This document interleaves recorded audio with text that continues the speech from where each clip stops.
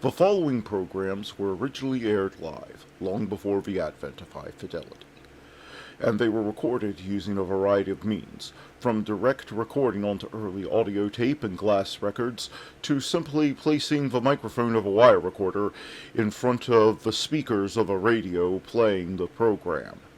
I hope, however, that any variance in audio quality will not take away from your pleasure in listening to these, some of the all-time favorite shows.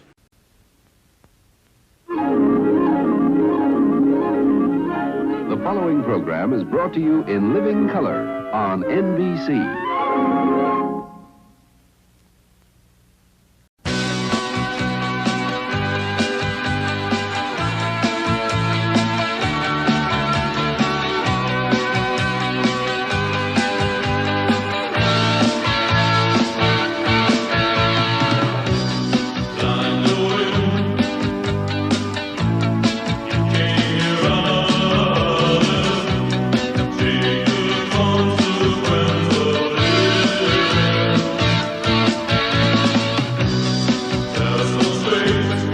Good evening, and welcome to Nightly Old Time Radio Shows. I'm your host, Matt from the past, and it is February the 1st, 2025, so welcome to a new month, and let's get on with this day in history.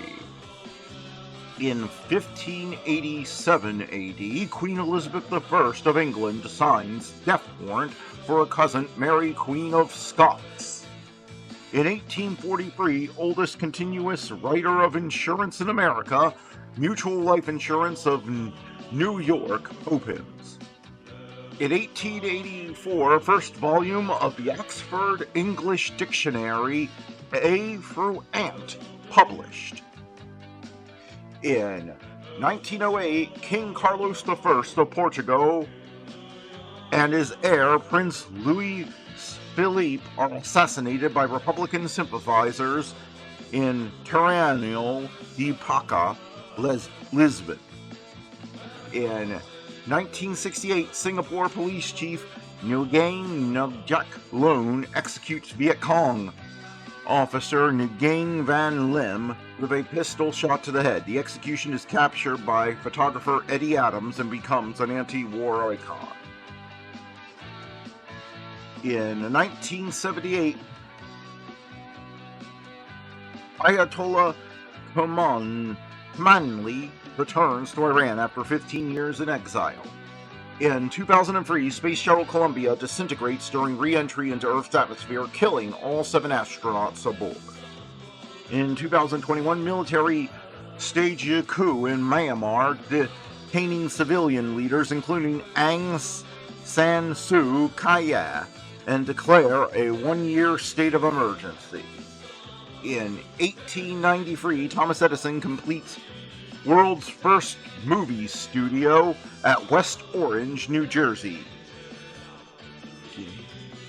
In 1896, Guillermo Puccini's opera La Bohemia premieres in Turin.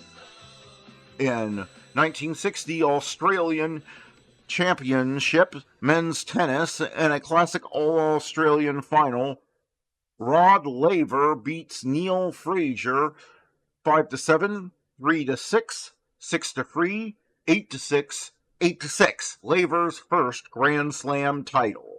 In 2023, at age 45, Tom Brady, regarded as the greatest NFL quarterback of all time, announces his retirement after a 23-year career and a record 7 Super Bowl titles with the New England Patriots and the Tampa Bay Buccaneers. Born on this day, John Napier, Thomas Cole, Louis St. Laurent, Zhang Quen,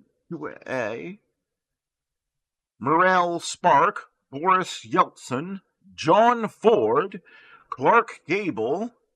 Look up their filmography if you want to see some truly classic film works. Langston Hughes, Rick James, Lisa Marie Presley, Harry Styles.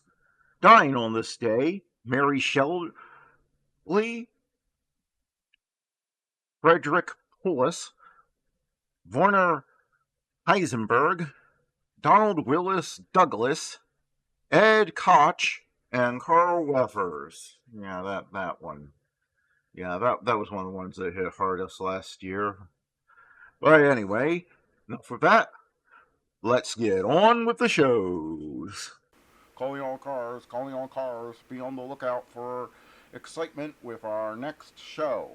Say, Bess, have you noticed how smoothly the old car is running these days? I certainly have. How much did it cost to have it overhauled this time? That's one on you, honey. Overhauled nothing. I've discovered that our car is mighty particular about its diet. That's why I've changed to Rio Grande cracked gasoline. Boy, does that old motor hum now. Rio Grande cracked gasoline. Isn't that the gas the police cars use? It sure is. You know, I was talking to Officer Miller the other day. He was telling me that since our police department has been using Rio Grande cracked gasoline, they can get their cars to the scene of an emergency in 2 minutes, 30 seconds on the average. Think of that. Some speed and some pickup, I'd say. Say, what time is it? We mustn't miss calling all cars.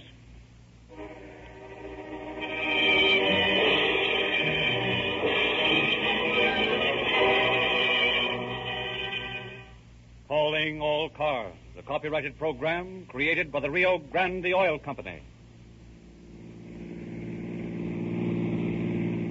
Calling all cars, attention all cars, San Rafael Police calling all cars. Attention broadcast 141. Investigate Chinese market, 1917 C Street. That is all.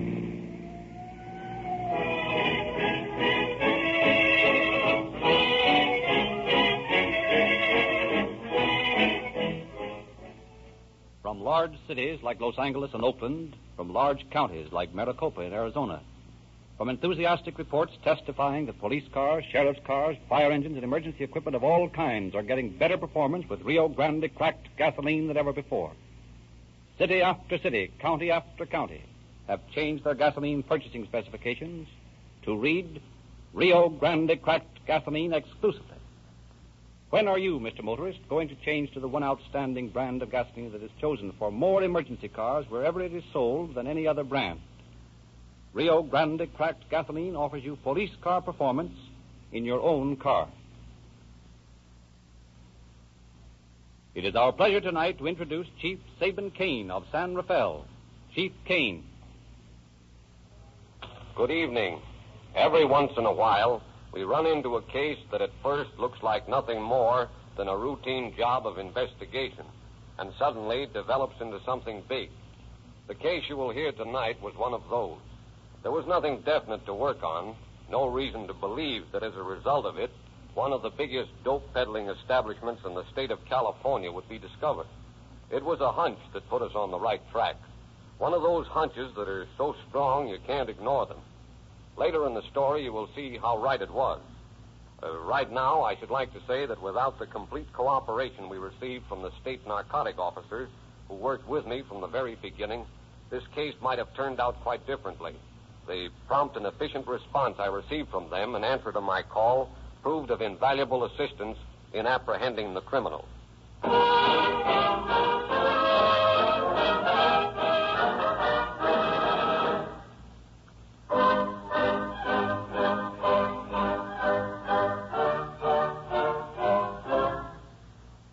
It is early one morning in February 1935.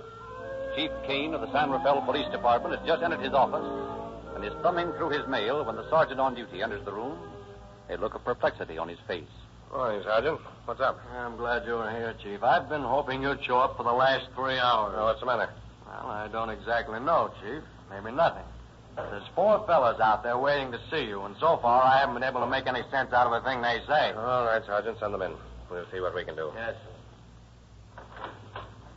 All right, you can come in. Now, listen, I'm going to tell Chief. we've been watching, and we know it's wrong. Oh, come in, gentlemen, come in. It's wrong. We've been watching, and we know it's wrong. Yes, sir. Every night at the same time it happens. We've been Well, watching. now, wait a minute, gentlemen. Wait a minute. One at a time. But we've come to tell you that something is wrong. Yeah, we because know we've been watching, and every night it happens. Every night at exactly the same Hold time. on a minute. Suppose just one of you tell me this and begin at the beginning. That's me who noticed it first. I was the one that called your extension. You see what I mean, Chief? Yes, I'm afraid I do, Sergeant. Now, look here, men. I don't care which one of you tells me, but it stands to reason that unless one of you does, I can't help you. Now, suppose you tell me just what it is that's bothering you. All right, I tell. Sven here and my friends, we work in the bakery downtown all night, every night. We've been working there for a long time, and we have noticed something that is not right. Yes, so I've gathered. Every morning, exactly at 2 o'clock, we have seen a car drive away from the alley back of our bakery shop. Now, that may be all right, but a month ago we got suspicious and started marking the calendar every night we saw it leave, and for that whole month, it was left the same time every night. Well, that does seem odd, but I can't see why it should be a police matter. Maybe it's some person who gets off work at that time. But it is from a Chinese grocery, and the grocery is not open at night. Oh, Chinese, huh? It is not right. I know it is not. Well, what kind of a car is it? Did you notice? Yeah, it was a Packard, a big Packard sedan. Good. Now, I'm going to ask you fellows not to tell anyone that you've talked to me about this, and don't mention what you've seen to anyone either. It may not be anything, but I have a hunch. Sergeant. Yes, sir. Get me Chief Walker of the State Narcotic Bureau in San Francisco on the phone. I want to talk to him.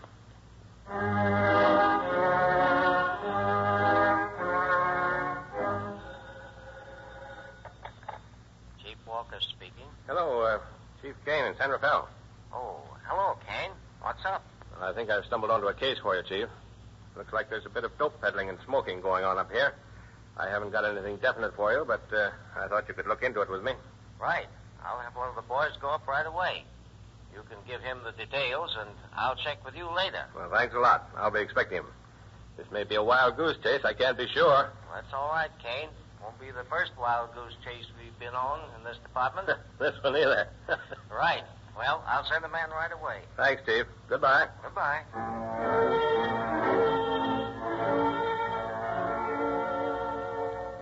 There's a Mexican fella here to see you, Chief. He's outside. All right, Sergeant. Show him in. Probably a fruit picker on the warpath. You know, that's all I hear these days. Fruit pickers' troubles. Yes, sir. Come in, please. Gracias, thank you. You wanted to see me about something? Si, senor. A matter that is personal. Oh. Well, you can go, Sergeant. Yes, sir. Now, what can I do for you? Inspector Noble of the State Narcotic Division, Chief. Well, well, I didn't expect you so soon, Inspector, and well, sit down, Norbo. I'll give you all the information I have, which isn't a lot. However, there may be something to work on. There's a Chinese grocery over on C Street. Now, according to all outward signs, it closes at 6 o'clock every night. Everybody goes home and the place is dark. But a few days ago, some bakers came to me and told me about a mysterious car that left the back of the grocery every morning at 2 o'clock. They'd been doing a little amateur detective work, and it made them suspicious. So they reported to me. You know the rest. I called Walker, and he sent you. That's about all there is to it. You think there's a hop joint in operation there? Well, it occurred to me there might be. Well, that's not an awful lot to work on, but we'll see what we can do. I have a lead that may help you. One of the China boys that works over at the market is in jail here on a disturbance charge.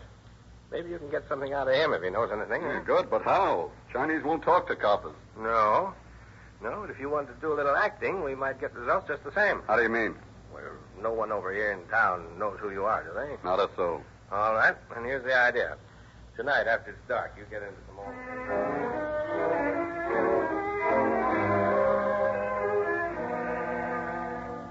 You're working late tonight, aren't you, Chief? Yes, I've got a little business here. I thought I'd finish up tonight, Sergeant. Too hot to sleep anyway. Yeah. I haven't been able to sleep lately, neither. I guess that's the trouble. Well, What the devil's all that noise?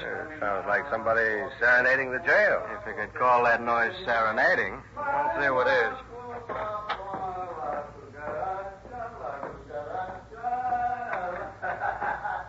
Hey, play off the music. Cannot the gentleman sing if he is happy? Maybe you want to spend the night in jail, huh? No, senor. Only to sing is what I want. To sing with happiness, like a garage. All right, that settles it. You're coming in to see the chief. Maybe he'll like your singing better than I do. Come on. But why? I am only happy, And like drunk. a garage. You can't stay home where you belong. When you get canned up, then you stay in jail where you can't get into trouble. Come on. Come on in here. Well, no, you cannot do this to me. Where are you taking me like this? I don't want to go. Here's our troubadour, Chief. He says he wants to sing because he's so happy. I thought maybe you'd like to see him. Well, not any longer than I have to. Lock him up, Sergeant. Yes, sir. You might throw him in with that Chinese we've got here. Maybe the two of them could sing a little duet or something, huh? Yes, sir. Come on, you. This country, it is not making sense. I am happy only. Oh, well, la cucaracha, la cucaracha.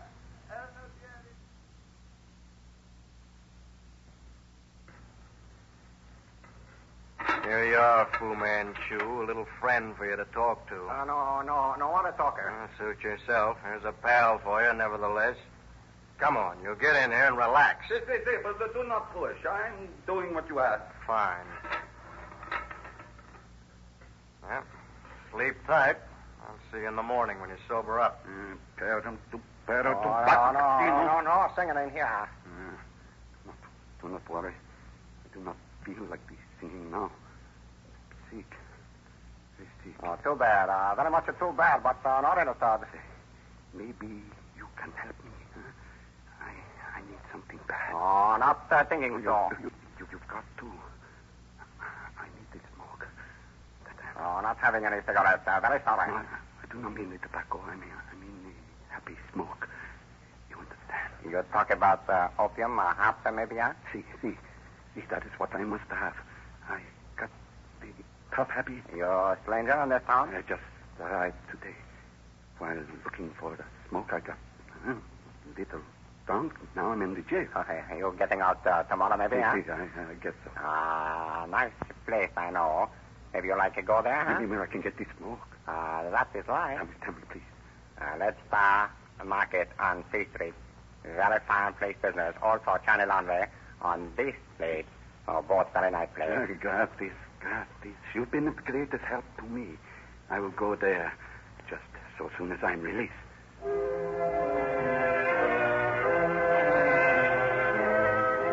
After feigning sleep for a few hours in his jail cell, Inspector Norbo appears sober and calls for the sergeant. Now what do you want? I wish to see the chief again, please. I am sober now. I don't know how you can be. You were drunk enough when I put you in here. But I am sober now. You can see that. All right. Don't make sense, but then nothing ever does. Come on. I don't know why you fellas can't get drunk and stay that way. Perhaps you will, Sergeant. Perhaps, but I doubt it. I beg your pardon, Chief, but this fellow wants to see you. He says he's sober now. Oh, yes. Well, Chief, your suspicions were right. I got all we need. Oh, the China boy talked, eh? Plenty. Say, what is all this? Sergeant, this is Inspector Norbo of the Narcotics Squad. What, I just let this guy out of his cell.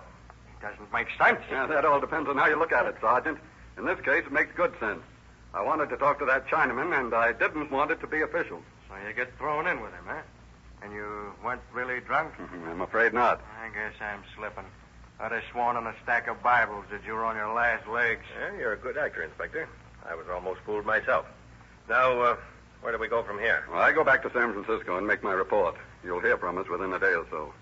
In the meantime, you might get your Baker boys to continue their amateur sleuthing. They might be able to help us again.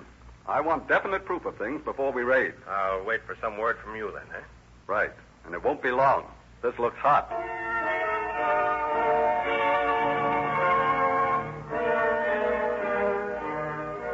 2 days go by, and Chief Kane waits impatiently for word to go ahead with the case. And then, the morning of the third day, he finds two men waiting for him in his office. Chief Kane? Yes? I'm Inspector Blondo from the State Narcotic Bureau. Oh. This is Lieutenant Simpson, who's going to work with us. Well, glad to see you, gentlemen. I'm anxious to crack this ring. Inspector Norborough turned over all the facts to me, and from what I gather, the first thing to do is to find out where that car goes after it leaves the joint every morning. You think it's the delivery car, eh? Wouldn't be surprised. Anyway, it would help if we knew. All right, Inspector. Suppose we go out in my car tonight and tail it. We can dress in old clothes and probably never be noticed. Good. What time shall we start? Well, I'd say about 1:30 or thereabouts. If we spend too much time browsing around before they're ready to leave, we might make them suspicious. All right. Simpson and I'll meet you here about 1 o'clock. Oh, and wear old clothes, remember? Don't worry. That's all I have anyway. See you later. Accordingly, a few minutes after 1 o'clock in the morning, Inspector Blonda, Lieutenant Simpson, and Chief Kane climb into Kane's private car and start for the Red Star Market on C Street. We've known for some time that there was a lot of junk being peddled around this district, but we couldn't put our finger on it. This is the first real lead we've had. You can thank those 4 bakers for the original tip. At one time, when amateur detecting did more good than harm. Most people manage to bungle things up rather than help when they try to help us. It's a relief to find a case that's different. What time is it? Nearly 1:45. We should hit it just about right with any degree of luck. Well, so far we have nothing to complain about. Luck seems to be with us. Yeah, so far.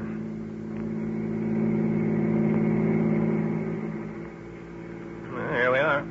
The alley goes right back of these buildings here. How are we going to watch the alley without looking obvious? Well, if this mystery car keeps to its schedule, we won't have to watch for it. It leaves at exactly 2 o'clock on the nose, according to the bakers. Now, all we have to do is drive by the mouth of the alley a couple of times, and if all is as it should be, we'll spot our suspect as he starts to leave. Then... All we have to do is watch without being watched. That's right. Just like that. You sound a little skeptical, Simpson. Oh, no, nothing like that. Just thinking out loud, that's all. Hey, take a look as we pass the alley now and see if you can spot the car. It should be parked about halfway down. Right. Yeah, there's a car, all right. It looks as though it's the one you described, a big sedan. See anybody around it? No. There's some lights in the building across from it, though. Yeah, that's the bakery. I guess our sleuths are still at work, huh? It's a nice night for that sort of thing. You can't see over the end of your nose.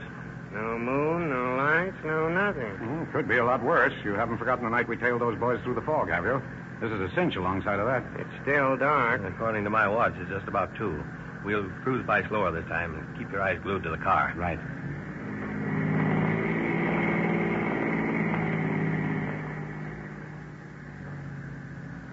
Here we are. Drive on. It's coming out of the alley right now. Okay. But if it turns the other way, we'll have to take a chance on a fast turn. Otherwise, we'll let it pass us. Well, it looks holding. It's coming this way and fast, too. Good.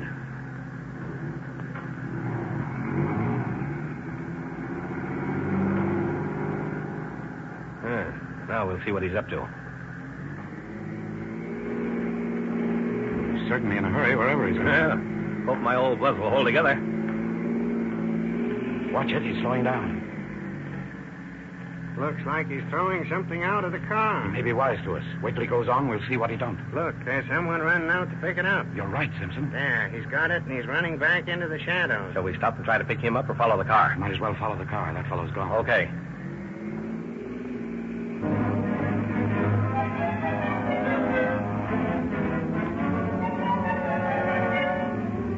Three different times, the mystery car slows, drops the package, which is picked up immediately, then continues on its way. And each time the unknown persons are gone when the 3 men arrive at the scene. At last, the black sedan returns to the starting point, darts up the alley to the rear of the Red Star Market.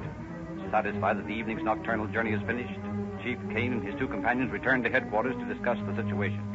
Well, gentlemen, I don't know whether we accomplished anything or not, but at least you got a nice view of our city. Oh, a little more than that, I think.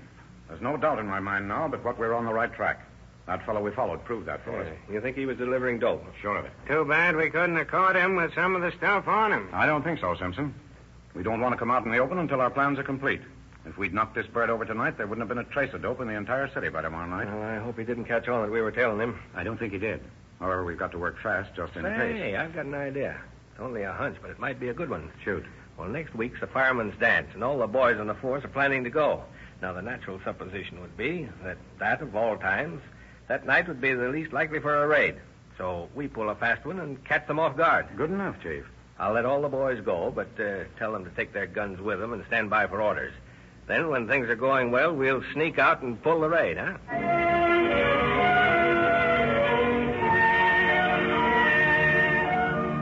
For the ensuing week, Kane, Norbo, and Simpson spend endless hours laying a careful plan of attack.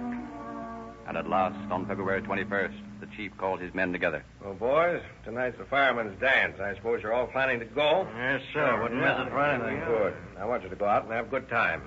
Now, there's one thing that I'm going to ask that may seem a little out of the ordinary to you, but it's necessary. I want all of you to wear your guns. Wear our guns to a dance? That's all right. I know it sounds funny, but that's it. And I don't want any of you to leave the dance until I've checked with you.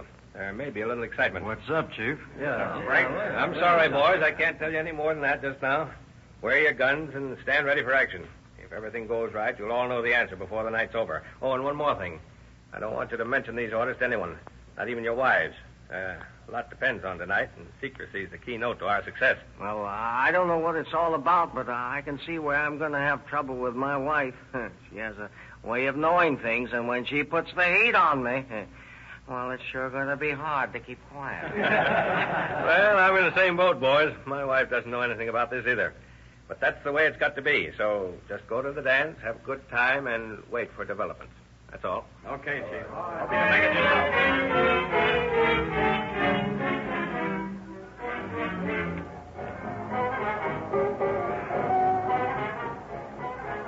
Oh, here you are, Chief. I've been looking all over the place for you. It's like looking for a needle in a haystack. Quite a mob, all right. I was afraid you might get lost in it. That's a good band, Chief Kane. I could almost do a bit of dancing myself if I had a partner.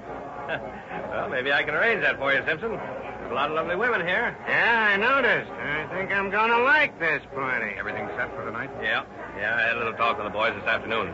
They can't figure out what's happening, but they're all for it if it means excitement. I got a great bunch of men here, Inspector. Good. They'll get plenty of excitement, if I'm not very wrong. I've knocked over quite a few dope joints, and you can be pretty certain of a bit of trouble. Well, I hope we're able to surprise them enough so there won't be too much. I don't fancy the way Chinamen fight. They aren't civilized, if you ask me. I almost got chopped down by one once. He missed my head about a half-inch with a chopper the size of a horse. I've never trusted a Chinaman since. Well, it's 9 now. That gives us about an hour to kill, according to plan.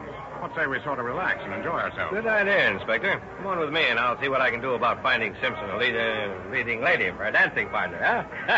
I might even find one for you, if you wouldn't mind. Mind? Far from it. Come on, Simpson. Shall we join the ladies?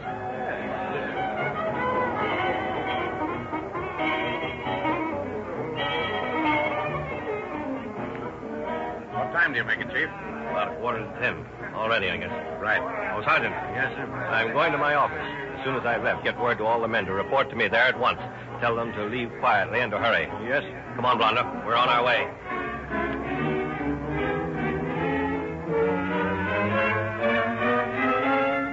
Within 15 minutes, every member of the San Rafael police force reports at headquarters, ready for duty. After carefully explaining to them the plans, Chief Kane assigns one party in charge of Sergeant McLaughlin to attack the rear door of the market, another led by Inspector Blonde to the front door, and he himself heads the third party. Final instructions given, the 3 squads set out in different cars for the destination, the Red Star Market. And a few minutes later, with lights out and engine idling, the chief's car rolls to a stop a short ways from the alley running behind the market. Shut off the motor, Mina. There's Blonda's car down the street. Yeah, the other one just stopped over there, too. Good. All right, boys. Come on with me and be quiet. We've got to get inside before those Chinamen get wise, or they'll get rid of everything. All right. Keep in the shadow of the building here. We can't be seen if we keep close in. All set, Chief. Good. I told McLaughlin to start breaking down the back door when I flashed a light. He's waiting at the mouth of the alley where he can see it. You ready to go? All set. And here goes. As soon as we hear the boys at the back, we'll bust through the front door here. Right. McLaughlin's got the signal. He started up the alley. All right, on your toes, boys. We're ready. Quiet. There we go. All right, boys. Let's go. Through this door here. Hey!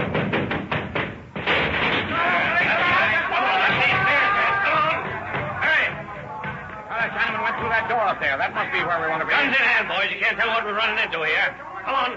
That's the room, all right. Listen to him yelling in there. Yeah, the door's locked. Have to bust it down. Come on. Bring it down. Look out, Vito. I see him. Put it on. I'll get him. He cuffed me in the arm. Hey, you're lucky he didn't get you worse. Stay where you are, all of you. I'll shoot the first one that tries to run out. Sounds like Ensign's got things under control in the next room. Come on, Blonda. Here you are, Chief. A nice bunch of human wrecks. Some of them are asleep. Well, will you look at that, Inspector? Whites, Chinese, all in the same bunks. Hop to the eyelids. Well, dope addicts draw no social lines, Chief. They're like a bunch of cattle. We caught a bunch of Chinamen out in the alley, Chief. They started pouring out like rats from a sinking ship. We nabbed them as they came. Good work, Sergeant. Get a couple of the boys and round this bunch up. Take them over to the jail and lock them up. They can't walk. Carry them. Yes, sir. Come on, you. This way out and behave yourselves. Well, Inspector, so far so good. Now all we've got to do is repeat this over at the Chinese laundry, and the evening will be a success. Leaving enough men to take care of the prisoners, Chief Kane leads his raiding party to the Chinese laundry on D Street. But this time, things are not quite as smooth. For as they enter the front door... They've pulled the main fuse. The lights have gone out. Throw on your flash, Simpson. Here you are. This is bad. No telling what we might run into in this dark. Well, we'll just have to ease our way along. I don't hear any signs of life. Well, there's plenty here. Probably huddled in a room somewhere. Hey, I just saw someone go through a door up ahead there. Come on, boys. They're up ahead here.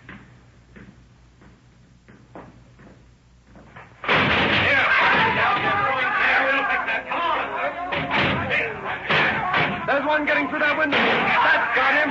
See if you can find the light, Sergeant. I think there's another door somewhere. Probably a secret passage. There are plenty of people in here when we arrived, and now they're all gone. Here we are, Chief. This panel here. It didn't close all the way. yeah. Throw some light down there, Simpson. Right. Holy Moses, will you look at that? Hey, come on. Let's find out where it goes. Come on. Easy now. There's a door ahead. Yeah, light coming out through a crack at the bottom. I guess they think they're safe down there. Well, we'll give them another thought. Ready with your guns, boys. If they start anything when we get there, let them have it. Don't take any chances. Okay. All right, let's go. Stand where you are, all of you. Hello, police, come on, round them up, boys. Don't let any of them get out. Hey, what? Get that guy back. Hey. No shooting, no shooting. All right. You tell your friends to put down our knives and be quiet. All right. Oh, no. Chief, pipes, opium, pills, the whole works. Yes, quite a layout, eh, Inspector? One of the biggest I've ever seen. There's enough junk here to supply a small community. This has been a good night's work. A very good night's work. Yes. Oh, by the way, what time is it? 12:30. 12:30. Oh, well, I'll say that's too bad. Huh? What do you mean, too bad? Well, I told the boys we'd be through in time for them to go back to the dance, but it stopped at 12. Say, this is too bad.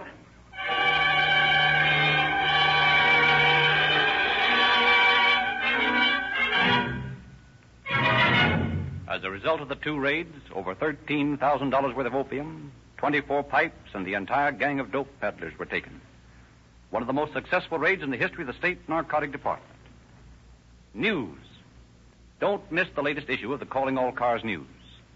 Even if you've never been in a Rio Grande station before, by all means, drop in tonight or tomorrow and get your free copy of this unique, fascinating publication. Read the illustrated stories of the crimes you hear on Calling All Cars.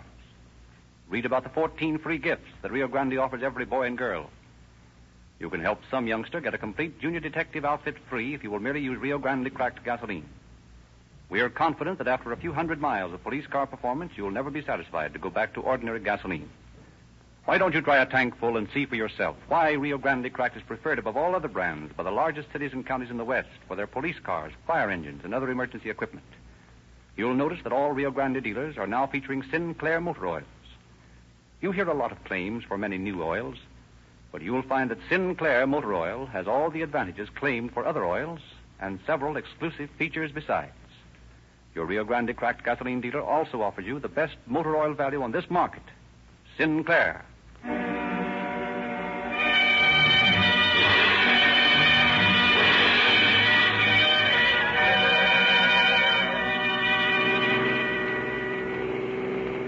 San Rafael Police calling all cars. Attention all cars. Cancellation broadcast 141. Suspects in this case now in custody. That's all.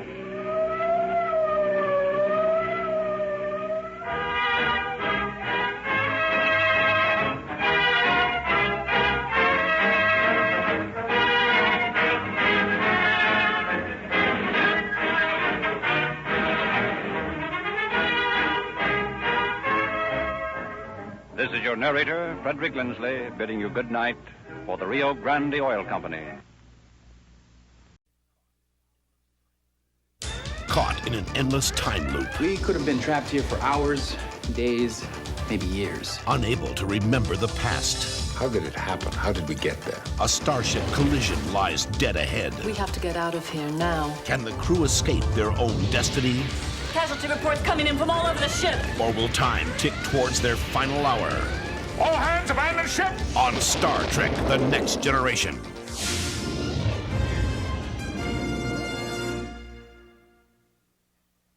Away from the sound of music. And Bing Crosby is up next.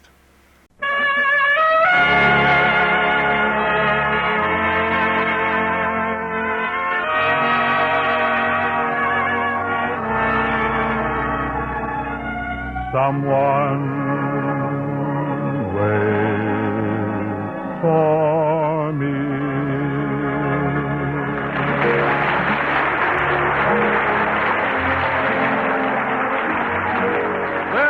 Carpenter welcoming you to the Bing Crosby Show, presented by Chesterfield. The Bing Crosby Show, produced and transcribed in Hollywood with John Scott Trotter and his orchestra, Judd Collins with the Mayors, and Bing's guests, Miss Kathy Crosby and Mr. Bob Crosby.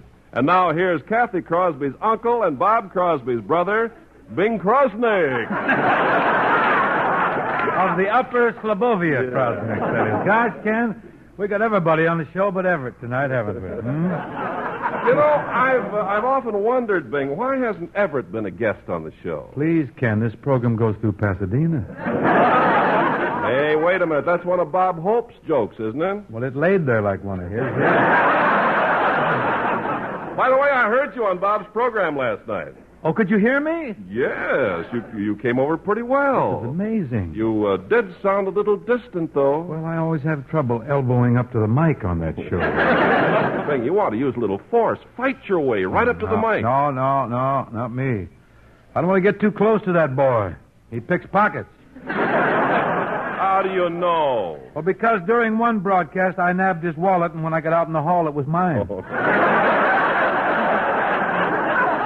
Well, I'll tell you one thing, Bing. Bob may have his little eccentricities, but he certainly is a funny fella. Yeah, he's a regular Milton Berle.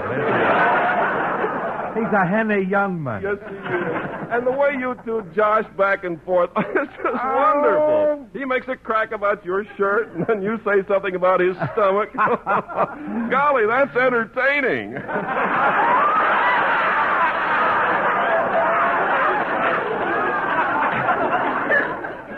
It is? Why, sure, you fellas are a riot. Gosh, every time you two get together, I laugh so much my sides ache. Well, congratulations, Ken. We've been known to give folks a pain elsewhere. But enough of this chit-chat, Carp. I note that the Rhythmaires are assembling, and our opening selection is going to be Dear Hearts and Gently Peoply.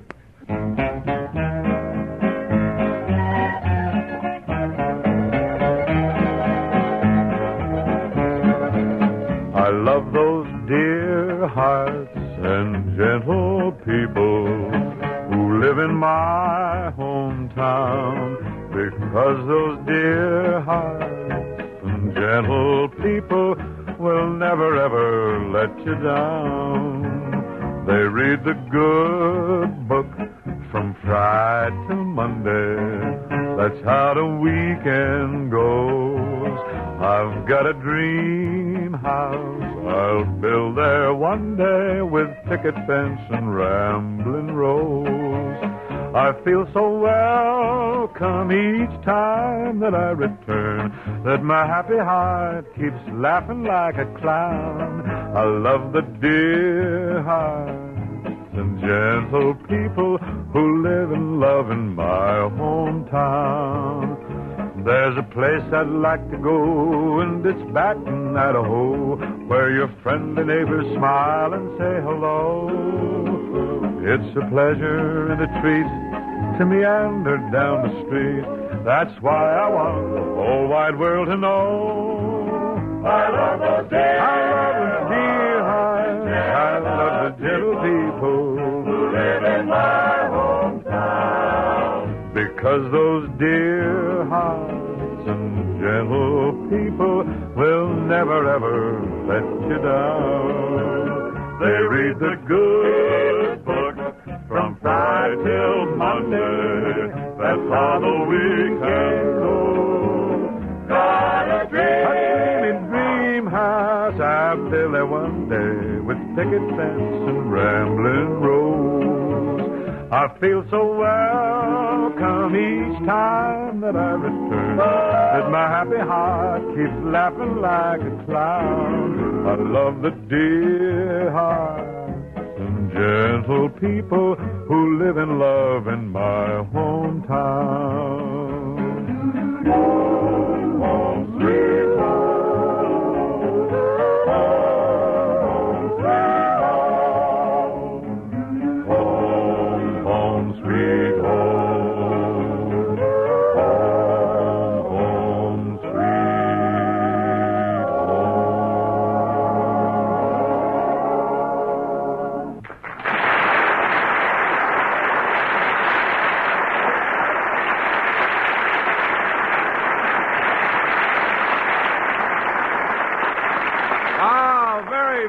science, Bing and Group. Thank you, Ken. Now, would you care to explain to the gentle people just why Chesterfield is the best cigarette for them to smoke? It's the ABCs that make a Chesterfield smoker a satisfied smoker. Because Chesterfields are A, always milder than other cigarettes. B, better tasting, taste better than other cigarettes. And C, cooler smoking, smoke cooler than other cigarettes. Yep, after you smoke a Chesterfield or two, you'll certainly notice that they taste better while you're smoking them. And they leave a clean, fresh taste when you're through. You can smoke as many of them as you like and still get all the pleasure that you could ask for. So, folks, take our tip and always buy Chesterfields. And remember, when someone you know has a birthday coming up, give them Chesterfields in that swell new birthday gift carton. Chesterfield satisfy women and men. Chesterfield's over and over again. Milder, much milder, all smokers agree. Always buy Chesterfield's ABC.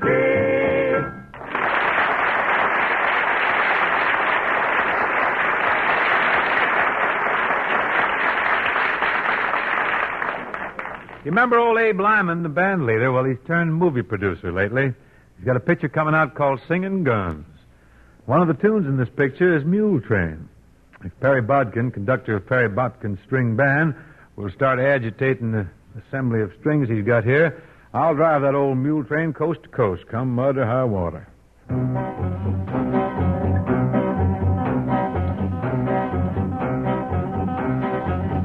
Mule train, ah, you old junkhead, take a hold of that. Mule train, flippity-clopping through the wind and rain. Seems as how they never stop. Flippity-clop, flippity-clop, flippity-clippity, clippity-clippity, clippity-clopping along. Mule train, oh, you lop-head loaf, hi, boy, hi! Mule train, clippity-clopping along the mountain chain. Soon they're gonna reach the top. Clippity-clop, clippity-clop, clippity-clippity, clippity-clippity, clippity-clopping along. There's a plug of chaw tobacco for a miner in Corona, a guitar for a westerner way out in Arizona, a dress of calico for a gal in Kokomo. Get along, you, get along. Mule train, oh, you bobtail rascal, hold on. Mule train, clippity-clopping through the wind and the rain. They'll keep going till they drop. Clippity-clop, clippity-clop, clippity-clippity, clippity-clippity, clippity-clopping along. There's some needles and some thread for the local general store.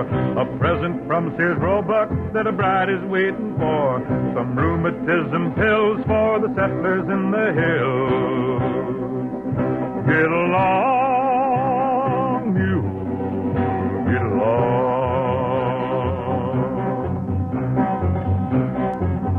Mule train, oh, you no-count hide. Take a hold of that one. Here we are. Mule train, lippity-clopping through the wind and the rain. They'll keep going till they drop. Clippity-clop, clippity-clop, clippity-clippity, clippity-clippity, clippity-clopping along. Mule train, oh, Buck, on, Jenny. Ah, why, you bunch of ringtail leathernecks sway back camp meat-eating scoundrels. On, hurrah!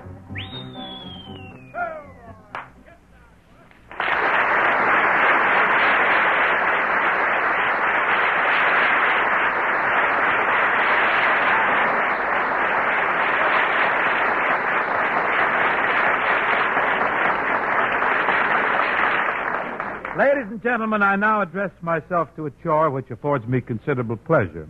That of introducing a young man who is well known in the music world, both as a band leader and as a vocalist. He's got his own radio program for Pet Milk. He's got some fine records out. It's with great affection that I now introduce my own flesh and blood, Brother Bob. Hi, Blood.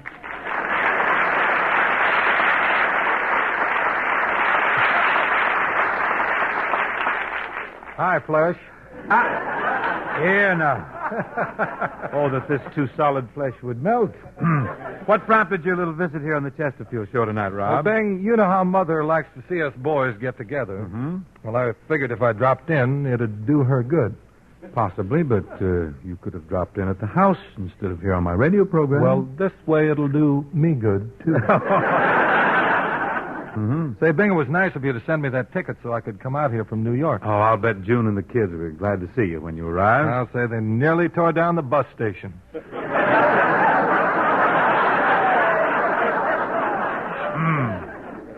Sounds like a real homecoming. Say, how are your kids, Bing? Well, they're progressing physically. No appreciable mental development, however. Just 4 normal, average American, healthy savages. But we love them. Bing, how can you call those kids savages? Why, young Lindsay visited our house last summer. Gee, you never saw such a sweet and lovable little gentleman. Our Lindsay? Your Lindsay. This is a stitch. Gee, you know what a tender heart that kid has? Let me hear. Say, he took a hike out in the woods and he saw a weasel creeping up on a bird's nest with a little baby robin in it. Mm-hmm. And don't you know that Lindsay brought it home in his arms and took it to bed with him every night? The little robin. The little weasel. That's my boy. Oh, well, really, though, Bob, your own kids, they're a little small, a little young to give you any big headaches. Well, that's right. Steve's just a baby, and little Bobby Jr. is only 5, Chris is 7, and then there's their big sister, Kathy. She's a girl. Oh, don't be smug. Gotta hand it to you, though, Bob. Did you bring Kathy down with you tonight? Oh, yes, she's right here. Well, come on out here, Kathy. Come on. Hurry up, honey. Come on over here and say hello.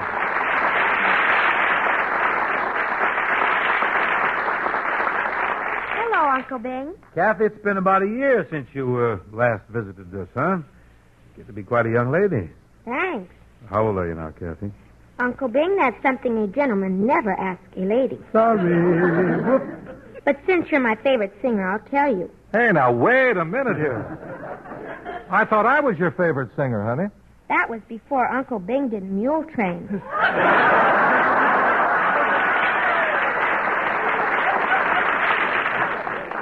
You like that record, huh, Kathy? Now, how old are you, really?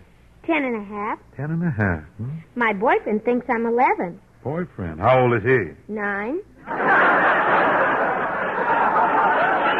Kathy, why did you tell your boyfriend you were 11? I think he likes older women. Say, he sounds like a real sophisticate. He's gray at the temples. Gray at the temples? He cleans the erasers after school. Chalk dust. Say, Kathy, you remember the last time you were on the radio with us, you sang a little song. You got something prepared for tonight? I think I could sing Dreamer's Holiday if you and Daddy will help me. Oh, you'd have to beat us off with a stick, kid. John Scott, will you assist Miss Catherine Crosby and company in the Dreamer's Holiday?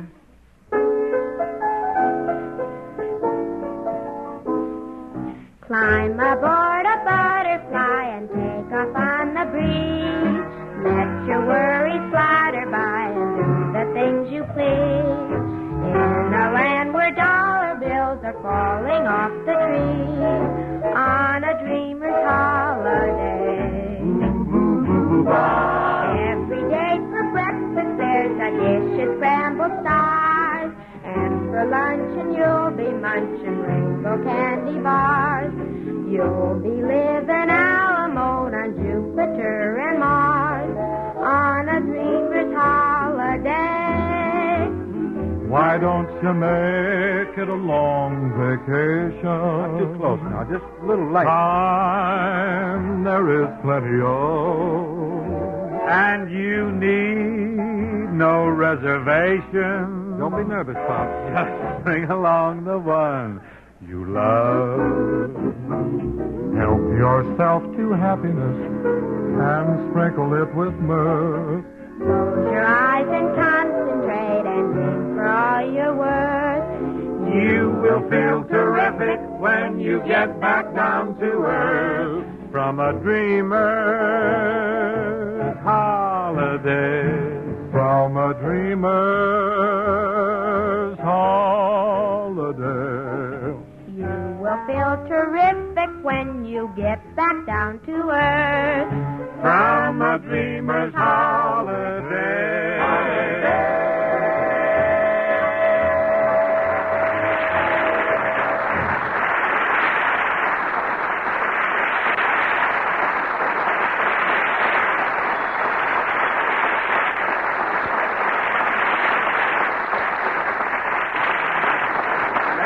Great, Kathy. Wonderful. Say, Kathy's really got it, Bob. Yeah, it was a long haul, but she made it. I like that little touch of gravel she's got in her voice. Very commercial stuff. Say, you ought to be mighty proud of Kathy. Thanks, Bing. The way she's following in her Uncle Bing's footsteps. Hey, now, wait a minute. I've got footsteps, too. I'm only ribbing. Just kidding, Bob. Don't be so touchy. I have my own career. Sure you have. And I have my own radio program. Of course. And it's just as good as this one. It's better. You're kidding. No.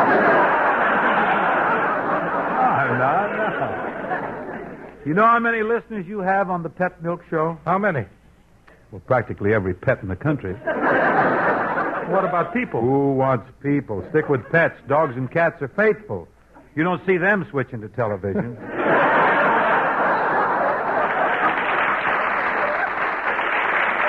Just you never mind that talk, so boy. You don't have to be big with me, Bing. I know you're the guy, and I'm just a little old pilot fish riding on the back of a tiger shark. Tiger shark? I've never bit anybody in my whole life. And I might as well get this right off my chest. I'm tired of going through life playing second fiddle, basking in the reflected glory of another. How long endure can I this deep humiliation? I'm tired of being Bing Crosby's brother. You sound more like Betty Davis' sister. Well, let's face it, Bing. You made the Crosby name famous, and then I came along. Well, I've got too much pride and self-respect to go on like this, and I've decided to do something about it. What? I want you to change your name.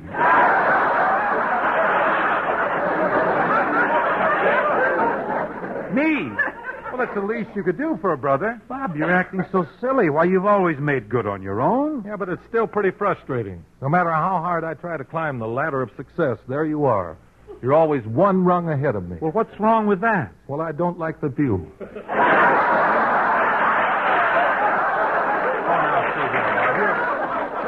you're just being overly sensitive, that's all.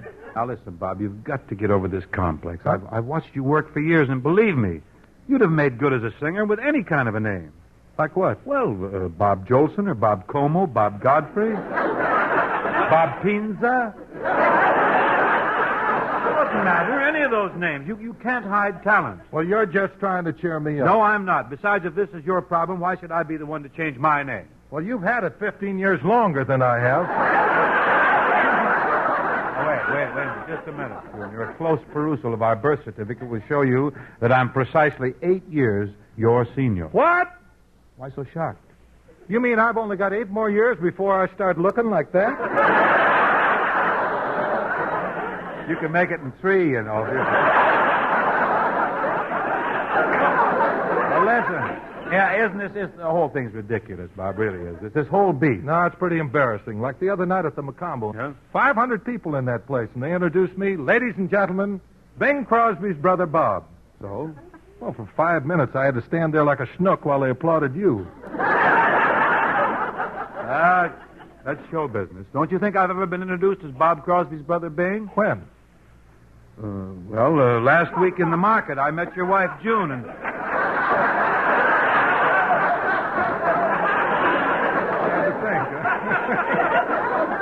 I met your wife, June, last week in the farmer's market, and she introduced me to your plumber. Well, that's a lot different. He applauded.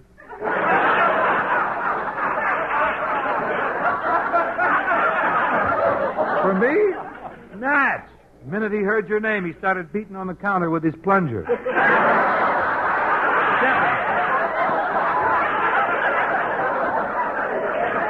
an ovation. Well, I wish you'd stop kidding me and help me. A change in your name might give you a whole new lease on life, a whole new career. You think so? Yeah. Well, now, that is an interesting prospect. If it'll help straighten you out, maybe it is worth a try. Bob, I tell you, I'm willing to grant your request. You are? Yes. To make you happy, I'll change my name. But what do I call myself? Well, look, Bing, I don't come to you with my problems. Now, why do you bother me with yours? You started this whole thing. Least thing you can do is help me pick a name now, Jack. Come on. Well, all right. Say, Ken, will you bring us a phone book? Gee, I hope I can get a name that has a nice ring to it. Something that'll go good with Bing, huh? How about Bong? Bing Bong? Well, it has ring to it. Ken, just hand us the phone book. Okay, we'll work this out. This phone book, Bob. I don't want to settle for a name that somebody else has. Well, then let's pick a couple of names here and then combine them. I think that'd be best, yeah. Look, we can take the first part of this one, Joe Libschnacker. Joe Libschnacker. And the last part of this one, Mamie Lockenslump. Bob, it's all the same to you. I don't care to be the last part of Mamie Lockenslump. I won't go for that. All right, if you're going to be difficult, we'll reverse it. What name? We'll take the first part of Mamie's name and the last part of Joe Libschnacker's. Now, what does that make me? Ken, I want you to shake hands with Bing Lockenschnacker. How do you do, Mr. Lockenschnacker? Wait a minute. We're all a little Lockenschnacker. Don't be so jolly. You and Bob will just excuse me for a few seconds. I'd like to sing a chorus or so of You're in Love with Someone. I'll stand by. Oh, wait, Bing, I'll introduce you. Introduce me? What's that? Ladies and gentlemen, here is You're in Love with Someone, which will be sung by America's newest singer, Bing Lockenschnacker. Oh, I hope Mamie and Joe are listening.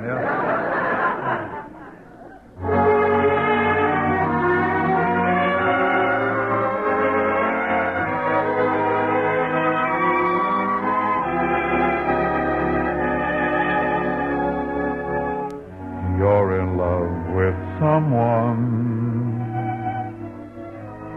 anyone would know. Takes up all your dreaming, and it makes you sort of glow. I guess you think your laughter covers up your sighs, but you've got a love look in your lovely eyes. Oh, you're in love with someone, anyone I know. I'd like to have his chances, the lucky so-and-so. Forever and forever, he'll be loving you naturally. If you're in love with someone like me.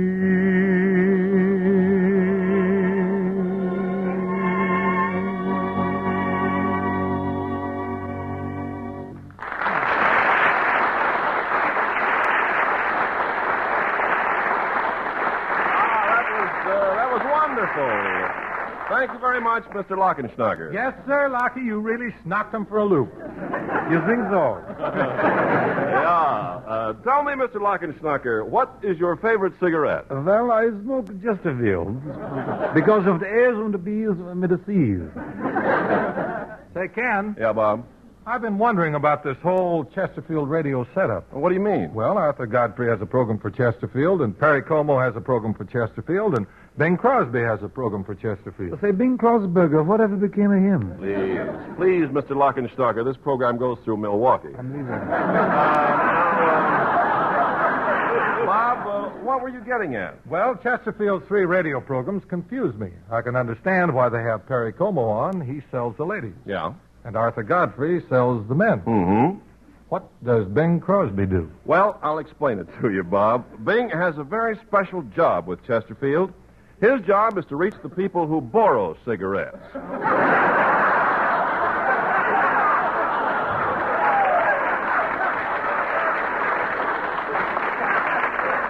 You see, Bing sees to it that folks won't mooch a cigarette unless it's a Chesterfield. He must be the vice president in charge of the mooching. Yeah. You see, Bob, Chesterfields reach everybody. And everybody reaches for Chesterfield. Well, that's it. Chesterfield's right combination of the world's best tobaccos and the purest of paper make Chesterfields the best cigarette for you to smoke. Say, Bob, as long as you're here tonight, we ought to do an old-fashioned duet. You know, something like Whispering Hope. Say, we need a girl for that. Remember like Sister Catherine used to sing soprano? Well, she's up in Watsonville. Now we got Lulie Jean Norman here at the Rhythmaires. Gee, we haven't sung this since we were kids, and Dad accompanied us on the mandolin, remember? Well, you kids start it, and I'll study my part.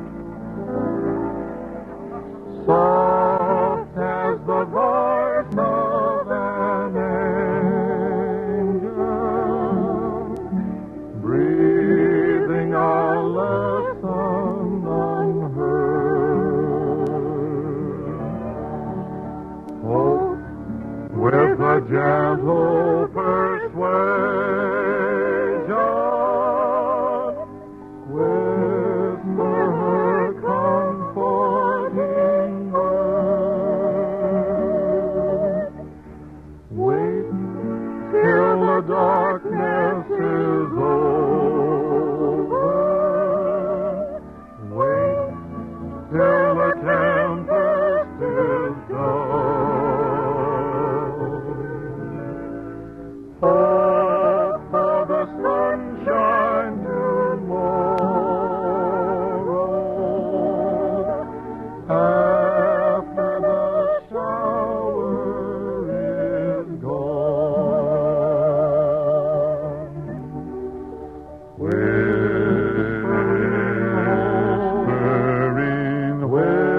Whispering hope. Oh, how welcome my voice, making my heart in its sorrow rejoice. Whispering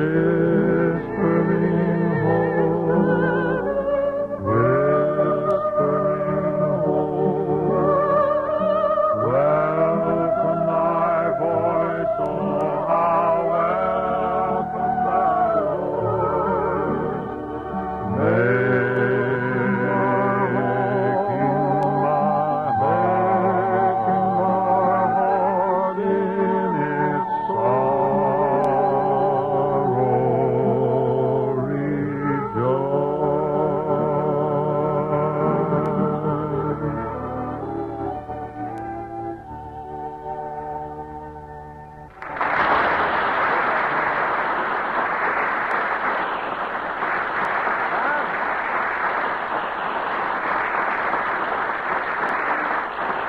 Bob, it's a pleasure to have you and Kathy with us tonight. Well, nice of you to invite us. And I hope you'll be tuned in next week when our guests will be Peggy Lee and Frank Fay. Gee, Frank was wonderful on your show a few weeks ago. Francois was fairly riotous, I thought. In fact, Bob, we received so many letters from Fay fans that we're having him back by popular acclaim.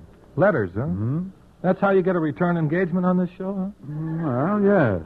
Come on, Daddy. Let's go. Well, what's your rush, Kathy? We've got a lot of letters to write. I see what you mean. You'll be hearing from us, Bing. I fancy I will. Good night, Bob and Kathy. Good night, Bing. Good night, Uncle Bing. And say hello to the boys. I sure will, Kathy. See you soon. Folks, don't forget the kids this week. Help observe National Kids Day, November 19th. Good night, folks, and thanks. I hope to see you next week for Chesterfield, the best cigarette for you to smoke.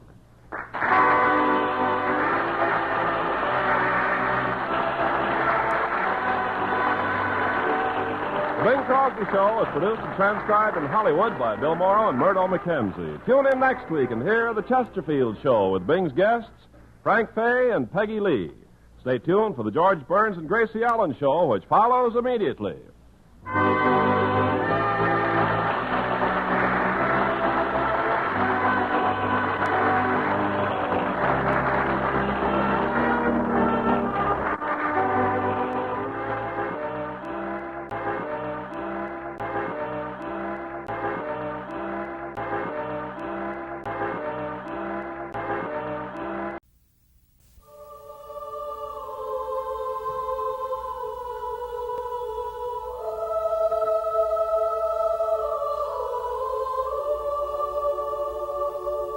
the sun.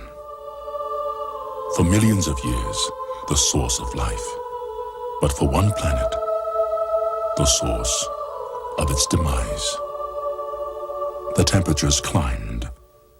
The vast fields of ice at its poles melted, and the oceans rose. Centuries later, few people remain on this planet once called Earth.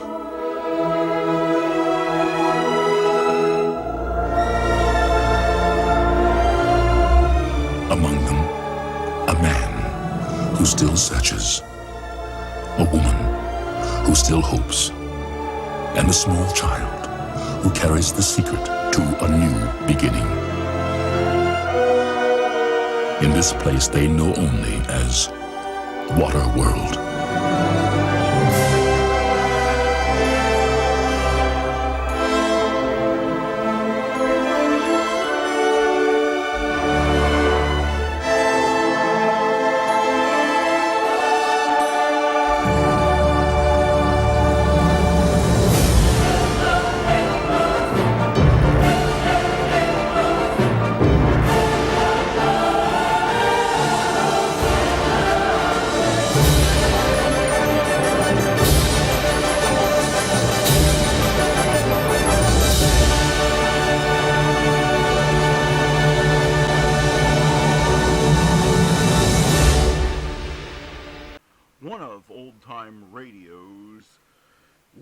Running and most popular programs, CBS Mystery Theater is up next.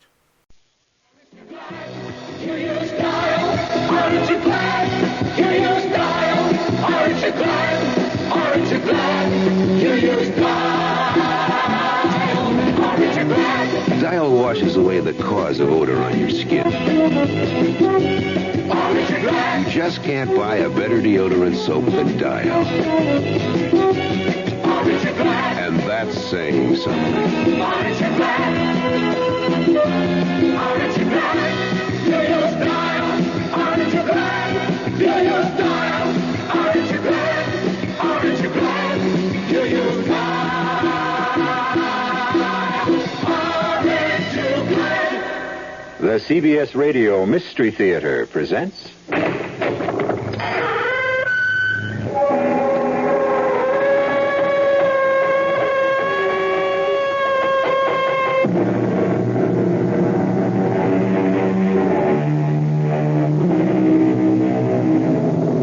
Come in. Welcome. I'm E.G. Marshall. For nearly 100 years, the strange case of Dr. Jekyll and Mr. Hyde has been thought of as a tale of horror, which of course it is, but it is also an intriguing mystery. For example, take the matter of Dr. Jekyll's curious will and the scene that took place one foggy London afternoon in the office of Jekyll's attorney, Geoffrey Utterson. No, Jekyll. I will not be a party to the making of such a will. You are my solicitor, yes, and my friend. Now, if you will not do it as my lawyer, do it. I beg of you as my friend. Everything you possess to go to this Edward Hyde in the event of your death or even your disappearance? Yes. Well, then you must tell me. I demand that you tell me. Who is Edward Hyde? Well, Jekyll, who is he? Utterson, I wish to heaven on you.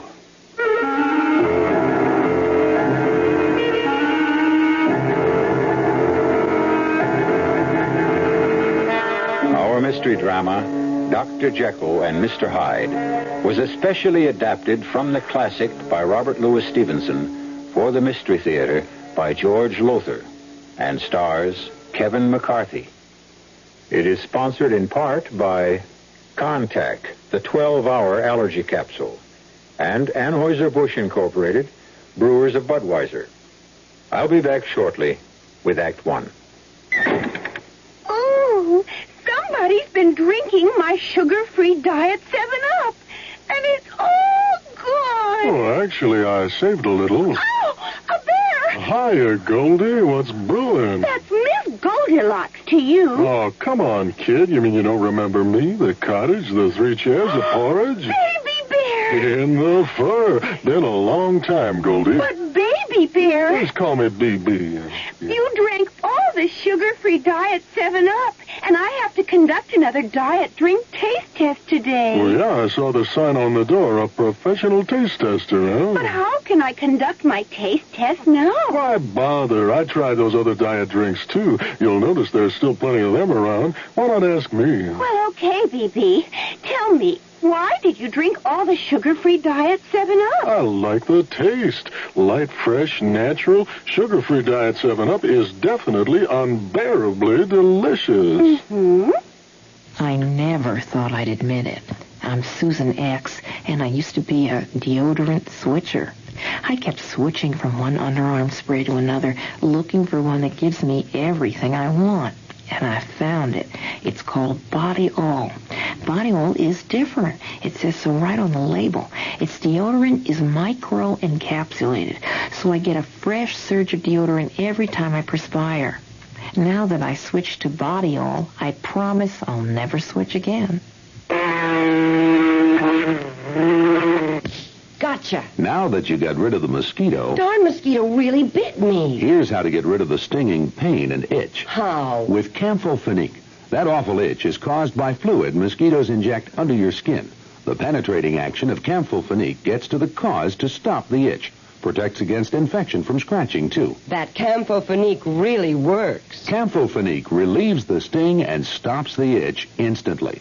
Campho-Phenique.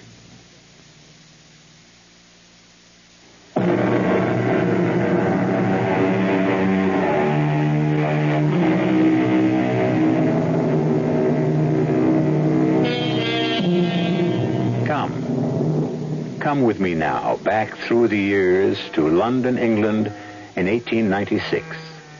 It is late of a pleasant spring evening, and we find ourselves strolling in Cavendish Square, along with Geoffrey Utterson and his friend, Dr. Mortimer Lanyon. I must say I've enjoyed our walk, Utterson. We'll soon be at my place. Will you come in? Oh, thanks, Lanyon, but I think not. I've got a good deal of work to get through before I go to bed. I needed a break, though, a breath of air, which is why I came for this walk with you. And good heavens. That man coming toward us. Oh, strange-looking fellow, isn't he? Oh, his face in the light of the street lamp. That's the most evil face I've ever... Lanyon, he's coming straight at us. He's going to knock one of us down if we don't...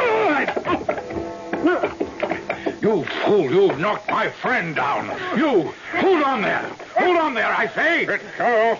No, not on your life. Go. You not only knocked my friend down, you walked straight over him. Sorry.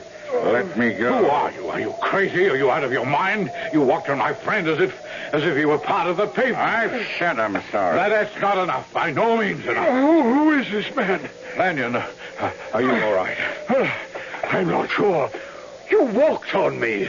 Stomped right over me. Who the devil are you? I warn you, the two of you. Let me go. Let me go, I say, or I'll kill you both. Look out, he's swinging that heavy walking stick, and he... Kill you? Oh, you don't.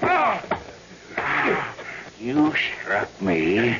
No one strikes Edward Hyde and lives. No, he'll kill us both with that walking stick. Run, Utterson, run! Come back! Come back, and I'll kill you. Stop, I can't go on. My heart. Oh, mine too. It's pounding like a trip hammer. Oh, good Lord, Utterson. I've never had such an experience of this kind in my life. Are you all right? You took a blow from that walking stick. Utterson, what is it? The name he used. Did you hear it? Yes, but... What was it? Oh, I think I know, but I want to be sure. Hyde, he said. Edward Hyde. That's what I thought. Well, what of it? With the way you looked at... Do you know the man? Does the man mean something to you? No. I don't know the man. But the name. Oh, yes, the name means something to me. What? Well, what? And I'm not sure I can tell you, Lanyon. I'm not sure I have the right as a lawyer to do so. On the other hand, Yes? Well, you are my oldest friend, and your daughter Beatrice is engaged to Dr. Jekyll, isn't she? Yes, they're to be married in September. Then perhaps I should tell you that... No, it would serve no purpose.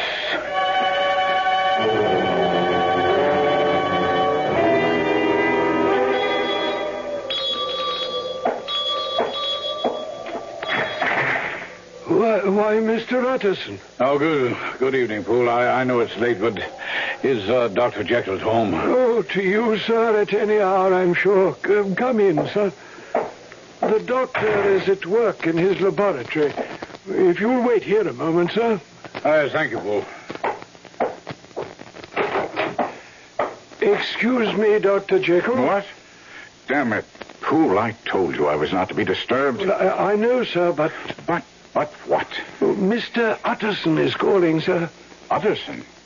At this hour? Well, all right. Show him in. This way, Mr. Utterson, please. Thank you. Well, Utterson, this is a late-hour visit. Jekyll, I'll come straight to the point. Dr. Lanyon and I were out walking in Cavendish Square less than an hour ago when we noticed a strange man, a sort of, I don't know, dwarf-like creature with, I assure you, a face that, well, it was so vile, so evil, it brought the sweat out on my brow. Well, this man, he walked straight into Lanyon, knocked him down, and then walked right over him. I ran after him, an argument ensued, and then, well, he threatened to kill both Lanyon and me with his walking stick. He went into a rage I can only describe as bestial, swinging the walking stick at us and what? Well, I don't think he meant to give his name. In fact, he refused to give it when I asked for it. But in his rage, he forgot himself, and he used his name. Edward Hyde. And? What of that? 6 months ago, you insisted that I destroy your old will and make out a new one, leaving everything to a certain Edward Hyde, right? Oh, I see. Now, I told you then, as I tell you now, I considered the terms of the will most curious, indeed decidedly strange. And as I told you then, and I tell you now, I see nothing strange in wanting to leave my money to a certain beneficiary in the event of my death. Or your disappearance. That's what I find strange. That's what worries me. Even more now in the light of what happened tonight. Jekyll, I ask you once again, who is Edward Hyde? Do you mean the Edward Hyde I've bequeathed my estate to, or the Edward Hyde you ran into tonight? They are one and the same. There's certainly more than one Edward Hyde in all of London. Oh, yes, I'm quite sure. But only one Edward Hyde who might have been carrying this.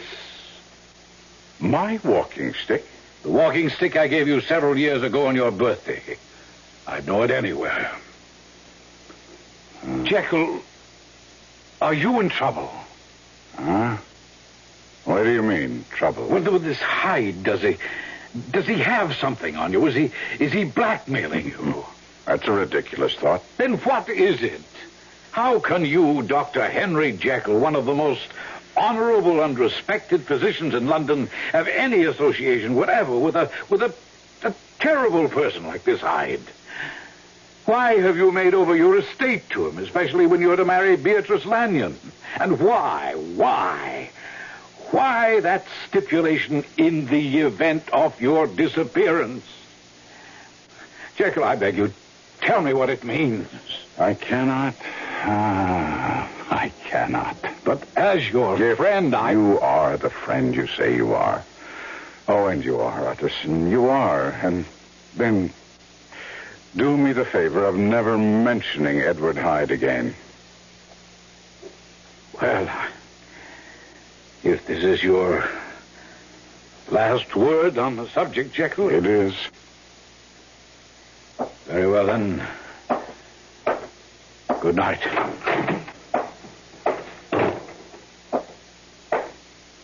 Oh, Poole. Yes, Mr. Utterson, sir. I'd like to ask you something. Oh, anything, sir? Who is Edward Hyde? Oh, God help me, sir. I wish I knew. We all of us in this house, everyone of Dr. Jekyll's servants, wish we knew. All right, tell me about him, this Hyde. Dr. Jekyll was away on a house call, I think. The front door bell rang, and I answered it, and there stood a frightful creature, Mr. Utterson, frightful. I've met Mr. Hyde. I know. He said he wanted to see Dr. Jekyll. I started to say that Dr. Jekyll was not at home, but he pushed right past me in the rudest way, sir, and went straight into Dr. Jekyll's laboratory. Yes, I quite understand. Go on.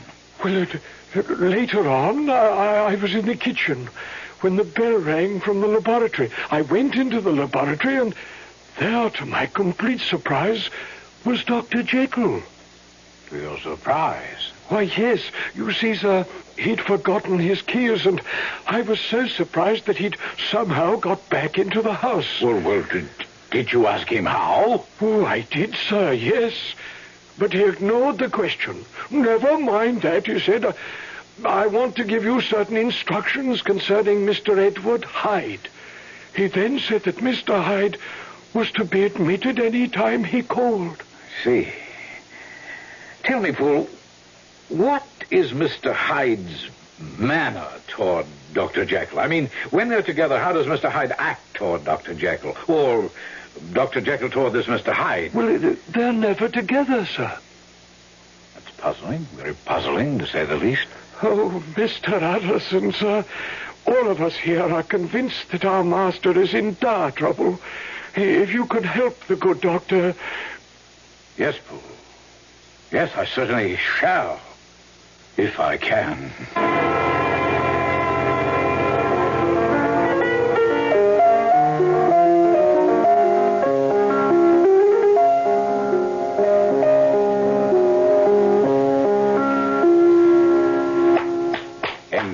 Enchanting.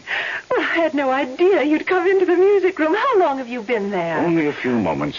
When you become Mrs. Henry Jekyll, I shall insist that you play for me every night after dinner. It shall be my wifely pleasure and duty, kind sir. Henry, I'm sorry, but... Oh, Beatrice, I want you so. And I want you, but until we're married, Henry, Must we wait until September? It's such a long time. Oh, Father. Oh, sorry. I didn't know you were here, Henry. How are you? How are you, Dr. Lanyon? Utterson tells me you had a rather bad experience tonight. Yes. But I'm quite recovered, thank you. Still a few bruises where that fearsome creature stomped on me, but otherwise all right. Something I've been meaning to ask you, Henry. Yes? But later. I don't want to interrupt you two lovebirds. Father? Well, I shall be at my study. Drop in before you go. Of course. Well, now, Henry. Where were we? Oh, yes, the wedding. No, now, look, dearest, we can't possibly change the date now. What if I insist? I don't think I understand. I say, what if I insist? But, Henry, you wouldn't. It would be so unlike you. It is so unlike you even to be talking this way. You've always gone along with my wishes. I have wishes, too. And rights, Beatrice. I have rights. Well, really, Henry, really, you have no rights, as you say, until we marry. It troubles me you should even say such a thing. In fact, Henry... Yes? In fact, what? Henry, I've been meaning to talk to you about this, and I keep putting it off because I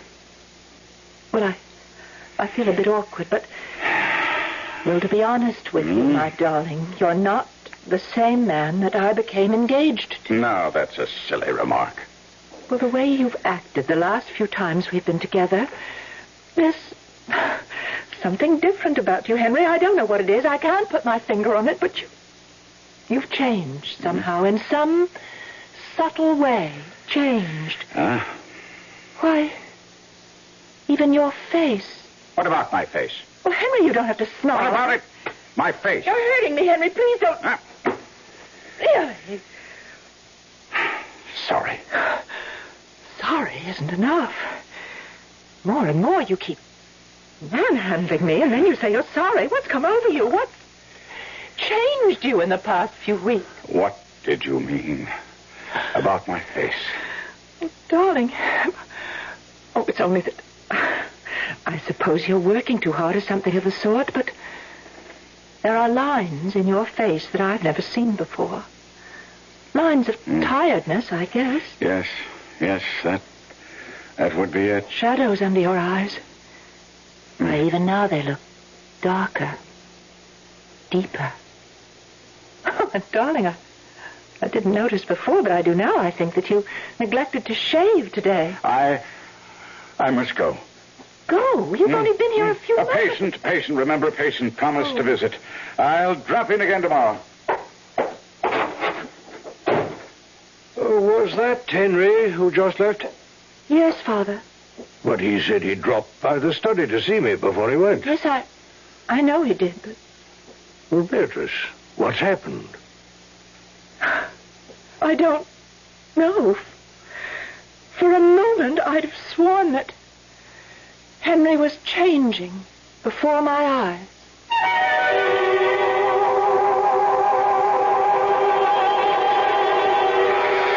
A tale of horror, yes, but also, as I said, a mystery. At least it was to Mr. Utterson, Dr. Lanyon, and his lovely daughter, Beatrice. A mystery that was to turn to tragic horror before they learned the truth about Dr. Henry Jekyll. I shall return shortly with Act Two. Great taste in the morning. Kellogg's has that wholesome taste to get you up and grinning. This is Jerry Coffer for Kellogg's Special K. We've been having some fun in our television and radio commercials by using a ball and chain to symbolize the slight overweight problem common to so many of us. We point out that being a few pounds overweight is just a little more difficult for you. Climbing stairs, just walking around, even sitting down can feel, well, like you're wearing a ball and chain. In case you missed the message, it's this. If you really want to get rid of that extra weight, you really have to work at it by exercising and with sensible meals like the Special K breakfast. A 1-ounce bowl of Special K, America's favorite high-protein cereal, 4 ounces of skim milk, tomato juice, and coffee. Less than 240 calories. Nutritious and, by the way, delicious. So why not begin each day with a Special K breakfast and then keep up the good work? Special K can't help you lose weight all by itself, but it really is a good start. Louise. What? Is this your handiwork in the family album? What is this? There's a caption, Junior wins the diving championship. I know. There's no picture here. I know there's I no didn't picture. take a picture. I'm well aware of that. I ran out of film. It's just my way of telling you that, you run out of film or you forget to bring the camera an awful lot. I know. I mean, we have no baby picture of Alice at all. We don't have a baby named Alice. What are you doing to me? I know that. I'm just trying to remind you that we should go out and buy some Kodak film and have it on hand. I know. Just in case we have a baby named Alice. Don't run out of Kodak film. You can never tell when that great picture will come along. Remember to keep enough film on hand. Kodak film for the times of your life. Louise, here's a picture with no caption, right? Yeah. I mean, who are these people? I don't know. I never who they saw are. them before. I don't either. You know what you should do? What? You should go out and get some captions and keep them on hand in case you run out of captions.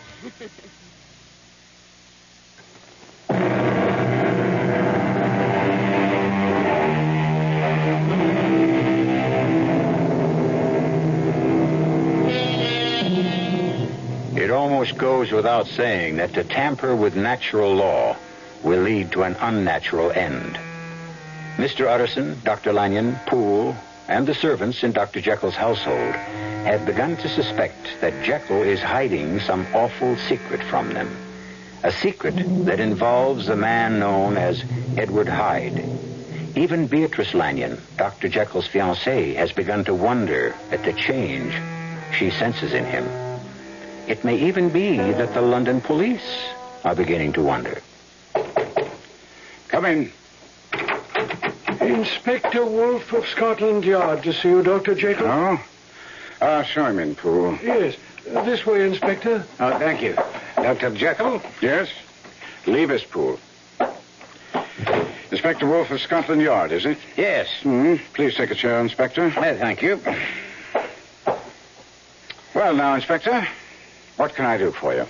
Hey, well, I'm not sure you can do anything at all, Doctor, but are you aware that in the past 6 weeks there's been a rash of murders in London? Extremely brutal murders, Doctor. Each victim has been bludgeoned to death. Why do you come to me? Well, on more than one occasion, the murderer has been seen while committing these terrible attacks of violence. Not clearly seen, since the murderers have always been done at night and in dark streets, you know. But there have been glimpses of him, and putting them together, the Yard has come up with what you might call a composite picture of the man. I still don't see. I just don't understand why you've come to me about this. Well, you will in a moment, Doctor.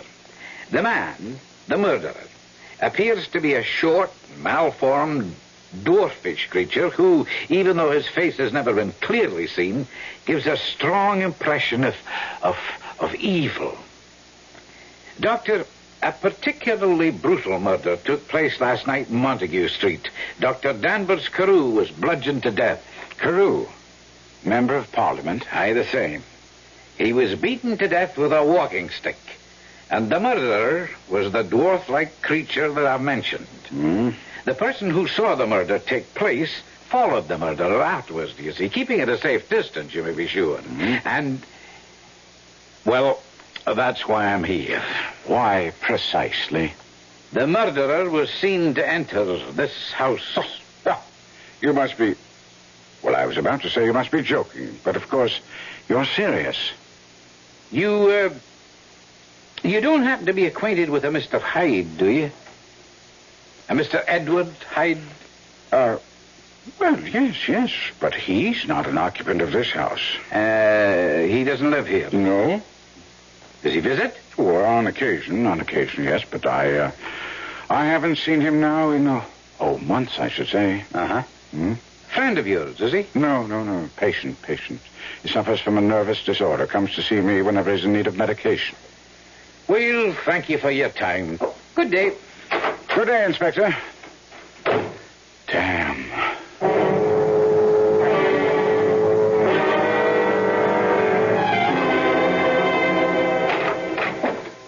Sorry to have kept you waiting, Poole. Oh, not at all, Mr. Utterson. What can I do for you? Mr. Utterson, I'm worried, fearfully worried, about Dr. Jekyll. Oh? You remember, sir, we were talking a long time back, near 2 months, I should think, about Mr. Hyde. And you asked me if I'd ever seen Dr. Jekyll and him, Hyde, together. Yes, just something like that, yes. And you said you never had. Well, they are together now, sir. Not that they mightn't have been together before, but I know for certain that they are now. There are fights, fights going on in that laboratory between the doctor and, that terrible man, Mr. Hyde. What, you mean fist fight? No, sir. Arguments. I hear Dr. Jekyll moan and groan and cry out, No, leave me be. Oh, Mr. Utterson, sir, I'm so afraid for Dr. Jekyll, so afraid. Yes, well, you're saying that comes as no surprise, Poole. The truth is, I've known he was in some kind of trouble since he changed his will months ago in favor of Edward Hyde. In favor of Edward Hyde? Oh, yes. He's left him everything in the event of his death. But most puzzling, in the event of his disappearance as well. Oh, sir, I don't understand it. Nor do I. And to be honest with you, I've given up trying to understand it. Then I must do what must be done. What do you mean? For the first time in my life, Mr. Utterson, I shall disobey Dr. Jekyll's orders.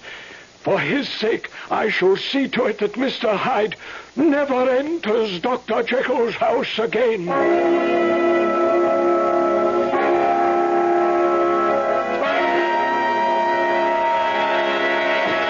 Let me in. You hear me, Poole? Let me in. Never, Mr. Hyde. Never. Go away and stay away. You stole my keys, so it was you.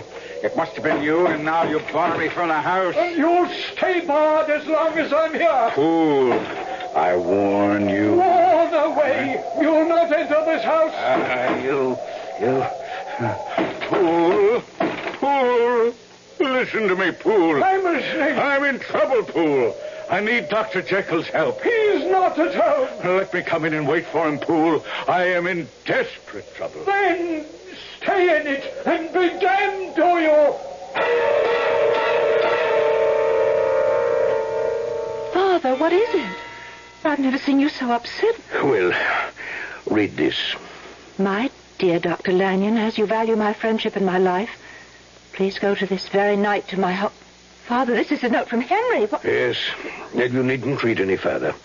He begs me to go to his home, enter his laboratory, and procure certain chemicals and powders, giving very explicit directions as to where I should find them. When the message was delivered an hour or so ago, I have just returned from following Henry's instructions. As you see, the message directs that I am to give these materials to whoever calls for them. But what does it all mean? Well, you are Henry's fiancée. You are close to him, closer than anyone else. He is obviously in some sort of difficulty. And if you know what it is, I charge you, for his sake as well as your own, tell me what it is. But if I knew, I'd tell you. But yes, he is in grave difficulty. But whatever it may be, he keeps to himself. And what would it have to do with chemicals and powders and elixirs? Oh, Father, I don't know. No. Lamb is retired. I'll answer the door. You retire as well, my dear. No, Father, I want to stand. Do as I say, my child. Go to your room. I have a feeling that I'd best tend to this alone. Go now. Very well, Father. How damnably long does it take you to answer the door? Let me in. Let me in quickly. You took your own sweet time, man. Where are the materials you were told to get? In my study. Come. Let us get them. Come. Where are they? Where are they? Right there, on my desk. Yes, you did well. All seems to be here. Believe me. You misunderstood. I didn't say shut the door. I said leave me. I didn't misunderstand, Mr. Hyde. You know me. From the newspaper reports of your murders and the general description of you, all of London knows you now, I should think. Leave me. Go out and close the door, and don't return until I'm gone. Not until you tell me what connection you have with my friend and my daughter's betrothed, Dr. Henry Jekyll. I tell you, if you value your sanity, leave me. I will know the answer to who you are and what connection you have with Jekyll, or you will not leave this room. Hyde. You fool. The police are hot on my trail. I killed the man. No, I'm not surprised. I went to Jekyll's house, but his blithering servant refused to let me in. That's why I sent that message to you. You? Well, it was signed by Dr. Jekyll. You don't understand. And I intend to understand, or you will not leave this room, this house. Back off, I say. Yes, as you see, I'm prepared for you. This gun is loaded, Mr. Hyde, and I shall use it if need be. You leave me no choice. If the police find me here, well, they will not find me. The potion is quickly prepared. The potion? Once again, leave me. No. Then damn you. Witness what you shall witness. You're as big a fool as Jekyll. You're given the chance to leave well enough alone, but no. You must know the answer. Well, you shall know it. Your friend Dr. Jekyll had a theory. A theory he talked about so endlessly, so compulsively, that he bored everyone within the sound of his voice. You know the theory, do you not? Yes, I was one of the bored listeners. Yes, I know.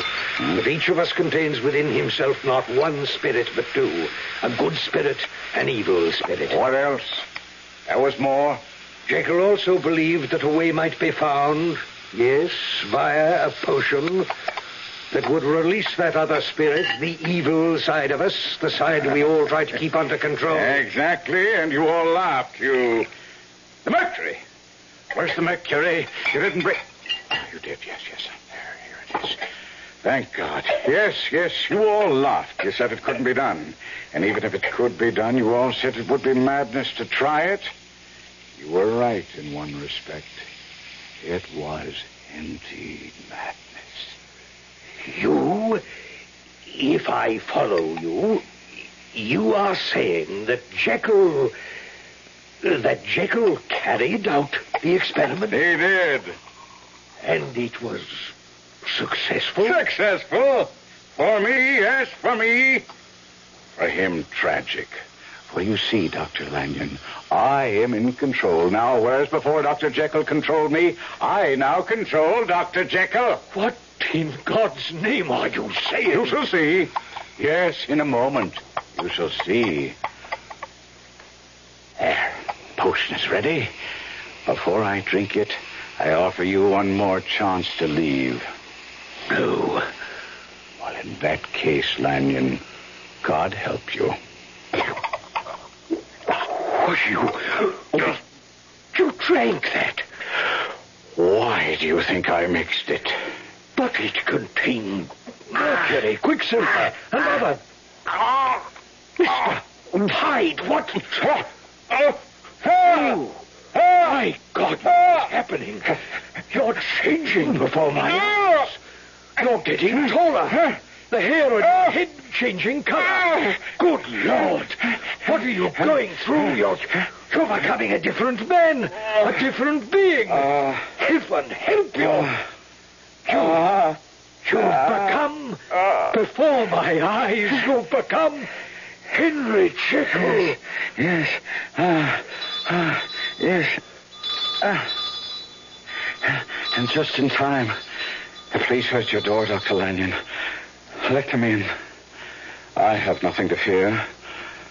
For the moment.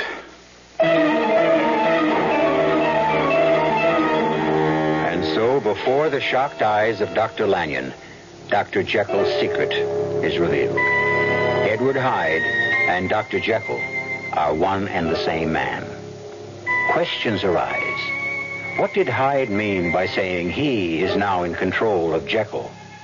What did Jekyll mean when he said he has nothing to fear for the moment? We shall see when I return shortly with Act 3. You've seen the Budweiser commercials on television, and maybe you've wondered how long people have been putting that famous Bud label on things. Well, not as long as the brewers of Bud have been putting things on the label. Things like a list of Bud's most important ingredients. Quote, brewed by our original process from the choicest hops, rice, and best barley malt. And things like the following statement. This is the famous Budweiser beer. We know of no brand produced by any other brewer which costs so much to brew and age. Our exclusive Beechwood aging produces a taste, a smoothness, and a drinkability you'll find in no other beer at any price. Unquote. Yes, brewing beer right does make a difference. Read the Bud label. Taste the king of beers, and you'll agree, when you say Budweiser, you've said it all. Anheuser-Busch, St. Louis. It's a real hot day. I'm soaking up the sun, and suddenly I say antifreeze right out loud. My wife says, huh? And I say, haven't you heard that song? You can never buy Prestone too early. Do it now, don't you wait. You can never buy Prestone too early. You can only buy it too late.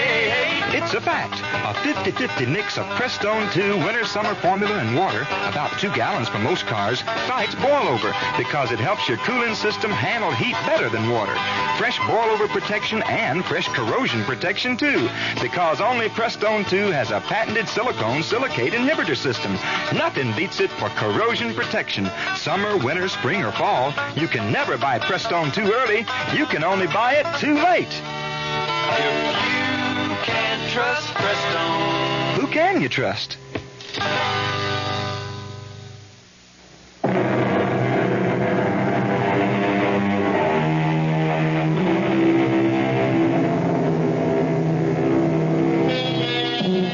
The Scotland Yard police, in pursuit of the murderous Mr. Hyde, arrive at Dr. Lanyon's house in Cavendish Square, just as Hyde is transformed into the noted and respected physician, Dr. Jekyll.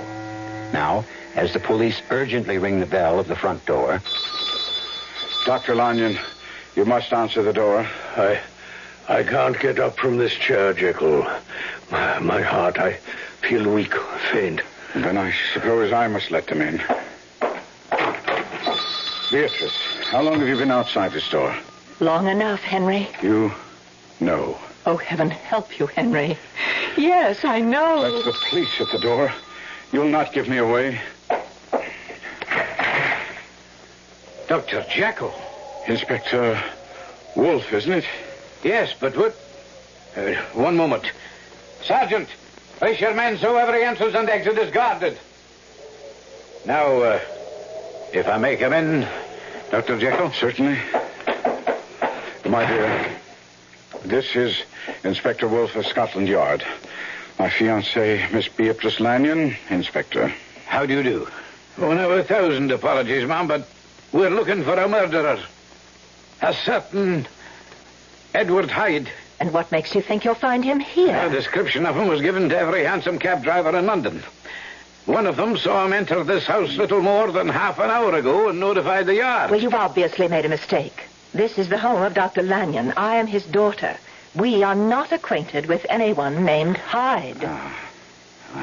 I beg your pardon, Dr. Jekyll. You said something? No.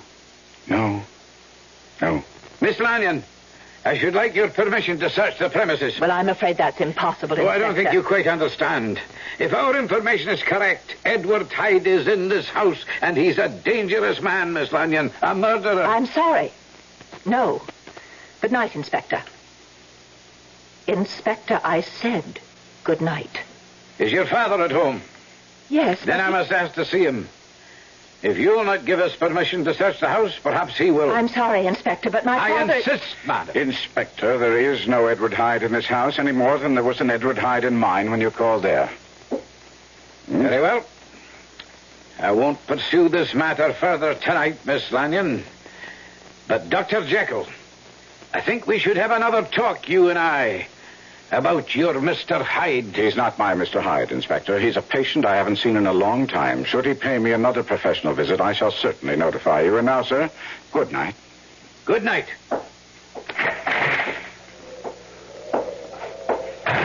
Henry. Oh, Henry, what terrible thing have you done? My darling. Oh, my dearest, I'm trapped by my own folly. Your father warned me a long time ago to give up my experiments. If only I had heeded his advice. Well, heed it now. It's impossible. It's too late. Why too late? I've lost control over Hyde. He controls me. Over these past months, he's grown stronger and I weaker. I never know how or when the transformation... Oh, horrible transformation will take place. Heaven help me, Beatrice. I have become Hyde's slave. But it's not too late. We can't let it be. Father could help you, Henry. I'm sure he can. Come. We'll ask his advice. He'll know what to do. Perhaps you're right. Yes. Let's see what he has to say. Father, the police have gone and Henry's in fearful trouble, as you know, and he wants to... Father? Dr. Lanyon. Father, what is it? Why do you just sit there staring? Oh, my God. Oh, Henry. Yes. He's dead. What he saw tonight was too much for his weak heart. Edward Hyde murdered him. Heaven forgive me. I murdered him.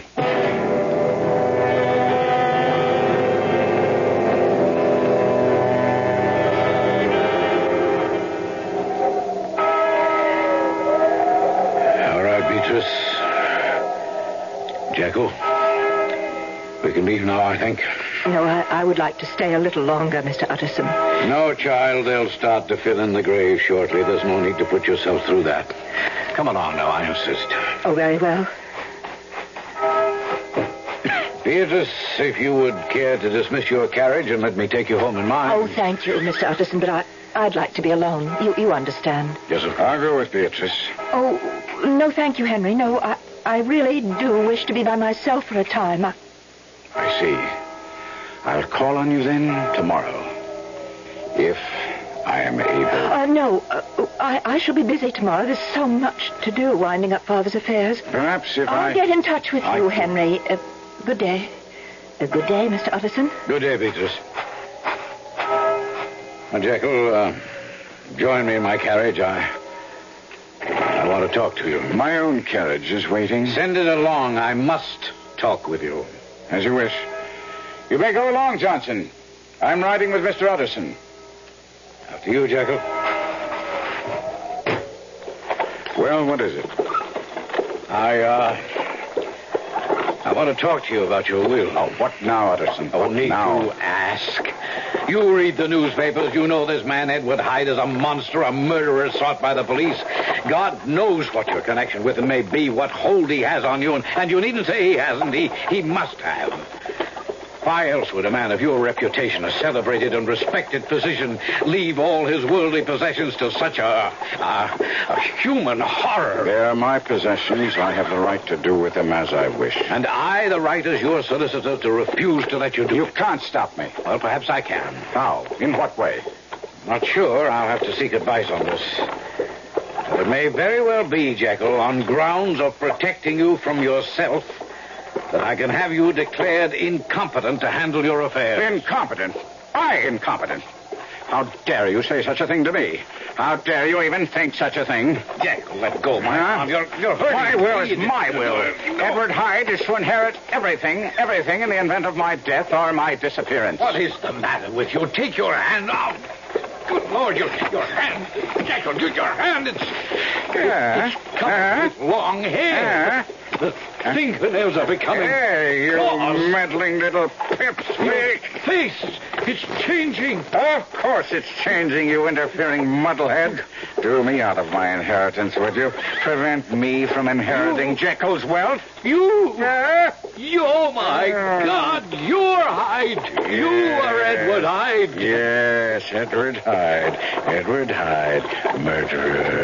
Murderer, Edward Hyde. Monster, according to you? Yes, but how could you? No, you're strangling me. You're... No. Die!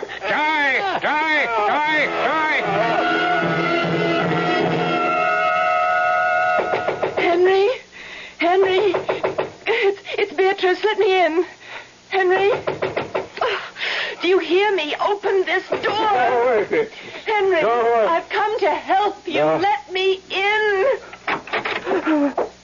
Oh, Beatrice. Oh, Beatrice. Henry. It's the end. Where? It's the end, Beatrice.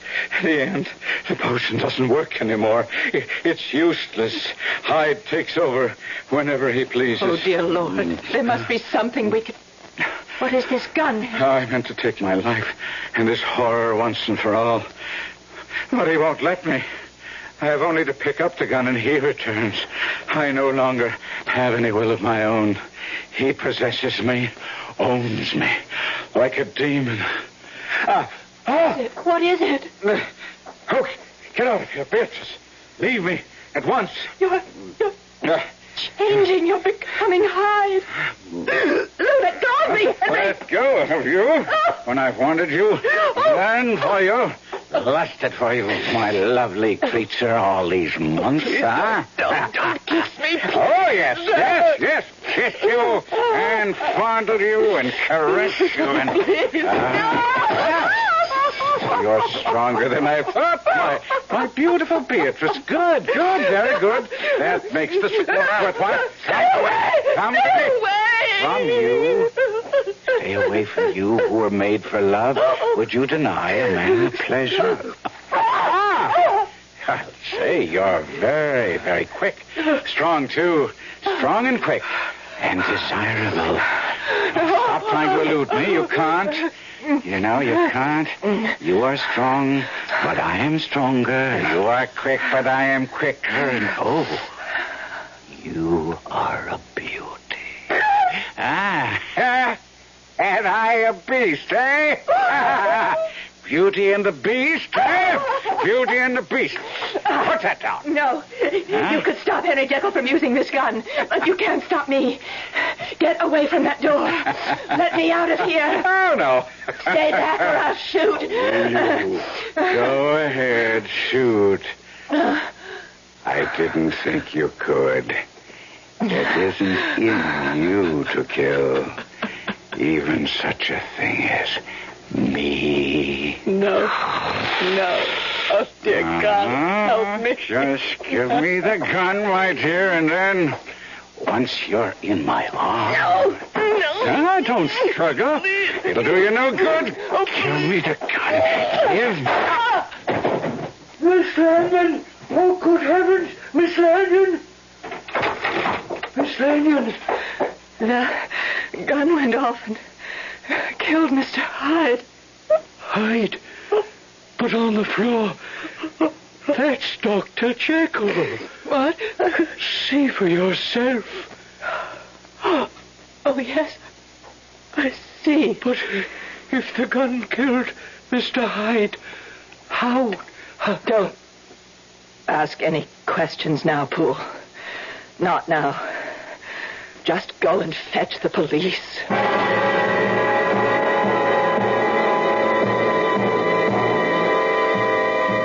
As a baffled and distraught Poole rushes out into the storm to find a policeman, Beatrice Lanyon gazes down at the body of Dr. Henry Jekyll. Or is it Edward Hyde? I'll be back shortly. It took me 20 years to get what I've got today. A nice house, a couple of comfortable, good-looking cars. Then along came all the concern about miles per gallon.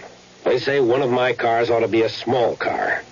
I say, okay, show me a small car that's good enough to make a big car guy like me happy. They say, look at a Buick. I say, go on, Buick doesn't even make small cars. Look at the Apollo, they say. So I looked. Buick does make a small car. But this one's got some room and comfort. And something else. A 6-cylinder engine and a standard 21-gallon gas tank. Put those together and you've got range. Well, that's just important to me is miles per gallon. So I consider everything about the car, the economy naturally, but also how nice it was inside and how smooth it was. And I bought the Apollo. There's nothing wrong with a small car, as long as it's a Buick. Apollo, the Buick of small cars. Give your hand to a friend. Give your heart to your love. But give your allergy to contact. Now listen carefully, because this message may surprise you. There is an ingredient that can effectively help block pollen's bad effect on your system. Sneezing, sniffling, drips, itchy, red, watery eyes. It's the antihistamine most prescribed by allergy specialists, and it's an ingredient in Contact. Surprising, yes, but the true wonder of Contact is how our tiny time pills keep this antihistamine working, helping up to 12 hours per capsule, all day, all night. Allergy is our business, too. Give your hand to a friend. Give your heart to your love. But give your allergy to Contact. Take Contact only when needed, only as directed.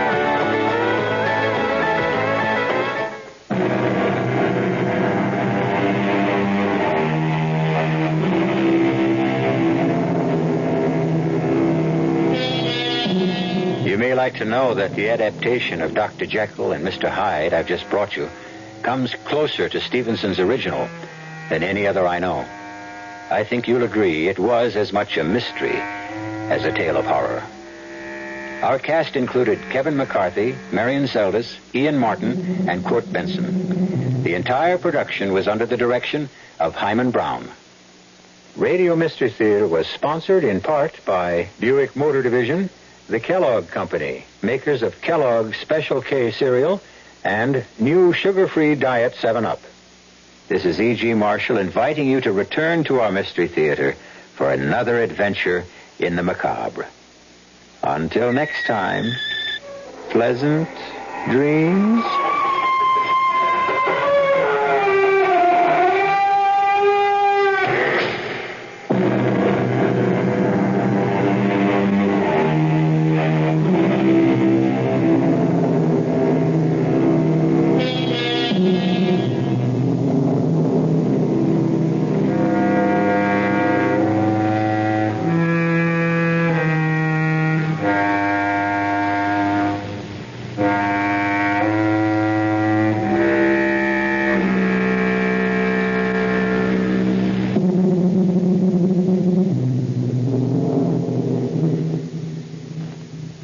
Professor Harold Hill is the Music Man. 76 trombones led the big parade. And he comes marching into town every Friday, Saturday, and Sunday at the Dallas Repertory Theater in North Park Shopping Center, bringing with him all your favorite songs from the Music Man.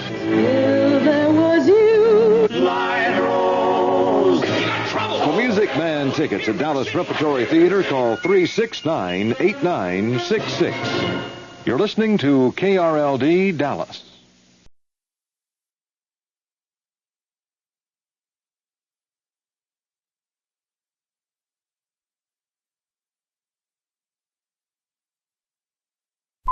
Warning.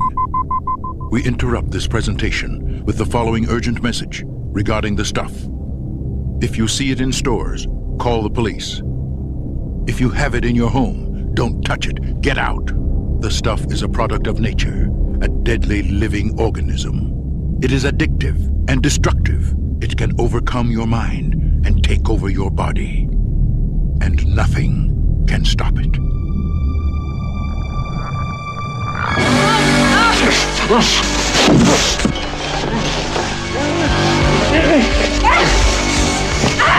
Are you prepared to say on the air that you've actually seen people devoured by the stuff?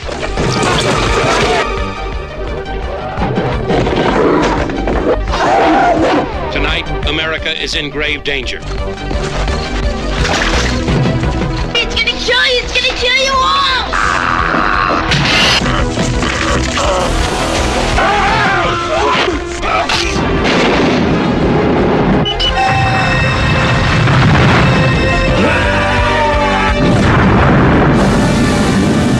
The stuff. You have been warned.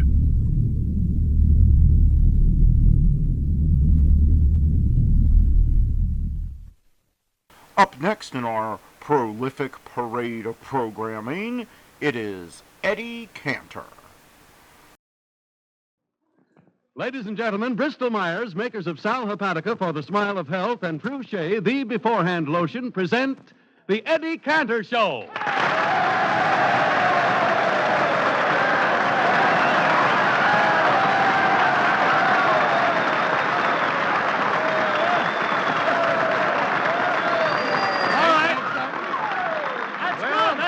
That's good. Oh, Eddie, everything. Eddie, the election is over. Yeah, Harry, and what a lot of excitement. Yes. One fella I know made a crazy bet on some congressman.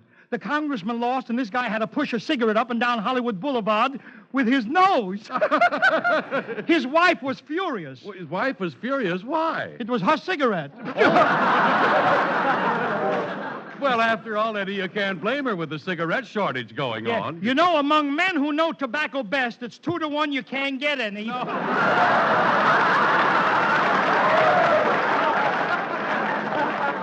Oh, now, wait, it isn't that bad, is it? Are you guys suffering, too? Oh, Harry, it's awful. I could kill myself. A few weeks ago, I appeared with Tommy Dorsey on the Lucky Strike program, and when they paid me, Harry... Yeah? Like a fool, I took money. Well, stop that, Eddie. Listen, did you hear the election returns last night? Oh, yeah, here at NBC, Harry. But a lot of people heard the returns at the movies, and it was very embarrassing. It was embarrassing? Why? You know, the management broke right into the picture with a loudspeaker and interrupted the dialogue as the picture was going on, No. you know. Let me show you what happened at the Pantages Theater, right in the middle of a scene with Cary Grant and June Dupree in None But the Lonely Heart.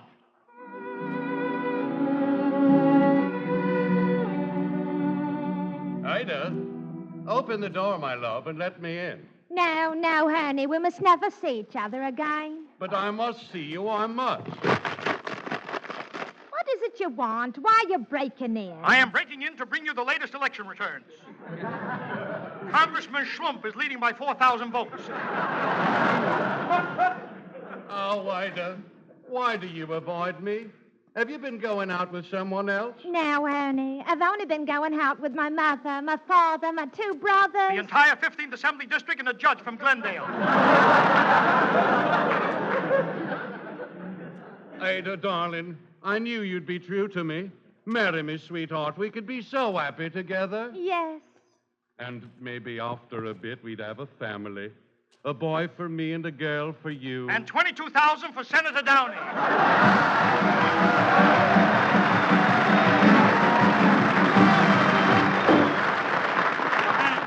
And Harry, it wasn't just over here the people were listening to election returns. They were very interested in the Axis countries. Let me tell you what I heard on the shortwave radio. Okay, Eddie, take it away, Tokyo. Flashy flash. Yesterday was election in America. American sailors allowed to vote. Japanese sailors, no vote, just float.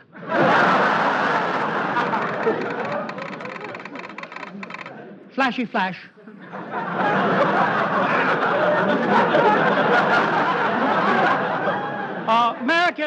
American Navy, very tricky. 2 weeks ago, American Navy sing to Japanese Navy, come out wherever you are. We did, so sorry.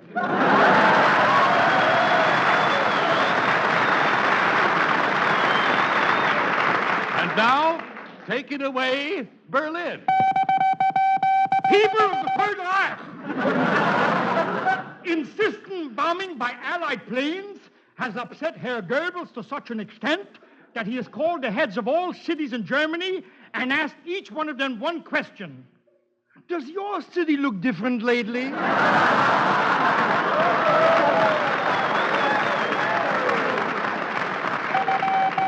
Reports stating that the German people are not getting enough food to eat are untrue, and we can prove it.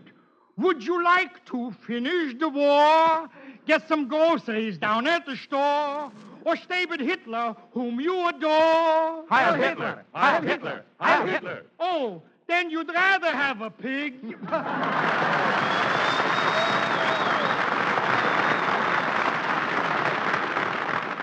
And if you, the people of this fair city, will put an X beside the name of Harry Von Zell... Harry, what are you doing? Get away from me, Bud. You bother me. I will see to it that you, the people, will get bigger beauty parlors for the women, bigger schools for the children, bigger women. Harry. Chicken in every pot, a pot in every chicken, a beer in every bucket, a bucket in every... Harry. Listen, kid, the election is over. What's the idea of the speech? Oh, well, Eddie, I've been toying with the idea of going into politics, you know. I want to be of service to the people, give them better homes, better streets. That's important, you know. Why, as a politician, I can help thousands of people live better. But, Harry, every Wednesday night you help millions of people feel better, and that's even more important. Oh, yes, you mean like this. Ladies and gentlemen, when you wake up in the morning feeling sick and headachy due to the need of a laxative, reach for a glass of sparkling Sal Hepatica. For that's the way to get quick, gentle relief, usually within an hour. You see, Sal Hepatica is really speedy, helps you to feel better faster. What's more, sparkling Sal Hepatica gives you this additional advantage. This famous saline helps sweeten an upset stomach by helping to reduce excess gastric acidity. So tonight or tomorrow, get a bottle of Sal Hepatica from your druggist. Remembering this caution, use only as directed. Then, whenever you need a laxative, morning, noon, or night, see how much faster you feel better, thanks to gentle, speedy Sal Hepatica.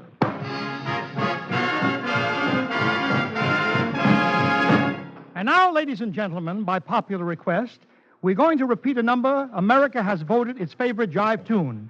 Nora Martin singing, Leonard Seuss on the trumpet, give you Is You Is or Is You Ain't My Baby. Oh, is you is or is you ain't my baby? The way you're acting lately makes me down. 'Cause you is still my baby, baby. Seems my flame in your heart's done gone out. Now a man is just a creature that has always been strange. And when you're sure of one you find, he's gone and made a change. Oh,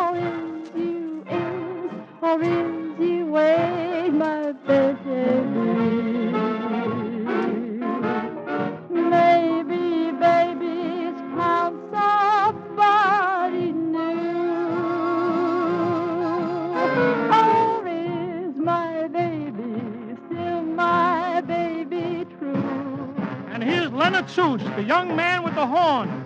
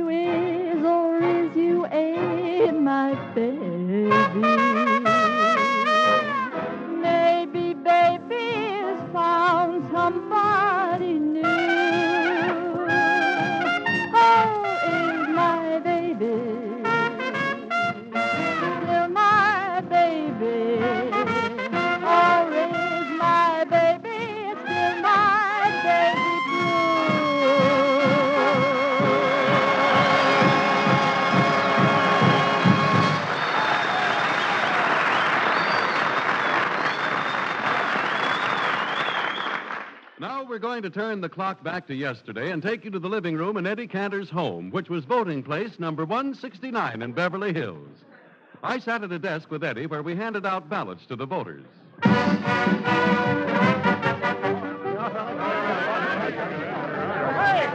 Harry! Yeah? Harry, have you ever seen so many people? Oh, no, say, this is exciting. Everyone from Beverly Hills coming in and out of your house to vote, and what a lot of movie stars. Yeah, wasn't that cute Lassie standing in line to vote for Fowler?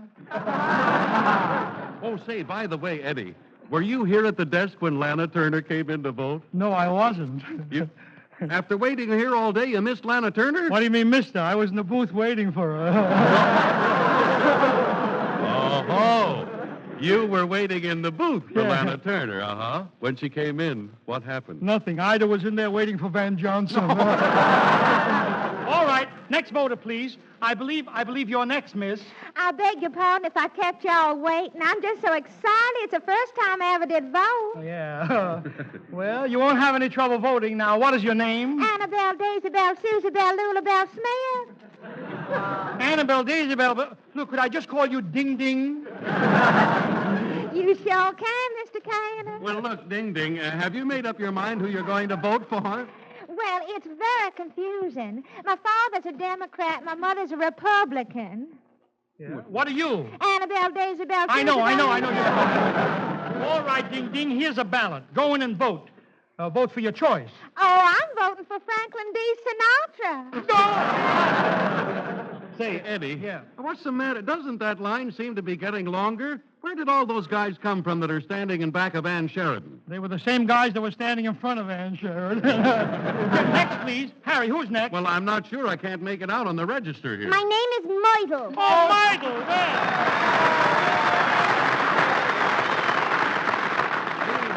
I could hardly read your writing, Myrtle. Well, in Brooklyn, most pupils learn to write left-handed. Why left-handed? You need your right hand for throwing spitballs. Myrtle, do you want to tell me who you're going to vote for? Say, when I step behind that curtain, it's nobody's business what I'm going to do. I know, Myrtle, but I'll keep your secret. What are you going to do? Fix this girdle. It's killing me.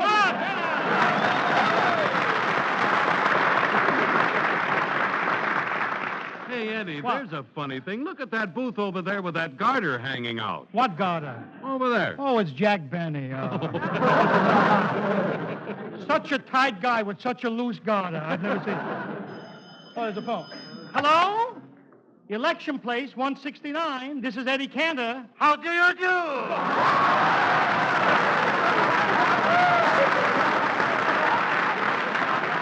Why, it's Bert Gordon the Russian. Russian, what do you want? My dear camper, I can't vote today. You can't vote. Why not? They closed all the saloons. Well, what's that got to do with it? I got locked in one.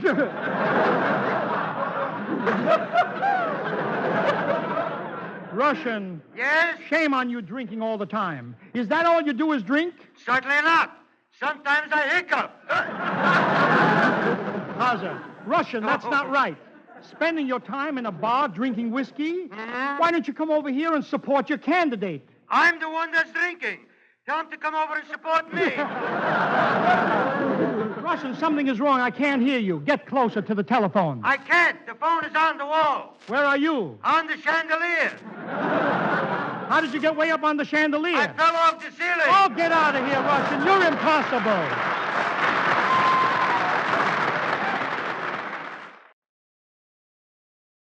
Look at him, Harry. Just think, someday he may be president. Oh, Eddie, that's silly. Silly? Sure, who ever heard of having a baby for president? I wonder why he's crying. Maybe he's sleepy. Well, he just had his nap. Maybe he's hungry. He just had his bottle. Maybe he... Here, you hold him, Harry.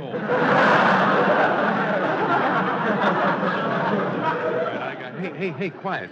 He's trying to say something. Go. I'm over. What's he say? I wonder what the baby tries to say when he says, go, I got a moccasin. Hey, little fella, what are you trying to say with that go?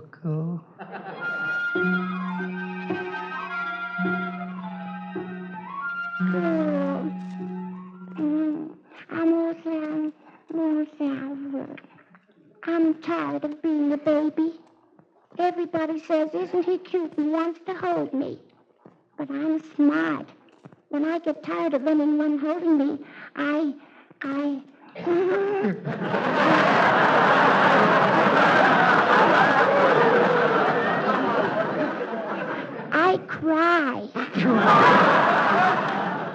That was funny when my old man says, having a baby for president.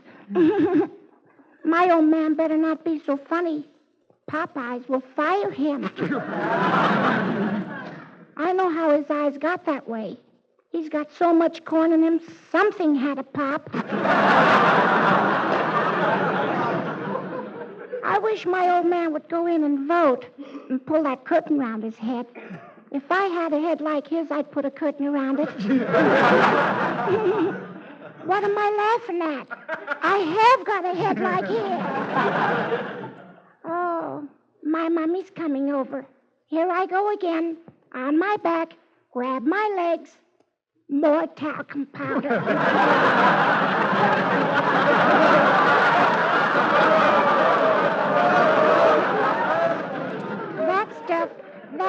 That stuff tickles. If she sprinkles that talcum powder on me, I know I'm going to giggle. I just know I'll...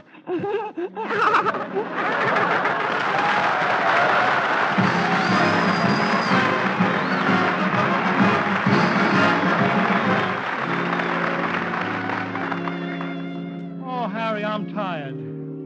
Now that the voting's almost over, would you mind if I went upstairs to bed, Harry? Eddie, can I help you up the stairs? Listen, funny man, I don't have any trouble climbing stairs. Stop that, will you? Eddie, I've seen you stand at a bar and tip the bartender $1 to pick your foot up and put it on the brass rail. Yeah. It was a very high brass rail. Look, Harry, will you just take care of the vote? Okay, Eddie, all right. Will everyone who hasn't voted please raise their right hands? Guess it's all over, huh? No, wait. Now, will all the women raise their right hands? All the women, Harry, what's that for? Nothing, Eddie. I just love to look at women's hands. You do? Yeah. For even from here, I can tell which women use True Shea, the beforehand lotion. Because True Shea helps keep their hands soft, smooth, and lovely? Huh? Trushay, True Shea, the beforehand lotion. The beauty lotion you put on your hands before you put them in hot, soapy water. Huh? Yes, sure. You put True Shea on your hands beforehand, so True Shea's beforehand protection will help guard your hands from roughness and dryness, and therefore will keep your hands soft and lovely. Well, Eddie, everything you said was right, but what was the idea of you saying it? Harry, I just want to show you what could happen if you kept telling the jokes. Oh.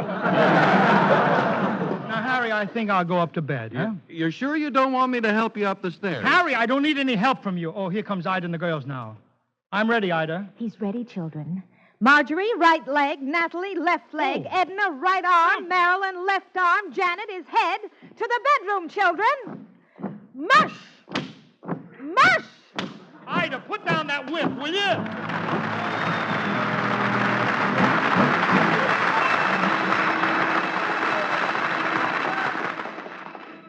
Oh. Gee, I'm tired. I know what'll put me to sleep. A tall glass of milk and maybe a little touch of brandy in it. Well, here goes. There. Now for a little dash of milk. Oh, gee, all the people voting, election day. I wonder if Von Zell's baby will ever be president. When I was a kid, they thought I'd be president. Even when I went to kindergarten, I was different than all those other 5-year-old kids. Maybe it was because I was 14. Boy, I sure wish I could be president. Must be nice to live in the White House like George Washington and throw $1 across the Potomac. Wonder if anybody ever found that $1. I think I'll visit Washington again this summer and have another go at it.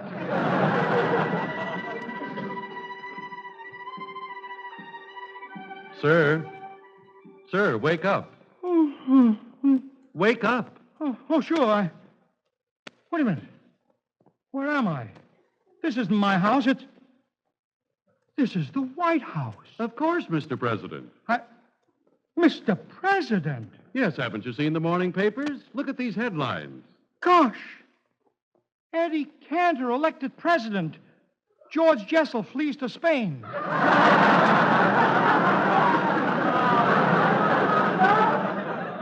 Here's another one. Cantor wins election. Churchill quits cigars, takes up drinking. Say, but gosh, tell me, if I'm the president, isn't this bed kind of small? Well, Fowler never complained. Oh. Who are you? I'm Vice President Von Zell. Do say. No, Truche. You're Von Zell.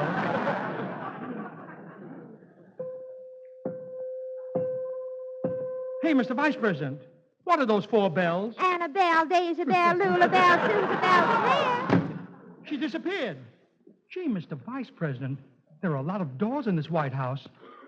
How big is it? 44 rooms and 1 bath. 1 bath? Isn't that a little inconvenient? No, it's on wheels. Here's the bathroom right here. Would you care to step inside? Yeah. My goodness, what a swank bathroom. What is that note hanging on the basin? It says, please have plumber fix hot water faucet. Signed, Grover Cleveland. Oh, the plumber should be here any minute now. Maybe that's him.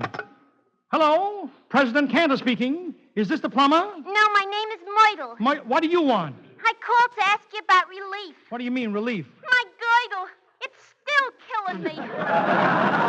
We'll take it up with the Ways and Means Committee. All right, but I wish you wouldntell everyone I wear a girdle. Don't worry, I'll keep it a secret. I know how a thing like that spreads. Goodbye.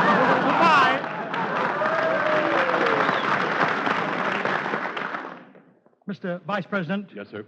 What is my first presidential duty? Well, there's a bridge in Colorado to be opened. Yeah. All you do is press this button, and the Colorado drawbridge is open. Just press a button. Mm-hmm. What a wonderful age.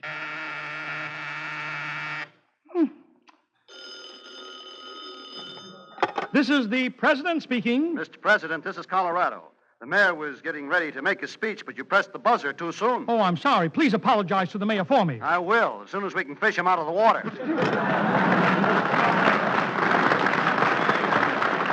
Oh, say, Mr. President, there's a gentleman to see you. Gentleman? It ain't the plumber. Oh, you, huh? Eddie Cantor, you sure got class. You sure? Why all of a sudden do you think I have class? I was just in your bathroom and I noticed your initials on the faucets. H.C. H, that's for hot and cold. Oh, I thought it was for Harry Cantor. A million apologies, Chief Executive. Not chief, chief. Oh, chief. Anybody can make a mistake anytime at all. I'm the chief executive of the nation. Oh. I'm the president of the United States. That's nice. I'm the commander-in-chief of the Army and Navy. Can you spare our gas coupon? Russian. Yes? We're very sorry, but we only give gas for essential driving. Now, if you were an auxiliary fireman or an auxiliary policeman... Why, only yesterday, I used up 10 gallons of gas for police work. For police work? They were chasing me. What about gasoline, Russian? Do you have an A sticker, a B sticker, or a C sticker? What's the jam? Yep.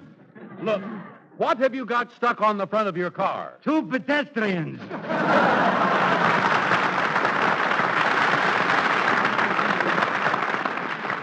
Russian, I'm not going to give you any gas coupons. Now go. Excuse me, Mr. President. It's Wednesday. You wanted me to remind you when Eddie Cantor goes on the air. Eddie Cantor? Yes. I love that boy.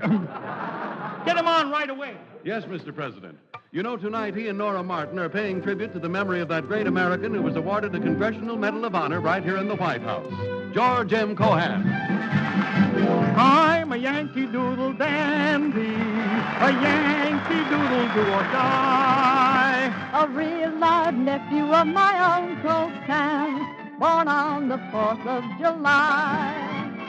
I'm a Yankee Doodle sweetheart, she's my Yankee Doodle joy.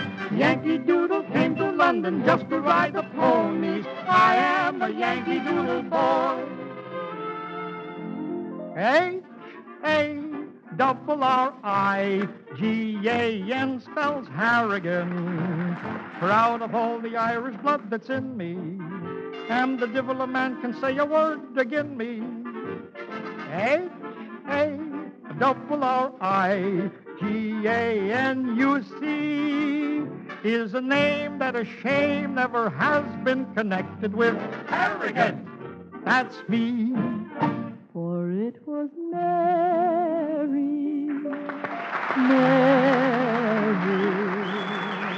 plain as any name can be,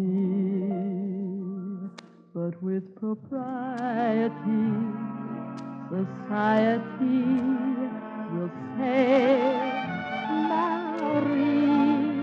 But it was Mary, long before the fashions came. And there is something there that sounds so square. It's a grand old name. Give my regards to Broadway. Remember me to Herald Square. Tell all the gang at 42nd Street that I will soon be there. You're a grand old flag, you're a high-flying flag, and forever in peace may you wave. You're the emblem of the land I love, the home of the free and the brave. Every heart beats true neath the red, white, and blue, where there's never a boast or brag. Should old acquaintance be forgot, keep your eye on the grand old flag. Over there, send the word, over there. That the Yanks are coming, the Yanks are coming, the drums coming everywhere. So prepare, say a prayer, send the word to beware. We'll be over, we're coming over, and we won't come back till it's over there.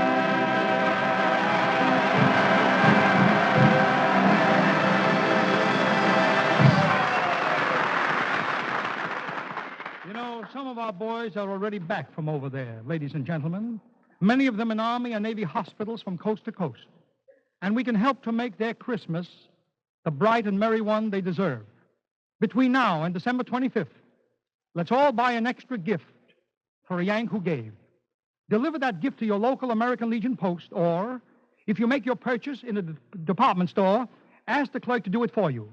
To make sure there's a package for every patient, buy your gift for a Yank who gave now, won't you? I love to spend each Wednesday with you. As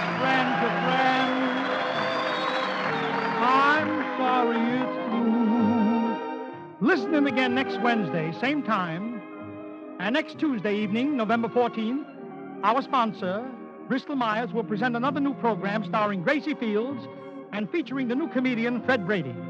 See your paper for time and station. In the meantime, don't forget the tooth products that make our Wednesdays together possible. Sal Hepatica for the smile of health, and Truchet, the beforehand lotion. Sal Hepatica, Truchet. Good night, everybody.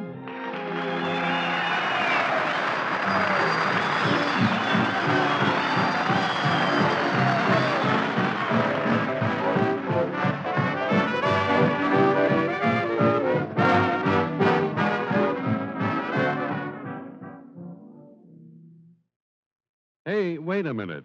You want to know how to get some relief from that cold you've got? Okay, then get yourself a jar of Minute Rub. MINITRUB, Minute Rub. Then get after those cold symptoms. Just rub a little Minute Rub on the back and chest, and you'll get a pleasant sensation of warmth, as Minute Rub helps soothe that cold discomfort. At the same time, Minute Rub's menthol vapors will help relieve that clogged-up feeling in the nose and throat. Yes, Minute Rub will really help bring prompt relief when you or anyone in your family is suffering from cold symptoms. So why don't you get yourself a jar of this modern chest rub? Minute Rub.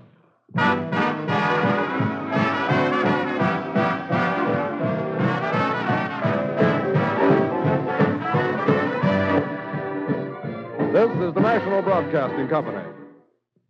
KFI, Los Angeles.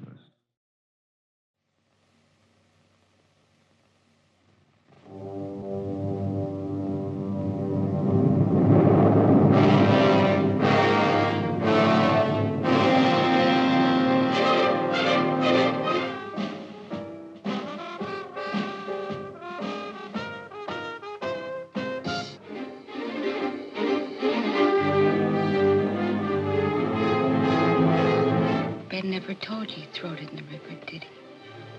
I can hear you whispering, children, so I know you're down there. I can feel myself getting awful mad. Here is all the passion and suspense, the heart-pounding warmth of the best-selling novel that gripped millions. Pearl, wake up. Come on, Pearl. Superb, unforgettable performances by an extraordinary array of talent. Figured I was gone, huh? Run, hide in the staircase. Run quick. Ruby, get. What do you want? I want them kids. I'm giving you to the count of 3 to get out of here. Then I'm coming across the kitchen shooting you. The combined powers of Paul Gregory and Charles Lawton brought the Kane Mutiny Court-Martial to Broadway. Now the screen receives that same creative, electrifying impact. The Night of the Hunter.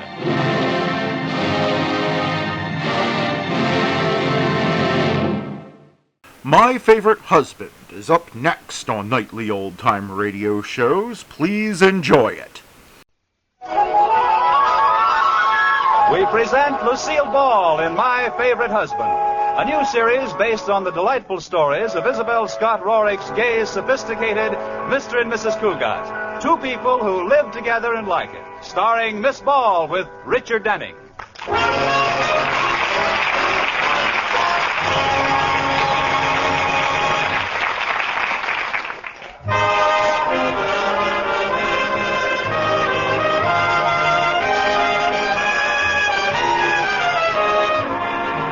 Well, let's look in on the Cougats and see what they're doing. It is morning, and Katie, the maid, has just put breakfast on the table. And George and Liz are sitting down to it. That coffee smells good. Paper's right in front of you, George. Why don't you read it? Oh, no. As soon as I pick it up, you'll start your usual squawking about not seeing my face at the breakfast table. No, I won't, George, honest. Now, this should be interesting. Liz, you tore a hole in the paper. Yeah, I get to see your face at breakfast, and you get to read the paper. See? Don't have to. How can I read with a hole in the paper? Well, read around it. Oh. I saved all the little pieces I tore out, and you can read what you missed later. Great. I'm looking at you through an automobile ad. Well, what's so funny about that? The new Nash has blue eyes for headlights. And your ears look like both doors are wide open. Well, I'm glad you find it amusing. Katie, may I have some more coffee, please? Certainly, Mr. Cougar. Oh, what happened to the paper? Did the dog get at it? No, the cat. I did it, Katie. I had to because he's always reading at the table and never knows I'm here. Good for you. I had the same trouble with my first husband, Clarence. One morning, I put an old floor mop in the chair to see if he'd noticed the difference. Did he? Yes, he complimented me on my new hairdo. Then I did something awful. I set fire to his paper. Well, that must have burned him up. Oh, Mrs. Cougar. Pretty bad, huh? Well, it's early in the morning. Well, you're excused. Hey, look here. A story about my old girlfriend, Myra Ponsonby. Well, we haven't heard from her in ages. What does she say is new in Lower Slobovia? There you go again. Just because I went around with her in college is no reason to be jealous. I'm not jealous. I just wish she'd drop dead, that's all. Liz, you sound so bitter. I am. There isn't room for both of us in the same town. Well, better watch what you say, Liz. You may have to move. After all, they're still writing news stories about Myra. Why? What happened to dear old Myra, I hope? Well, she's driving into town from her country place. Well, now that ought to crowd the United Nations off the front page. It says she has a new imported car called a Zebra. The upholstery is bright yellow with black streaks. She must have bought it to match her hair. Oh, now you're really being catty. I am not. I'm glad she got a car. It was dangerous flying around on that broomstick. I'd sure like to see that car. So would I. I'd like to see it run over a cliff. Oh, don't worry about Myra. She's a wonderful driver. Why, she drives like she was part of the car. I know. She rides a horse the same way. Very good. I wonder if her husband Minky is coming with her. Mr. Minky, the Peanut King. Oh, that poor little man. He seems very happy with Myra. Happy? She doesn't pay attention to anything but his money. The only excitement he gets is going down to the warehouse and running barefoot through his goobers. Now listen, Liz. Myra... Oh, Myra Schmyra, Myra this, Myra that. Myra's a wonderful driver. Well, I could be a wonderful driver, too, if I knew how to drive. Yeah, that would help. George, give me another lesson. Oh, no, thank you. You haven't given me a driving lesson since last May. I know, and I just stopped shaking this morning. Well, I wasn't so bad. All I did was forget to turn and went straight. Would have been all right if we weren't on a dead-end street. Oh, it was such a beautiful car. I miss it. You know, it's still stuck in that house, Liz. It is? Yeah. I'll bet they're the only people in town with a new Hudson in the kitchen. Oh, George, give me another lesson. No. The answer is no. Absolutely no.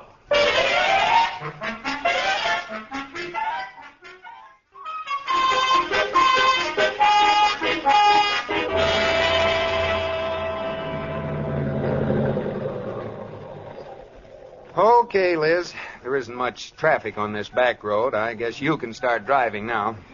All right, George. I have a confession to make. While I was waiting for you to come home, I sort of practiced in the driveway. Oh, good. Do you remember what you did? Oh, yes.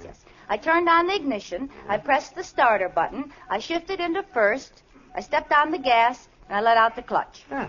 Did I forget anything, George? Not a thing. That's how much you know. I forgot to open the garage doors. 3, 4, 5, 6, 7, 8, 9, 10. Well, I said I'd do it, and I'm going through with it. Go ahead and drive. All right, here I go. I push the starter button like this. George, the starter button's broken. No, it isn't. Well, then why doesn't it start? Push it in long enough, and you'll find out. But nothing Ow! Why did it get hot? Because it's the cigarette lighter. Oh, what a dirty trick. Now, don't tell me. Is this it? Try it and see. Okay. Well, must be broken. That was the radio.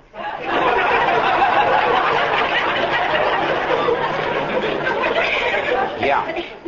Now, I don't want to suggest anything radical, but what do you think that little button that says starter is for? Oh, yes, I'm excited. Here we go. Hooray! It started. Yeah, congratulations. Why aren't we going?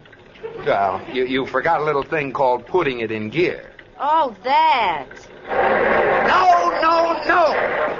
Am I doing something wrong, George? Throw out the clutch. What's the matter with it? Nothing. Well, then why should I throw it out? Step on the clutch. Push it in. Well, why didn't you say so? My goodness, you get so excited. I'm not excited. And what's that white stuff around your mouth? Just a little foam. Now you have the clutch out and the motor on. Shift into low. Now, wait a minute. Low is up here, isn't it? No. Oh, I know. Down here. Up here? There's only one place left. Oh, it's here. There. Now what do I do? Let the clutch out.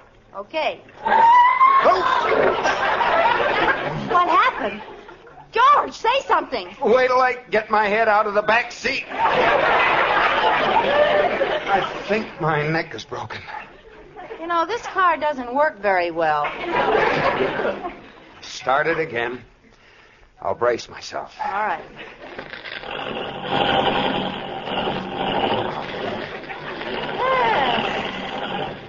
I made it. How am I driving, George? Fine. Except for one little thing. What's that? You're driving on the wrong side of the road. Well, what's the difference? There aren't any cars coming. Well, as a favor to me and the insurance company, will you please pull over? Well, I'd be delighted. Well, go ahead. Here comes a car. No, wait. Stay on this side. He's going around you.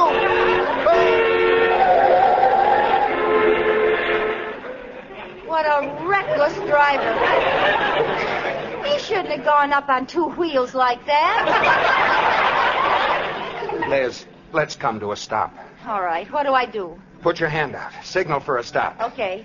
Shift into neutral. Okay. Liz, you almost hit that tree. Why did you take both hands off the wheel? You told me to. I did not. You did, too. You told me to shift with my right hand and signal with my left, and I didn't have any hands left over to steer.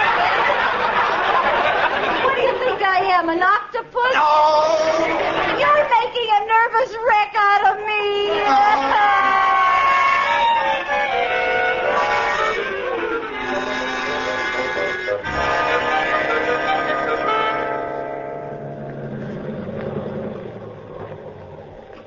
Oh, Corey, do you really think I'll pass my driver's license test? Why not?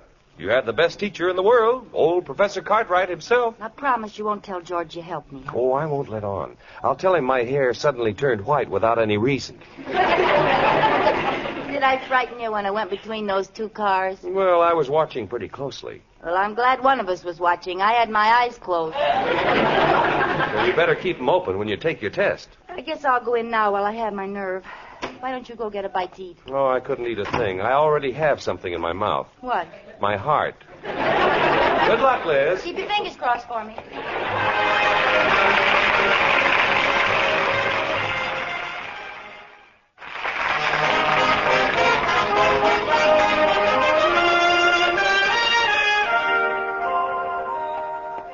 Let's see now. When you hear a siren, you pull over and let it go by. You can pass a streetcar on the right at 15 miles an hour. I wonder how fast you can pass it on the left. Yes? Oh, how do you do? I'd like to get a driver's license, please. All right. Name, please? Elizabeth Cougat. Address? 321 Bundy. Uh-huh. Race? Of course not. I don't even have a driver's license.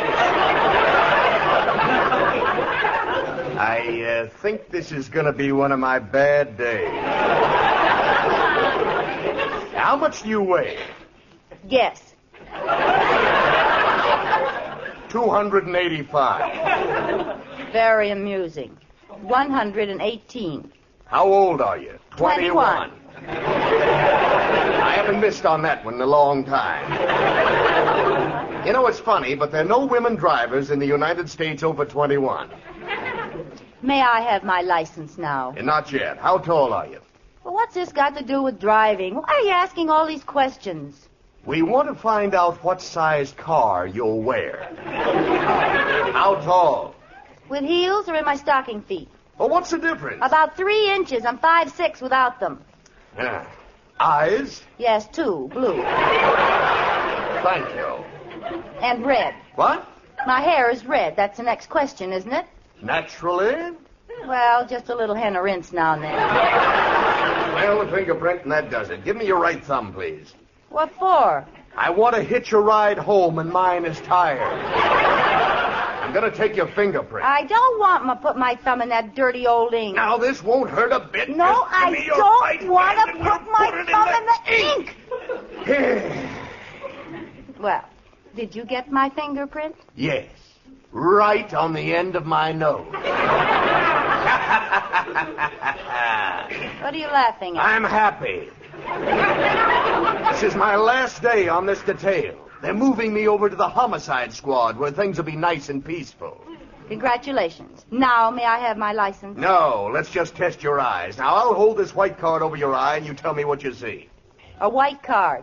No, what do you see out of the other eye?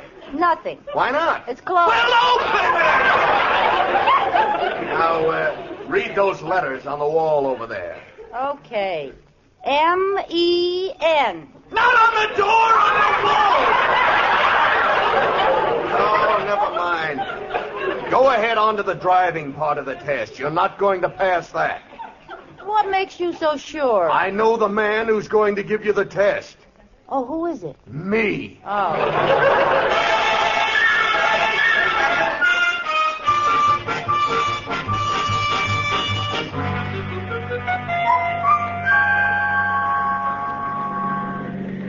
I can drive anywhere now, Corey. I got a license. Well, I'm proud of you, Liz. It certainly didn't take you long. No, he was very sweet. As soon as he saw how I drove the car around the block, we sort of made a bargain. How do you mean? Well, he said he'd give me my license if I'd let him out of the car. I know how he felt. You know, there's nothing to driving, Corey. It's simple. Liz, I think that car is going to turn in front of us. Where? Oh, my goodness. I can't remember the difference. Between what? I can't remember the difference between the clutch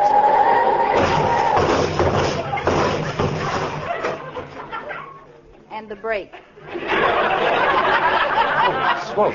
Are you all right, Liz? Yes, but the car, it's ruined. Well, I'll get out and see what the damage is. The other car seems to be all right. Well, I might have known. Look, it's a dumb woman driver. You better just sit here in the car, Liz. Oh, no, I won't. I want to have a word with this character. But, Liz, it was your fault. How could it be my fault? I wasn't even looking at her. Well, watch what you say, then. I'll be very polite. Pardon me, madam, but do you by any chance happen to be the stupid dame who just smashed into me? Look, honey, you had plenty of time to stop. When did you get your driver's license? This morning? No, this afternoon. Why didn't you give a signal? I did. I know I had my hand out the window. I was drying my nail polish. So there. Oh, you're too fat anyway. Oh, if you're going to take that kind of an attitude, I'll just have to get an impartial witness. All right. We'll ask this kindly old gentleman standing on the corner. Tell me, impartial witness, did you see the accident? Liz, you know very well I was with you. Oh, Corey, what's the matter with you? Well, I've had enough. I've taken your license number. You'll hear from my lawyer and the police. Goodbye. Goodbye, Fatso. Oh! Corey, just look at our car. What's George going to say? The body's all smashed, the fenders are knocked off, and the back of the car's a mess. Well, maybe you don't have to let George know. If you want me to, I'll call my garage, and they'll fix it for you. Oh, would you, Corey? You're a pal. Now, you call me as soon as you know how much it'll be. While you're about it, see if they can fix a cracked head. Well, how did you know the car had a cracked head? I didn't. I was thinking about me if George finds out.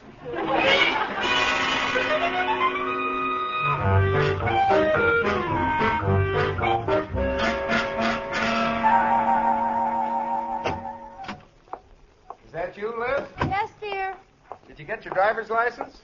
Yes. How'd you know? Oh, some fella from the bank saw you over there. Oh. Well, you're a full-fledged driver. Mm-hmm. Where's the car? It's in the garage. Oh, put it away. Huh? Mm-hmm. I was going down and count the fenders. I'd be surprised if I found all 4 of them. So would I. Well, you've got to expect a little kidding when you first learn, Liz. I know. Is dinner ready? Yeah, not yet. Say, did you see the paper tonight? No, why? There was some bad news. Myra Ponsonby's missing. Oh, really? What was the bad news? No, I'm serious. She should have been in town this morning, and nobody knows what's happened to her. Minky called the police. He's afraid somebody made off with her. Well, if somebody made off with her, it serves them right. Oh, Liz, I'm surprised at you. Myra's very life may be in danger. Minky's offered a reward, $10,000. Dollars or peanuts? Very funny. But I don't understand it. She just disappeared into thin air. Do you mind if we talk about something else? I even started to worry about you. What made you so late getting home? Late? Oh, I was just late.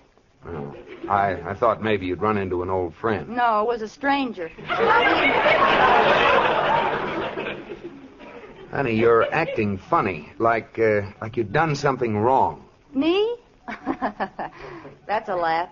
Liz, are you hiding something? I'll get it. Hello? Oh, I've been waiting for you to call. Just a minute. George, would you get my coat for me? I'm cold. You're wearing it. Oh, well, would you hang it in the hall closet for me? I'm warm. Do you feel all right, Liz? Yes, I'm fine. Just take it out to the closet like a good boy. All right. Thank you. Gee, I'm glad you called. Oh, Katie, Yes, sir. I'm worried about Mrs. Cougat. She's acting so strangely. Katie, if a person you love is in trouble, it isn't wrong to eavesdrop, is it? Yes, it is. I knew you'd agree with me. Well, I won't be any party to this. Oh, you haven't any idea how guilty I feel. Every time I see a policeman, I almost die. Police? She must be in trouble. No, George doesn't know yet, and when he does, murder. Murder? Really? Gosh, I didn't think I hit her that hard. The body must be all banged up. Body? You know how George felt about that old wreck. Liz has done away with Myra. Listen, that wasn't the first time she'd been hit. Did you see all those dents in her trunk? Oh, no. How could she do it? And her rear bumper was in pretty bad shape, too. Oh, poor Myra. Wasn't it awful? I thought she'd never stop yelling. And all I did was hit her with the front wheels. Yes, I picked up all the parts that fell off and threw them in the back seat. Oh! Well, thanks for taking care of everything. Now, don't call me again. I'll call you when George isn't around. Liz. Yes, George? Liz, I'm going down and look in the garage. Oh, no, you mustn't. I thought so. Is it because of what I'll find down there? Yes, I didn't want you to know. Oh, Liz, baby. You're in terrible trouble. I am? Yes. And I want you to know that no matter what happened, I'll stick by you. Well, thanks, George, but aren't you getting a little dramatic about this? Dramatic? Yeah, I just smacked her in the back when she wasn't looking. Liz, you don't know what you're saying. And to think I drove you to this. Oh, you did not. I drove myself. Oh, you're just trying to save me. Oh, look. Here comes a policeman. Well, what do you suppose he wants? He's after you. Do you really think so? For a little thing like that? Little thing? You could get the chair for that. I could? Oh. Gosh, I'm glad I didn't go through a red light. Look, you go hide in the kitchen, and I'll tell them you've left for Mexico. Si, senor. I'll go like you told me. Oh, how can you joke at a time like this? Mr. Cougat? Yes? Sergeant Lewis, Homicide Squad. You're on the wrong trail, Sergeant. She isn't here. She's gone to Mexico. Oh, now, just a minute, Mr. Cougat. She's innocent. She didn't even know Myra Ponsonby. And besides, she's insane. She must be. She married me. We're both insane. Cougat, if you don't mind. Oh, you'll never convict her. I'll fight this in every court of the land. Mr. Cougat, I just came here to make a routine check. But suppose you tell me what you know about this case. Who is this she you're talking about? Pardon me, Mrs. Cougat. Who's in the living room?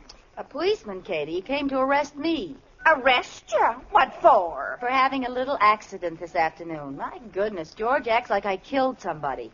He told me to hide in the kitchen until the police were gone. Oh, it's certainly wonderful of Mr. Cougat to shield you like this. I know. I appreciate it, but it just doesn't seem right. I feel so sneaky cowering in the kitchen. Katie, I can't do it. Now, Mrs. Cougat, don't do anything you'll be sorry for. I can't help it. I've got to take my medicine. I'm going in there and give myself up. I think you'd better come along with me, Mr. Cougat. This sounds mighty suspicious. Wait. Hold everything. I confess. I'm guilty. Liz! I can't go on like this, George. I did it, and I've got to pay the penalty. Officer, put the bracelets on me. Now, Liz, don't say a word until I get a lawyer. They can't prove a thing.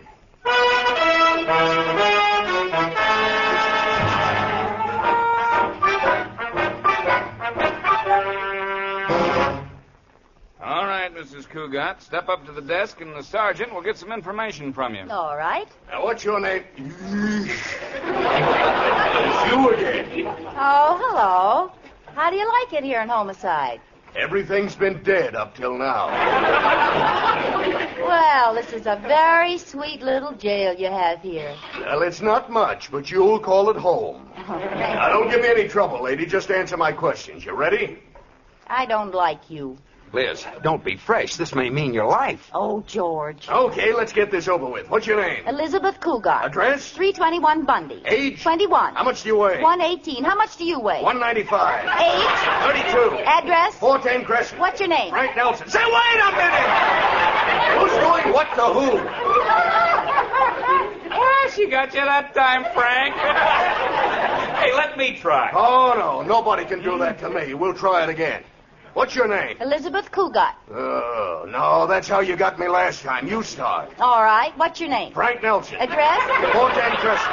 Age? 32. How much do you weigh? 195. How much do you weigh? 4 pounds. Age? 85. Address? Gettysburg. What's your name? Abraham Lincoln. I knew I But, Frank, you didn't. could. I did, too. Oh, yeah? What'd she say? Now, let me handle this. What's your name? Elizabeth Cougat. What's your name? Martin Lewis. How do you do? This is Frank Nelson. How do you do? How do you do? Wait a minute! Now, please, Liz, let's not make things any worse. You're in deep enough as it is. Now, Mrs. Cougat, suppose you tell us the whole story of what happened in your own words. Don't say a word, Liz, until the lawyer gets here. Oh, what's the difference, George? I was going along Main Street, and there she was right in front of me, and before I could stop myself, I hit her. Did she cry out? She yelled her head off. What did you do with the body? I had them jack it up and haul it away in a truck. Didn't it give you goose flesh? No. Oh, I was a little nervous, but after all, I just got my license. License? What is this, open season? Now, you listen to me, sister. Okay, brother. Don't brother me, sister. Well, don't sister me, brother. Hold it. Lewis speaking. What's that? Oh, you found Myra Ponsonby. How's the body? Just say alive. Never mind the whistling. Yeah, I got it. Okay. How do you like that? She's alive. Yeah, darn it. Where'd they find Myra? She got arrested for speeding through a small town, and the sheriff threw her in jail. There, George. There's your wonderful driver for you. Put in jail, and all I had was a little wreck. You had a wreck? Of course. What did you think? Oh, my goodness. You thought that I killed Myra. Oh, what's so funny? Oh, I can't wait to get the car fixed. That's a wonderful idea.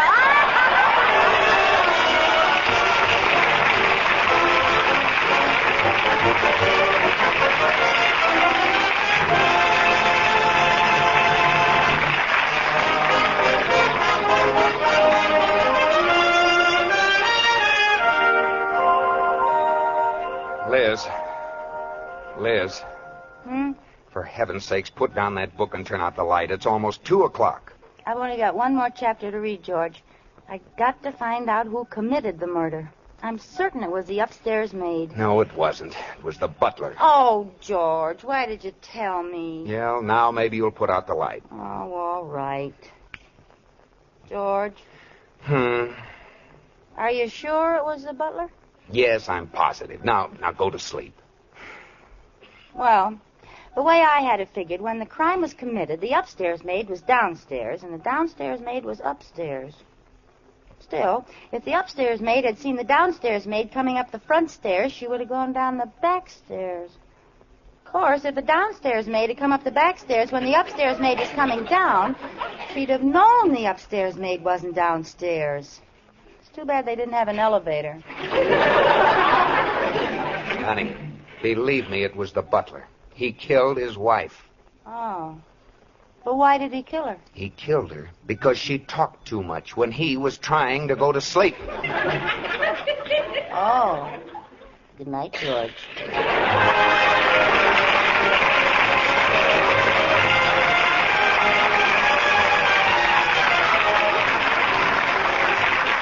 You have just heard My Favorite Husband, starring Lucille Ball with Richard Denning. Also heard in tonight's cast were John Heastand, Ruth Parrott, Frank Nelson, Bea Benaderet, and Herb Vigran. The program was produced and directed by Jess Oppenheimer, who wrote the script with Madeline Pugh and Bob Carroll Jr. Original music was by Marlon Skiles and was conducted by Wilbur Hatch. And now stay tuned for the Camel Caravan starring Vaughn Monroe. This is CBS, the Columbia Broadcasting System.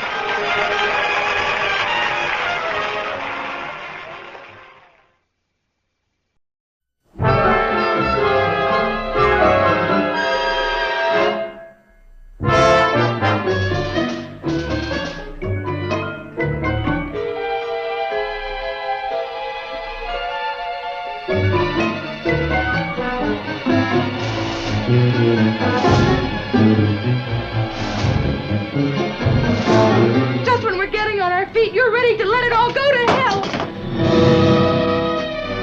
Arthur, for God's sake, do you expect me to give up my marriage?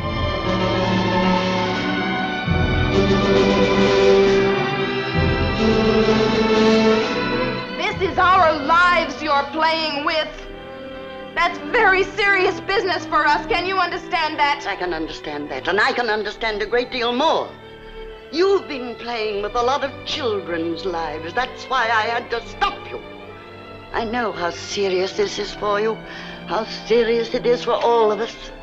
I don't think you do know. You came here to find out if I made the charge. I made it. I don't want you in this house.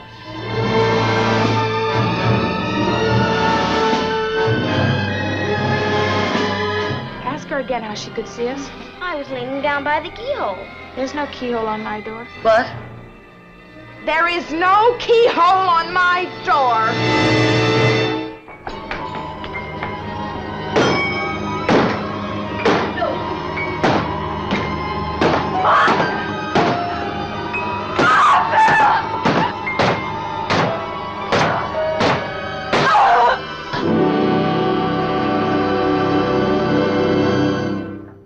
The Mysterious Traveler is up next on Nightly Old Time Radio Shows. Enjoy.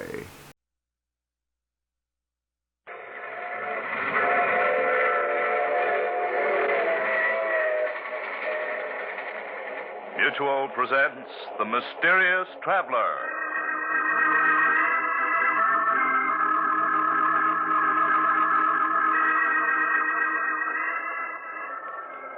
This is the Mysterious Traveler, inviting you to join me on another journey into the realm of the strange and the terrifying. I hope you will enjoy the trip, that it will thrill you a little and chill you a little. So settle back and get a good grip on your nerves, if you can. Where are we going? Well, let us say for the moment we're taking a little trip into time. And a story I call New Year's Nightmare.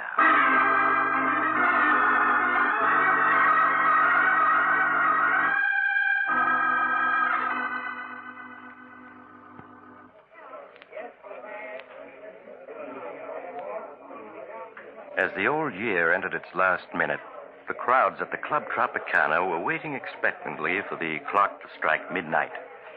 At a ringside table, a lovely young woman angrily whispers to the man with her. Chris, if you take another drink, I'll leave. Oh, Judy, this is New Year's Eve. It'll be 1947 in another minute. Gotta celebrate, don't I? Just one more. Just one more, just one more. That's what you always say. I wouldn't mind if it were just tonight, but you're always getting drunk. Waiter, another bottle of champagne. Nothing I say means anything to you, does it? You think because I've forgiven you a dozen times in the past, I'll do it again. But you're wrong, Chris.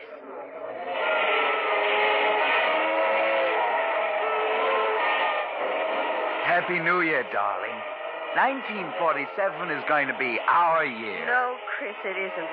I won't marry a man who gets drunk in New York and wakes up the next day in another city. Oh, Judy, what are you saying? You don't mean that. You know I love you. Yes, Chris, you love me. But not enough to give up drinking. I'll miss you, Chris. Miss you terribly. But I know I'm doing the right thing. Judy, don't talk like that. I couldn't live without you. You know that. Won't you? I'm sorry, Chris. Here's your ring. Will you please take me home? You don't have to leave. If the sight of my drinking is too much for you, I'll go someplace else and do it. Martin will take you home. Happy New Year and goodbye.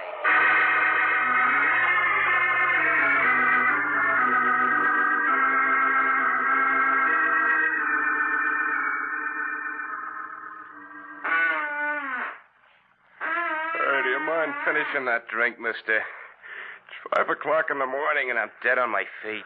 Sure, I'll drink up. No matter what she says. That's right. Now you better go home and sleep it off. Good night and a happy 1947 to you. Thanks. And the same to you. Cold.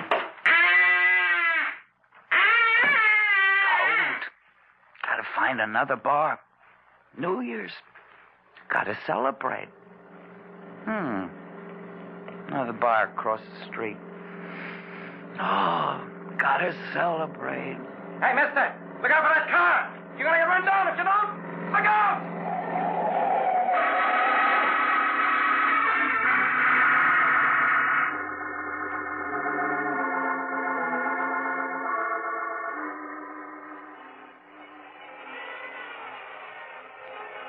Oh, my head. Oh, it feels so funny. What's that noise? Those horns. Why, darling, it's midnight, New Year's. Oh, my head, it's throbbing so. Where am I? How did I get here? Why, darling, you live here. Live here? What are you talking about? Charles, I'd better call Dr. Smith. You look so strange. Hello? Connect me with Dr. Smith's apartment, please. Never seen this place before. Hello, Doctor? This is Blanche Arnold. Yes, it's Charles. He isn't well. Could you come to our apartment at once? Oh, thank you. Goodbye. What do you mean, I live here? Who are you? Where am I? I'm your wife, Charles. This is our home, don't you remember? You're my wife.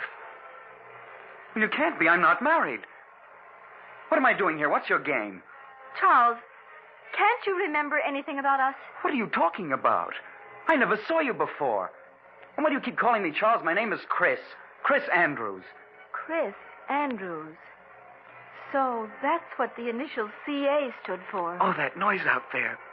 What are they making such a racket for? Because it's midnight, New Year's Eve. Midnight? New Year's Eve?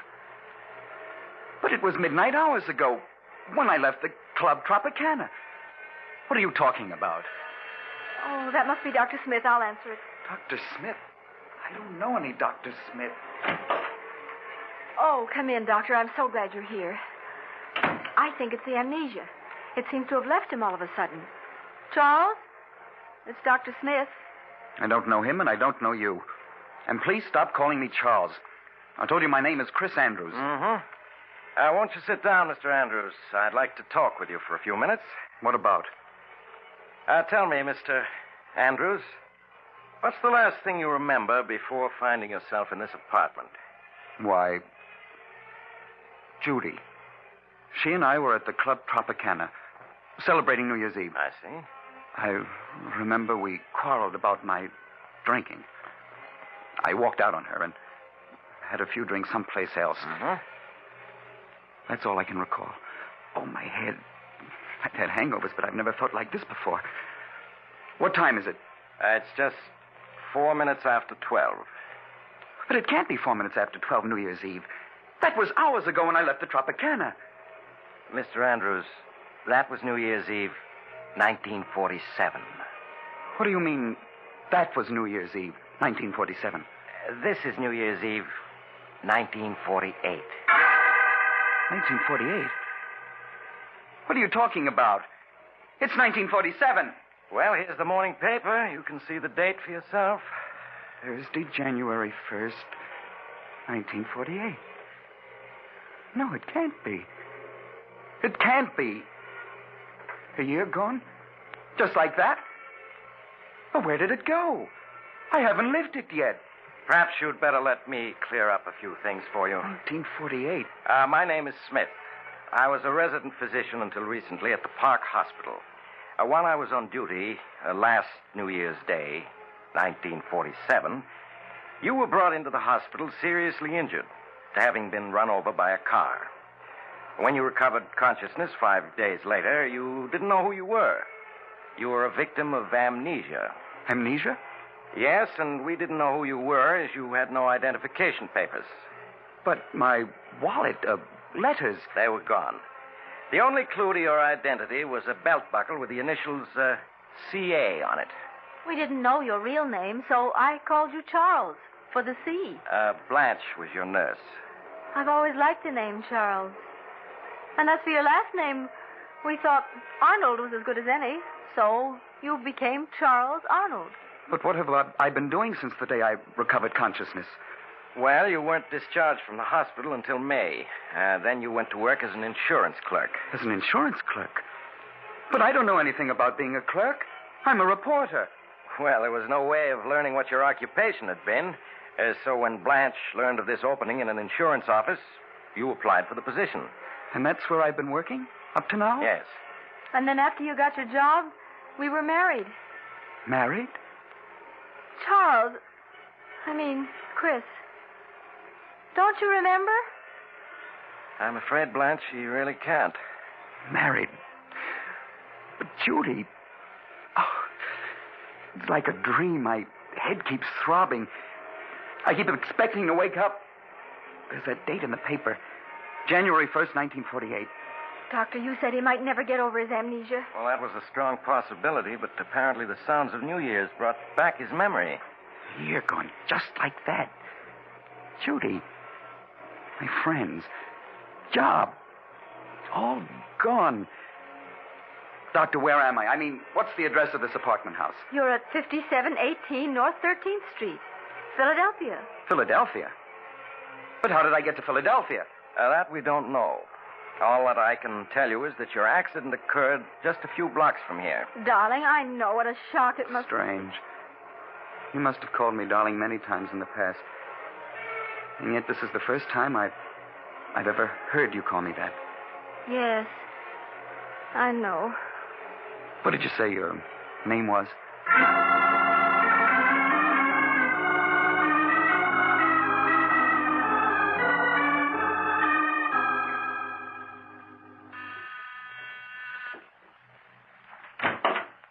Oh, hello, Doctor. Come in, won't you? Thank you. How are you, Blanche? All right, I suppose. How's Chris getting along? He's fine. It's just... Why, Blanche, what's this? I've never seen you cry. Here. No, it's just that everything's so changed. Those 6 months Chris and I were married before he regained his memory were the happiest of my life. And now? This past month since he got his memory back, it's been as though I were married to a stranger. It isn't as though he doesn't try to be nice to me, but it's also obvious he doesn't love me. Now, Blanche, you mustn't say that. It's true, I tell you. How can a man love a woman those first 6 months as he loved me and then fall out of love with her when he's regained his memory? Well, you must have patience, Blanche. It will take time for Chris to adjust himself to what's happened. He fell in love with you as Charles Arnold, and I'm sure he will as Chris Andrews. You just must give him time.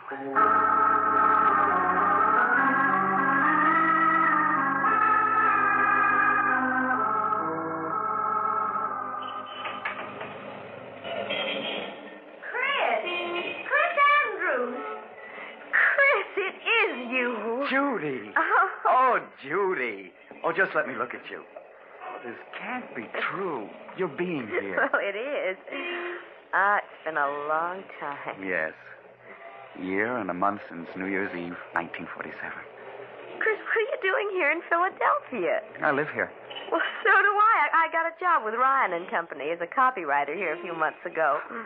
Look, Judy, we can't talk here on the sidewalk. That's right. Well, look, I live only a few blocks from here. We can go to my apartment. Oh, that's fine. There's so much I want to ask, and there's so much to tell.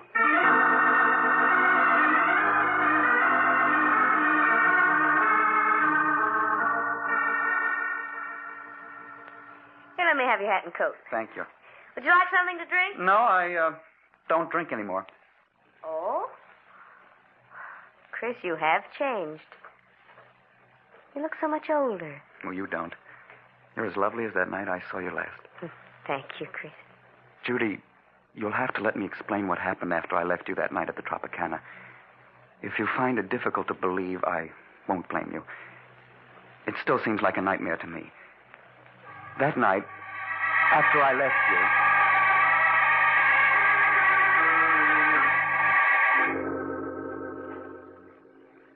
And so now you know everything. From the moment I last saw you to this one. Oh, no wonder you look different after having gone through an experience like that. Well, you're all right now. You know who you are. You're happily married. You have a job. I'm not happily married, Judy. Chris, you mustn't talk like that. Surely you must have loved your wife if you married her, and she hasn't changed. Judy, there's never been anyone for me but you. You know that. And you still feel that way about me. No, I don't. When we met tonight, that old look was still in your eyes.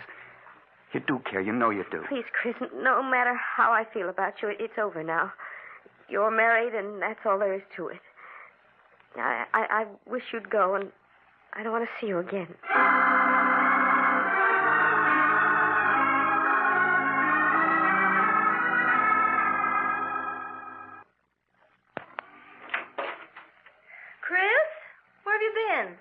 I expected you home from work hours ago. I met a friend. Oh. Oh, you look so tired. Do you feel well? Blanche, this past month I tried my best to be a good husband, haven't I? Well, you have been, darling. No, there's something missing, and you know it. Oh, it isn't your fault. It's mine. And as a result, we're both unhappy. You mustn't say that, Chris.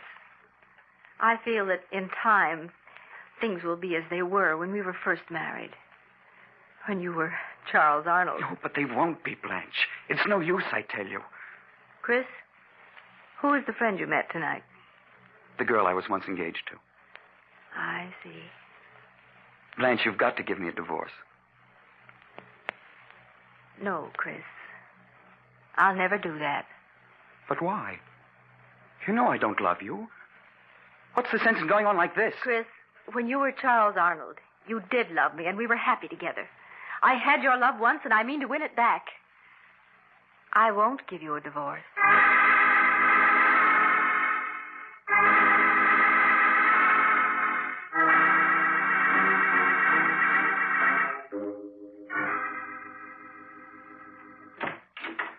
Hello, Judy. Chris, I asked you not to call on me again. Judy, I've got to talk to you. May I come in? Well, all right. But just for a few minutes. Thank you. Judy, even if we hadn't met again a week ago, things wouldn't have been any different between my wife and myself. I'll never love her. And I'm not going on with her. What do you mean, Chris? I'm going to leave her, Judy, and start all over, someplace far away. I just came around to say goodbye. Are you set on leaving her? Yes. Nothing can change my mind about that. Now, you've got to understand my position, Chris. I could never be happy with you if I thought I'd been the one who came between you and your wife. But if you are going to leave her, I would like to see you again when you're free. Would you, Judy? Yes. But I don't want to see you until she's given you a divorce. Divorce? Judy, I am going to be free. Nothing's going to prevent it. Nothing.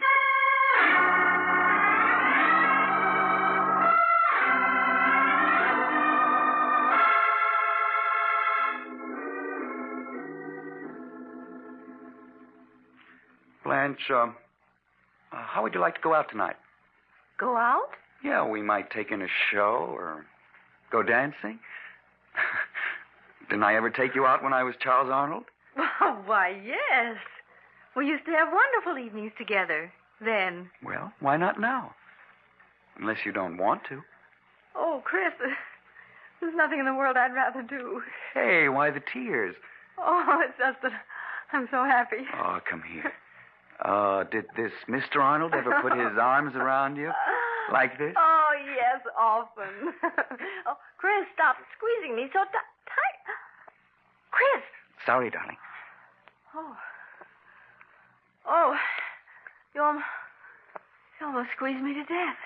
That's so you'll remember that I'm your husband and not Mr. Arnold. And Blanche, Oh, yes, Chris. I'm taking a week's vacation soon. What do you say if we go up to the Adirondack Mountains for a week of winter sports? Oh, Chris, I'd love to. Wait, it'll be like a second honeymoon.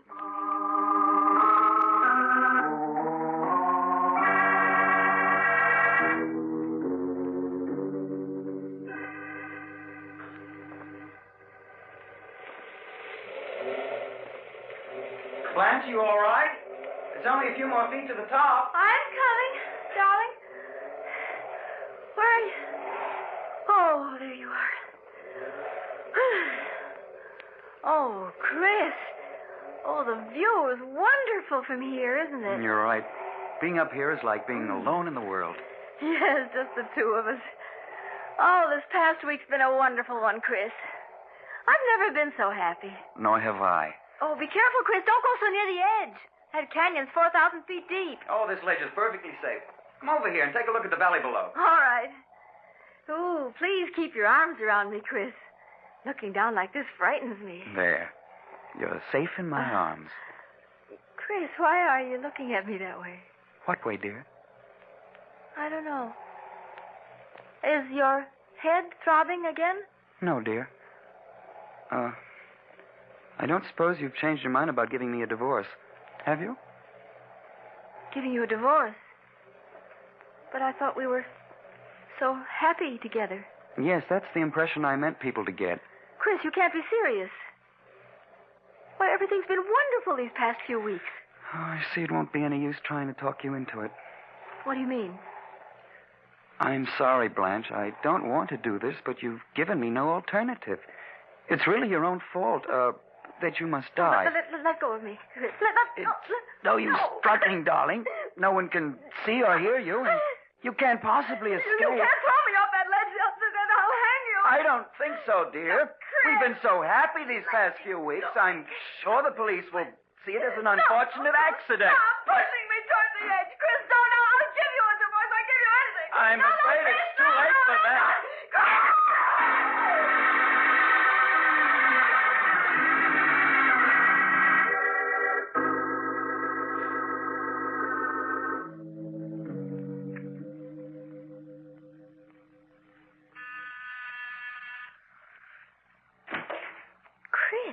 Good evening, Judy. May I come in? Why, yes, of course. How are you, Chris?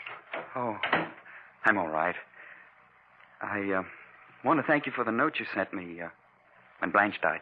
I can't tell you how sorry I was to hear about it, Chris. Yes, it all happened so quickly. What have you been doing since then? Oh, just working. Trying to straighten myself out. Yes. Judy, perhaps I shouldn't talk about it now, seeing that Blanche has only been gone a month, but I've been thinking of leaving town. Will you come with me? Please sit down, Chris. You make me nervous walking back and forth like that. All right. But you haven't answered my question. Well, it isn't easy to answer. It would be if you said yes. I see in your eyes you mean no. Why? Chris, I've met someone else recently. Someone else? But you said if I were free, you'd marry me. I didn't say I'd marry you. I said if you were free, I'd like to see you again. But now I'm not even sure of that. You're so different from what you used to be. Stop being clever. If you didn't say you'd marry me, you implied as much. Please, Chris, you're making it so difficult for me. I'm making it difficult for you. And I suppose what I've been through doesn't count. I risked my life to get you. Risked your life? Chris, what are you saying? Are you such a fool as to believe that Blanche fell off that mountain? Chris, you didn't. Yes. And I did because you said you'd marry me if I were free. Oh, no, I meant a divorce. But she wouldn't give me a divorce. It was the only way I could gain my freedom. And now you tell me there's someone else. Oh, Chris. I did it for you.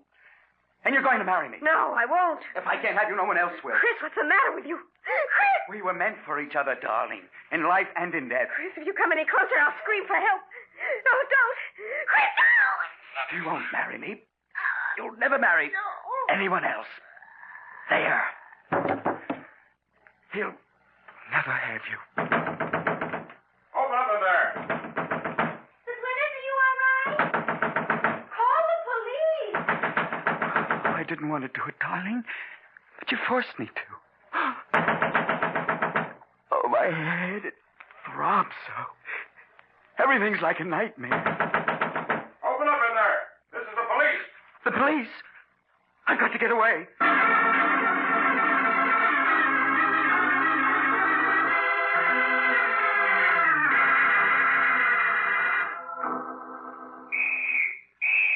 Oh, they're closing in on me. There's no escape from this roof. Let's work our way down from this end of the roof to the other. They'll never take me alive. Never. I've got 5 bullets. 4 for them and the last for myself. Take it easy now, Joe. You may be hiding behind one of those chimneys. Oh, my head. It keeps throbbing so. If I could only think. Oh, this can't be real. It's like a horrible dream. They're coming for me. Hey, there's someone behind that chimney over there. Get under cover. They'll never take me alive, never. I'll show them. Keep down, Mike. Why don't you come and get me? Afraid to shoot it out with me, huh? I'll show you. Come on, Mike. His gun is empty. Oh, empty. You'll never take me alive. Never. He's climbing up on the ledge. It's 15 stories down. I'm coming, Judy. I'm coming. He's going to jump. I'm falling. Falling.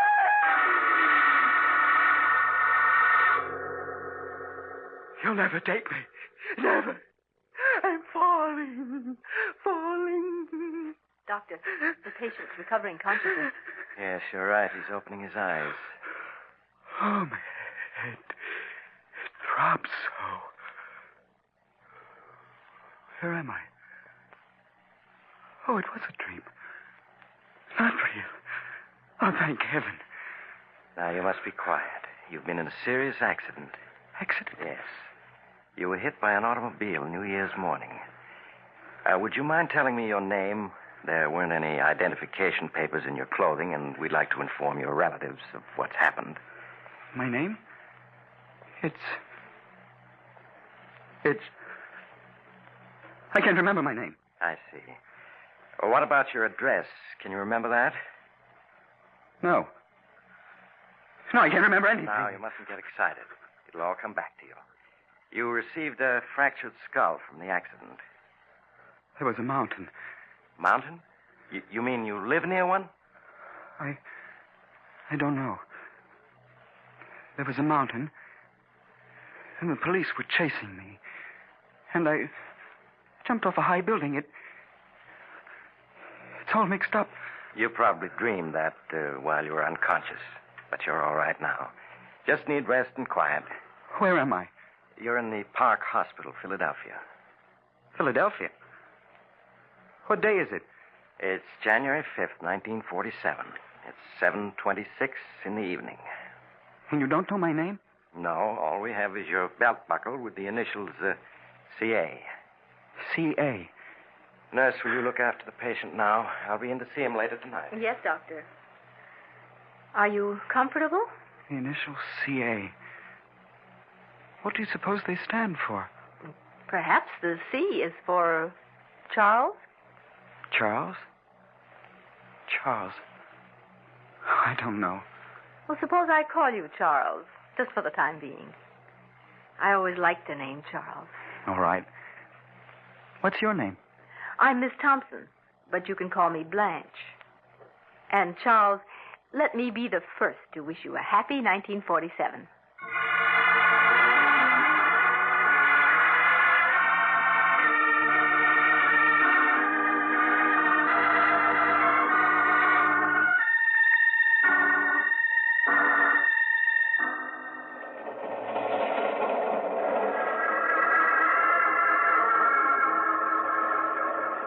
This is the mysterious traveler again. Have you enjoyed our little trip? Oh, by the way, I want to wish you all a very happy New Year. And I do hope you'll be careful about making new acquaintances. And perhaps you'd better keep an eye on the old ones, too. For after all, who can foretell the future? Not even Chris Andrews, or should I say Charles Arnold, knows what's in store for him. But we do, don't we? And speaking of the future, Oh, you're getting off here. I'm sorry. But I'm sure we'll meet again. I take this same train every week at this same time.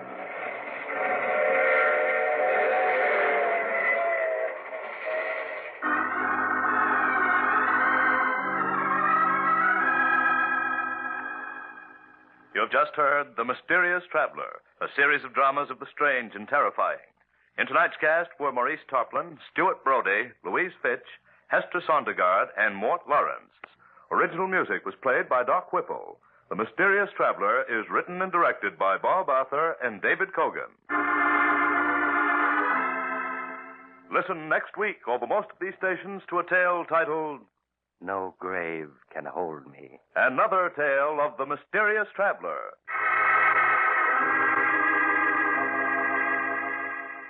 The Mysterious Traveler has been presented from our New York studios. Carl Caruso speaking. This is the Mutual Broadcasting System.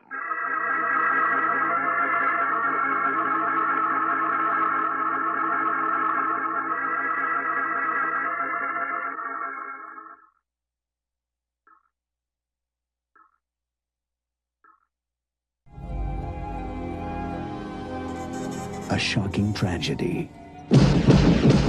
Meet the Wardens. They have an 18-year-old daughter, Sylvie, and a 9-year-old son by the name of Tim. Put the knife down. Well, that's not going to work. He's autistic. A silent witness. I wouldn't count too much on that kid. It's not the kid I'm counting on, Jake. One psychiatrist must explore the darkness. What are you seeing in there? Primitive attempts to force or cajole him out may lead to disaster. Unlock a secret in a child's mind. For Tim, life is a game of solitaire. He sees lines of things. He sees patterns. And find a killer. Whoever did this was strong, had passion. Before the silence falls again. What happened in there, kid? Why didn't you get hurt? Someone killed my parents while they were having sex. You mean well, Jake, but you go too far. Jake, we're in this together. Not one single suspect. All families have secrets. You have to push. She was having an affair. Get me a murderer, Jake. Please, just stop! From acclaimed director Bruce Beresford Tim. comes a chilling story of mind over murder. You know, I figured out something about death. It's contagious. Richard Dreyfuss with Linda Hamilton, John Lithgow, J.T. Walsh, Liv Tyler. Silent Fall. Hey, man, how about we check in with Fibber, Magee, and Molly next? That sounds good to me.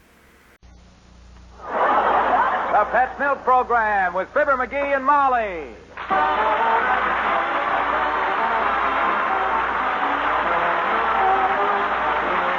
The first evaporated milk, Pet Milk, presents Fibber, Magee, and Molly with Bill Thompson, Gail Gordon, Arthur Q. Bryan, Dick LeGrand, Colleen Collins, and me, Harlow Wilcox.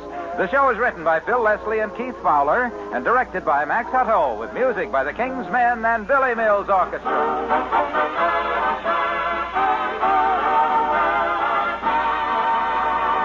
There comes a time in the life of every pet milk baby when he outgrows the bottle. And being human, you're glad because you don't have to fix formula anymore. No more fuss with bottle, boiling water, cleaning nipples. Well, you can be glad, too, that with a pet milk baby, there's no weaning problem. He's always liked pet milk in the bottle, so naturally he'll like it in the glass. And it's so easy. You just pour pet milk into the glass and add an equal amount of water from the tap. It's simple as that to be sure your youngster will continue to get all the nourishing milk substances and vitamin D needed for steady growth, sound teeth, and bones.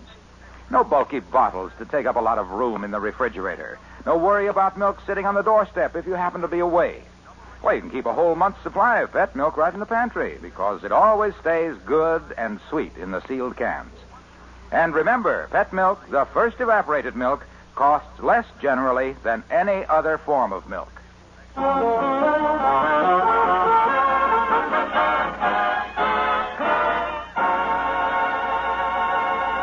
There's one person in Wistful Vista who never forgets when Mrs. Magee's birthday rolls around. That's Mrs. Magee. But she just got a big surprise today because look who else remembered it this time as we join Fibber, Magee, and Molly.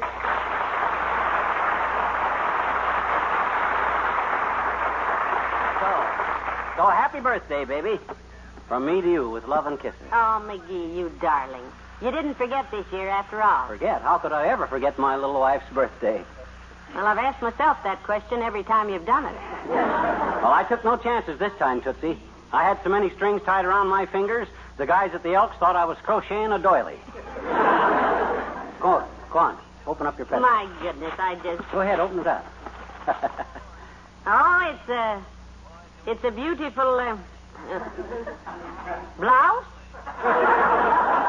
Yep, you like it? Yeah, well, yes.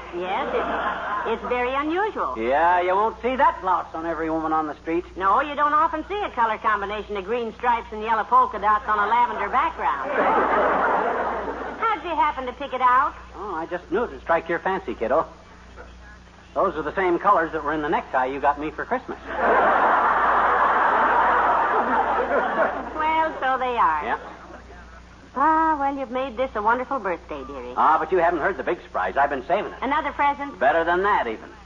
Look, my dear, in honor of this is the woman I love's birthday, I'm going to cook you a dinner party tonight.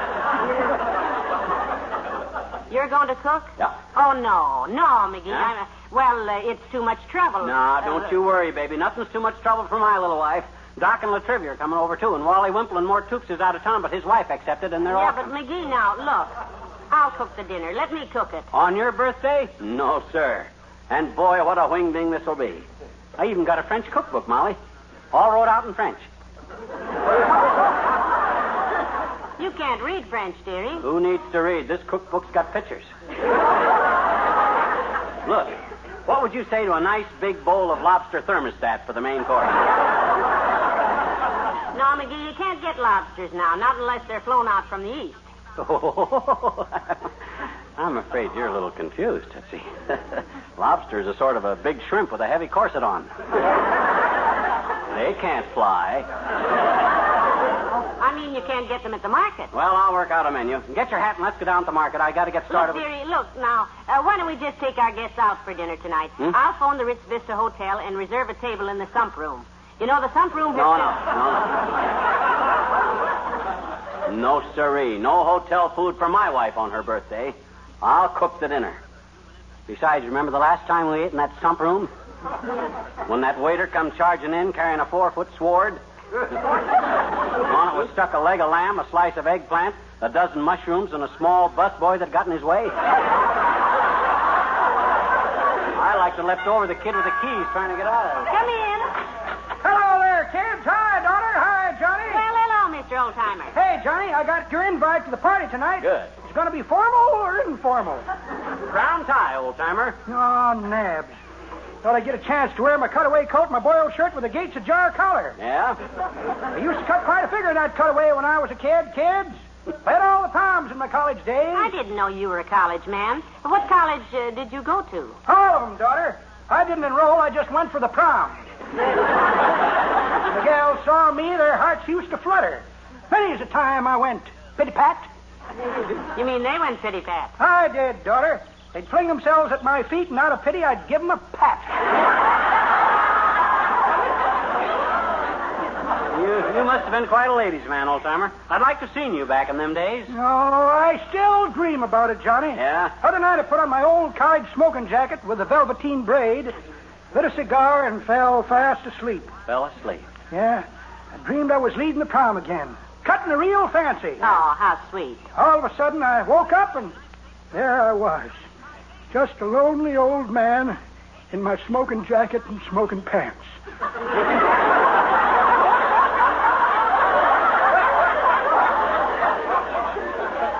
You're smoking pants? Yeah, that's what woke me up. I dropped a cigar in my lap. Come on, kid. Well, come on, Molly. We got to get down to that market. Let's go.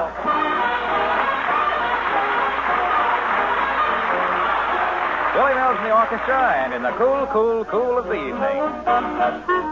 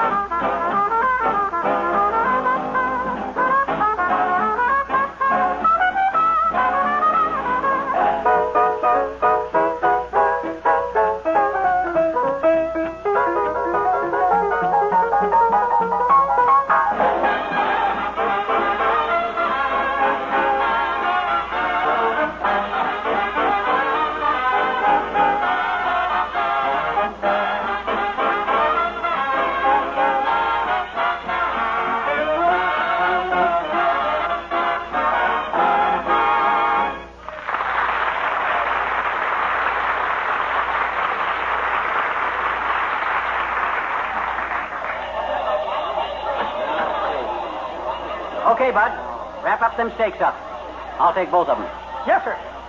My, they're beautiful. But steak is so expensive, dearie. Oh, so what? It's only money. We'll put off buying a new car till next year. When I throw a dinner party for your birthday, by Oh, George, look, dearie, there's Dr. Gamble. You-hoo, Dr. Gamble. Well, hello, Molly. Happy birthday. Thank you, Doctor. Oh, hi, Button Popper. I didn't see you standing over there. I thought that was a side of beef with a hat on. My, your shop is a surgical sponge today. I suppose you're here to buy yourself a little afternoon snack. Yeah. Afternoon snack.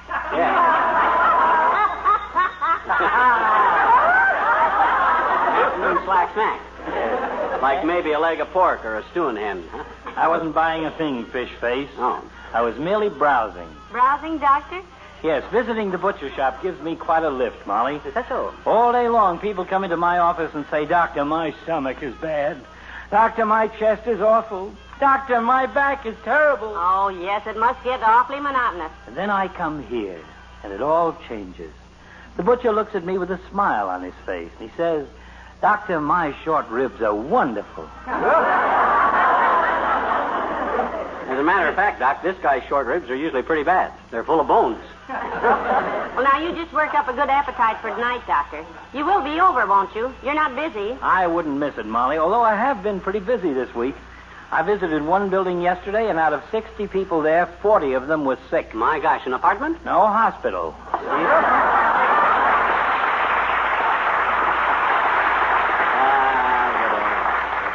Good old Docky. Look at that waddle, Molly. How so many square meals can produce such a round shape beats me. Well, I think we got everything now, Tootsie. Let's grab a streetcar and get back. Hi, Magee. Happy birthday, missus. Thank you, Ole. Nice to see you. Hi, Ole. Hey, you and your wife coming to dinner tonight, eh? We're setting a plate for you, boy. Well, put some groceries on it, too, Magee. I'll be there. My missus told she saw the town this week. Oh, dear. Well, we'll miss her, Ole. Say, how are the children these days? Well, I hope. Well, I hope so, too, missus. My daughter, Christina, she gets big on at high school this week. Oh? They make her share loader for the football games. Yeah? Cheerleader, eh? No, share loader, my goose. Oh. She loads shares on a truck for the cheerleaders to sit on. She likes football, does she? Well, you know kids, missus. She loves it this week. She says she goes to watch her baby play. Oh? Christina's baby is a fellow named Beef Troskowinski that spends his weekends eating me out of house and icebox. Well, cheer up, Ole. Football season ends Thanksgiving. She'll probably drop in then. Sure, but then comes basketball, missus. All winter I get some big lummox 8 feet high walking around knocking down chandeliers with his big square head. How does Christina get interested in horse racing? Now, jockeys I could throw out in the street.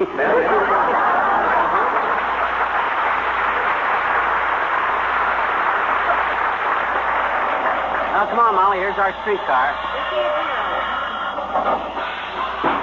Pass the reader trip, and Planetron. Let him out, please. Boss? Hurry up, Molly. Let me give you a hand with them bundles. Thanks, dearie. It's a high step in this skirt. Who was that? Me? Oh. Here, I have the change, conductor. Here, let's sit right here, kiddo. Off the Cosmic next. Off the Cosmic and the Clappertran. 1-1 for Cleverest Engine. What did he say, dearie? 14th Street. How could you tell? I looked out the window. I always... Oh, hey, watch your feet there, Si. You almost... Oh, I'm sorry, sir. I didn't... Oh, it's you, pal. Hi. Wow. And Molly, happy birthday. Thank you, Mr. Wilcox. My gosh, Junior, what are you doing riding this square-wheeled bolt bucket, boy? Well, I'm putting up some car cards, pal. Oh? Terrific new pet milk recipe. Party peach pie. Here's a picture of it, Molly. Beautiful? Oh, that looks delicious. Ah, wait till you taste it. It's Mary Lee Taylor's new recipe, made with that good, rich, pet evaporated milk and California cling peaches. It's what we call an HT recipe. HT? Oh, I know who that is. But you mean to tell me Mrs. Truman bakes that pie for Harry? Here, let me see that picture. No, dearie. No. That's not what I meant, pal. HT stands for husband tested. Well, Natch, who else would she test it on? You don't think Mrs. Truman's going to bake a pie and try it out on Senator Taft?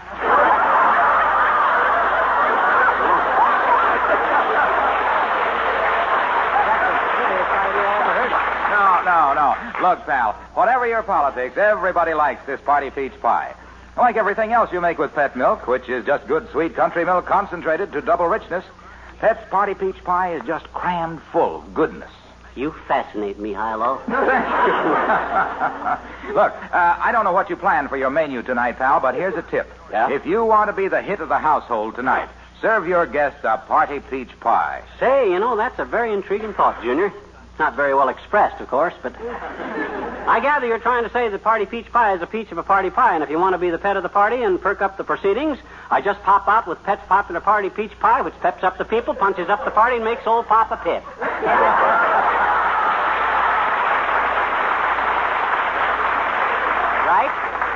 My very words, pal. And I just happen to have 10,000 copies of the recipe for it here in my pocket. And if you'd like one... One question, Junior. Shoot. Can you put candles on it? Because this is Molly's birthday, and we got to have candles. Call for Lazenwork next. Call for Lazenwork and Petersville. Change for Nerf. Hey, that's our stop, Molly. Grab the bundle. See you tonight, Mr. Wilcox. Gotta hurry. Our guests will be there in 6.5 hours. I gotta get started cooking that thing. Come on. Call for Lazenwork. Oh, made a mistake. It's not call for Lazenwork. It's an actual reasonary trip. That's the real trip. And Petersville, Nerf car.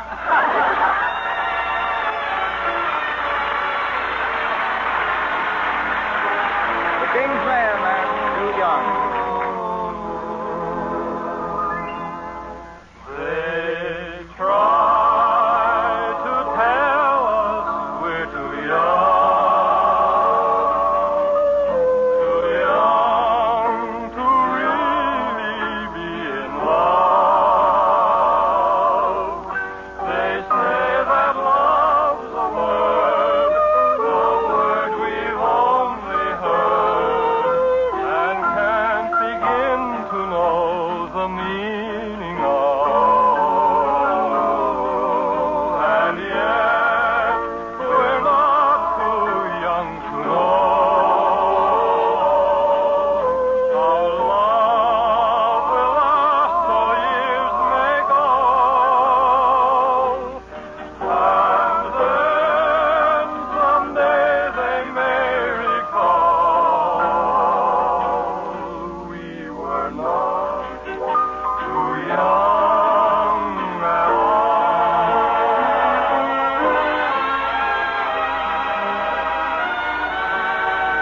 And yet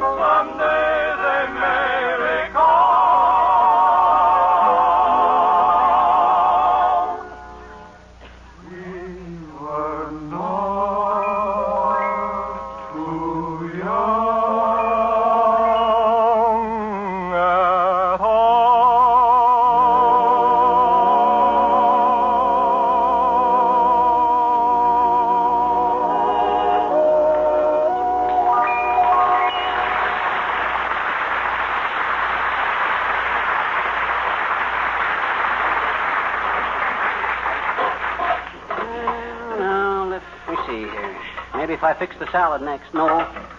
Better get the vegetables ready first. No, I think Magee, now, if you just let me help you a little bit, get things started. The guests are already here. No, sir. I'll fix this dinner, Tootsie. This is your birthday. You go entertain the guests. I'll holler if I need anything. Well, good luck, dearie.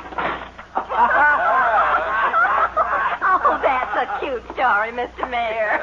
Thank you, Mrs. Toop. Well, what's the news from your mess sergeant, Molly? Is it true he's just been recommended by Duncan Hines for oblivion? Well, I don't know, Mr. Mayor. He won't even let me in the kitchen. He says he's going to throw us a dinner that will go down in history. Well, I hope history can keep it down. My experience with Magee's cooking has been rather dreadful. Hey, Molly, where do we keep the... Oh, hi, fellas. Happy Molly's birthday. Hi, Ole. Well, just look at Roscoe from the Waldorf. Ain't you dressed a little early for Halloween, Magee? Very funny, Ole, very Oh, Magee, just look at all the beautiful presents they brought me. Oh, boy, that's a lot of loot. Well, you boys make yourselves at home. I got to get back to... Oh, say, I nearly forgot what I come out here for, Molly. Where do you keep the briskly, kiddo? Keep the what? The briskly. Goes in a recipe I'm whipping up.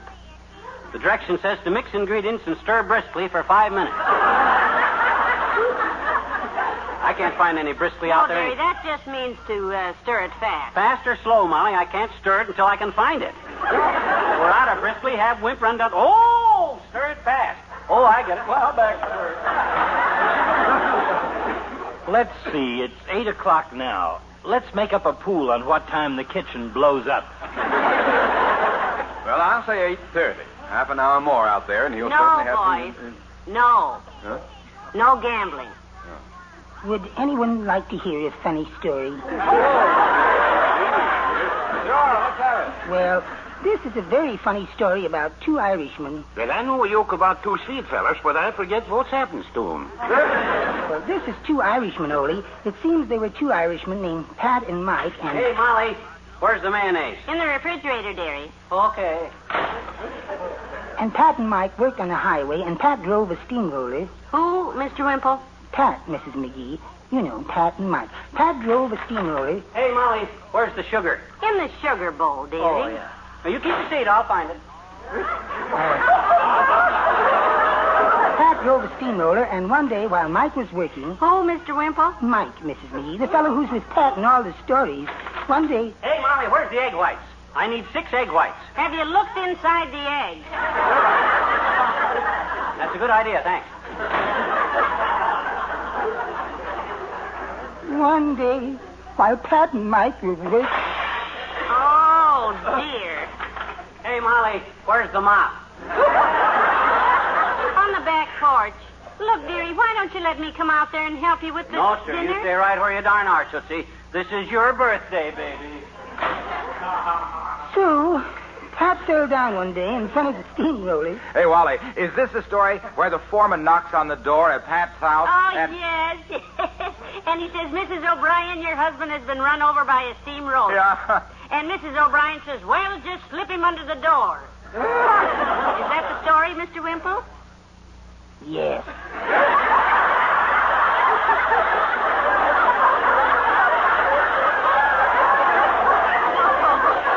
Well, that's a very funny story, Mr. Wimple. Oh, thank you, Mrs. Toops. Sure, that's a good one, Wimple. I like jokes. You know any more good jokes, Wimple? Well, yes, there's one about... Hey, Wilcox, the trivia. You guys like cream spinach? Not me. Can't stand it. I hate it. Good, I just burned it.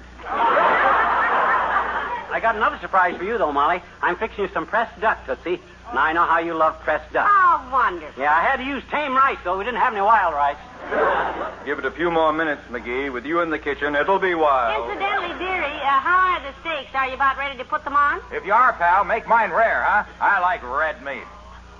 They're already cooked, Junior. I cooked them an hour ago, and I got them in the oven, keeping them warm. Oh, no. When you're cooking all the stuff I'm cooking, you got to have a system. You can't cook everything at once, you know. Yeah, but, dearie, if the steaks are already cooked, dinner should be about ready, you know. Don't worry, it will be, kiddo. I'm having a little trouble mashing the potatoes, though. They're kind of tough. How long did you boil them? Oh, boil them. Oh, that's a good idea. That'll soften them up.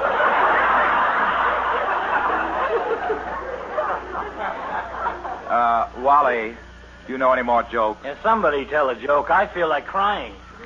Well, one time there were two other Irishmen named Terence and Timothy, and... Hey, Molly, we got any chutney?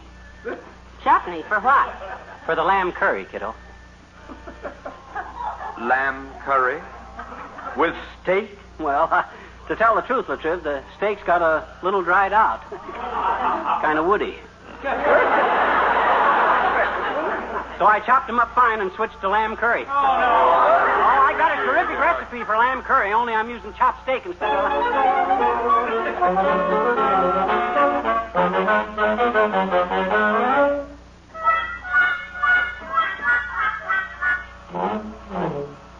Oh, dear, it's almost 9 o'clock. Look, boys, I'm awfully sorry about this. I wonder if he's all right out there. You don't think he got discouraged and blew his brains out with a pastry gun? Yeah, he's liable to do it. So Pat said to Mike, "Oh, bunnies, here he comes again."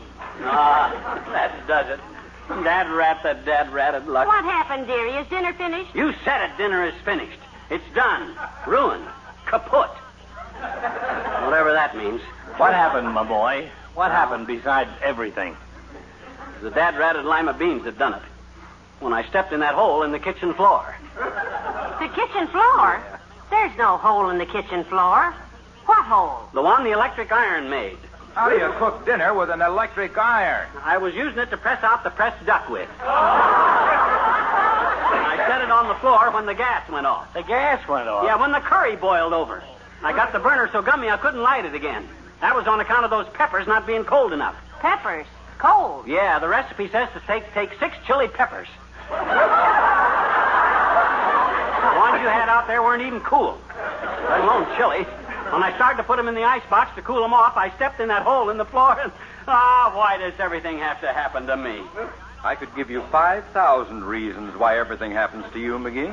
Well, don't you worry, dearie. We'll just take our guests out to dinner. Yeah, that's it. I'll call the sump room right now. No, just a minute, Molly.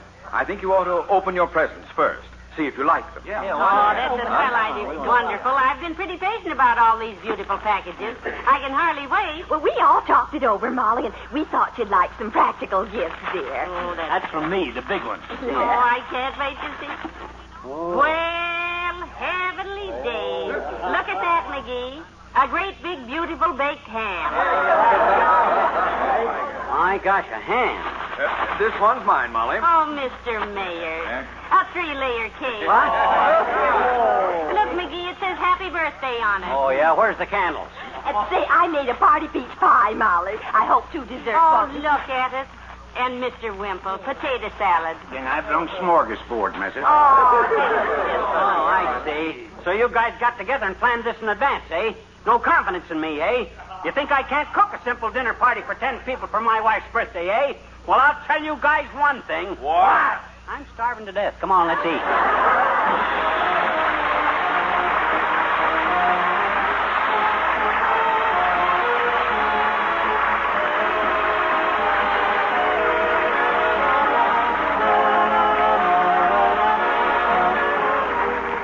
Fibber and Molly return in a moment.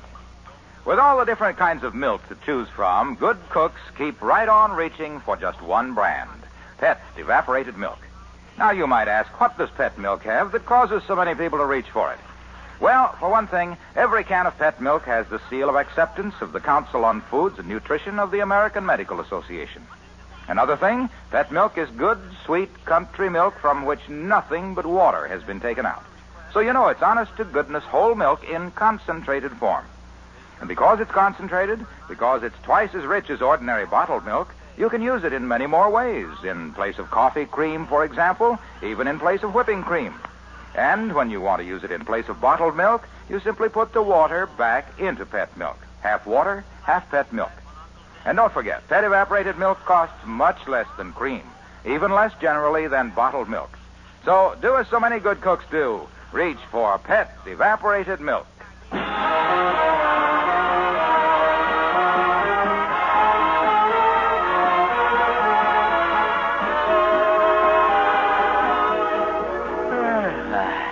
I'm really ready for the sack, Tootsie. I'm beat. Well, it certainly was a lovely party, sweetheart, after all. I'm glad you had fun. I'm sleepy. What a wonderful way to celebrate a birthday. Good friends, good food, good wishes. Good night. Oh, good night, all.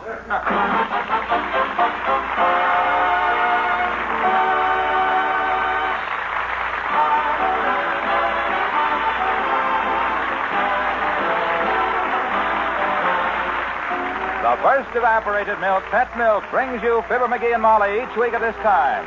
Be with us again next Tuesday night, won't you?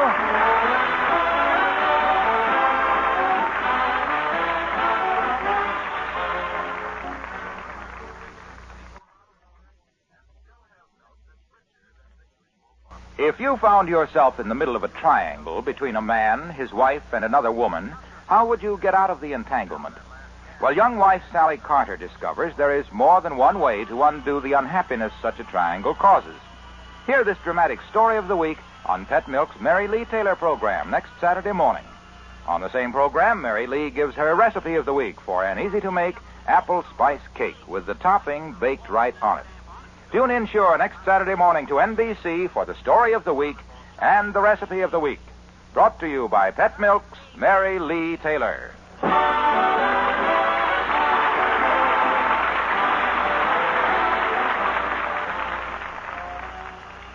Next, it's Big Town, then Playhouse on Broadway on NBC.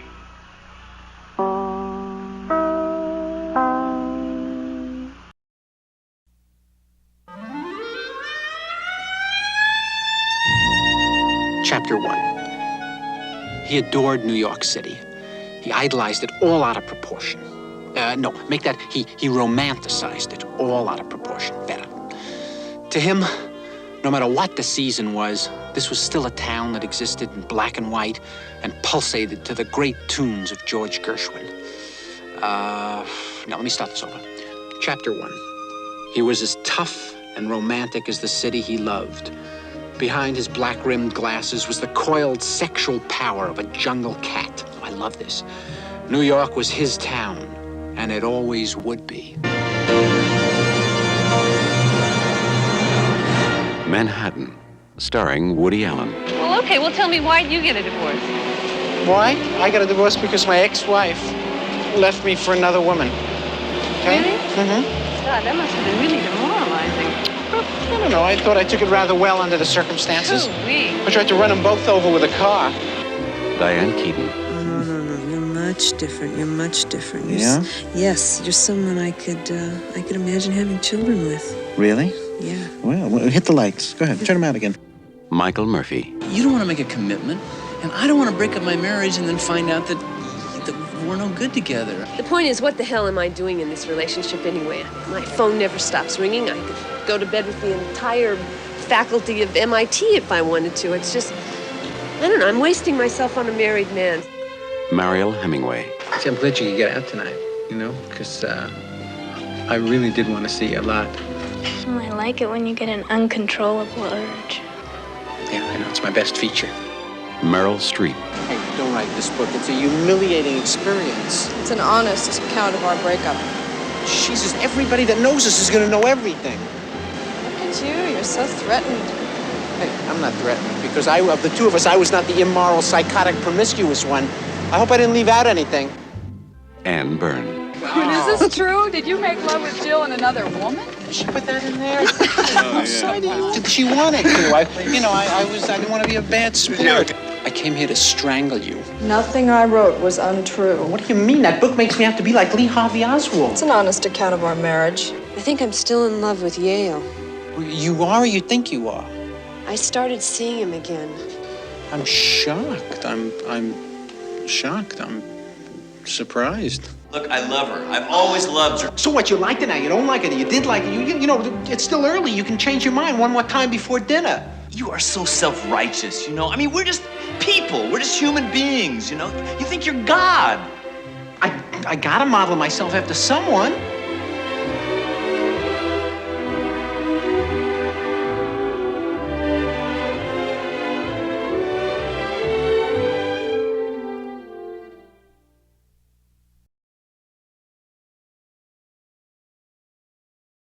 Are you brave enough to spend the night In the mystery house?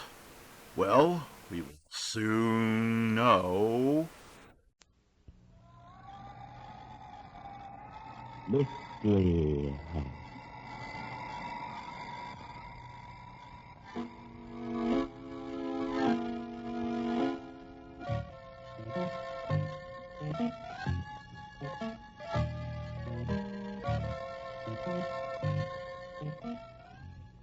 Mystery House, that strange publishing firm owned by Dan and Barbara Glenn, where each new novel is acted out by the Mystery House staff before it is accepted for publication.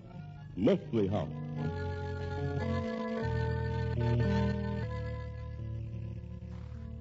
So, we play the parts of husband and wife tonight, huh, Barb? Any objection?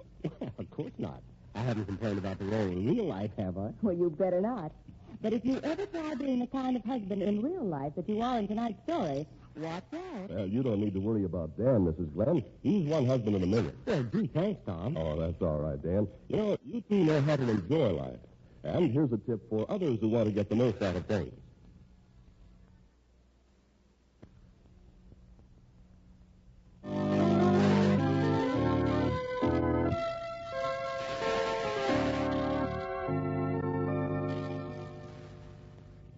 Okay, Tom, set the scene for tonight's story. A short life for Mary. Tonight's story opens in the luxurious apartment of Alton Merriweather, an elderly man with young ideas. A flashily dressed young man who seems out of place in the apartment has just come in, and Merriweather seems anxious to talk to him. Well, Morgan? Bad news again, Mr. Merriweather. What? You mean Miss LaVon LaRue ain't really in love with me? She's in love with the idea of getting her mitts on your dough, Mr. Merriweather. Went for the proposition. Hook, line, and sinker. A heart full of larceny, that babe. Yeah, sure. She was mighty pretty, too. Real full of life, if you know what I mean. Well, I got another. Listen, Mr. Merriweather, they're all alike. Ah, no, sir, Mr. Morgan.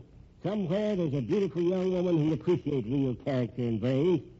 And I think I found her, too. Here we go again. Her name is Mary. Really pretty name, Yeah. Pretty as a picture, too. Mary Delafield. Out with her last night.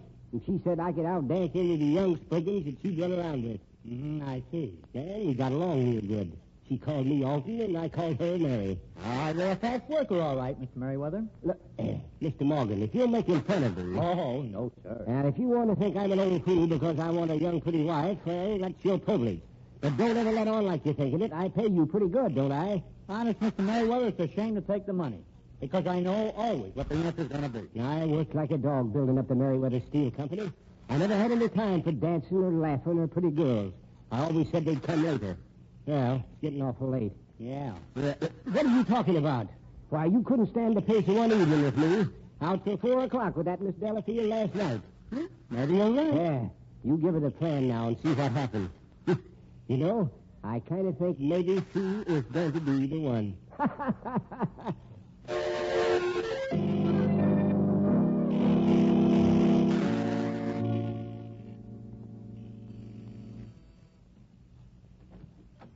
Why, Clarence. Yeah. Hello, Mary. I stopped by on my way to work. I haven't much time, but I had to see you. You were out with that old millionaire last night again, weren't you? Really, Frank, I'm too tired and sleepy to talk to you. No, I'm not going to take long. You've been running around with that old fool for nearly 2 weeks. Giving me the go-by for a doddering old fool who ought to be in a wheelchair. I'll thank you to mind your own business. That's exactly what I'm doing. I'm in love with you, Mary. How interesting.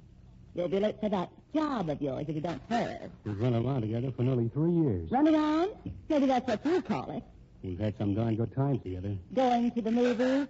Listen, Frank, I'm out of the movie class. I've graduated. Mr. Merriweather spent more money entertaining me last night than you make in a month. Is that all you're interested in, money? It's kind of nice to have it around. If I were to marry Alton Merriweather... Marry him? Ah, you're joking. Getting married to $1 million is no joking matter. I thought you were a decent kid. You've no right to talk to me this way. I can go with anybody I choose, and it's none of your business. If I want to marry Alton Merriweather, I guess that's up to me. Not altogether. Why I should be in love with you, I don't know. But that's how things are. And I'm not going to let you ruin your whole life. I'd like to try it for $1 million.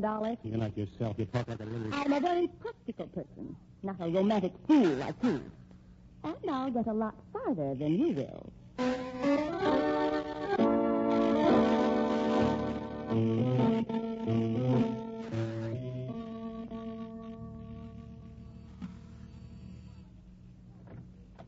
Why, for you. A friend of yours, baby. Practically a genie with a magic lamp. I don't know you. Just a minute, baby. It ain't polite to close the door on a guy's face. Not until you've heard his sales talk, anyway. So you're selling something. Well, I don't want any. I figure maybe you do, baby. That's why I waited for your old lady to leave for work and then for your boyfriend. I wanted to talk to you private. What about? About money, mainly. Lots of money. Look, I've never seen you before in my life. You'll see lots of me before we're through, baby. Skip Morgan's the name, Mary. You know my name? Sure, I know all about you. You and the kid down the street. And all about Mr. Alton Merriweather. Particularly all about him. What do you want? If you'd invite me in where we could talk nice and quiet, I could tell you. I ain't gonna bite. All right. Come in, but make it quick. I'm a private detective, Mary. I haven't done anything. I work for Alton Merriweather. I'm trying to find him a girl that really loves him. Here. The old boy trusts me. I've told him 5 or 6 times that some of them are after his money. So now I'm all ready to take the easiest sucker in the world, and the juiciest. An old guy with dough and young ideas. I'll thank you to get out of here. Oh, come down off your high horse, baby. I'm giving you a real break. Without me, you can't land him. Not ever. With me, you might not even have to marry him to get real dough. What are you talking about? There's tricks, baby. Tricks you don't know. Alton wants a beautiful young bride. But if one will have him, he figures there must be a catch in it. And he's right. Mr. Merriweather's in love with me. Oh, sure. But he was in love with money a long time before he met you, sister. Don't forget that. You're the nerviest person I ever saw in my life. Now get out of here. You don't want his money, huh? You could get every dime of it. How? With me. Without me, you get nothing. But how do I get the money? That's the $50,000 secret, baby. All you got to do is to leave it to me and follow instructions. You don't invest a thin dime. And once you get the money, you give me $50,000. It's ridiculous. Preposterous. Sure it is. Things like this just don't happen. Or do they? You read in the papers every day about some young dame getting a heavy load of sugar from some old daddies. You'll have to tell me... I tell you nothing. I take all the risks. All you do is follow instructions. And collect. If you don't collect, I don't get a lead nickel. Is it a deal? I think they're talking to your hat, but if it could work out like you say, I guess I'd be willing to give you $50,000. That's all I wanted to hear, baby. I'll start to work.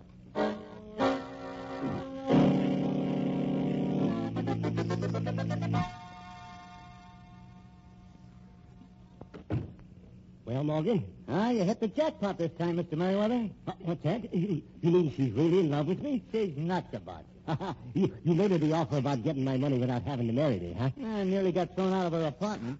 Say, she's so head over heels in love with you, it ain't even funny. Oh, my little Mary. I tell you, Morgan, I'm a smart man. It's worked. It's really worked. She thinks you're wonderful.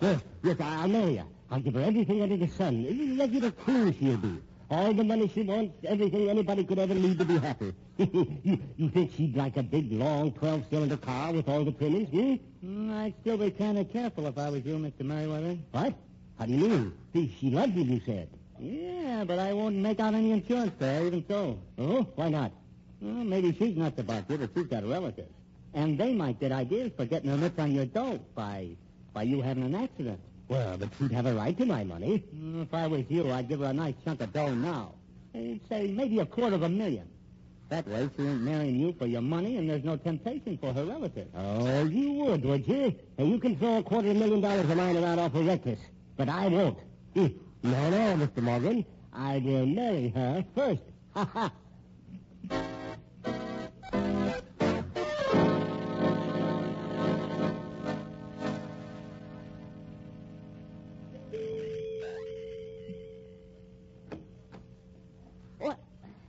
Mr. Morgan. Yeah. I've been waiting for you and Alton to get back from your honeymoon. I want to be the first to offer my congratulations. Is Alton here? No, he's down at the plant. Oh, swell. Then I can relax. You got the 50 grand for me, baby? You said you'd get the money without my marrying you. I said maybe I would. It didn't work. Then I don't see why I pay you anything. Mary, a copper welched on a bride split with me once, and they found him in the ditch the next morning. I don't owe you anything. Now listen here. You never in the world could have married him if I hadn't given it the okay. I could have stopped that wedding in a minute by telling him the truth. Well, you can't stop it now. It's too late. We made a deal, fair and square. A deal for 50 grand. It wasn't fair and it wasn't square. Besides, I had to marry him to get it. Now, look, baby, I ain't going to argue with you. You get me that $50,000 or you're the deadest bride that ever got fitted for a coffin. Huh. Very funny, that is. What's so funny about it? You're asking me for $50,000. I can't even get my hands on 50 cents. You know what I have to do to get any spending money? Take something out and sell it. What the old man said? I don't care what he said. Oh, he buys me all the presents in the world. Takes me places, shows me off like a prize polo pony. I'm on exhibition. But I haven't got a dime. A fine mess you got me into. Back in that dingy apartment of mine, I could at least go down to the corner and buy a paper with my own 3 cents. Are you leveling with me? You bet I am. And we got to do something about Alton. Kill him? He ain't got long to live anyway. But no, listen. I'm not getting mixed up in any murder. That's what I'm in now is bad enough, but... Oh, you frightened me. I thought you were down at the plant. Mr. Morgan just came in to offer his congratulations. Yes, I know. I've been listening to him, just outside. I never tested you anyway, Morgan. Too smart you were. Oh, put down the revolver. No, don't worry, Mary. Get out of here, Morgan. And if I ever see you on the premises again, I'll have you thrown in jail. Yes, sir.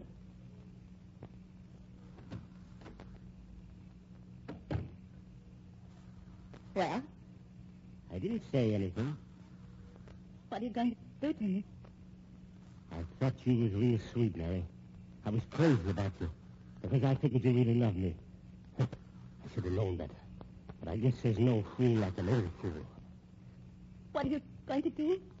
I guess maybe I'd better not tell you, Mary. It might upset my plans. You see, you ain't gonna like it.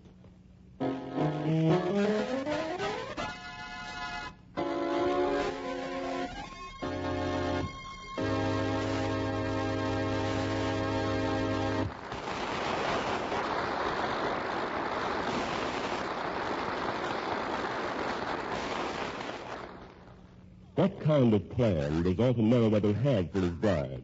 And will he be able to work it? Well, we'll find out in the second act of tonight's story. Meanwhile, here's a brief message from our sponsor.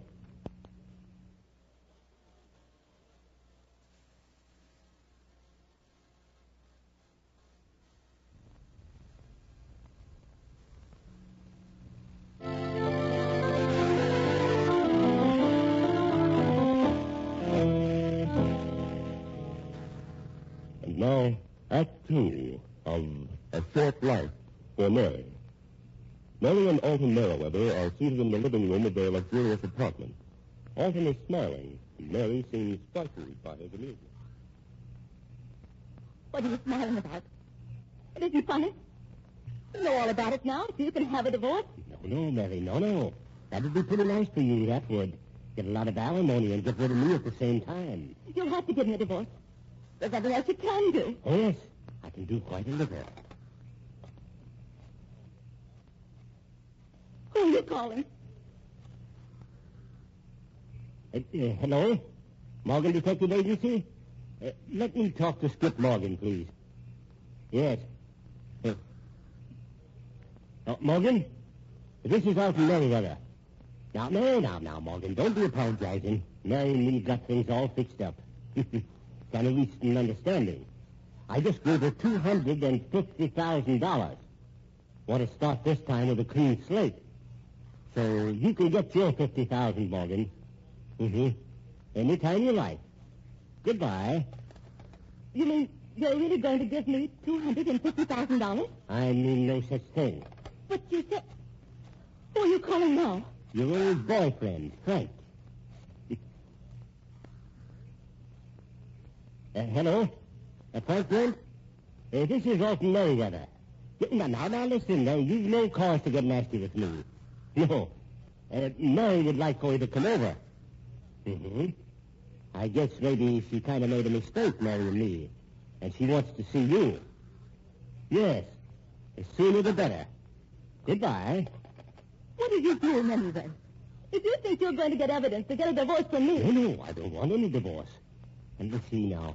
I've got one more number to call. What is her name, anyway? What was her name? Oh, yes. Susan. Susan Fair. Stage name, I'll bet. I've got a number here somewhere. Oh, yes.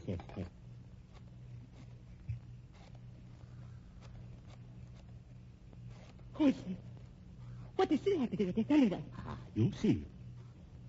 Hello. Susan? Susan, this is Alton. It's Alton Merriweather. I haven't seen you for quite a spell. Yes, I know I'm a bad boy. I kind of called up to apologize for making such a fool of myself, marrying Mary Delafield, when it was you that I was really crazy about all the time. No, I'm not. I mean that. That's right. You're the one I should have married. Divorce? Yes, that'd be fine if Mary could be talked into it. But I can't do a thing with her. I was wondering if maybe if you were to talk to her and explain how things are with us, you will? Oh, that's dandy. The sooner the better. Goodbye, dear. What are you trying to do? You want a divorce? I'll be glad to give it to you. I don't want one. Do you know what I was doing when I talked to Susan? I was lying. Yes, ma'am. Just plain, downright lying.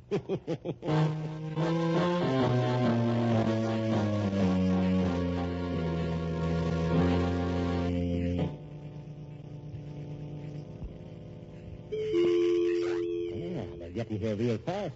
I wonder which one this is. Brent. How do you do, Mr. Brent? I've never had the pleasure of meeting you before. How do you do? Mary, is it true? Did you really want me to come here? She made a mistake marrying me, Mr. Brent. We both admit it. Well, then you're going to give her a divorce? Well, that's up to her. If she wants it, then what goes with it? Oh, she won't need money. I can take care of her. If you've learned your lesson, Mary. Yes, I've learned my lesson. Then we'll start making arrangements for the divorce right away. Frank, please. No. Don't start arguing about the settlement. We agreed on it, and it's fair. What are you trying to do to me? Well, looks like we've got more company. No, stay right where you are, Mr. Brent. Well, Susan Fair. Oh, darling. Come right in, Susan. This is Mary, my wife, and this is Frank Brent. Susan Fair, folks. How do you do? How do you do? But Arthur here, I thought you said... Oh, no, it's all right, Susan. Mr. Brent here, he's Mary's old boyfriend. Oh, reinforcements for me. Alton, you sure don't overlook any angles. Oh, you say the nicest things. Thank you, dear. Are you in love with Mr. Brent, Mrs. Merriweather?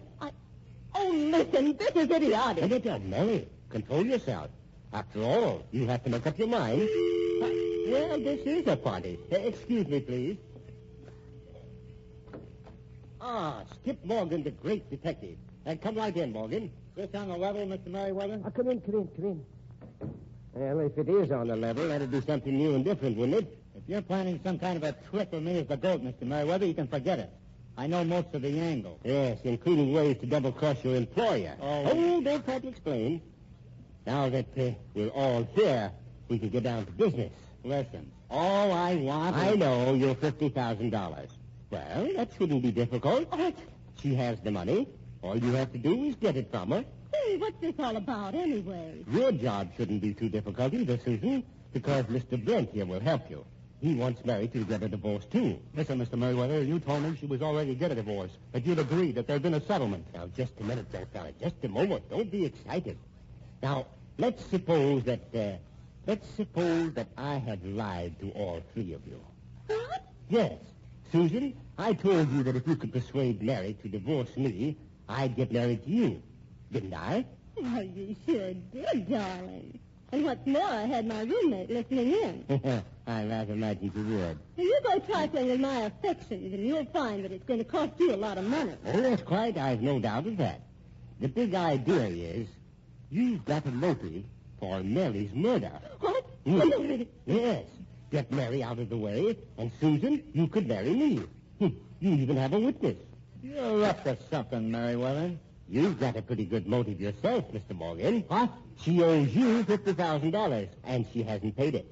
People get angry about a lot less than that. Angry enough to commit murder. If you think you're going to frame me... I'm not framing anybody. And Mr. Brent, your motive's the weakest of the lot. But it'll do. You think I'd have any reason to kill Mary? You're crazy. Well, when you find out the kind of tricks she played on me, you may change your mind. She didn't throw you over because she loved me more than she did you. It was a matter of cold cash. Say, I don't like this. I'm getting out of here. I don't know what's going on, but I don't want any part of it. And that's it. No, Susan, no. The only person who's going to leave here is me. I'm going out for a little walk. And this gun says that nobody's going to try to go with me. You're going to have a chance to talk things over.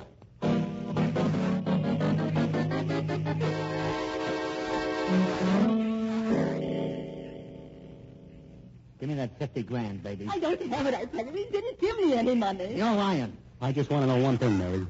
Are you leaving old Merriweather or aren't you? I don't know. I'd make up my mind if I was you, darling. Oh, you fool! Can't you see? He's tricked all of you. He's planning somebody to kill me, and you're just his pawn. He wants you for suspect. I kind of think I'd take old Merriweather's word before I would yours, baby. Me too. You couldn't play your cards straight if you held 4 races. With the rest. Hey, but you're not the Send him on somebody. Afraid, Mary? Yes, I'm back, Mary. How does it feel to be in a dark room, locked in with 4 people who want to kill you? You stole away from me. But I'm not the only one to worry about, Mary. There are 3 others. Morgan and Miss Sayre after money. Frank Brent, whose life you've messed up. And me. 4 people to worry about, Mary. It's not true. I never done anything to any of you. No? You don't even believe that yourself. You've got to help me. Get me out of here. I was all ready to when I came here. But you wouldn't even say you'd leave Merriweather, that you'd divorce him. No, Mary, I guess this is your problem. I'll do anything you say. I guess it's too late, Mary. You don't want me? I guess that's about it. Get me that $50,000 and I'll get you out of here alive, baby. I don't have it, I said. Oh, you sap. All you have to do is tell me you can have a divorce. Do that and you don't have a thing to worry about. No. I'm afraid you're wrong, Susan, too. That isn't all I want. I want satisfaction for the way I've been cheated and deceived. My friends, you're about to be in on a perfect crime. A perfect murder. You have too much to lose. One of the 3 people I invited here tonight is a confederate of mine, Mary. Only that person and I know which one it is. And that person is going to kill you. Yes. I want to enjoy the rest of the performance, Mary. And the murderer has to see what he's doing. Hurry up and get the gun off the coffee table, Morgan. While you are... No. I never get to it. Kind of money for $50,000, will you, Morgan? I'll show you. Look at you. The guy's bringing me. I wasn't... You're not going to kill me or anybody else. Quit pointing that rod at me. Mary, please. You're going to kill me, will you? No. I'll show you. And nobody can do anything to me. It's self-defense. Self-defense! No. Mary! You... No, I haven't... Honest. No. Pretty nice job, Mary. Well, I guess that takes care of everything. What? Yes. I hadn't hired him to kill you, Mary. I hadn't hired anybody. Morgan and you were the 2 I wanted to suffer. I put that gun closer to you than to him, so you'd be sure to get it. And you killed him without any reason, Mary. You killed him, and the state will kill you. You'll be convicted of murder. And I'm all taken care of. Pretty slick all around, ain't it? Yes, it's slick all right. Just overlooked one thing, Alton. When you're whipped anyway, you don't have to worry about losing. Yes, I should have known. You can't even lose fair. You killed him. How do you get the tail for this? I might have been able to help you on Morgan. But not this one, Mary. Nobody could help you now. I know. Go ahead. Call the police.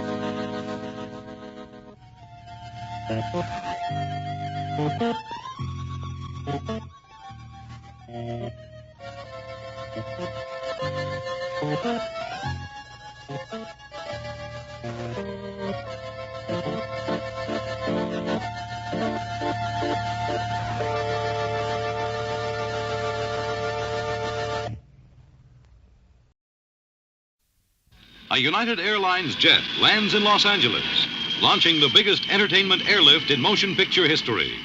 The world's press, some 300 newsmen from 4 continents, arrive for the Hollywood premiere of Stanley Kramer's It's a mad world. There was a certain amount of money buried down in this park. Now, I suggest that we quietly get into our cars, and then when we get down there, we dig up the money, providing that there is some money there. There's only one way to figure it, and that is every man for himself. And so begins the maddest, wildest, zaniest chase ever filmed, as our merrymakers race across country by land, by sea, by air. For somewhere there's a fortune in buried treasure. Which one of our Mad World comedy stars will be the first to reach it? Now, where have I always told you that the Smiler hid the dough? Where? Right there. The world's critics go stark raving mad, mad, mad. The wildest chase comedy on record, raved the New York Journal-American. Nobody's going to get me up in the air. A smash. Has more laughs than any other comedy in the history of the screen, raved the Los Angeles Herald-Examiner. Why can't you have a little confidence in me? It's a mad world. You can't afford to miss this. Wildest comedy ever filmed, added the Boston Record-American. Help! Help! Magee, say something. Everything you've heard is true. It's the biggest entertainment that ever hit the screen with laughter. No! Left runner! No! Wild and hilarious all the way. It's a mad, mad, mad, mad world is everything its extravagant title suggests, says the New York Times. A wham-doodle, humdinger, stem-winder, said the New York World Telegram and Sun. Great Britain's Manchester Guardian applauded with exuberant, exhilarating, triumphant. Marvelous, wild, prodigious slapstick, exclaimed the New York Post.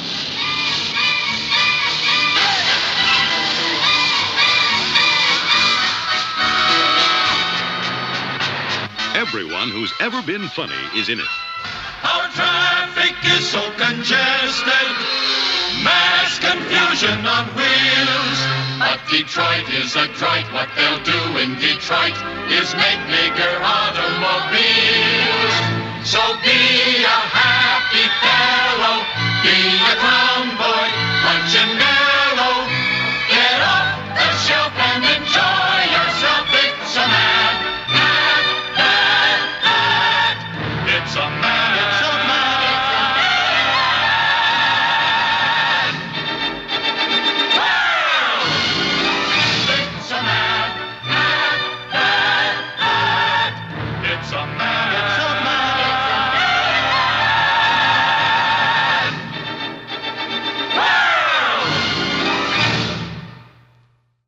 Now it is time to go back to Dodge City with Gunsmoke.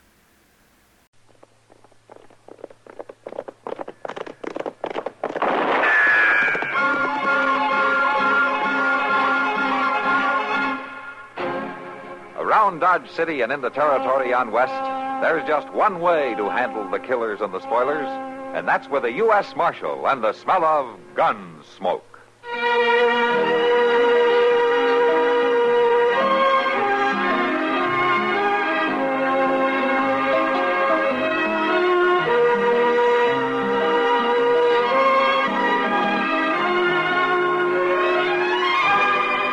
Gunsmoke, starring William Conrad.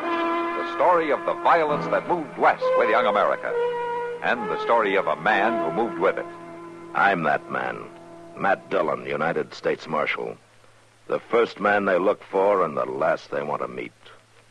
It's a chancy job, and it makes a man watchful. And a little lonely.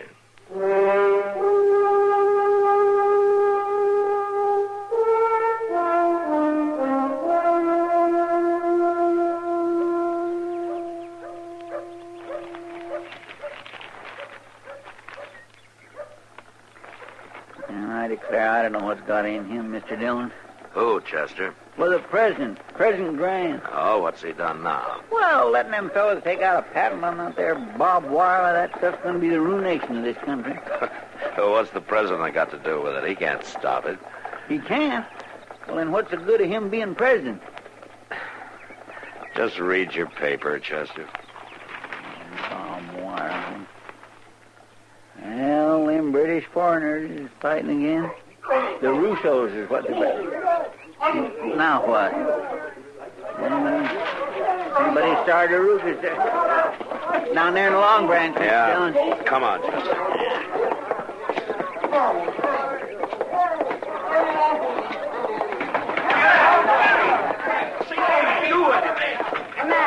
Matt, Kelly and Ambrose. Stop him. All right, Kitty. All right, come on, hold it. Get him off me, Marshal. Get him off. Take hold of the other one, Chester, will you? All right, now, Ambrose. Get up from there. All right, son. Come on, get on your feet. All right. Come on. All right, you don't have to bring on. Now, what's this all about, Ambrose? I thought you and Cully were friends. I did too, Marshal. But not no more. Well, what started it? I was only joking, but Cully can't even take a joke. Well, next time I won't use my fists, Ambrose. Like I'm wearing a gun, you wait. Not in Dodge, you won't. The next time I catch you two fighting, either one of you, I'll show you the inside of the jail. Now, do you want to shake hands? What for? I had a belly full of his crazy temper. I'm good and through. Well, what about that, Cully? Well, what about it, Marshal? Come on over to the bar, Matt. I'll buy you a drink for keeping my place from being smashed. Okay, Kitty, that sounds like fair payment. You too, Chester. Oh, well, thank you, Miss Kitty. I don't know what's got into that Cully Tate lately. He was always polite as could be when he used to come into town with his mother. His mother's dead 3-4 years now. Mm-hmm. Look, now he's at the bar ordering a drink. I think maybe I'll have a talk with him, Kitty. Maybe I can find out what's wrong. Yeah, sure, Matt.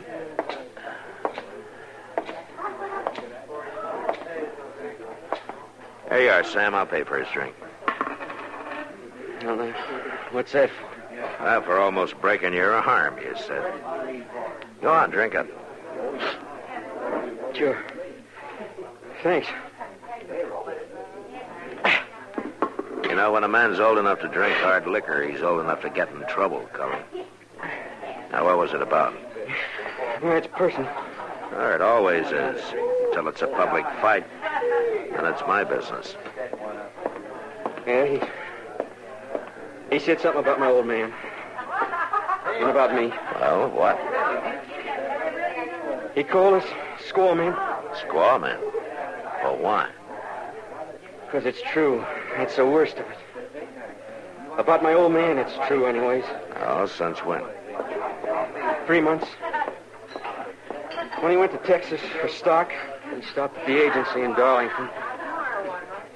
Brought her back. And a Arapaho woman. Now, that ain't right, Marshal. It just ain't right. Now, wait a minute, Cully. A good many men have married Indian women, and sometimes they're real good marriages. Good. Any man who marries one of them deserves to be called squaw man. Look, Cully, your ma's been dead some years now. Now, you're old enough to know how it is with a man. Him mooning over her. Him old enough to be her father. She's more my age than he is.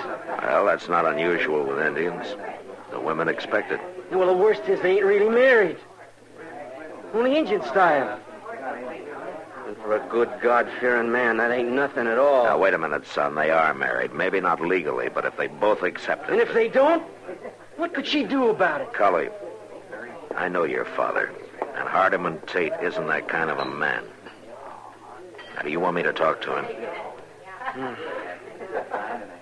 I wouldn't do no good. Well, he wouldn't send her back, no, but he might marry her legally. You think that'd help? Thanks for the drink, Marshal.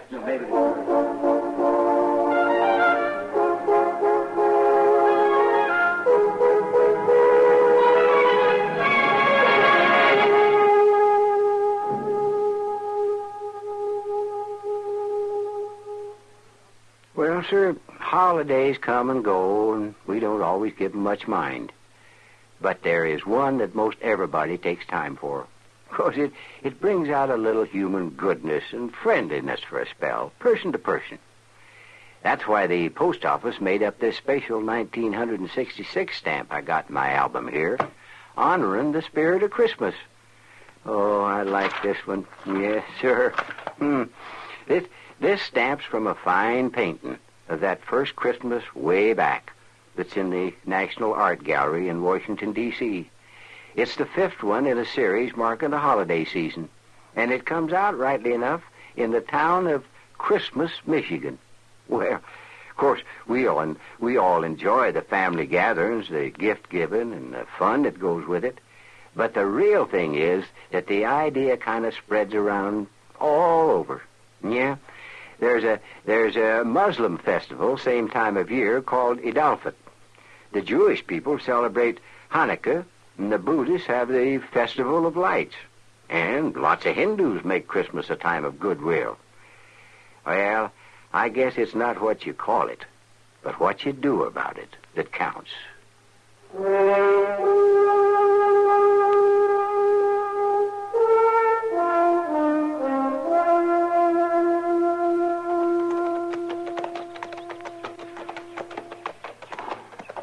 Well, at least you picked a nice day to ride this far. Getting on spring. Looks like good grass this year. Yeah, we've had some rain. Nice barn they got up there, ain't it? Mm-hmm. House ain't much so. Mr. Dillon, I just remember Miss Tate. What was she like?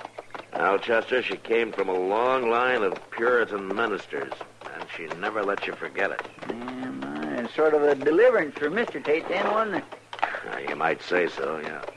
Seems like a mighty big jump, though, to a Arapaho squaw. That does, doesn't it? Look, there's Cully out in front. And look at that. He's toting a gun, just like he said he would. Uh-huh. Well, come on, we'll ride up anyway.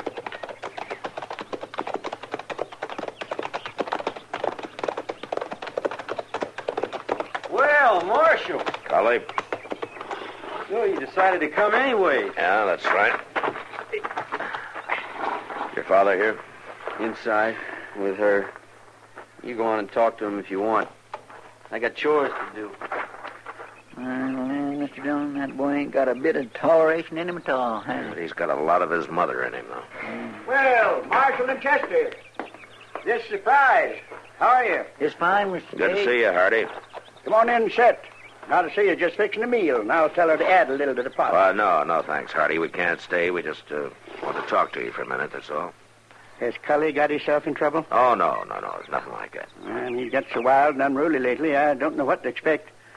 I can't figure what's eating on him. Well, that's what I wanted to talk to you about, Hardy.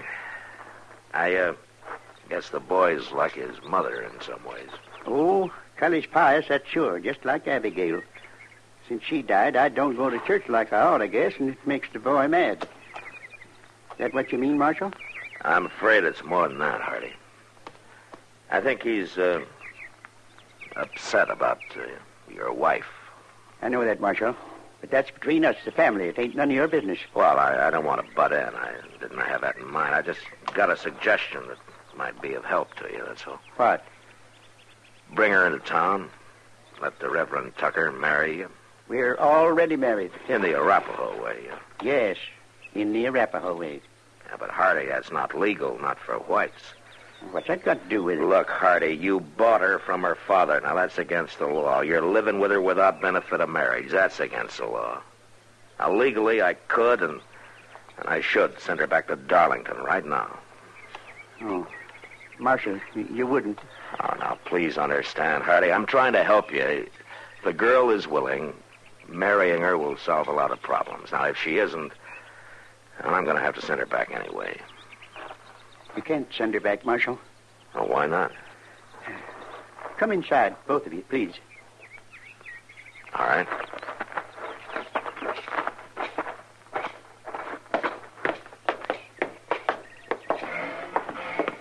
Now to see her. Yes? Come. Man, she's awful pretty, Mr. Dillon. Yeah. This is my wife, Nadesia. Little dear woman. This is Marshal Dillon and Chester Proudfoot. How you do, ma'am? Glad to know you, Miss Tate. Yes. Glad. She don't know much English, and I don't speak Arapaho very good, but we're both of us learning little by little. You come eat? Well, no thanks, Miss Tate. We got to get on back to Dodge. I cook. Good. Yes, ma'am, I bet you do. Miss Tate, I'd like to ask you a question. Do you like it here? Do you want to stay here with him? I like here. I stay. My husband. All right, Nadesia. You go back to the kitchen. Your friends. Come more? Well, sure. We'll be back. You bet. Goodbye, Miss Tate. Yes. Yeah, you see what I mean? Yeah. She's everything a man could want. You sound pretty happy, Hardy. I never knew the meaning of that word before. Oh, I don't mean no disrespect to Cully's mother, but... Oh, no, I understand. You won't send her back? Look, Hardy, it'd still be better if you came to town and let the Reverend marry you. All right, Marshal. If you'll arrange it, we'll come in Saturday. Well, good. Tell you what, we might even have a party after the wedding, huh? By jing, that's a good idea. Hey, by golly, she'd like that, I bet. Thank you, Marshal. Sure. Goodbye, Hardy. Goodbye. We'll see you Saturday. Bye. Well, now, wasn't that a surprise? Pretty little thing like that, and them so happy and all. Why, it wasn't nothing like I'd thought to hear Cully talk, was it, Mr. Dillon? No, it wasn't, Chester. You want to know something? That's kind of what bothers me.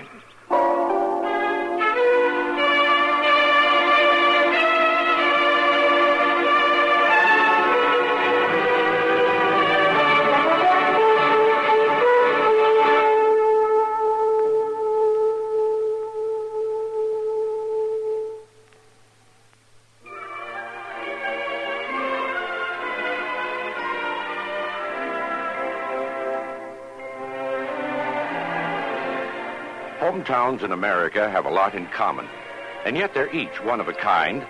Take, for example, Louisa, Kentucky.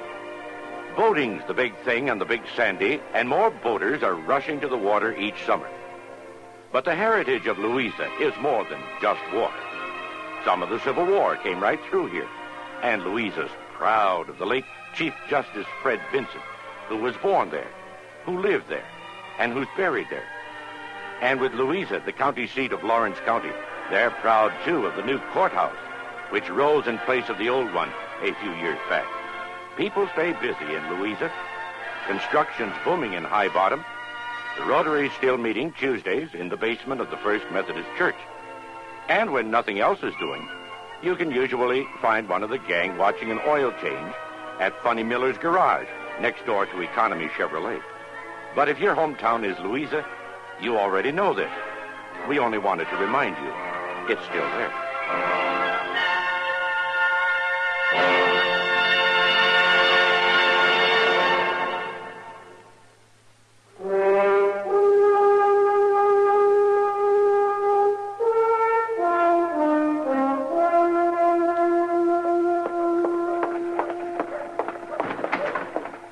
Mr. Dillon. Doc? Chester. Yeah, hi, that's it. Oh, there. You look like the cat that swallowed a canary. Well, Doc, you ought to see. I've been over at the Long Branch, and Miss Kitty's got everything ready for the party. The preacher's wife even baked a cake. There are more important elements, Chester. Huh? You can't have a wedding without a bride and groom, Chester. Well, my gracious, no. Let me see, it's after 3 o'clock now. There's no sign of them yet. My, you think there's something wrong, Mr. Dillon? I don't know. Doc and I were just talking about it.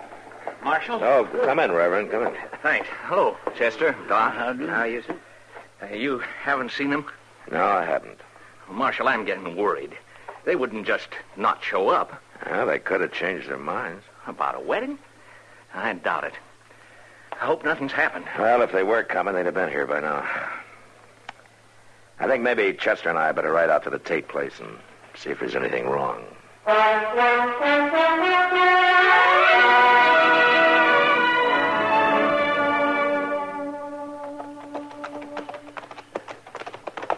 All right, hold it, Chester.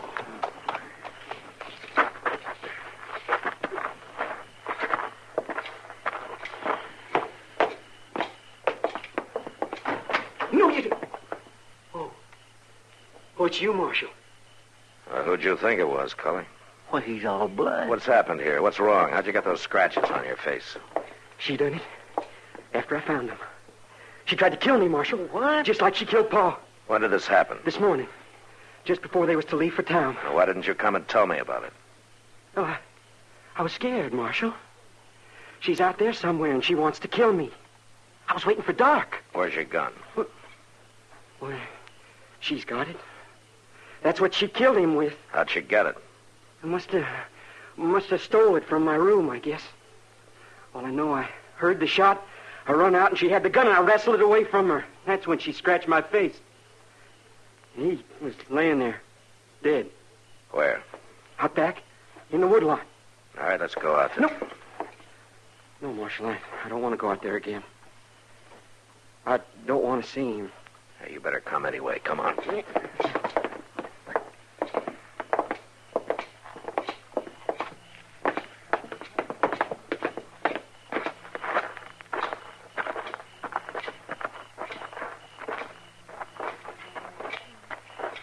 Look, there's a fire. Why, it's Miss Tate. Now, what does she want with a fire like that? I don't know. Mr. Dillon, looks like she's praying. It's a death song, Chester. It's an Arapaho song of mourning. Oh, but I don't see... Up above, Chester, in the tree there. Well, she's giving him a regular Indian burial. Marshal! You stay right with us, Cully.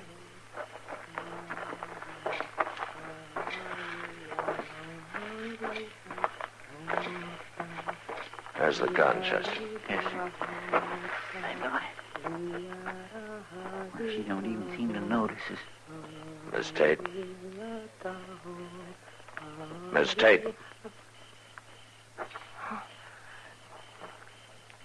Dead. Dead. My husband. Mr. Dillon, look. Yeah, I see. You got something for a bandage, Chester? What is it? What's the matter? You got it! Miss Tate. Miss Tate. Here, give me that knife. Give it to me. Chester. Yes, sir. Here now, Miss Tate, you just said. Dead. My husband. Yes, ma'am. Cully. What? I want to ask you about those scratches on your face, Cully. Weren't they made before and not after your father died? What? And when she scratched you, she was probably screaming, wasn't she? No. And your father No, heard and he Mark. came running to find out what you were trying to do, and you shot him. You're wrong. All right, maybe it was You're wrong, self-defense. Mark. Maybe he would have killed you or hurt you bad, but you shot him first, didn't you? No. No. Well, a young girl like that with an old man, that ain't natural. She hated him. No, she didn't hate him. She loved him. She could never have loved you. That ain't true. Yes, it is. Because an Arapaho woman doesn't mourn a husband she doesn't love. And if she didn't love him, she wouldn't have cut off 2 of her fingers. As soon as we get her bandaged up, we'll take you into Dodge. I only meant to show him that she was no good. To show him how wrong it was. That's all I meant. Do you believe that, Mr. Dillon? No, Chester. But I think maybe he does.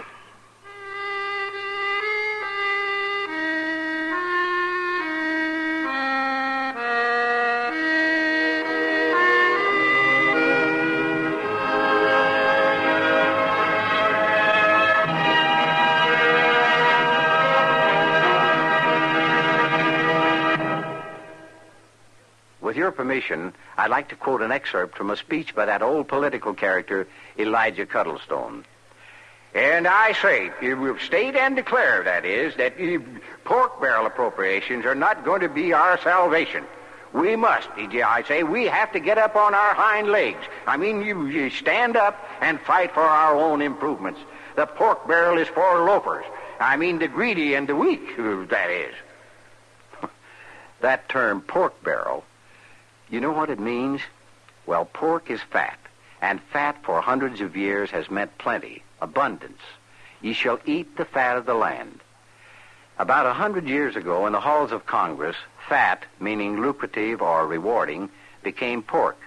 And about 50 years ago, when congressmen sought larger appropriations for such things as bridges, harbor or river improvements, public buildings, and so forth, to impress their constituents, they were accused of seeking pork barrel appropriations.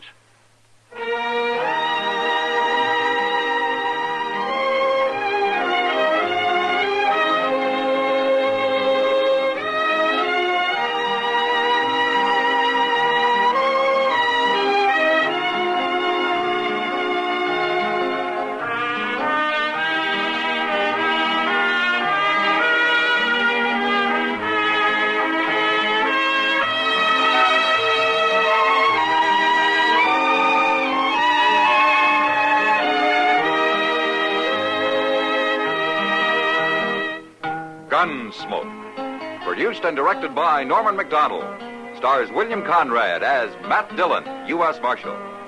Featured in the cast were Parley Bear as Chester, Howard McNear as Doc, and Georgia Ellis as Kitty. George Walsh speaking. Join us again next week for another specially transcribed story on Gunsmoke. This is the United States Armed Forces Radio and Television Service.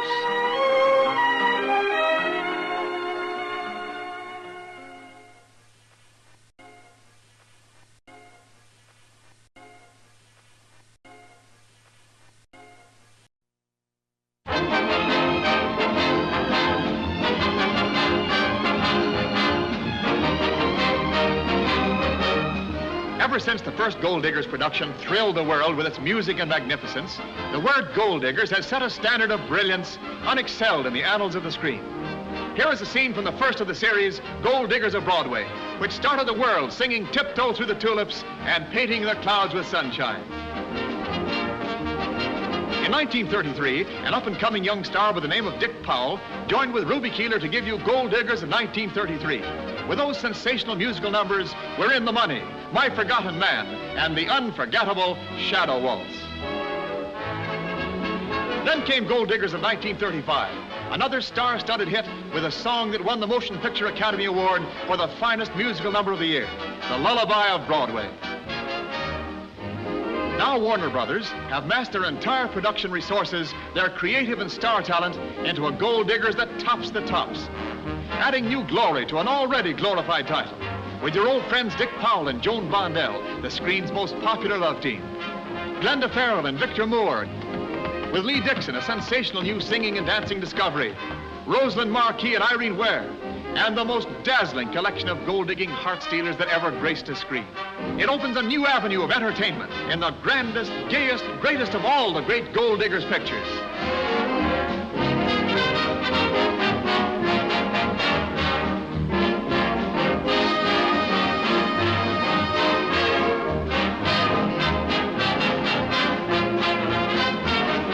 Let the heavens crash, zoom and swirl, let it flash, boy meets girl. Speaking of the weather, good old weather, ain't it lovely weather, and incidentally I love you.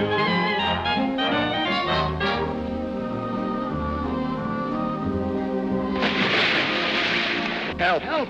Not so loud. Help. Help. Come on, Rossi. Say, if I kiss you, would you call Andy? Not unless you want to kiss him, too. That's for me. That's for you. How much on the cake? $5. 6 for 25. I'll take 6.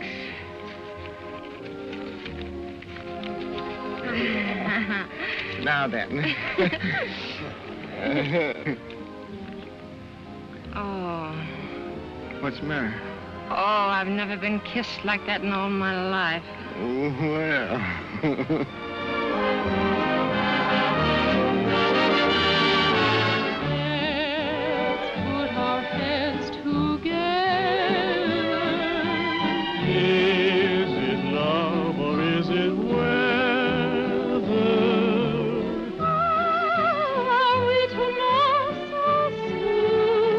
With so much April and with so much moon.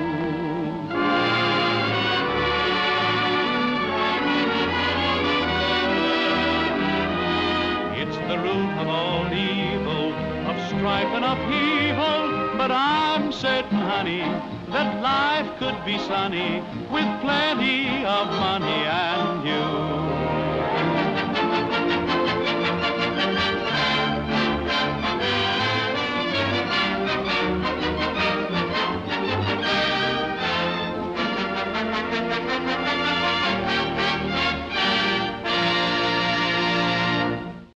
Our next guest will give you the laughs, just don't ask him to lend you money.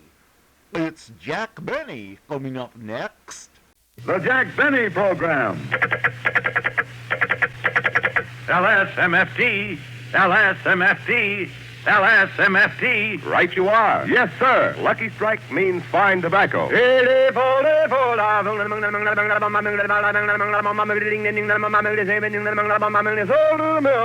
Quality of product is essential to continuing success. And Lucky Strike means fine tobacco. So round, so firm, so fully packed, so free and easy on the draw. That says it. Lucky Strike means fine tobacco.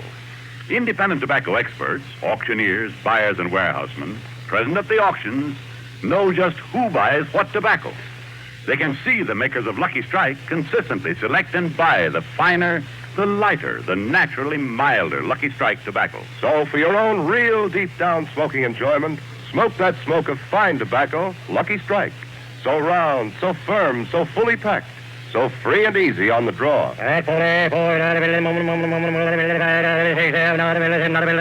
Sold American.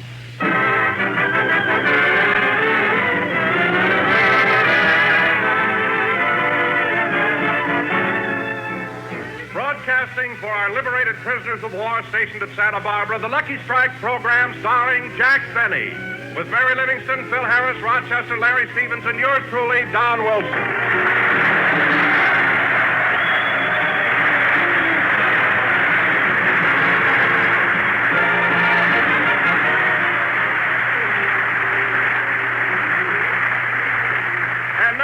Ladies and gentlemen, tonight, since we're playing to these distinguished members of our armed forces, I had planned to present to you a colonel. A colonel, eh? But I'm going to go farther than that. Here's the whole cob, Jack Benny.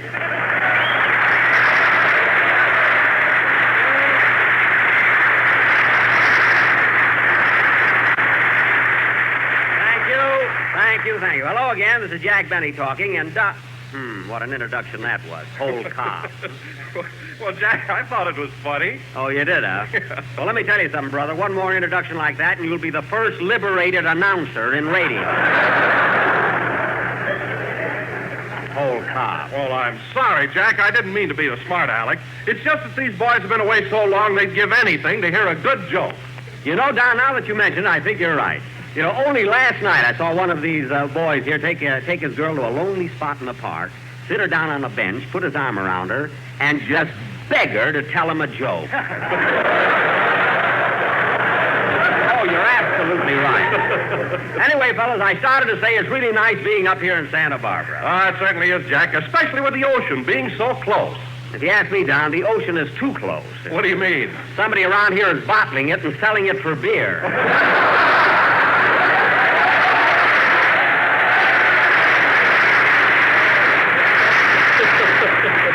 You know, just because it has a little foam on it isn't fooling anybody. Believe me. Oh, for heaven's sakes, Jack. Bottling the ocean and selling it for beer. You're exaggerating. Exaggerating? Don, today is the first time I ever drank a bottle of beer with an undertow. Almost pulled my tongue down my throat. Jack, you must be talking about that beer they have up here. It's only 3.2. Well, somebody ought to give it 77 more points and get it out of here.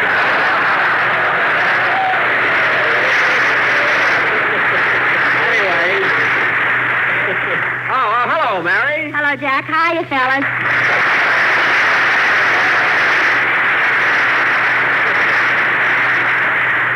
Well, Mary, isn't it great to be... Say, Mary. Mary, come here. What is it, Jack? Your lipstick is smeared. What? Your lipstick is smeared. Well, what are you whispering about? I didn't want these boys to know it. Who do you think did it? Oh, Mary, wait a minute. You mean you kissed all these fellas here? I had to. I ran out of jokes.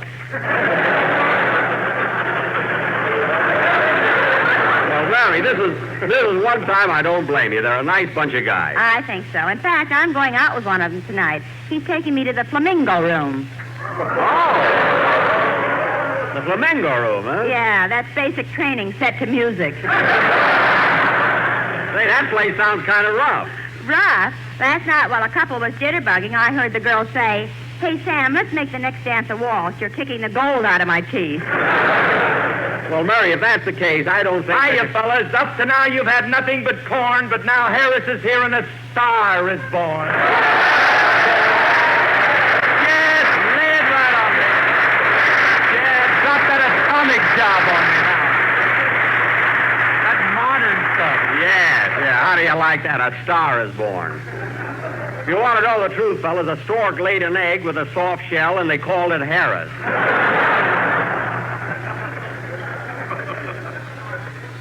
Phil, what's that hanging off your chin? Seaweed. I just had a bottle of beer. Oh, yeah, they get it right from the ocean. Oh, so that's it. What? Well, I bought a bottle of beer, pulled off the cap, and a mermaid popped out and kissed me. Phil, are you kidding? A mermaid is half girl and half fish. That's all right. I haven't got a date with her till Friday.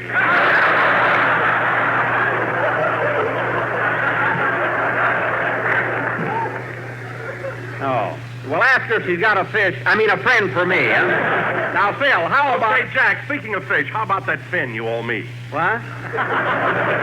You know, the 5 clams we bet on the 6th game of the World Series. Oh, yes. Here you are, Don. Thanks. But by all rights, Don, Detroit should have won that particular game. What do you mean, Jackson? Well, when York hit that single over second base, Greenberg could easily have made it from third to home. Fine time to stop and light a lucky strike. My goodness. But, Jack, with 40,000 people standing up and yelling LSMFT, what else could he do? Well, he didn't have to offer one to the umpire. It was a natural reaction. The umpire yelled strike, and Greenberg thought he meant lucky.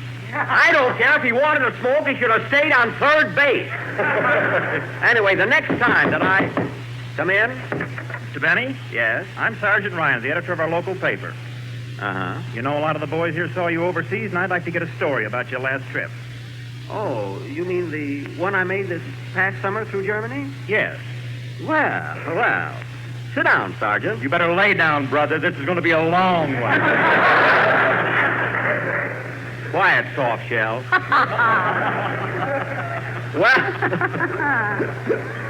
Well, Sergeant Ryan? Jack, let me tell him. Oh, Mary. Well, the night Jack left, he picked me up about 8:30 p.m. at my hotel in New York. We were crossing the 59th Street Bridge on the way to LaGuardia. Gosh, Mary, just think. Here I am in the United States, and in a few hours I'll be in Europe. Isn't flying wonderful? Yeah. Gee, I wish I was going with you. I do, too. Rochester, drive a little faster. I don't want to miss the plane. Yes, sir.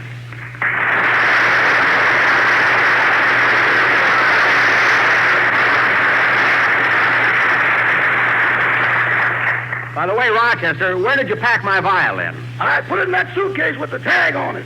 Tag? What tag? The one that says, in case of emergency, throw this first. Oh, yeah? Oh, well, look, Rochester, while I'm gone, I want you to do the washing, polish the furniture, wax the floors, scrub the kitchen, defrost the icebox, water the garden, and mow the lawn. Uh-huh. And I want you to do those things every week. No loafing like when I was away last year. I found out what happened. And, oh, yes, don't forget to feed the parrot. That's stool pigeon.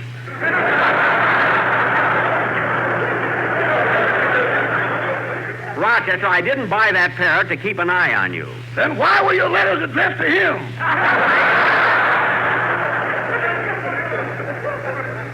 That's none of your business. I should have got suspicious when he answered one of them and he asked me how to spell lazy. Well, if you thought the parrot was smart enough to write me a letter, why didn't you take the pen away from him? I did, but he went on take it or leave it and got another one.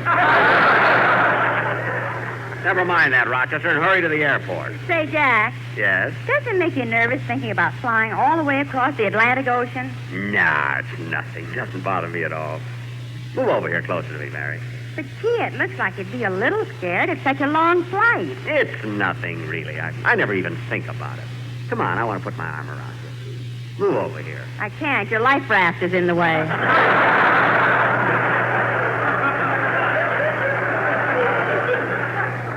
Oh, that. Here, I'll move it. There.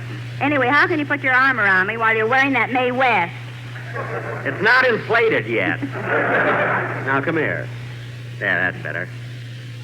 You gonna miss me, Mary? Uh-huh. You gonna write to me? Uh-huh. You're not going out with any other fella until I come back? No. Good. Now, will you stop pulling my hair? Oh, I'm sorry. Oh, that's all right, Jack. And when you come back, I'll get the whole gang together and we'll give a big party for you. Say, that'll be swell. A party. Hey, just a minute. That reminds me of something. Oh, Rochester. Yes, boss. While I'm away this time, I don't want you throwing any parties in my house. But, boss. No buts about it.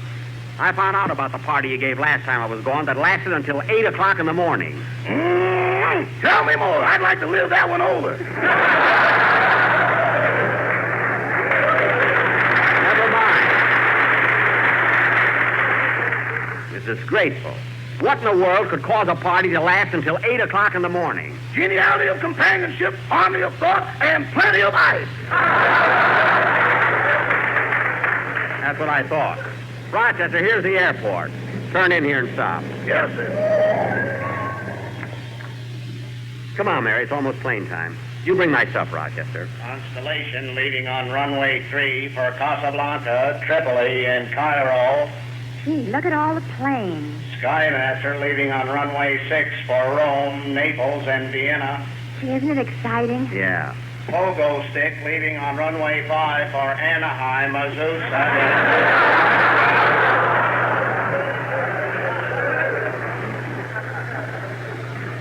Gosh, I wonder... Hey, Jackson! Oh, Bill! I came down to see you off. Gee, that's swell. Flight 60 now loading at Gate 2 for Paris, Munich, and Berlin. All aboard, please. That's me, Mary. That's my plane. Here, give me a big kiss. All right. Now, Phil, let's just shake hands.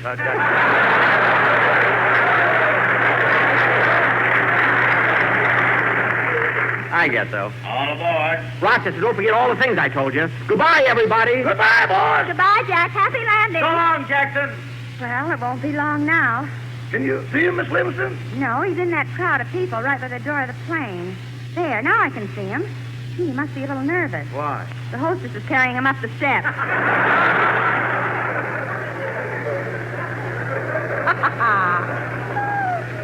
Now he's inside the plane. I can't see him anymore. I see him. Where? See those two men sitting by that first window? Uh-huh. Which one is Mr. Benny? The green one.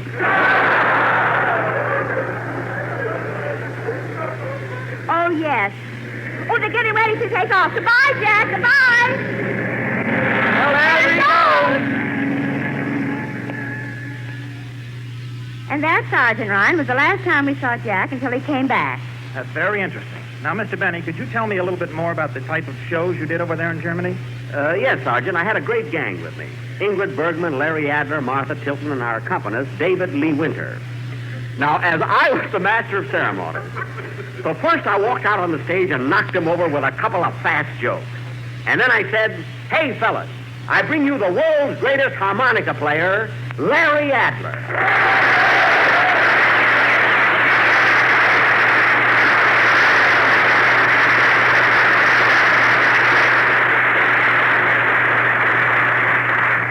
Gee, I can still hear that applause.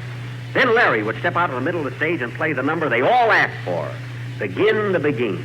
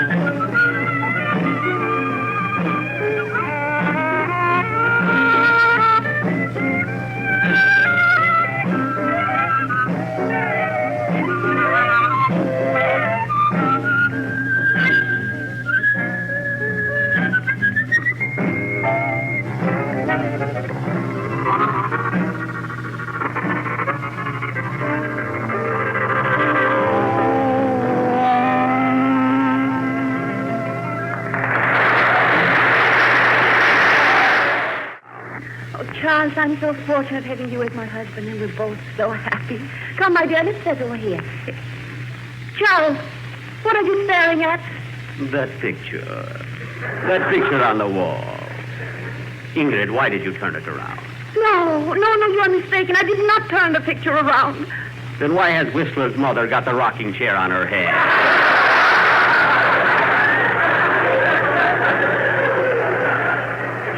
Why? No. Oh, perhaps she's rearranging the room. Ingrid, I don't know what to do with you. Today you turned the picture. Yesterday you lost the brooch. You cannot be trusted with jewelry. No, but Charles. Give me that emerald ring you are wearing. No. Come, take it off your finger. No, Charles, not the emerald ring. It was the first gift you ever gave me back in those happy, carefree days in Naples. No, anything but the emerald ring. It holds so many tender memories for me. Memories of days gone by when you loved me as I still love you.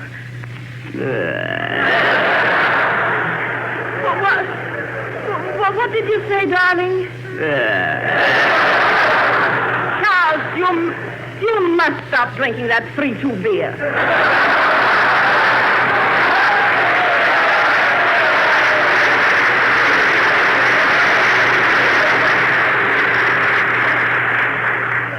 Do not change the subject.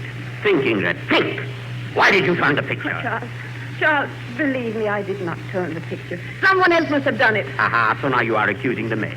Picking on a poor defenseless girl who was rejected by the Desert Battalion.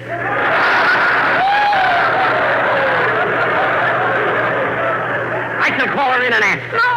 No, please don't embarrass me in front of the servants. Don't call Marie. She's doing the washing. Let her finish.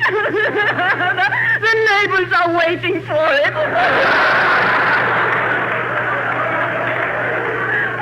Let them wait. I will ring for her. Marie, come in here. Rinse our white, rinse our white. Our face on.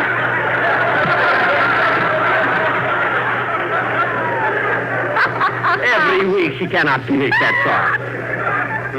Kitty, here I am, sir. Marie, did you touch that picture on the wall? Oh, no, sir. I never touch anything in here. There you are, Ingrid. You have been lying to me. Charles. Enough.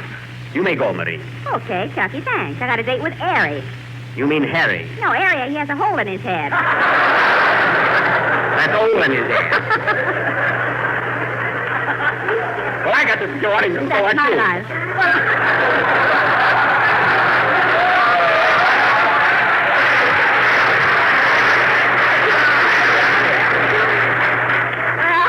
I got him running along. Good night, Limberlip. Good night, cutie. Cutie, how can you talk to her like that? I force myself. See? Oh, my darling, what has happened to our love? When I married you and you brought me to this house, you promised to put me on a pedestal. I did put you on a pedestal. Yes, but when I finished painting the ceiling, you pulled it out from under me. Nagging, always nagging. Ingrid, I do not know what to do with you. I am going now. Goodbye. No, please don't go, don't go. He's gone. Every night he goes out at the same time. What are these mysterious twists?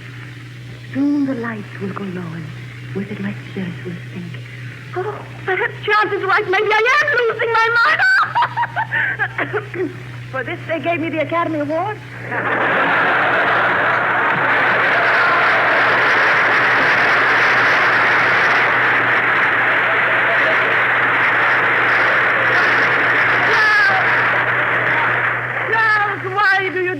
To me, I love you. He has come back. He loves me too. Oh, he loves me. Charles, don't ever leave me again. Let me hold you close. Charles, wait a minute. Who are you? If I told you I'm anybody else but Charles, I'd be nuts.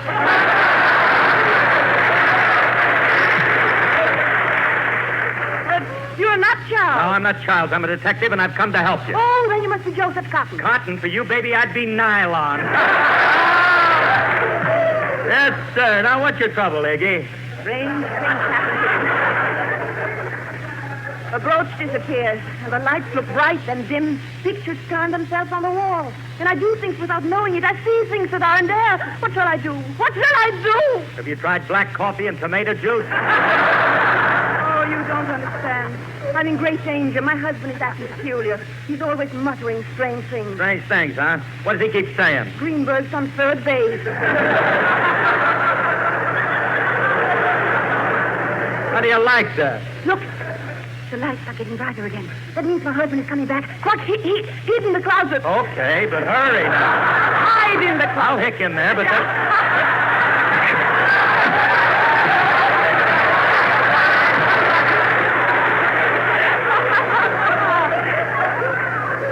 hurry and get rid of them, huh? Hurry, Ingrid. It's stuffy in here. Well, Ingrid, I am back again. Any more pictures for around, kiddo? Charles, don't say things like that. You frighten me. Oh, where are you going? I am going to hang my hat in the closet. No, Charles, please, not there. Out of my way. I am going to hang my hat in the closet. Hiya, Jackson. Hello, sir. Ingrid, perhaps you are not to blame for the things you do.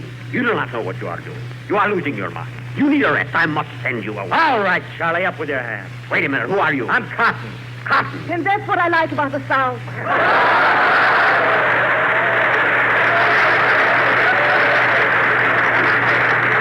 Well, tote that bail out of you. No, you don't. You've been trying to make your wife believe she was insane so you could get her out of the house and look for those hidden jewels. No, that was it. Yes, honey, he was trying to drive you crazy, and I'm going to tie him to this chair and go for the police. Let me alone. Let me alone still. No, you don't. Hold still. There.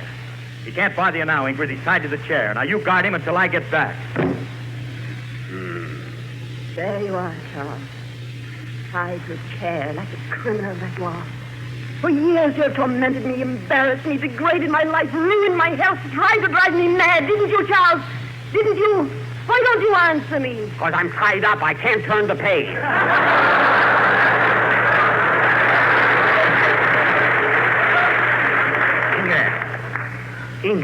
Ingrid, please, you can free me. You can cut these cords. Pick up that knife. There is no knife here. Certainly there is a knife there. See, you've got it in your hand. Charles, are you suggesting that this is a knife that I hold in my hand? Have you gone mad, my husband? Oh, is it I who am mad? Oh, yes, of course, this is a knife. Ingrid. Oh, I'll not hurt you. No, I just torment you. Just torment you. Like you tormented me. You're so heartless, so cruel, so round, so firm, so fully.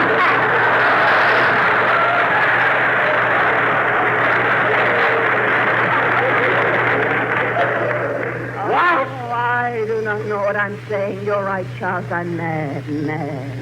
But, Ingrid, my darling, we can forget the past. We can be happy if you will only remember one thing. What is that, Charles? You must remember this. A kiss is still a kiss. A sigh is still a sigh. Ingrid, what is that? Oh, just a little something left over from Casablanca. Oh. Upon the mantel sings the wine as time goes by. David O'Selznick and will soon be seen co-starring with Gregory Peck and Alfred Hitchcock Spellbound. Jack will be back in a minute, but first here's my good friend F.E. Boone.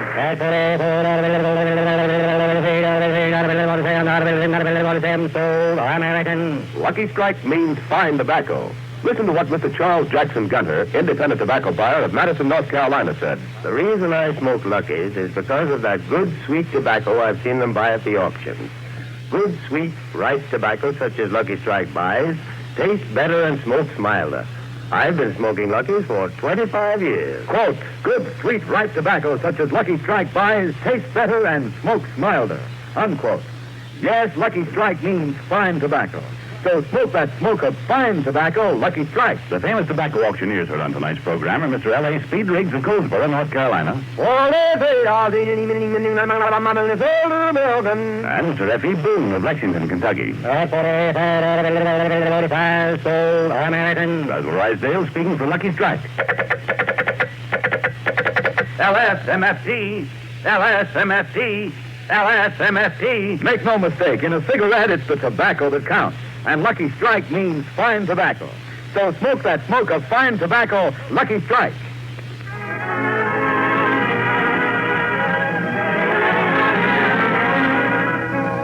Thanks very, very much, fellas. I also want to thank Larry and Ingrid for being with us. You were a grand audience. Thanks very, very much.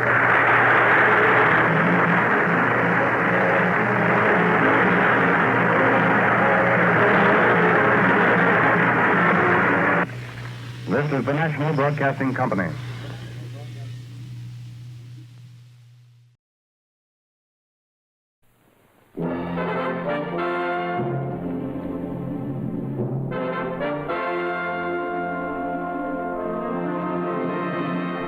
years ago, a university professor told his students a fascinating tale about a mysterious stranger and an old apple tree, little realizing that he was planting the inspiration for a great American story. In 1937, borrowing the theme of the professor's story, Lawrence E. Watkins' brilliant first novel, On Borrowed Time, astounds the book world and skyrockets overnight to the bestseller class. In 1938, Paul Osborne's dramatization of On Borrowed Time makes an unobtrusive debut on Broadway and becomes a dramatic sensation. Early in 1939, Spirited Bidding brings the picture rights to Metro-Goldwyn-Mayer. To Lionel Barrymore, celebrating his 30 years of stardom, goes the coveted role of Gramps. To young Bobs Watson, climaxing his 30 weeks in films, goes the part of the grandson, Pud. Together, youth and experience score a tremendous success, and at the Hollywood premiere get a thundering ovation from the nation's foremost but hard-boiled critics.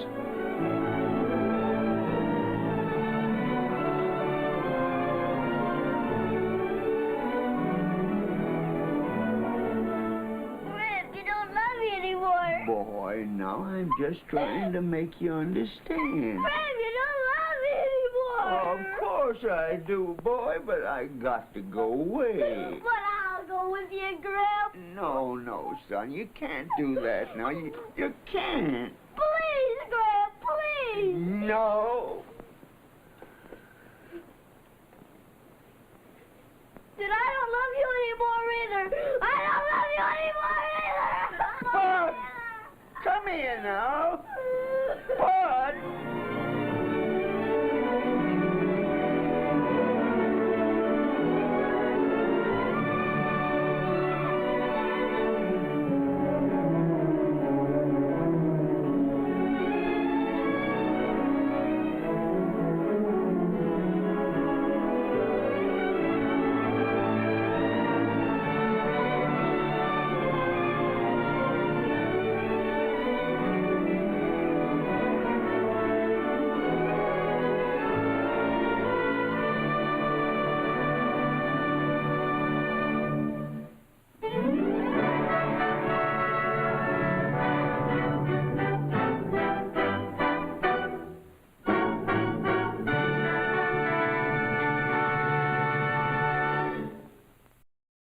One of the all-time great directors, Cecil B. DeMille, hosts Lux Radio Theater.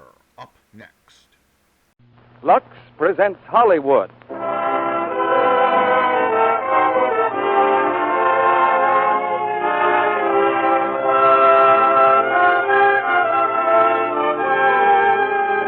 The Lux Radio Theater brings you Frank Morgan in The Pied Piper, with Roddy McDowell, Ann Baxter, and Ralph Morgan.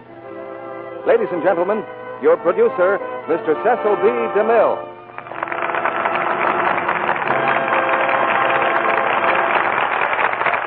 Greetings from Hollywood, ladies and gentlemen.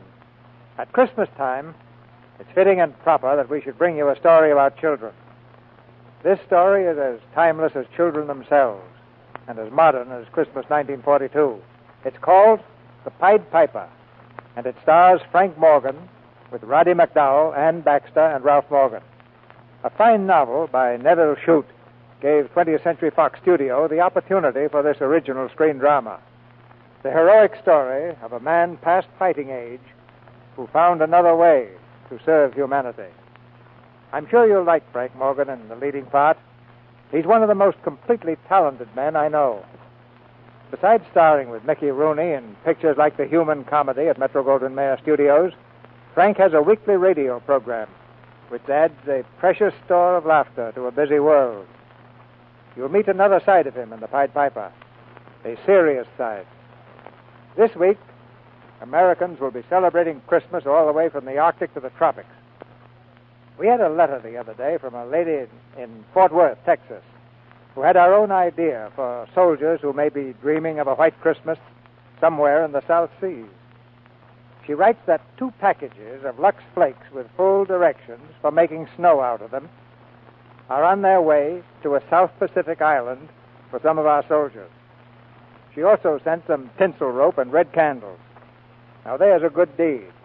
Of course, it's a little too late for the rest of you to send Lux Flakes snow to the South Pacific, but there's plenty of time to put it on your own Christmas tree. And as you do it, you might think of a khaki-clad group way out there, perhaps with a different kind of tree, but the spirit is the same. Wherever 2 or 3 people of goodwill are gathered together. Now the curtain rises on Act 1 of The Pied Piper, starring Frank Morgan as Mr. Howard, with Roddy McDowell as Ronnie, and Ann Baxter as Nicole.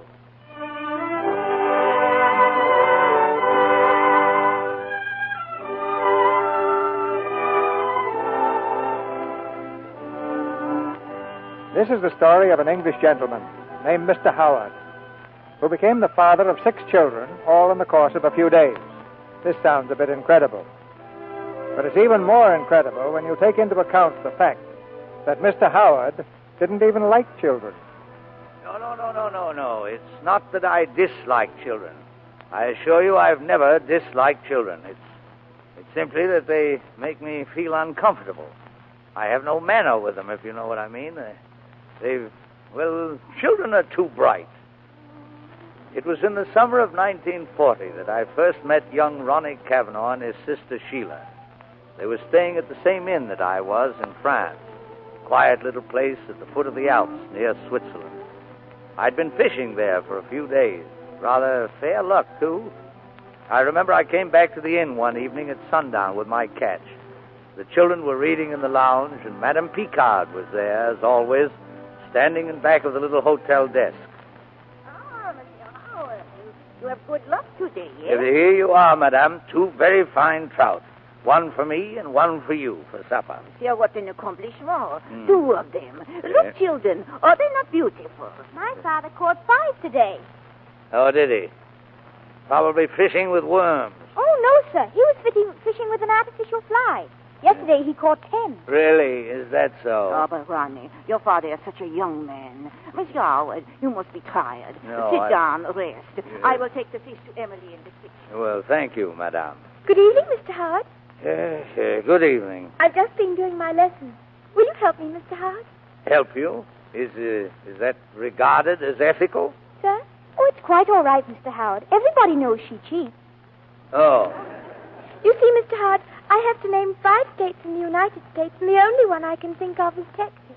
Texas, eh? Yes. Well, let's see. Texas. And then there's California. That's right, California. And Virginia. Virginian cigarettes, you know. Virginia.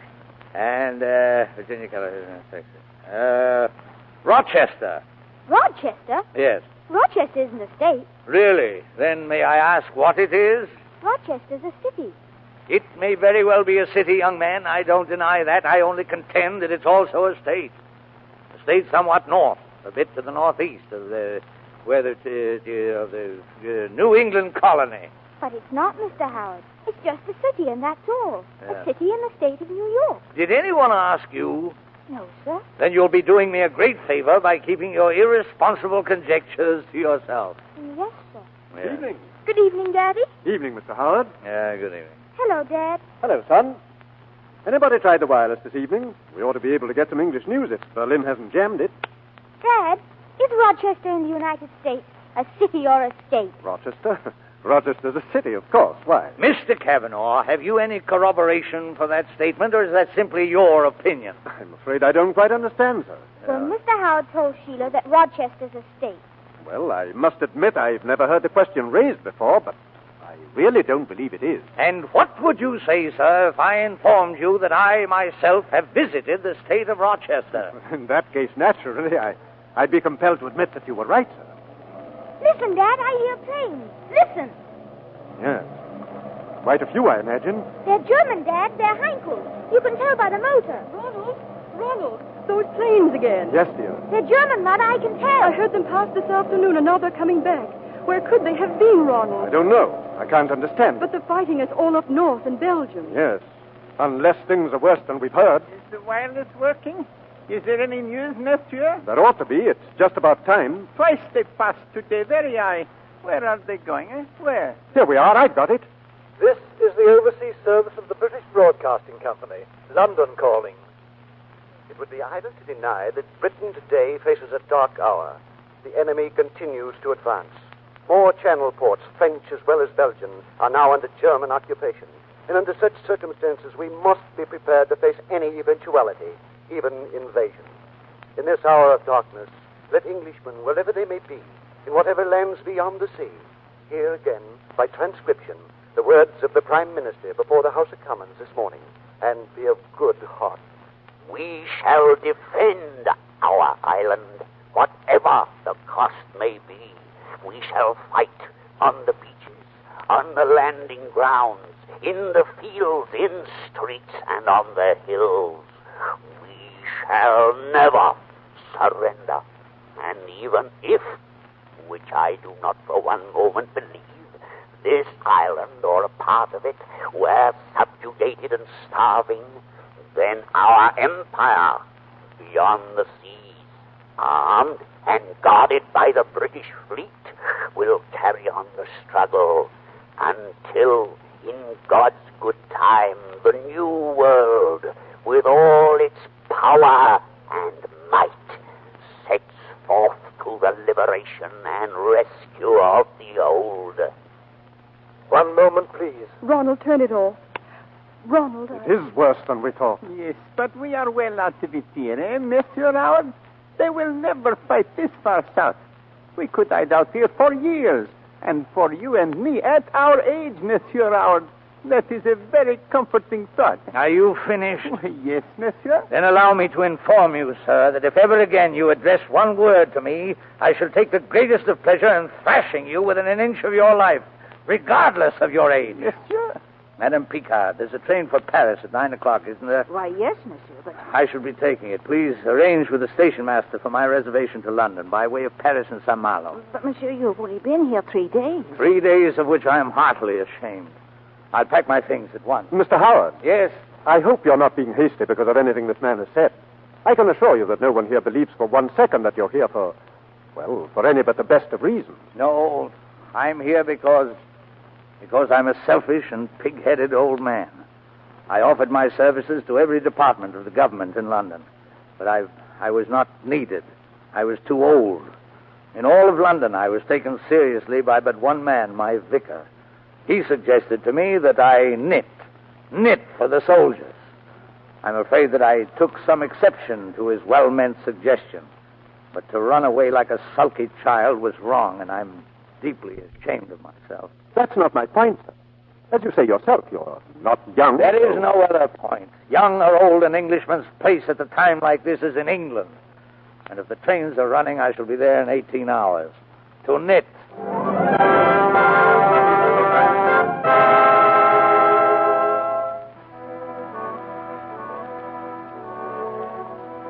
An hour later, I was in my room, still packing, when Mrs. Cavanaugh asked to see me.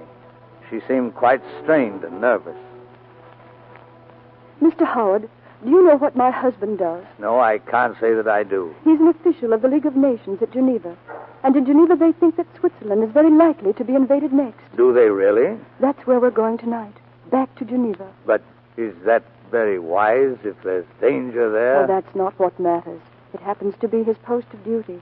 I see. But if Hitler does come, there won't be much food. There never is under him. A filthy little gutter snipe. Well, for myself, I'm not afraid. Nor my husband. It's the children we're thinking of. Oh, yes? Mr. Howard, would you take them with you back to England? Do what? It would only be to Plymouth. My sister would meet you there with the car and... Oh, I know it's asking an awful lot. I know, but you mean that boy, too? Please, he didn't mean to be rude. He's really a very good child. And he'll behave, I promise you. Mrs. Cavanaugh, No. It's impossible. I'm sorry. But it's out of the question. Really, I couldn't. I simply couldn't.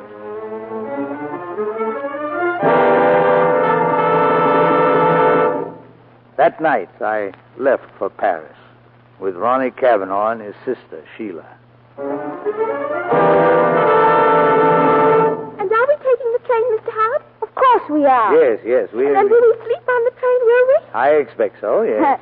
She won't. What's that? She won't sleep on the train. What do you mean? Why won't she? Because she always gets sick on the train. Sick right on the floor. I don't either. You do. I don't. Of course you do. I do not. Now, please, let's not dispute the fact. Time will tell us who is correct, I'm afraid.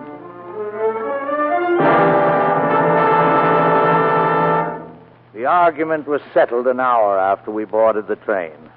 Sheila was quite sick.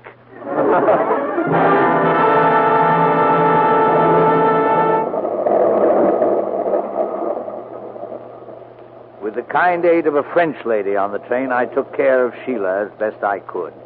The French lady had a child of her own and seemed to understand these things.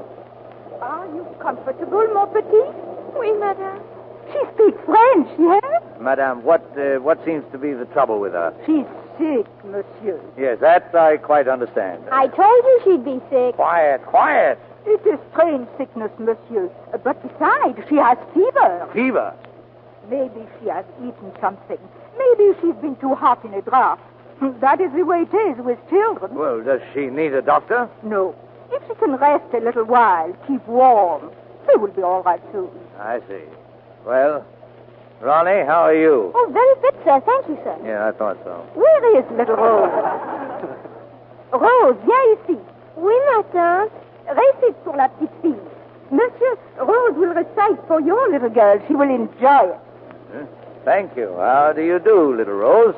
Comment allez-vous, monsieur? Récite, Rose. Ma grande-tante demeure à Tours, dans une maison avec un cerisier, avec une petite souris. Quit, quit. Mr. Howard, why are you stopping here? I don't know, but I shall certainly find out. Now, don't move. I'll be right back.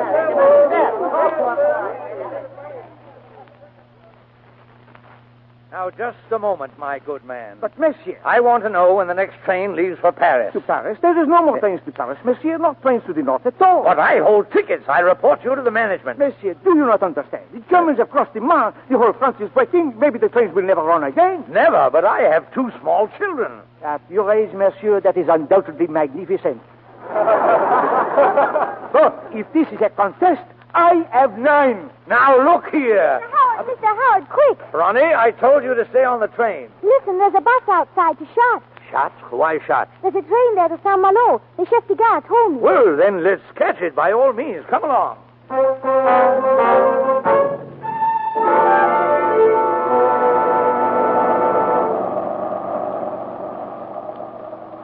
Well, Ronnie, this was a bit of luck, all right, I must say. This bus idea was very clever of you. Very clever indeed. Thank you, sir.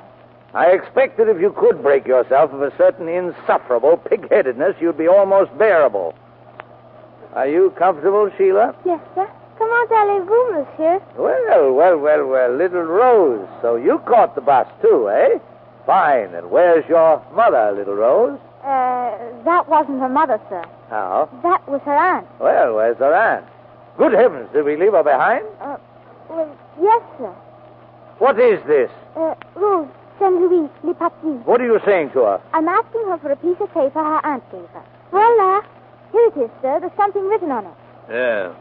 Henri Tenoir, Dickens Hotel, Russell Square, London. I don't understand. Who is this Henri Tenoir? That's Rose's father. He's a waiter. But of what possible interest could his address be? Oh, so that's it. I'm to burden myself with another child. But, Mr. Howard, they hadn't any home. The Germans burnt it down. They didn't have anywhere to go at all, don't you see? Come one, come all, eh? But you wouldn't want them to be caught by the Germans, would That's you, sir? not the point, sir. Rose, ne pleurez pas. Mr. Howard, I like her. Don't you see, sir? Rose can take care of Sheila, and I can take care of her, so you'll have no bother. Yes, that's all very neatly arranged, eh? Well, perhaps I have something to say on the subject. I do not propose to become the Mecca of every unfortunate child in France. No, sir. When we get the shot, I shall turn her over to the authorities and leave it to them to get her back to her aunt. Yes, It's the only intelligent way to deal with such situations. yes, sir. Sheila, will you tell Rose what Mr. Howard's going to do? All right. Rose, oui. Rose. Yeah, just a moment. Yes, sir? What was the name of that hotel? The Dickens Hotel, sir. I never heard of it in my life.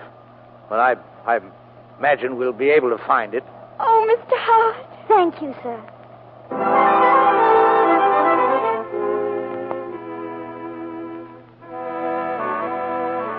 We were about 40 miles from Schatz when the bus stopped to repair a tire. It was a lovely day, There was a stream just off the road where we sat down to have our lunch under the trees. And then the planes came. German planes. They dropped out of the sky, swarmed down toward the road and the bus. It didn't seem possible that they were trying to kill us.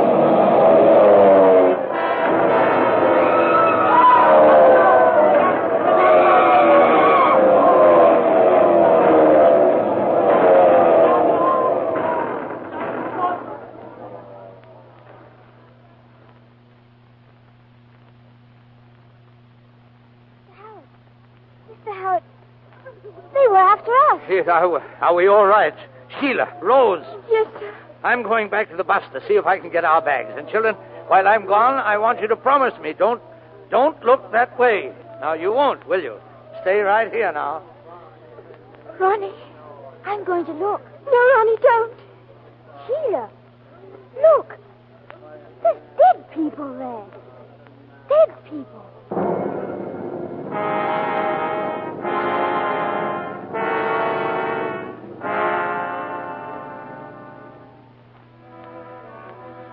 We were still there on the road when night came, and I herded the 3 children into a deserted old barn to sleep.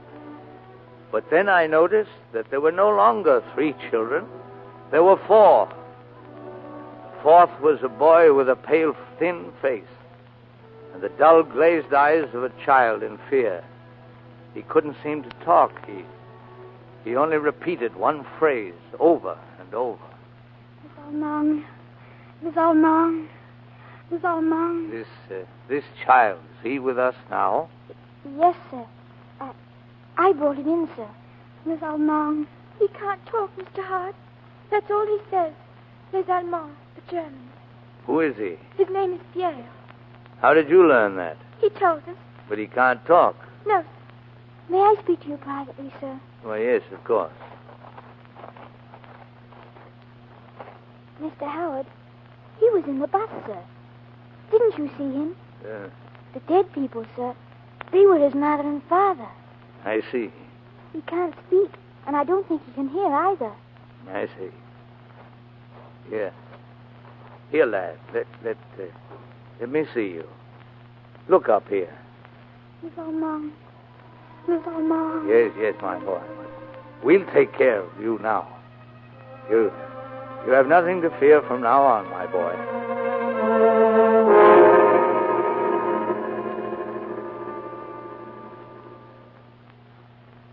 Mr. Howard, sir.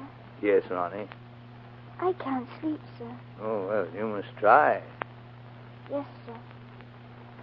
Mr. Howard? Yes? I'm sorry I was rude the other night about Rochester. Oh, that's quite all right. It doesn't matter in the least. I was wrong, you know. No, not at all. I may very well have been wrong myself. So many of those American states. Kansas, Massachusetts, whatever. What's the Indian state? Massachusetts? Massachusetts, yes, that's it. Seemed very likely there might be another named Rochester. No reason why not, you know. Oh, none whatever, sir. I remember it very well now, sir. You do? Oh, yes, sir. A very important industrial state. Well, I'm not such an old fuddy-duddy after all, eh? I should say not, sir. My memory may have gone a bit ragged here and there, but when it comes to geography, you'll generally find I'm pretty good. Oh, I can see that, sir. Yeah, that's very decent of you to acknowledge it, too. Thank you, sir. Well, good night, my boy. Good night, sir.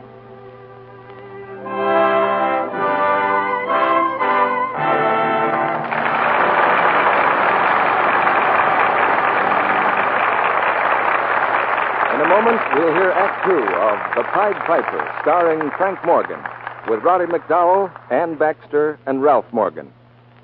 But between the acts, Sally and I have a story for you. It's called Where There's a Wool, There's a Way.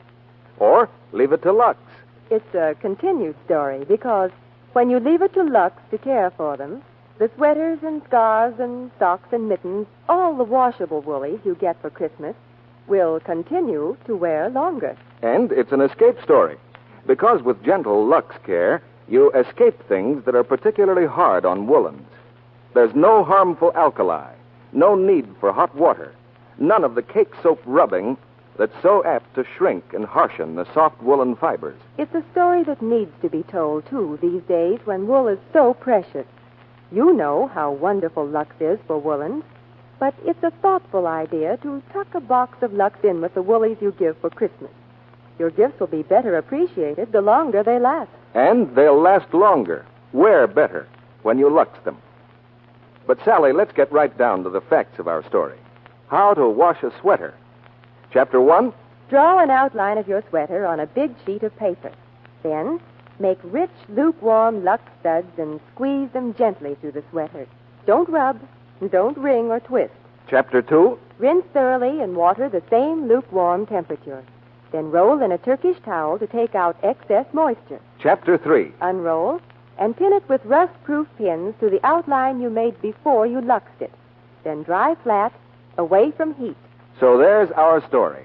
A story that really begins when you buy a big box of Lux Flakes and leave it to Lux to care for your precious woolens. We pause now for station identification. This is the Columbia Broadcasting System.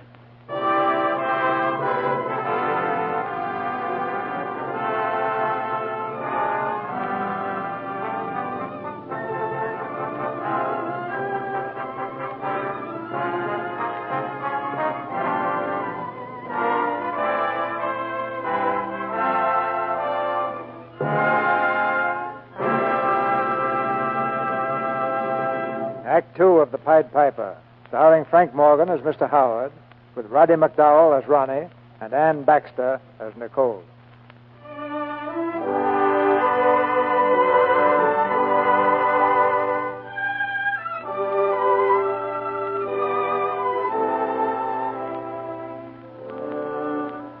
As the Pied Piper of old led his children to a happy land beyond the mountain, so our Piper, Mr. Howard, tried to lead them beyond the sea, to security, to safety, to England. It took us 3 days to reach Chartres. I remembered then that I had a friend there, a young lady named Nicole Rougeron, whom I had met on a vacation in St. Moritz. I decided I would appeal to her for help. Monsieur Howard. Oh, monsieur. You remember me, mademoiselle? But naturally, monsieur. Come in, please, quickly. Yes, well, but I'm not alone. Come in, and the little ones, too. Oh, thank you. Well, come in, children. Maman, you remember Monsieur Howard last year at St. Maurice? Howard. Madame, I am happy to see... Please, if you speak English, close the door. Come inside. To speak English today is not safe. Not safe for any of us. I know, madame, and I have no wish... No, please. We must be careful. That is all. Our friends are still our friends, regardless. That is very kind of you, madame. But, monsieur, the children, you did not have them last year. Madame, some of them I did not have 24 hours ago. We're on our way to England. Allow me to introduce them. Madame Rougeron, Mademoiselle Nicole Rougeron. This is Ronald, a fine lad. And this is his sister, Sheila. And this is Rose. And this here's Pierre. And this is... Who is this? I'm Konam Kennistermarken, Mr. What? Where did you come from? I've never seen this one in my life. Ronnie. Yes, sir. When did he join us? Oh, he's been with us on and off since yesterday. I see. You mean, monsieur, you do not know who he is? No, but on this trip, that doesn't seem to be necessary. Boy, where did you spring from? Come on, speak up. Ik kan niet verstaan, meneer. That's Dutch. His name is Willem. Not William, Willem. Yes? How do you know that, Sheila? He told us. Now, listen to this, mademoiselle. Sheila, do you speak Dutch? Oh, no, sir. Do you understand Dutch? No, sir. But he told you. Yes, sir. Then in what language did he tell you? In no language. He just told us. Yes. Well, I suppose there must be some normal explanation for this system of communication. Very well, Willem. We'll do what we can for you. Of course. The poor little ones. I wonder if they would like something to eat. Of course they would. Just come with me. Yes, they understand that all right, too. I'm occasionally seized with the conviction that I'm convoying guinea pigs. Monsieur Howard, you understand that you are in great danger here. I do. But I promise you I shan't involve you and your mother. In just a few minutes, when I've rested a bit, we'll be on our way. But I was hoping to see Colonel Rougeron also. We have not heard from our father for several months. At that time, he was with his regiment before Metz. Oh, you have my sympathy, mademoiselle. I understand. You see, I, too, have suffered a loss. You remember my son, Jean? Jean? Oh, yes, but... I regret to inform you that he was killed. He was in the RAF, you know. Shot down over Helgoland 2 months ago. Gave a very decent account of himself, I understand, before they got him. Then he's dead. Excuse me, please.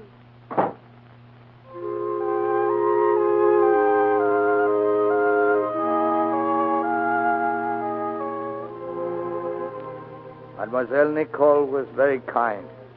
She helped us arrange for tickets on the train. When we left for Chartres, she even came along with us.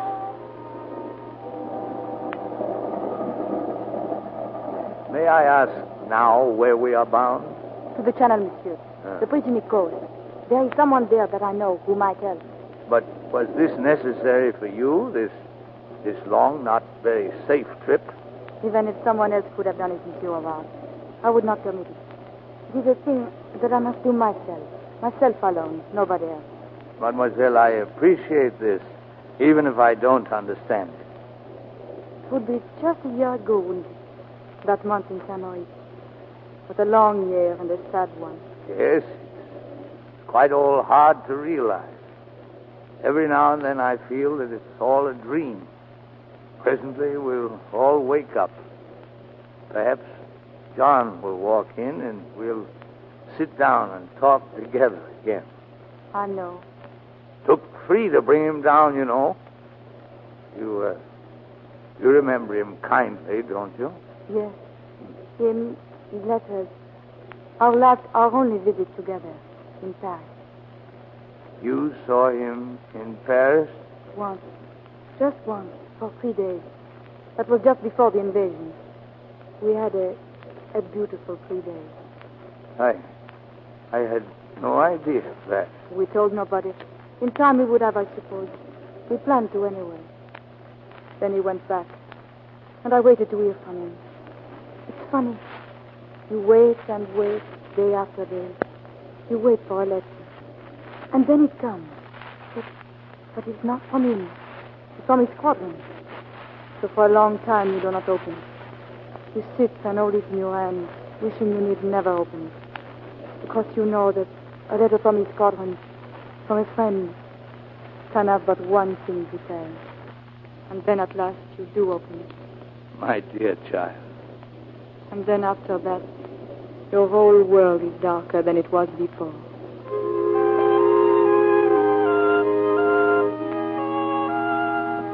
Nicole's loss had been as great as mine, and I understood then why she had come with us.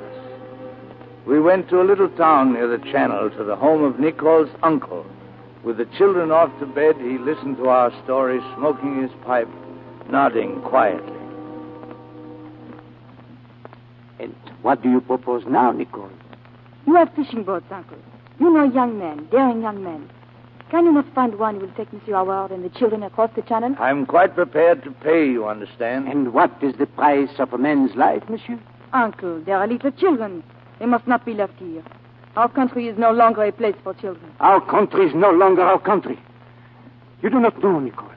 You have not begun to learn what it is to live under the bush.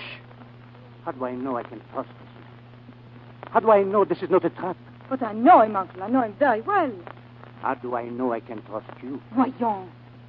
How do you know you can trust me? I refuse even to think of such things. Under the bush, child, that is what happens. As I have said before, I have no wish to involve anyone else in my own personal problems. I shall, of course, leave the house. No, please. Let me sleep on it, monsieur. Perhaps tomorrow. Listen. Do you hear? It is a raid on Brest. What? It is the harbor. They're after the ships. Why, those filthy... No, monsieur. It is a British raid. Those are British planes. British? That is it. They're after Hitler. There was a report in Brest today that he was there inspecting the invasion fleet. Well, after Mr. Schickelgruber, eh? Well. Mr. Howard, what is it? Is it a raid, sir? I should say it is. Those are British planes, my boy. The RAF. The RAF? Yes, I've got to go and get a look at this, by George. Yes, there they are. See? Bang! That's it, boys. Bang! Hit them again. Bang! Bang! By George, this is the greatest thing I ever saw in my life. Bang!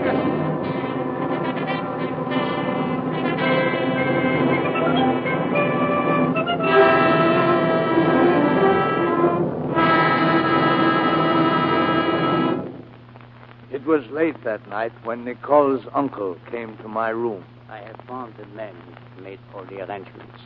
His name is Roquet, and he's boarded at the fishing village just 10 kilometers from here. You and Nicole will meet him tomorrow in a cafe near the docks. Nicole knows.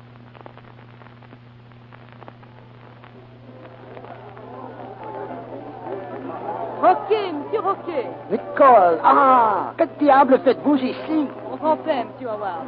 Monsieur Howard ne comprend pas le français. All is all right. You have the boat. The boat. It is by the bottom of the lighthouse. You understand? Yes. From the outside of the cafe, you will see the lighthouse. To the right. You understand? Yes. When do we start? Tonight. Now. The sooner the better. Bonsoir. Bonsoir, Nicole. Bonsoir, grand père. Bonsoir, monsieur Roquet.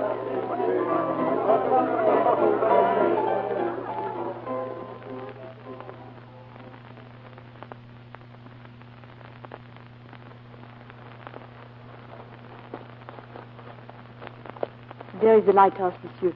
And there is the boat. Sheila. Stop here. Roquet, here. This way. Well, I suppose this is goodbye, Bon voyage, monsieur. my child. Won't you come with us to England?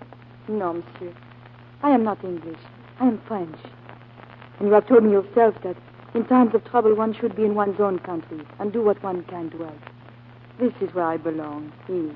Yes, but afterward. Oh, afterward I shall come. Well, goodbye, my child. Goodbye, monsieur. Halt there! Halt! Mr. Howard. Halten Sie in den Booten! Greifen Sie den Mann! Ja, Herr Leutnant. They're Germans. Soldiers. So, you are leaving us, eh? You are English, yes?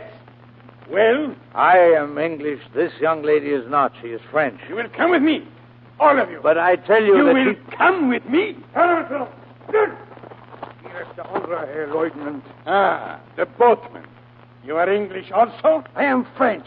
Vous me faites pas peur, sale Schweigel!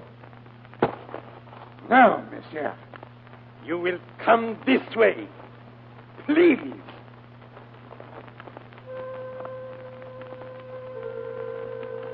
Mr. Howard, they really got us, haven't they? Well, it looks that way, lad. Oh, Pierre. Pierre. Les Allemands! Les Allemands! Les Allemands! Les Allemands!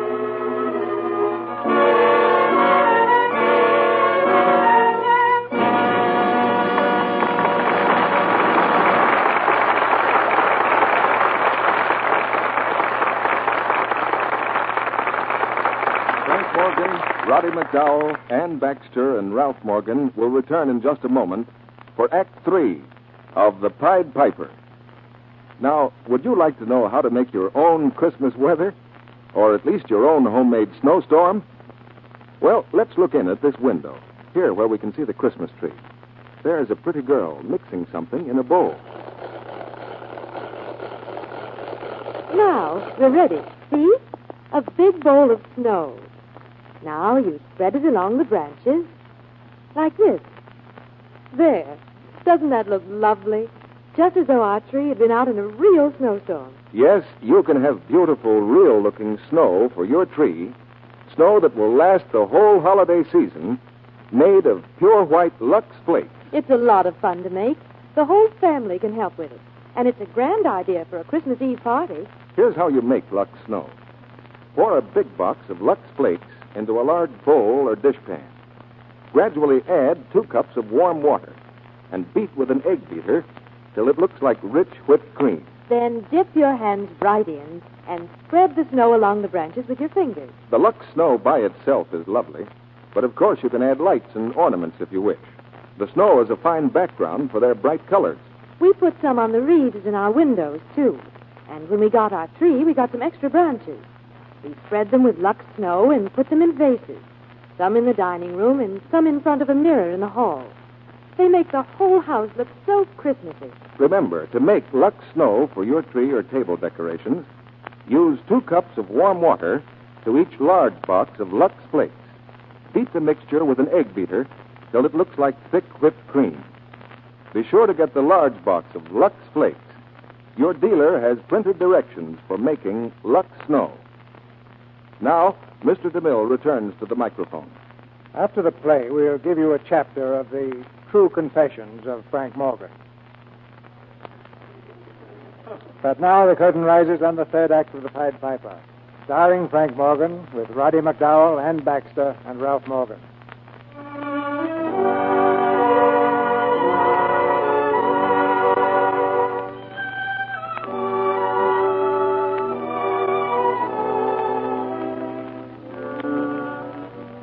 The land of hope lay just across the channel, a few miles of water between refuge and despair.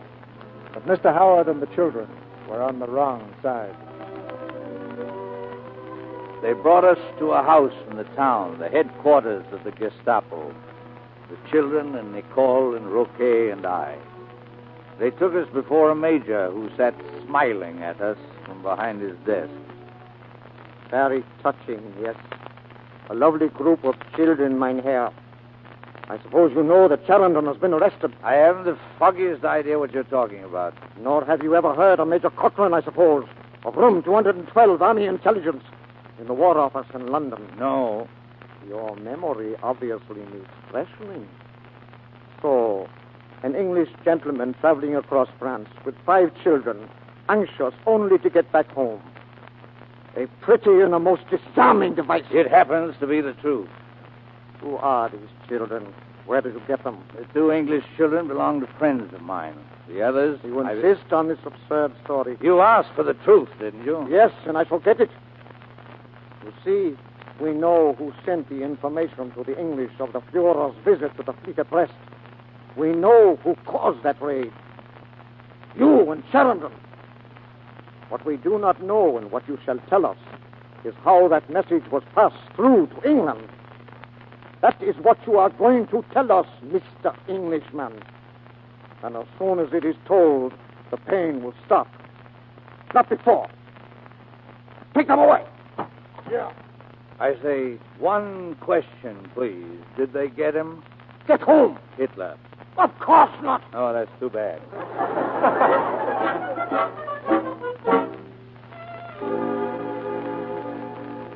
They took us out of the room, and then they brought me alone to another room down the hall and left me. There was a man sitting there. Asseyez-vous. Soyez comme chez vous. I'm afraid you have the advantage of me, sir. No, I'm English, too. Half at any rate. Oh, English? Well, what are you doing here? Waiting to be shot. Oh, you're Charrington. You've heard of me, eh? I'm supposed to be mixed up with you in some way. That raid on the ship. Too bad we didn't get the little beggar. But I'll bet we scared him out of his pants. You mean you were responsible for that, really? Why, help. They caught me, so there's no point in denying it. Only I wish they'd stop throwing innocent people in this room with me on the theory that they're going to convict themselves in some fashion. Really, I look for better things from you, Major Deason. More ingenious. Nothing as childlike as this. I say, are you feeling all right? Oh, quite. I'm assuming, of course, that there's a microphone in this room somewhere. Oh. They're listening to us right now. Yeah. You're wasting your time, Major. This man knows nothing about my affairs. But I will tell you this. The English will be back here, and the Americans, too. And I warn you, they'll not be as gentle as they were after the last war.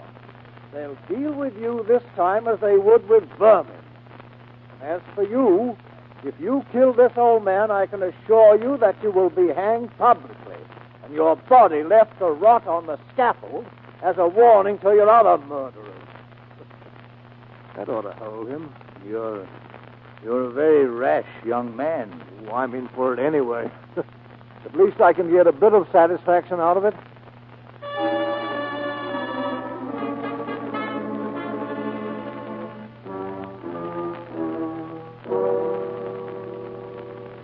The Major had evidently heard enough. A few minutes later, he sent for me again.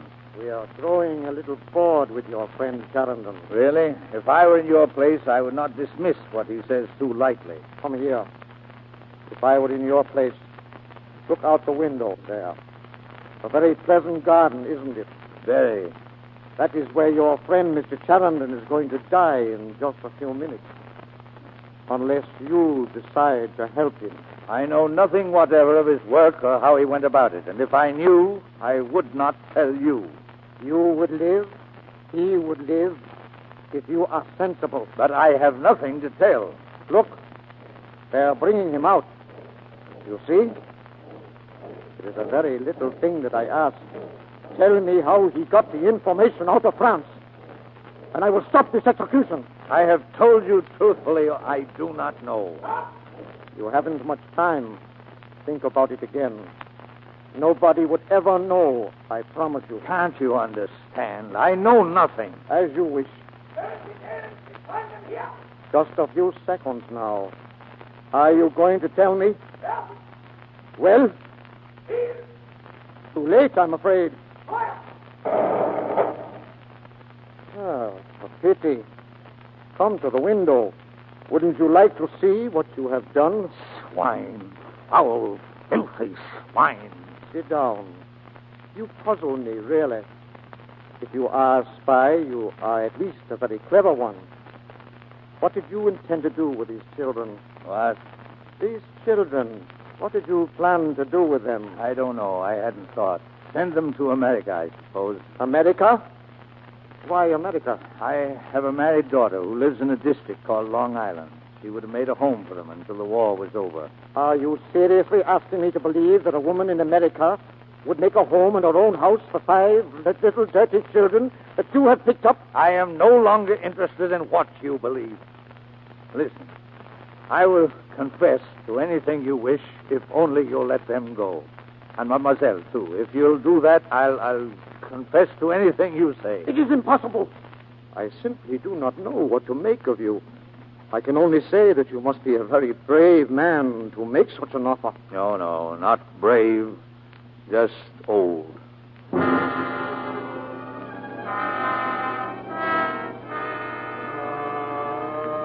He was not finished with me yet. The next day I saw him again, alone. I do not believe one word of your story about these children. Particularly about your plan to send them to America. I'll say anything you wish if you'll only let them go. What about the Jewish child? Jewish? The dark one. Is he Jewish? It didn't occur to me to ask. But in America, would they accept a Jewish child? I don't believe that they'd turn down any child, even a German. Even a German? Are you positive of that? Yes. Mr. Howard, how would you like to continue your trip to England? Not without the children. And Mademoiselle? No. She wants to stay here. That is what we want, too. Splendid. But if I were to let you go to England with the children, would you be grateful enough to do me a small service? That would depend on what it was. There is a certain person to be taken to America. I do not want to advertise her journey. If you think for 1 second that I'd introduce a German agent into America, you're an even greater fool than I've considered you. Remain seated, please. She could hardly act as an agent since she is only 5 years old. 5? Listen carefully. This little girl is my niece. Her father, my younger brother, is dead. My mother, we learn later, was not wholly Aryan, so we were compelled to dispose of her. But the unfortunate problem of the child remains. Half Aryan, half Jewish. She happens to be a sweet child, and I would feel better if she were with my older brother in the United States. He is an American citizen. Yeah, she'd be safer, you mean? If you wish. His name is Rupert Deason. He now has a business, a grocery, in a city named Rochester, in New York State. His address... City? City of Rochester, New York. Are you positive? Of course I'm positive. What are you talking about? Haven't you ever heard of it? Oh, yes, of course. Certainly I've heard of it. His address is 600 North 3rd Street, and that is where I want her to go. Meanwhile, Mademoiselle may return to her home in shot. And no harm will come to her. Not unless you are foolish enough to tell anyone of this arrangement. Very well. I should be very glad to take the child and see that she's delivered to her uncle. What is your address in London? I shall send for you when we arrive there. 42 Curzon Street. Yours, I assume, will be a cell in the Tower of London.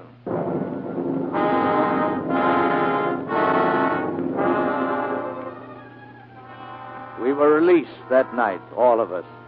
Roquet had the boat ready, and we stood lined up on the deck waiting for the little girl we were to take with us. She arrived with the Major, a tiny child carrying a doll in her arms. Oh, this must be Anna. How do you do, Anna? How do you do, Anna? Heil Hitler. Children, stop. Stop it immediately. Major Wiesen, had not you better explain to Anna that from now on that salute will be out of place? Very well. Anna, von nun an brauchst du nicht mehr Heil Hitler zu sagen. Du kommst unter Leute, die das nicht verstehen. Nicht mehr? Oh, good. Get aboard. I want to see you get away. All of you, get aboard. Well, goodbye, Nicole. Goodbye. All of this I know you have done for my boy. And for him, I thank you. Some for him. Some for you, too. Once I thought there could never be another man as fine and as brave as your son. But I was wrong. And it was not all for you either. It was for the children. Somehow they represent hope for the future. You are the past, I am the present. They are the future. So we must take very good care of them. I haven't all night, please. Au revoir, my dear. You'll come to see me when it's all over, and we'll talk about John. Oh, yes. One more thing, Mr. Englishman. There must be no trickery. If one word of this appears, it will be the concentration camp for your young lady.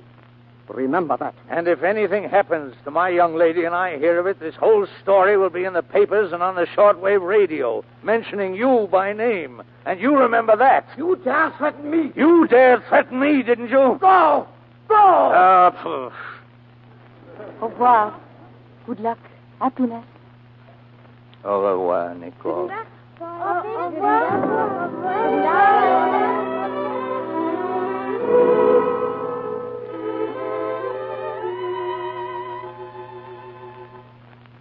Well, we're on our way, children.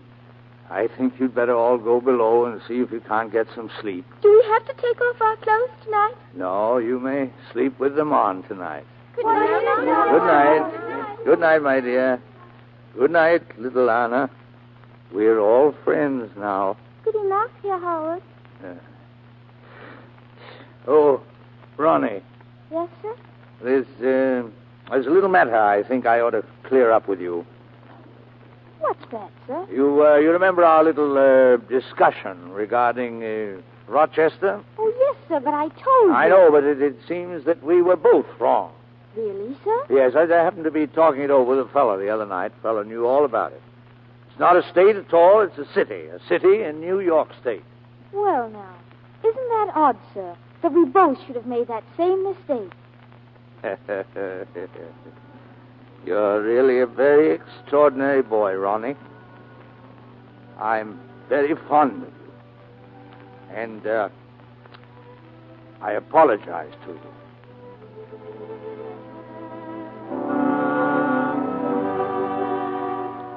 We reached the English coast the next morning, and in 3 weeks I had seen them all off to America. That was over 2 years ago, but I hear from them quite often. Just yesterday I had 6 Christmas cards. 6 cards in round, childish hands, wishing me joy.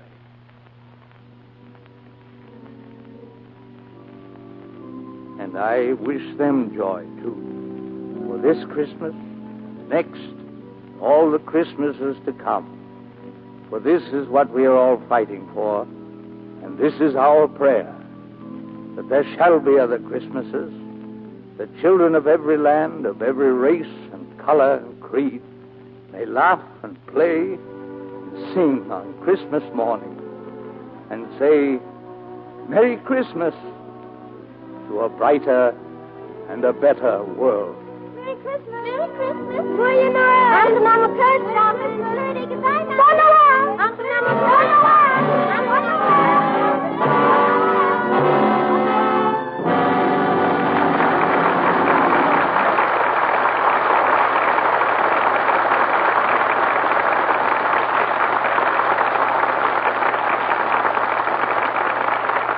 Before our stars return for a curtain call, here's a Christmas present we wish we could promise to the women in our audience.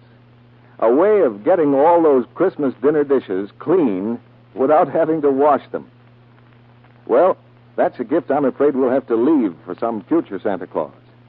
But Lux Flakes can play Santa Claus for you by keeping your hands soft and smooth and pretty, in spite of extra dishwashing. More than that, you can even make yourself a present of lovelier hands if you'll change to Lux for dishes. Yes, if your hands are red and rough from strong soaps in the dishpan, you can bring them back to their natural loveliness simply by changing to gentle Lux Flakes. That has been proved in actual laboratory tests, proved by scores of women whose hands have been reddened and roughened by strong dishwashing soaps. When they changed to gentle Lux, the redness began to disappear within a few days, and soon the hands grew soft and smooth and lovely again. They used no creams or lotions on their hands. They just changed to Lux. Yes, it's as easy as that, to change dishpan hands to soft, smooth Lux hands. So here's a note for your shopping list tomorrow. Get a big box of Lux Flakes for dishes. Now, here's Mr. DeMille with our stars. Now we welcome two members of the House of Morgan back to our stage. And with Frank and Ralph come Roddy McDowell and Ann Baxter. House of Morgan, eh, CB? I wonder if my banker ever thought of that. You'd never suspect, CB, that Frank has a hidden sorrow. I'll bet he wants to play Hamlet. Oh, no. I had a very unfortunate experience with Hamlet. Don't tell me your tights ripped. No. We weren't doing well financially, and one night the sheriff paid us a visit. He walked right on the stage during the gravedigger scene and confiscated the shovels. What was your hidden sorrow, Mr. Morgan? He failed at his chosen career. I always remember him at Christmas time standing up there with his shining face, singing carols. He was a boy soprano in a church choir. How did you fail, Mr. Morgan? My voice changed. And changing the subject, Mr. DeMille, what about next week's play? There's good news about that, Ann. Because next week we'll present the screen hit, A Star is Born. And our stars will be Judy Garland, Walter Pidgeon, and Adolphe Menjou. A Star is Born is a drama of Hollywood, of a girl who had the courage to fight for success and the courage to give it up. A great play and three great stars. That's really an inspiration, CB. They'll be great in that play. Good night. Good night. Good night. Good night. Good night. Don't forget to hang up your stocking.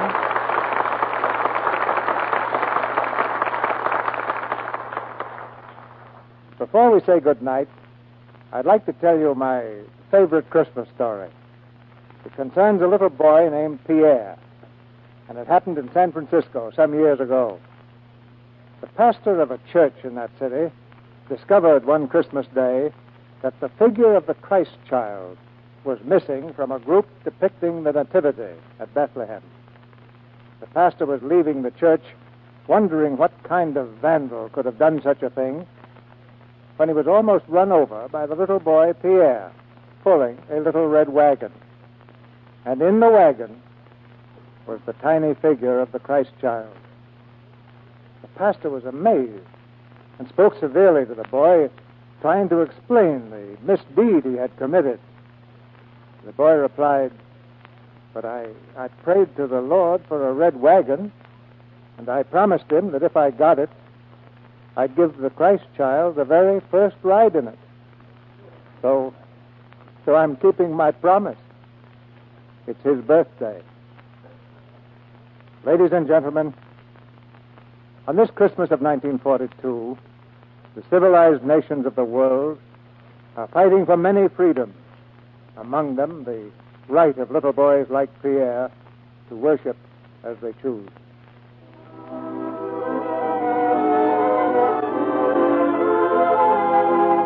And now, no matter where you may be, our sponsors, the makers of Lux Flakes and Lux Toilet Soap, join me in wishing you every happiness of the Christmas season. And we invite you to be with us again next Monday night, when the Lux Radio Theater will present Walter Pidgeon, Judy Garland, and Adolphe Menjou in A Star is Born. This is Cecil B. DeMille saying good night to you from Hollywood.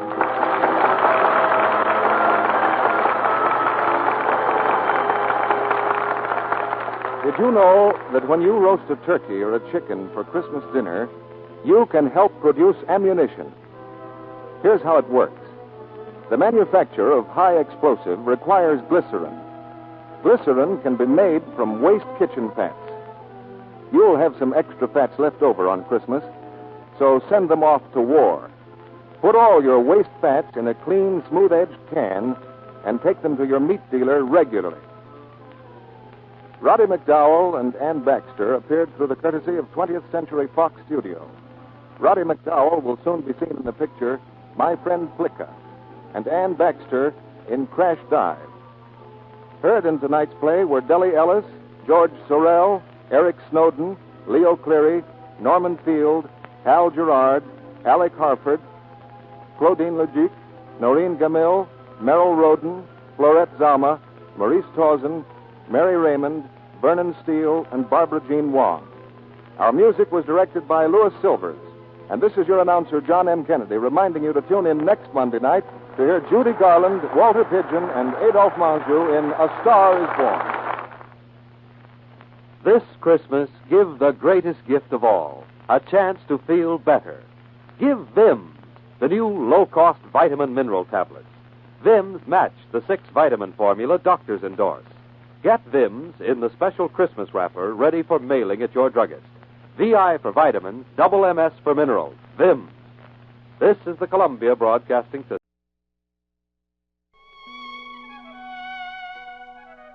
Hamilton, Guy. Occupation, journalist. Jakarta, first assignment as foreign correspondent. A reporter on the way in. You're an enemy here, Hamilton, like all Westerners.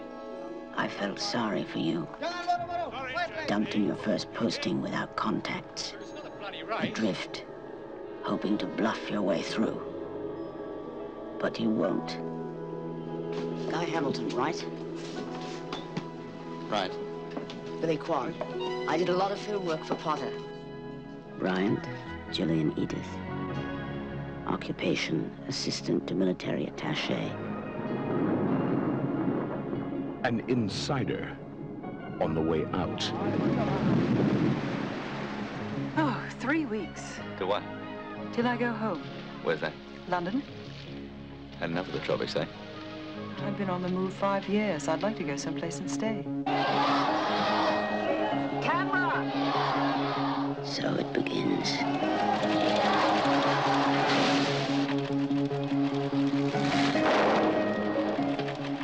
Ship left Shanghai a few days ago with arms for the PKI.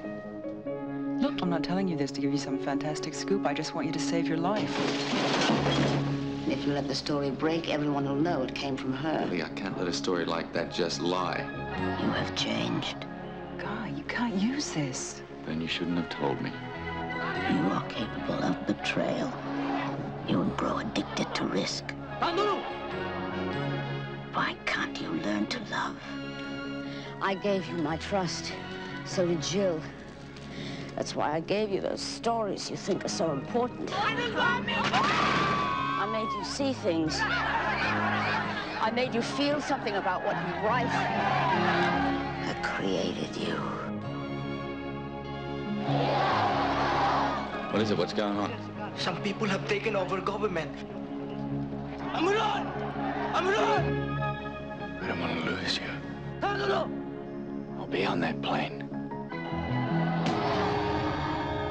Identification, Guy Hamilton in Jakarta. Lead in for story. Exclusive interview with the leader of the Indonesian... This is Guy Hamilton in Jakarta for ABS. Metro-Goldwyn-Mayer presents a new film by Peter Weir. Mel Gibson. Sigourney Weaver. The Year of Living Dangerously.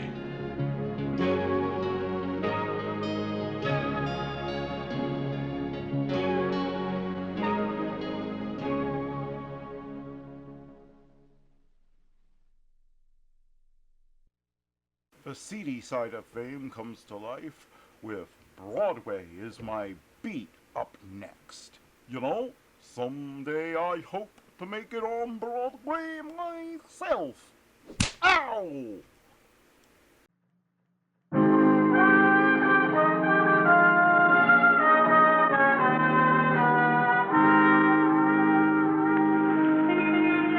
Broadway's My Beat, from Times Square to Columbus Circle, the gaudiest, the most violent, the lonesomest mile in the world.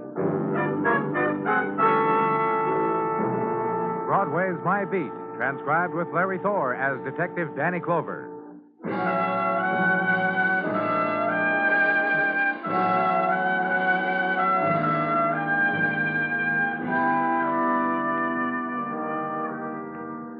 A twilight of August folds itself into ebb of daytime, and Broadway reacts. Languor walks the street. The after-work walk, the beginning dream walk, rhythm to the pulse of waking neon, and to drifting carousel whispers as street carnival begins. Promises and textures spun by alto sax in the upstairs dance pavilion. Call for dancers. The hawkers setting their wares adrift on August winds. Call for buyers. And line up for the pitchman. And be shoved and pushed and mauled. And no bitterness. For the taste of this twilight melts in your mouth. And you will wait the night if you have to.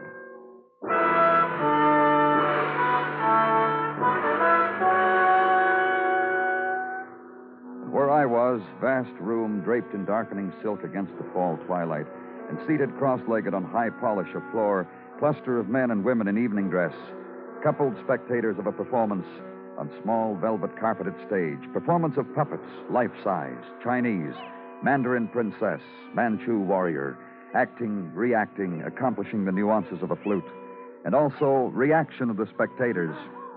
And on their sigh, a woman turns her head, observes intently every individual response, laughs softly, silently, then sees you, rises dance-like, holds the slit of the metallic embroidered Chinese robe as she glides toward you.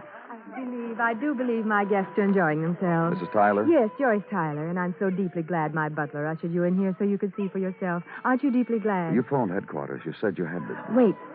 Look at them. Look at those Eastern puppets. Look.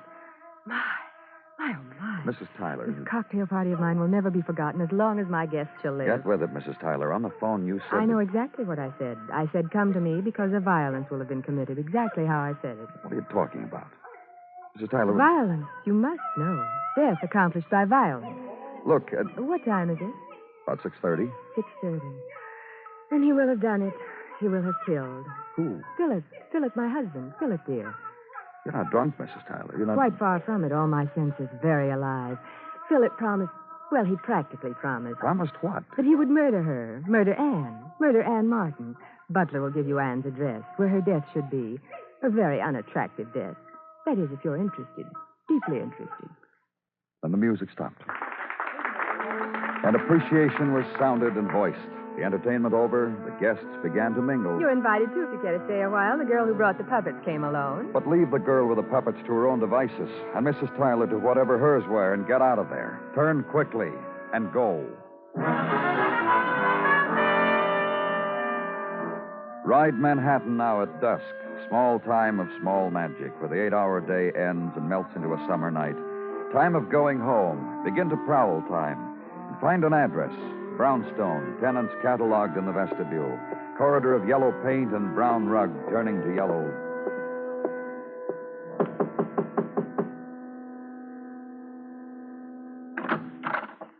Yes?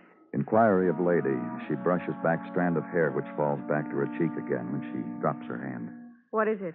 Of tired face and no makeup. Of brown eyes and thin body, she hugs to herself. What can I do for you? Miss Ann Martin? That is correct. I'm from the police. You may come in if you like. Thanks. I wasn't sure I'd find you here, Miss Martin. Of course, I have no idea why you're here. You claimed you were a policeman, and I asked you into my apartment.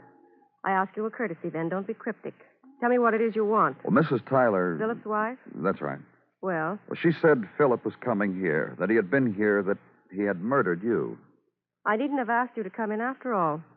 You had only to satisfy yourself when you asked me my name. Mrs. Tyler wasn't drunk when I spoke to her. Why did she tell me what she did? That's a stupid question, isn't it? You're having talked with her and having had a chance at her motives, why do you ask me? Was Mr. Tyler here? Yes, he was. What was he doing here? I know you're not being nasty because I'm not very attractive. And truthfully, I believe I'd be very foolish if a man as much as held my hand. Just tell me what he was doing here. He drops in now and then. He's a moody person. We're old friends, and I recognize his moods. He talks, and I listen. He paces, and I watch him. He reminisces, and I help him recall. Do you know his wife, Miss Martin? No. I saw her once, at her wedding years ago. I remember only that she was very beautiful. Is there anything else, Mr. Clover? If you can't think of anything, would you mind very much?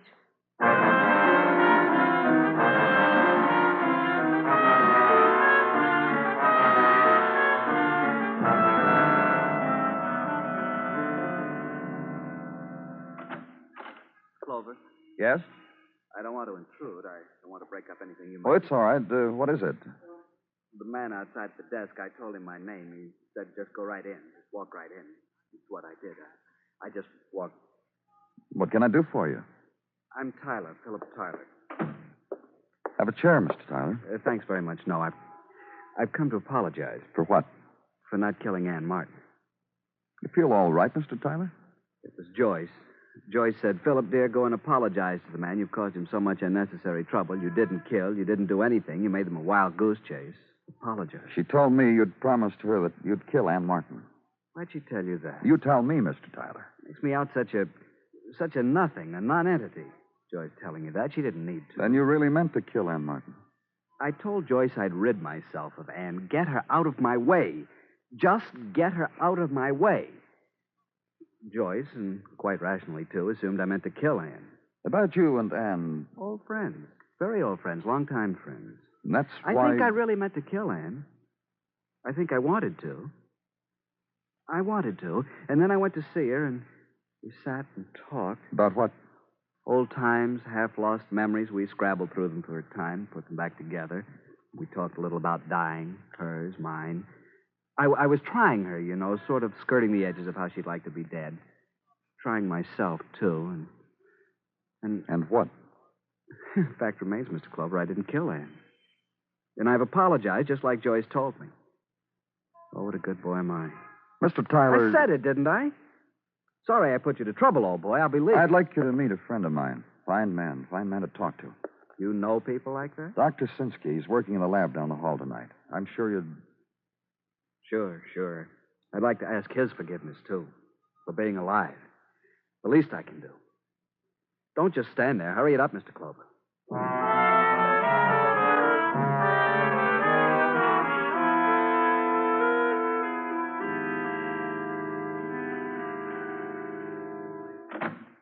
Danny? Come on in, Dr. Sinsky. Have a seat. I had conversations with Mr. Tyler, Danny, late last night. And this morning, it's sunshine again, a new day again, and... What's unhappy today, Doctor? Observations of a doctor as concern a sick man. Then Philip Tyler is sick. I would say so. He suffers from living in the world. Huh? From being a man of our times and realizing it. He's a man of no core, of no direction. A sensitive man who thinks too often of wasted minutes and years. But not really sick, huh? Just... No, not really sick. Only because there is no medical term for what bothers him. Nothing in Latin, which means he feels sorrow for everything and mostly himself.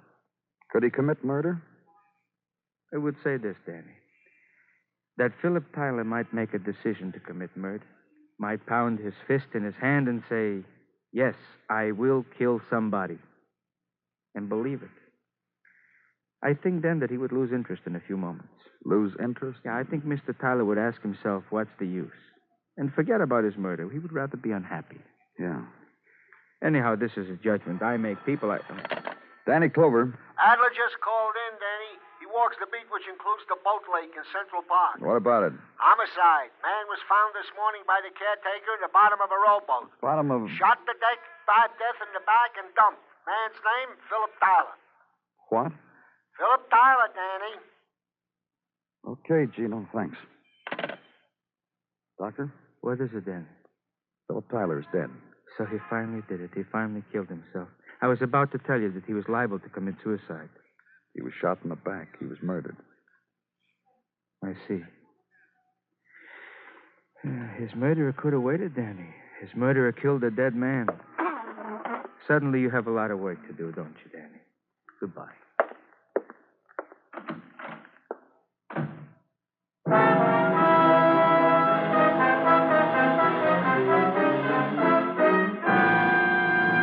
You are listening to Broadway's My Beat, written by Morton Fine and David Friedkin, and starring Larry Thor as Detective Danny Clover.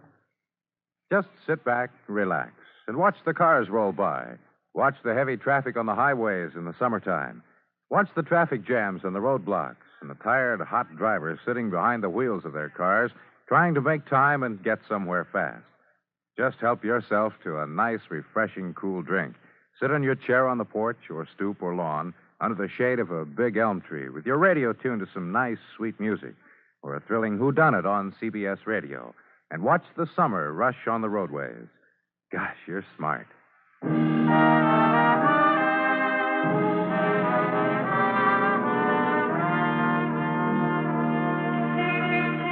The heat of August puffs in from the river, and Broadway is a place of regret. The dreams of winter, fashioned for the summer, are blurred now. The golden girls fan themselves with newspapers. It's the time of the salt tablet, the fly paper, and the sullen sleep on the fire escape. And mornings are filled with 1,000 hours, and the bleary talk and dead cigarettes in the bottom of paper cups. It's summer in New York, and if you can afford an ocean voyage, the most wonderful time of the year.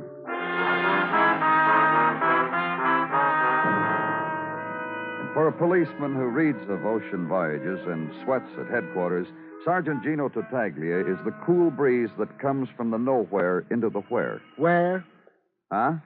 I asked you, where do you want your lemonade? Well, just put it where I can reach it, Gino. But your desk is so cluttered with bric-a-brac and whatnot. Well, just give it to me. Thanks. I know the symptoms, Danny.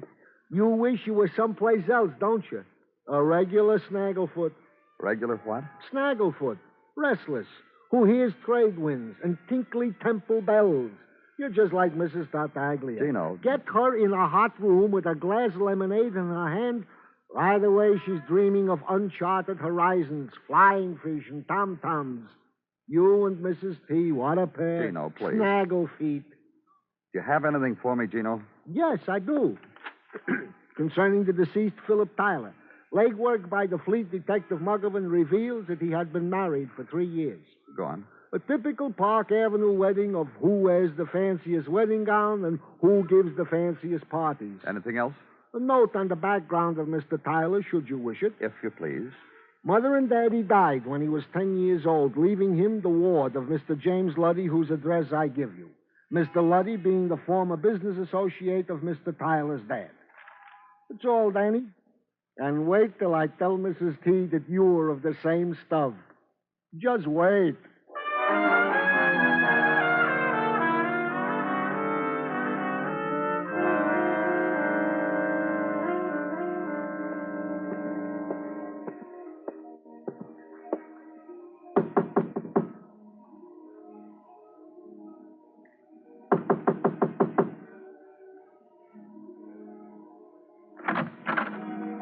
You've disturbed. And your reason would be? Police. You have a thing that goes with that? A routine, a saying? Just this. Spit and polish. spit and polish for the bright badge of authority. And your pleasure is what? You, James Luddy. Ever so. Come in, won't you? You'll find that Cantor chair, the low-tilted one, you'll find it has a certain therapy. You deposed me of it anyway, so... Mr. Luddy, I want... Let's hear the recording, shall we? Let the music makers finish their song. Let's turn it off, shall we, Mr. Luddy? Spit and polish, and polish and bright authority. Let's turn it off, shall we? And it's turned off. I asked once, and now I know. Your pleasure is, of course, Philip. The death on a lake of Philip Tyler. Whatever you can tell us about him, Mr. Luddy. Whatever will help you. Will help you solve the murder of an unimportant man who was once a distressing child. Just tell me about him, huh? I adopted him, you know, when he was 13. A thing arranged between me and his parents in case... Go on. They died. I took the boy. 10 years old. Age of innocence. I thought innocence. I know now it was nothing. Just nothing at all. Kid 10, his parents dead. Why, I also made allowances for that minor tragedy. And waited. Waited for Philip to grow up. I sent him to prep school, private school, university, and college. Only what, Mr. Luddy? Only the boy was ill-equipped for growth of emotion, for fruits of culture. For Philip, I must say it, Philip was a sad sack. Philip is dead. He was murdered. With this, I must say, Philip was an appealing child, with all his lacks appealing. And as a man, appealing. That's how explain Joyce, wife of wealth, wife of beauty. A woman who can take a man who is nothing and fashion him into... But not Philip. Not even Joyce could accomplish a man in Philip. Philip, who refused to grow up, refused to face the world and its facts. The other woman, Anne Martin, what about her? Anne Martin? Philip's Anne. A drab. A drab as a child of 14 when Philip and I first met her at my summer place. She lived next door. Philip was 15, and he brought her into the house. And so dull as a child, and so dull as a woman. Then you've seen her lately, No, once. Not long ago, Philip brought her here. I pleaded headache. I made an oath not to see her ever again. I suggest... What? Vic Stewart. Philip grew up with him. You'll find Vic at the athletic club, East River. Talk Philip with him. My suggestion. How emotional. How very emotional.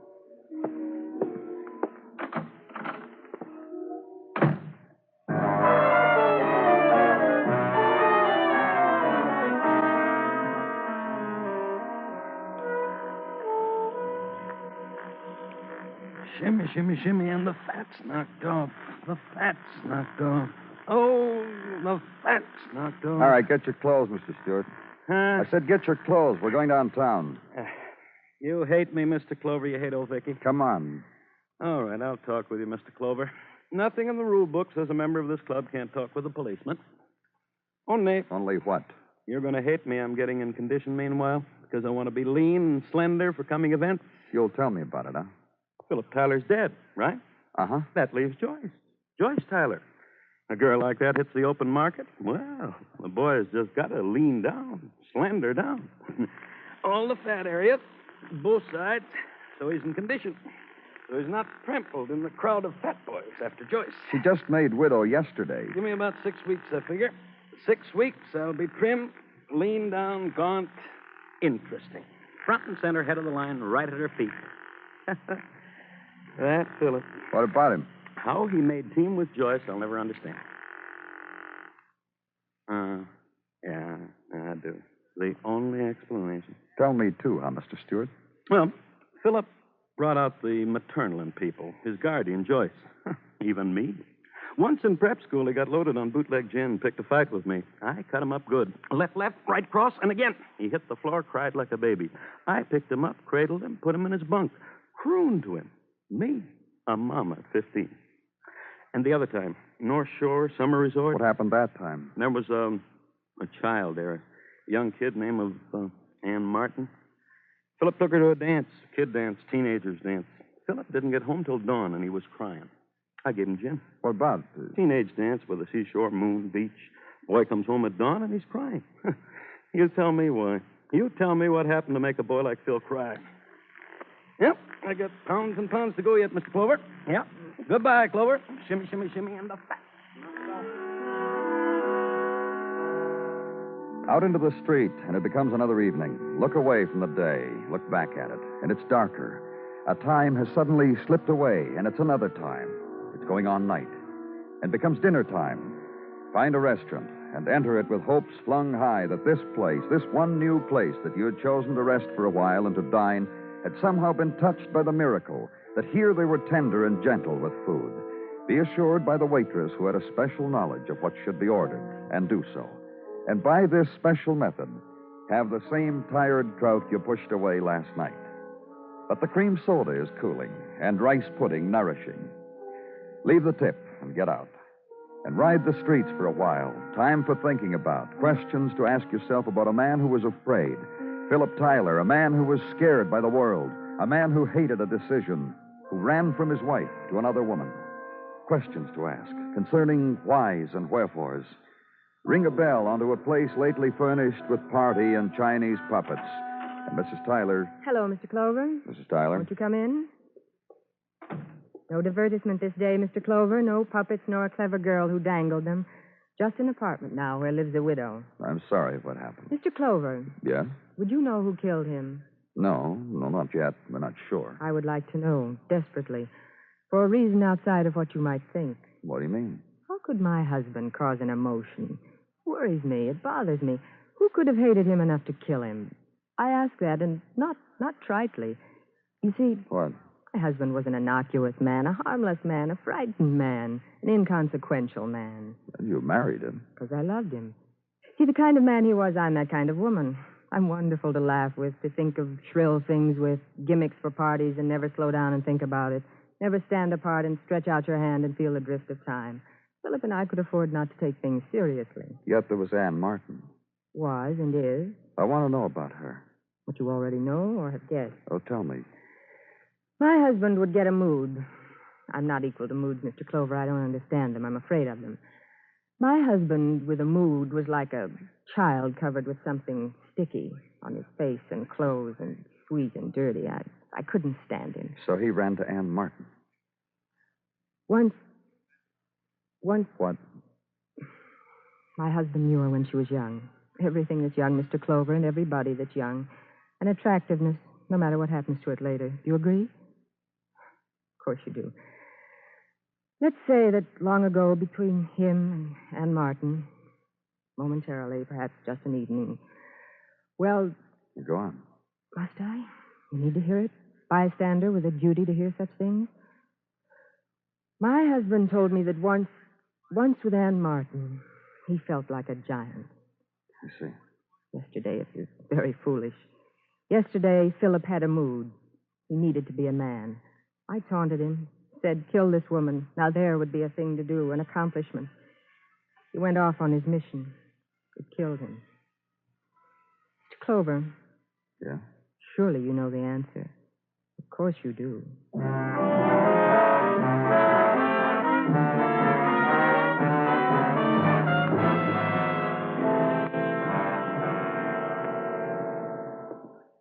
One at the end of the hall, Mugman. Yeah.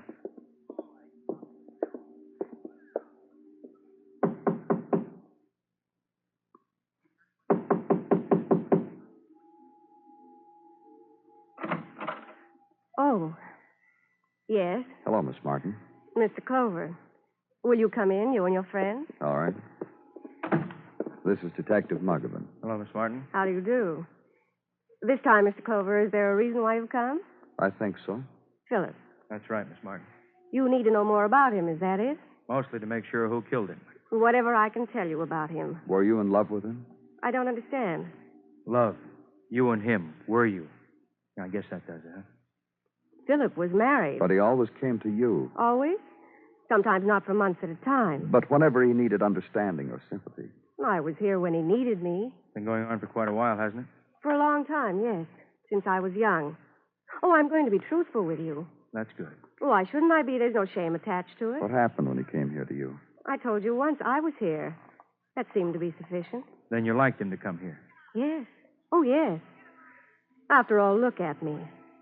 Then think of the kind of man he was. What kind of man was that? A charming man, a handsome man, gentle, gallant. The way I heard it, he was pretty much of a bird brain. You... Yeah.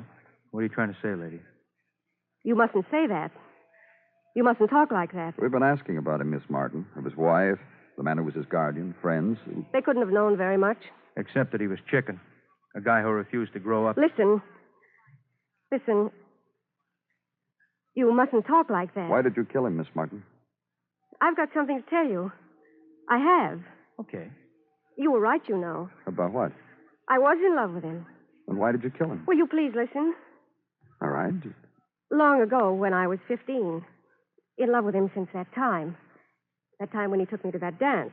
Lieutenant asked you why you killed him. Will you listen? That time he took me to that dance from then on. From that morning on, for him, I was a need. The lieutenant... Take it easy, Maggie. And yesterday he came to me and the things he said. Tell us. He was useless, he said, and I was. And I was the reason for his being useless. I was a crutch. And without me, he would be something. A man, he said. As if he wasn't already. Go on, Miss Martin. He came to my house to kill me. He explained it to me very logically. Listen, I told you I loved him, didn't I? I told you that I loved him. I said to him, if you need to do that, Philip, go ahead. He took out a gun. He stared at me. He started to weep. I held him. I comforted him. I sent him away. Then why did you kill him? I reasoned with myself. By the time he came back to me to apologize, I had it all figured out. Something had happened to him. He had wanted to kill me. He honestly did. You mean your feelings were hurt, huh? No. Then what? When we walked through the park, later when we sat in the moored rowboat, he said over and over again how sorry he was, that he wished he were dead, but didn't have courage to kill himself. He wasn't man enough. Go on. He was like a little child. I couldn't look in his eyes. So I waited till he turned around, and I shot him in the back. Where are your things, Miss Martin? I'll get them. You understand, don't you? What? It's what Philip wanted anyhow. To die. I loved him, so I killed him. Anyone can understand that.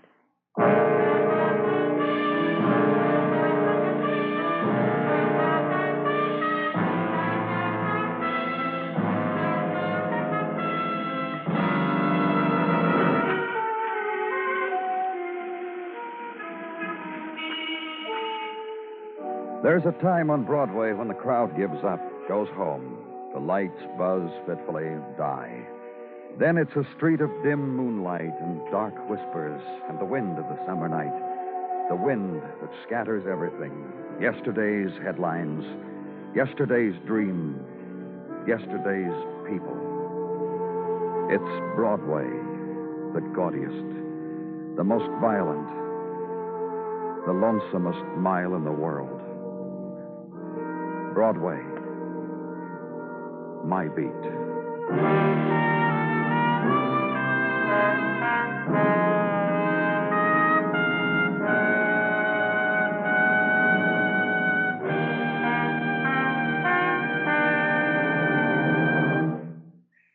Broadway's My Beat stars Larry Thor as Detective Danny Clover, with Charles Calvert as Tartaglia and Jack Crucian as Muggavan.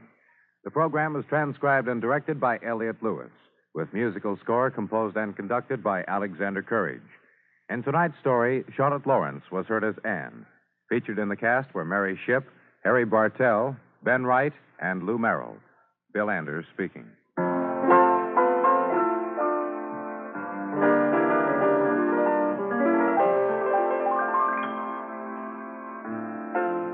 Remember, it's Mary and Magee, the Wizard of Oz, starring Walter O'Keefe, weekdays on the CBS Radio Network.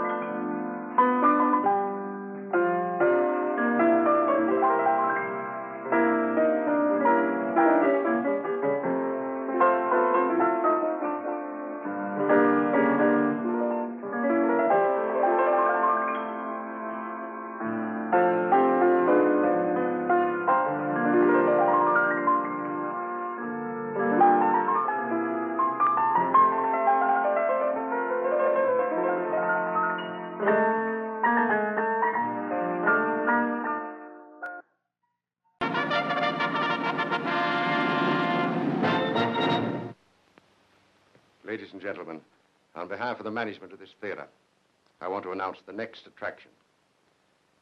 The unfinished love story. I refer to Saratoga, starring Clark Gable and Jean Harlow. The picture which the theatergoers of the world have insisted, through letters, telegrams, and petitions, be finished.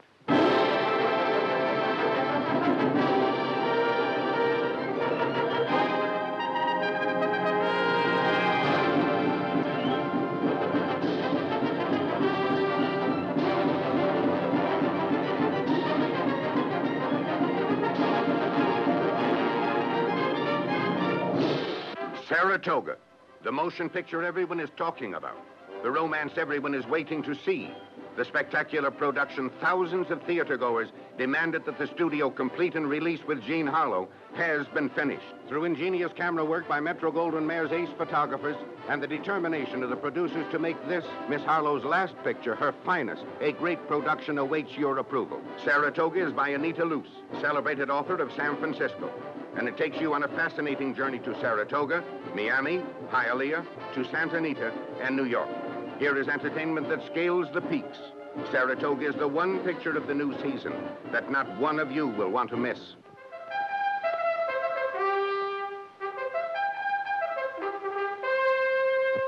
Mayor of the Town is up next on Nightly Old Time Radio Shows. I hope you enjoy it.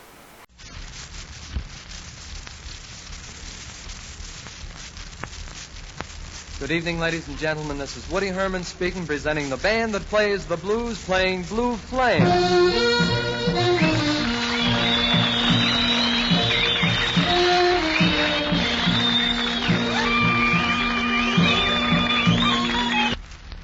Well, 15 years, more or less, anyway.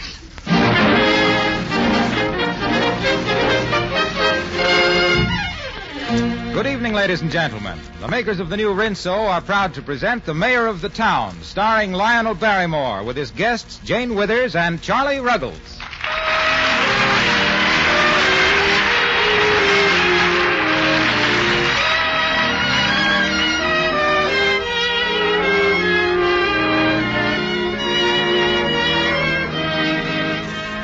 You've heard me say it before, but I think it needs repeating. You can lead a soap to water, but you can't always make it give good, rich suds.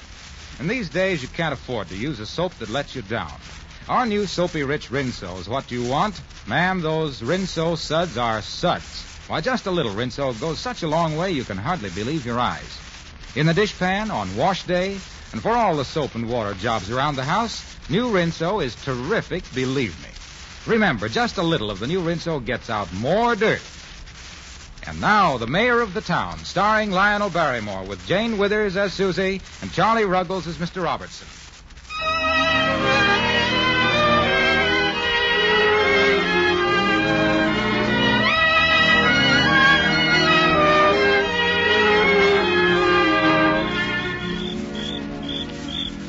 Oh, good evening. Good evening, Mayor.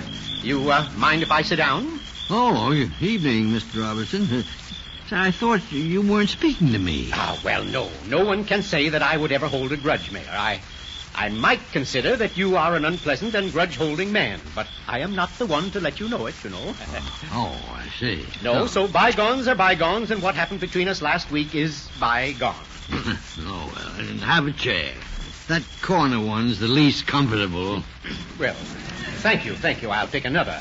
Nice evening, isn't it? Oh, wonderful evening. Lovely evening. Reminds me of my summer evenings when I used to serenade my wife. That was before we were married, of course. After the ball was over... You mean she heard you sing and then married you? Well, pardon me, Mayor, but there are those who consider that I have a rather good voice. I suppose so. I suppose it takes all sorts to make a world. Well, of course, you're not going to make me mad, you know. I'm not going to give you the satisfaction of losing my temper. You're just mean enough not to. Well, you're trying hard, though, aren't you, really? Mayor, I came over to talk to you about Susie. Have you seen her lately? No, why? Well, Mayor, something's happened to Susie. She isn't Papa's little girl anymore. How do you mean? Well, she says she's in love, Mayor. She says she's going to run away and get married. Ah, well, I wouldn't worry much about that. Oh, but she's getting letters, passionate letters, and flowers. Who from? Well, now that is the most incredible part of it all. It's Colin Randolph. Colin Randolph? Oh, the movie star? The very same. Well, where'd she meet him? Well, it happened in Milwaukee when she was visiting her aunt a few weeks ago. He was there for a bond drive. Oh, Mayor, I'm very worried. I'm asking your help, sir. Well, I'll talk to her, but I don't think the situation's anything to be alarmed about. I was going to elope with a bareback rider when I was 17. Nothing ever came of it. Where is Susie? She's in the library. All right, I'll go right over and talk to her.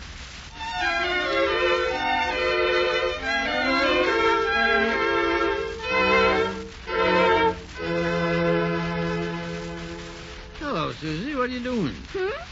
Oh, just thinking. Whose picture's that you're looking at? Oh, I see. Colin Randolph. What does it say on it? To Susie. With sincere regards from yours truly, Colin Randolph. Oh, isn't that wonderful, Mayor? He's mine truly. Isn't that disgusting? Oh, you get out of here, Joe Robertson. I don't have to. This is just as much my house as yours. Look at that black dress, Mayor, and the way she has her hair pulled up. She looks like a picked chicken. I do not. She hopes everyone will think she's 20. What's wrong with acting your age? Joe Robertson, if you don't stop, I'm going to have Pa make you do all the beds for a week. I put it up to you, Mayor. Don't you think she looks terrible? And you know why she has her hair that way? Because Colin Randolph's last leading lady wore her hair up. Oh, Joe, have you finished clearing the table? Why bring that up? Well, have you? No, not quite. Well, then you'd better finish, or I'll call Papa. Oh, all right. Kitchen stuff. Women's work. So you've fallen in love, Susie, huh? Oh, you know I'm grown up. Don't you, Mayor? I'm plenty old enough to be in love, aren't I? Of course you are. You know, I've already put my girlhood behind me. Inside, I've been a woman for a long time now. I walk down the street and someone ahead walks the way he does and, oh, my heart stops for a moment. Or someone says his name and, oh, gosh, it makes me want to cry. Why, I remember every word he ever said to me. I remember every gesture, every expression. Isn't that disgusting? Oh, Joe Robertson, you get out of here. I remember every gesture, every expression. Oh, brother. Honestly, Mayor, even if he is my brother, sometimes I want to shake his teeth loose. Oh, Susie, you're just teasing. Oh, but, Mayor, this is sacred, and I don't want... Well, what's going on in here? Oh, hello, Pop. The Mayor and I were just talking. Oh, I was just talking to Jerry, Susie. And do you know what Jerry says? Jerry says he doesn't believe you even know Colin Randolph. What? Is that true, Susie? Are you just trying to plague Papa? Oh, gee, doesn't anyone understand? Don't you, Mayor? Oh, I think so. Young girls like to pretend. Pretend? Well, I'm not pretending. Tut, Susie, don't watch your temper. Just watch your temper. I don't want to have to send you to bed, you know. Where is your brother Joseph? Joe's in the kitchen. All right, Susie. You can reach me there, too, if anybody wants me. Oh, all right, Pop. Sit down beside me. You know, Susie, I raised a little girl of my own, and I remember once when she built up quite a romance with a Methodist minister. She used to go to church just to get a look at him. And then she'd come home and say, I'm going to marry the minister. I think she really believed it until the minister's wife and 2 children arrived. Oh, you think I'm just a kid, too. Well, I hope you are. Don't grow up too fast, Susie.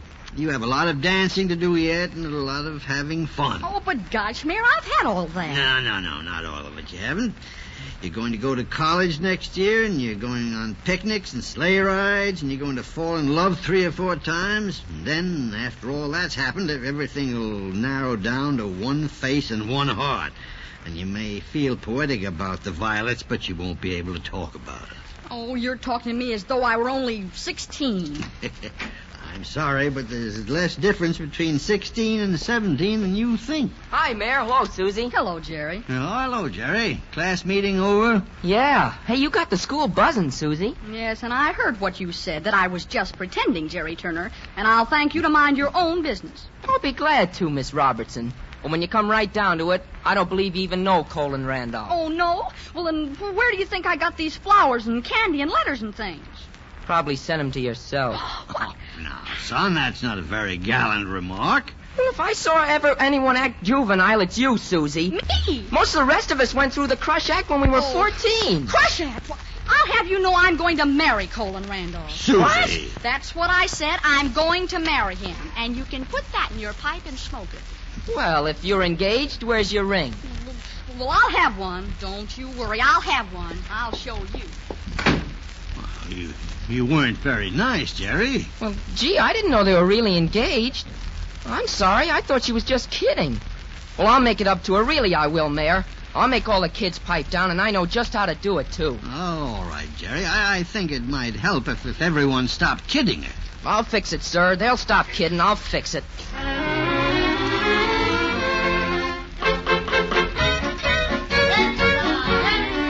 Say, did you see tonight's paper? Susie Robertson's actually engaged to Colin Randolph. Isn't she lucky?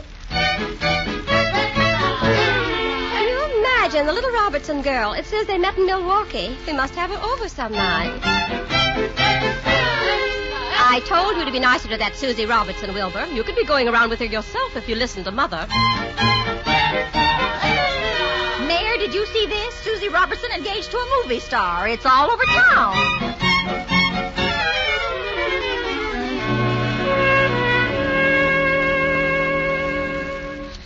Hello, Mayor. Hello, Susie. Sit down. I just came over to say goodbye. Goodbye? Well, where are you going?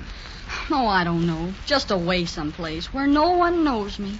Suppose you tell me about it, Susie. It's Colin Randolph. I kind of figured out it might be. Oh, Mayor, I don't even know Colin Randolph.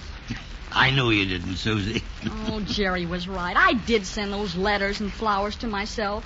I even went without lunches to get the flowers, and I stood in line at the Emporium in Milwaukee to get the autograph. He spent an afternoon there signing them. Why'd you do it, Susie? Well, I just kind of drifted into it somehow, I guess. See, everyone was writing me about being a little girl at home, and, I got sick and tired of it. And I just happened to say that Colin Randolph didn't think so, and, well, from then on, I was in the fire. So, I'm going away. Oh, I don't think that's necessary, Susie. But they'll all expect me to marry him. No, they won't. You can change your mind. That's a well-known feminine prerogative. Gee, I never thought of that. I guess I could. Sure you can. Sure. Now suppose that... Hey, Mayor! Mayor! In the library, Jerry. Oh, boy. What do you think? Hey, Susie, aren't you excited? What about? Your boyfriend's in town. What? It's in all the papers. Isn't that a break? Oh, gee. Now, everyone can meet him, and you'll be setting pretty. Spruts. Unhappy life. What's the matter with you two? Well, things don't look so good. Things do not look good. I'll get it. Hello? Oh, golly, Mayor. Yeah? Mr. Randolph could have me put in jail, couldn't he? Oh, isn't there a word for what I've done? Well, there are several, Susie. Susie, that was Colin Randolph. He called your house and they switched him over here. Oh, no. He's coming out right now to see you.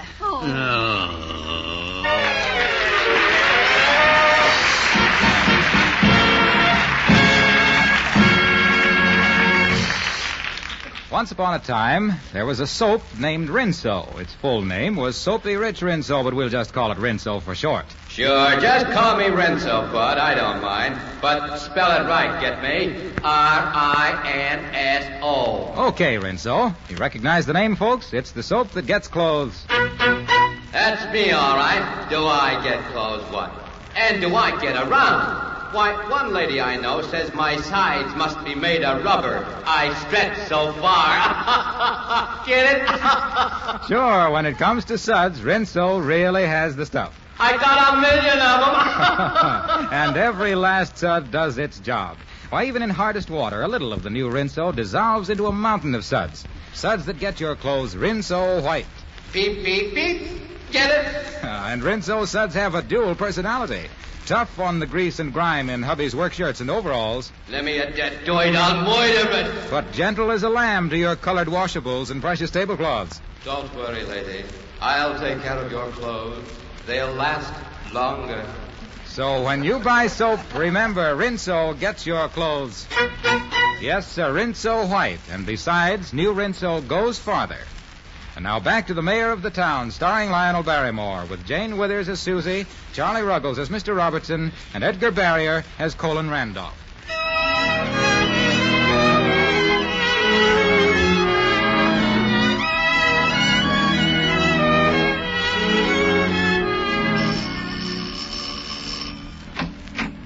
Oh.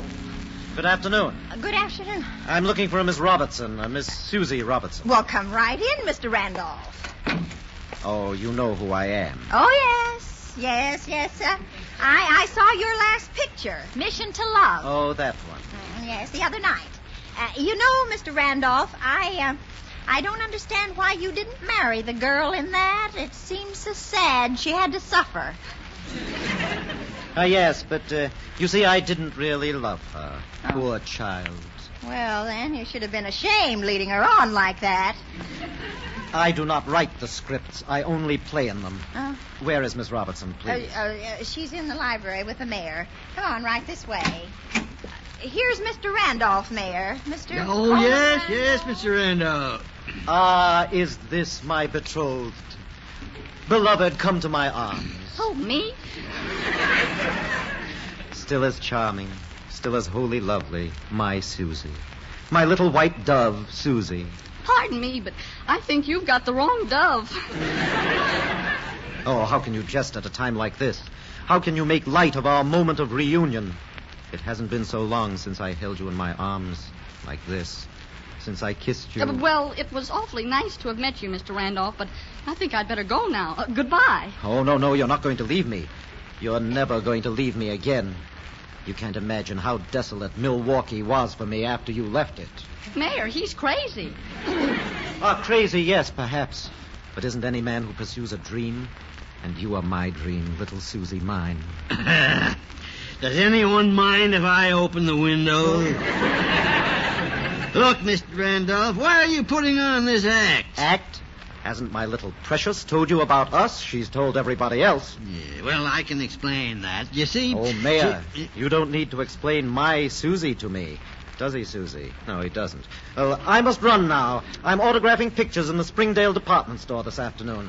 But I'll pick you up at your house tonight at 8 o'clock, Susie. And we'll have some dinner and go to the ball the Kiwanis are giving. Well, I'll have to ask Papa. Susie, you're a woman now and betrothed. It's no longer necessary to ask Papa. I'll pick you up at 8. Well, goodbye, my cherie, for now. Goodbye, Mayor. Susie, my sweet. You were a princess in Milwaukee, but in Springdale, you're a queen. Adieu. Goodbye, Mr. Randolph. Bye. I was just polishing the doorknobs. The doorknobs? Oh, yeah. Yes, I'll see you out, Mr. Randolph. Thank you.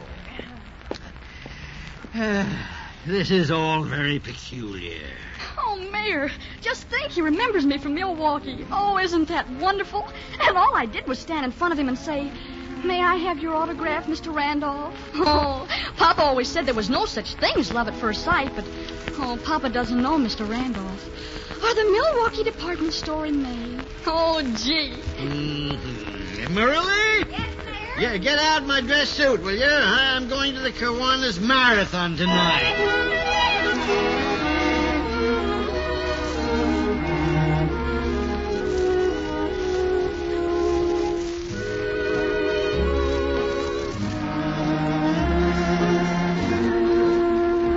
You dance like an angel. Oh, so do you, Colin. Oh, gee, everyone's looking at us. Yeah, sweet child. Oh, isn't that music beautiful? Yes, it is beautiful. And you're beautiful. Oh. And I feel 20 again. Or maybe even 17. And I feel very old. And very glamorous. And very much in love. Oh. With my first orchids in my hair. And my heart in my first love's arms. How young you are. How very young.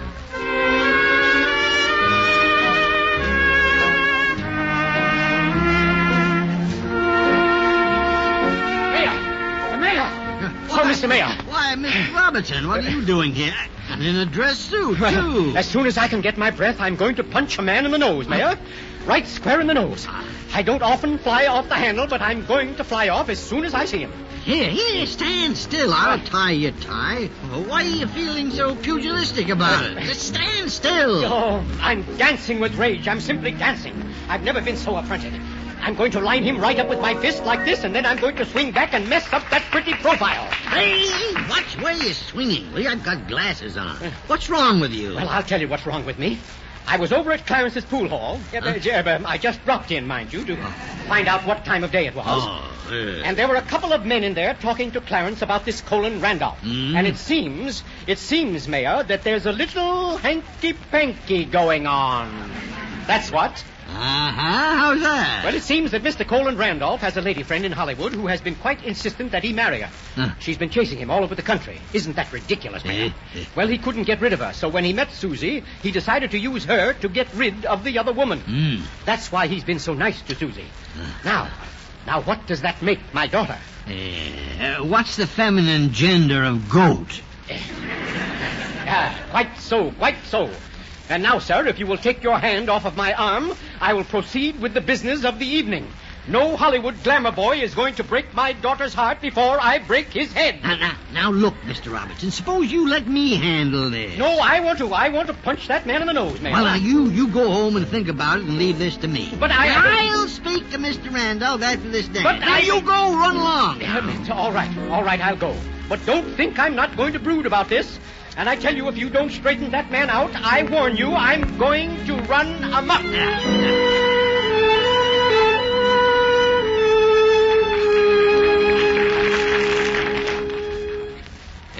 Now then, Mr. Randolph, I think you've just about come to the third act curtain of this little farce. Why, what do you mean?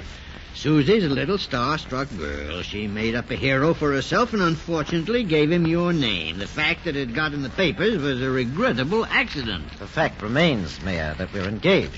Now, you wouldn't like me to embarrass the girl by saying she made the whole thing up, would you? Mr. Randolph, would your fans like to think that you were willing to hurt a young girl to get out of an unfortunate romantic tangle of your own? Oh, you couldn't do that. But you could, couldn't you? Yes. Very well. I will terminate the engagement. I didn't mean to hurt the child, Mayor. I guess I just didn't think how she'd feel about it. Well, then let her end the engagement, will you? I'll tell you what you do. Now, after the dance, we'll go somewhere for some coffee.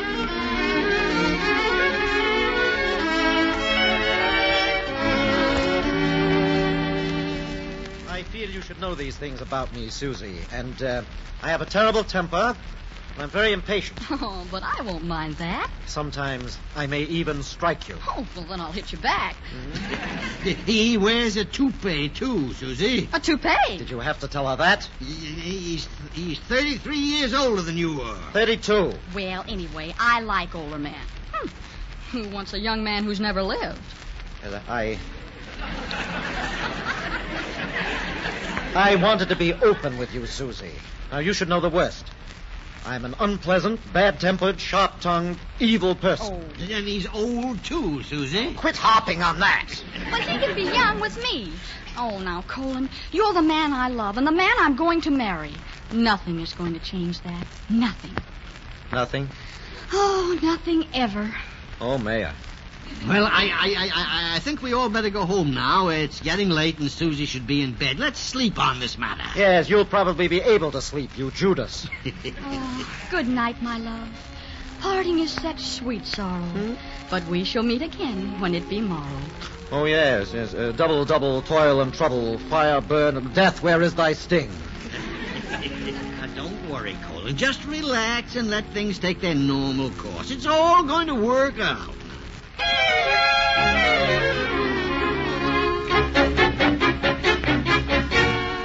Susie, you must try and make Colin a part of your life. Ask him if he wouldn't like to go to the high school dance tonight.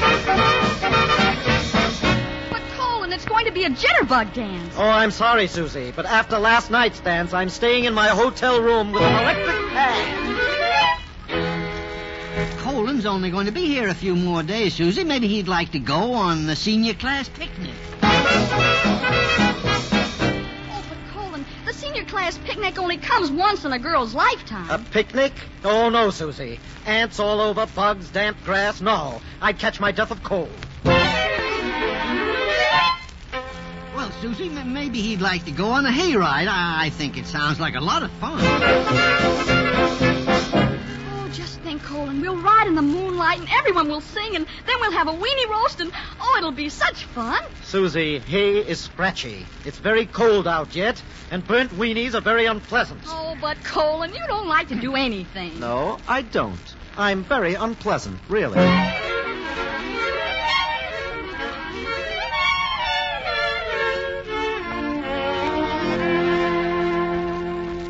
Susie has something to say to you, Colin. Go ahead, Susie. Well, it's just that, I don't think we're suited to one another. No? No. You see, Colin, we live in different worlds, you and I. We bridge the worlds with a glance, with a sigh, with a kiss. Or thought we did. But the bridges weren't strong enough to hold the dreams we sent across them. Huh? Oh, I'm sorry to hurt you, but I must be cruel to be kind. Because there is no future for you and I together. Goodbye, Colin. Remember me sometimes, won't you? Remember that I loved you and was strong enough to leave you. Goodbye.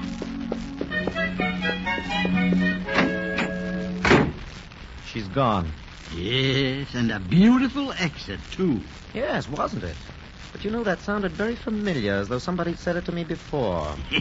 You mean you didn't recognize it? No. I'll say someone said almost exactly that to you before. The girl who wore her hair on top of her head in that last picture of yours. What? You're right. You're absolutely right. Little vixen. And she stole the scene, too. I stood right here and let her steal the scene. You know, I had some lines in that, too, in the original. Yeah, not in this one, though. No, this was Susie's scene. Her first love scene. It was all hers and always will be to cherish and remember.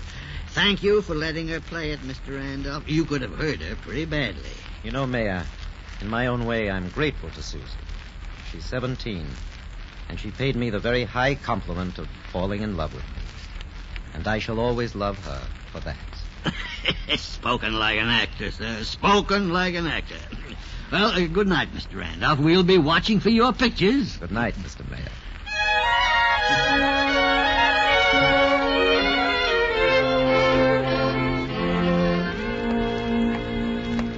Well, hello, Mayor. Going our way? Pop came along and I told him I was waiting for you, so he decided to wait, too.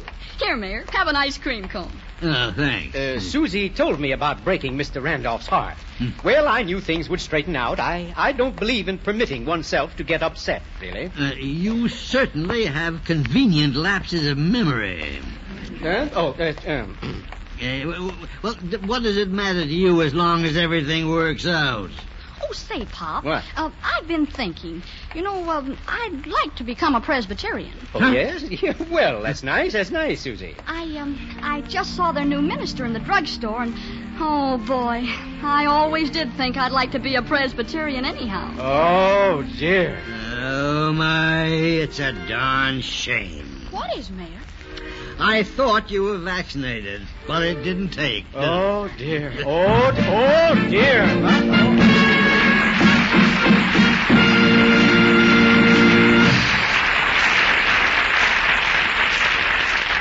I don't suppose I have to remind you that these days, somehow those laundry hampers look fuller than ever.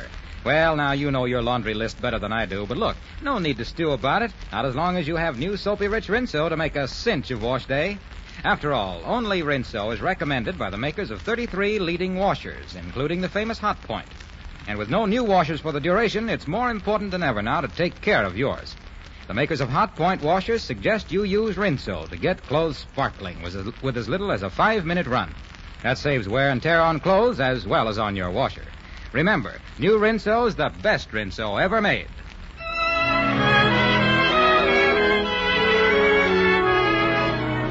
Be sure to be with us again next week at this same time when the makers of Rinso again present The Mayor of the Town, starring Lionel Barrymore. Mr. Barrymore can currently be seen in the MGM picture Dr. Gillespie's Criminal Case.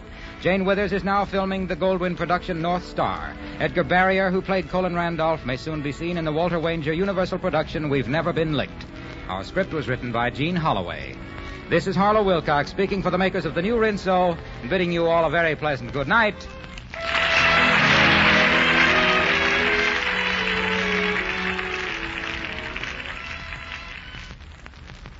You know what annoys me most about people? What? B.O. Then play safe yourself. Never offend. Take a daily bath with Lifebuoy. It'll really clean you up and pep you up. And that rich Lifebuoy lather washes away dirt and perspiration. From head to toe, it stops B.O. This is the Columbia Broadcasting System. Broadcasting System. Broadcasting System. Broadcasting System.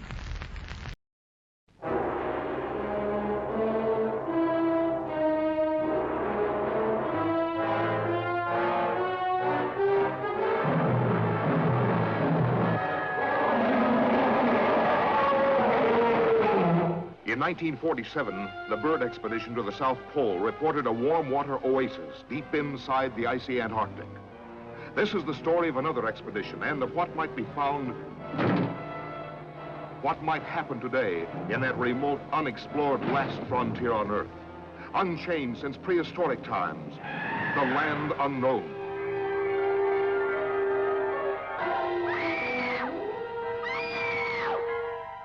Could man have survived in the dinosaur age of mighty monsters?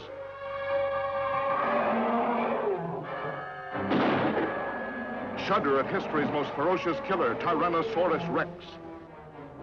The battle of the great Stegosauri.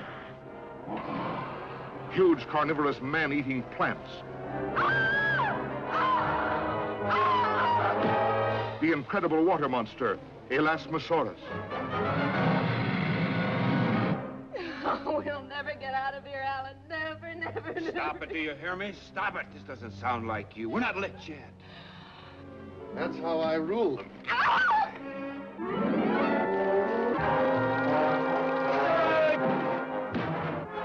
Where's the wreck? Talk. You're gonna rot here.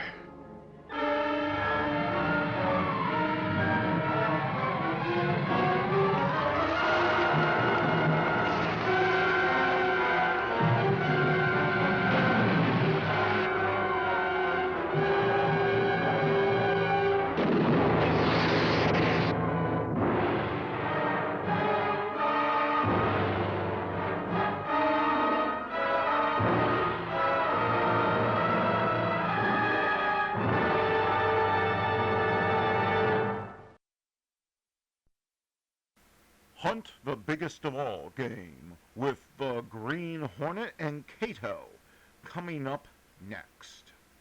To the throne, the Green Hornet strikes again.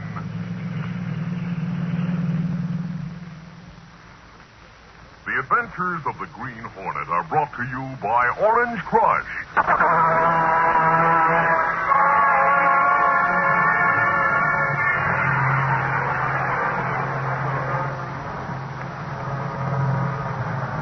When the Supreme Court turned down Racket King Tommy Barra's appeal, Barra and his partners in crime were sent at once to the penitentiary. Michael Axford, in the office of Britt Reed, young publisher of the Daily Sentinel, was jubilant. I'm glad Barra and his men are finally in the clink. Now we'll have a big drop in the crime rate. You'll see. But Police Commissioner Higgins, who was also present, disagreed. I hate to say it, Axford, but I'm afraid you're wrong. From now on, every racketeer in this city will be trying to fight his way to the throne left vacant by Barra. Would you agree, Reed? Yes, I do. It'll mean get sure as we're here in this room. Well, if you're so sure of that, Commissioner, then why don't you go out and arrest the mobsters before they start terrorizing the city? Nip them in the bud. Pick them up. Tell them to lay off. And make them know you mean it by beating their heads in. And I'd like to do that, Axford, but it's illegal. You can't beat up people, even suspected criminals, simply because you think they may do something. They have rights, and they have the lawyers who know how to ensure those rights.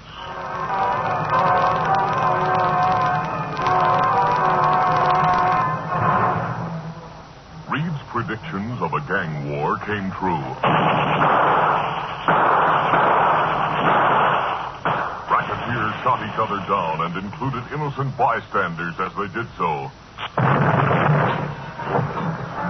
Business places which suspected gang leaders used as legitimate fronts for criminal enterprises were bombed, sometimes with a great loss of life. And there were many arrests. Stand where you are. You're under arrest. Get your hands up. All of you. Most of them resulting in the sentencing of petty hoodlums and small-fry strong-arm men. When suspected leaders were arrested, they would tell nothing.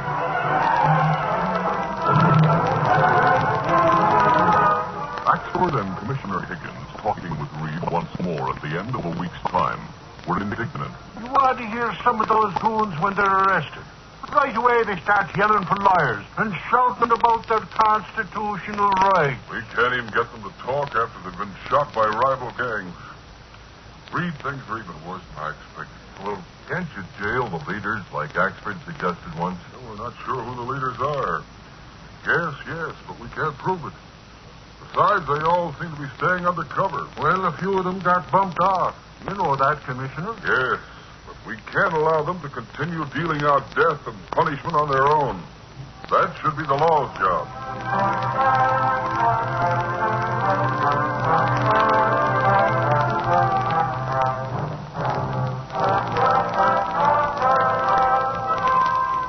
Lenore Case, Reed's secretary, shared with two others in the city the knowledge that Reed was the Green Hornet.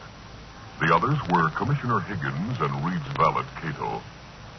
Late that day, alone in Reed's office, the young publisher made known to Miss Case the decision he'd reached.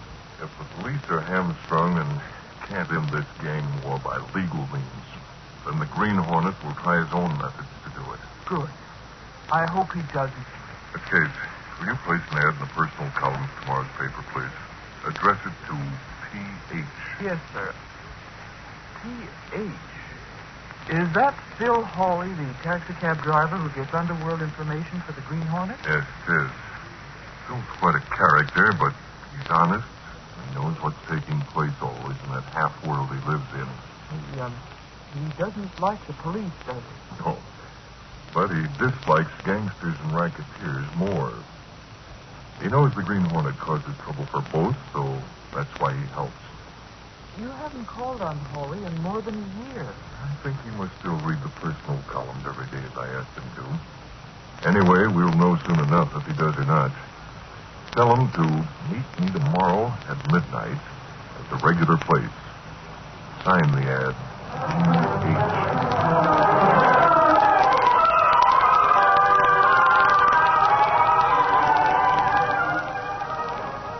Phil Hawley, sitting in a cafeteria the next afternoon, saw the message in the personal column of the Daily Sentinel.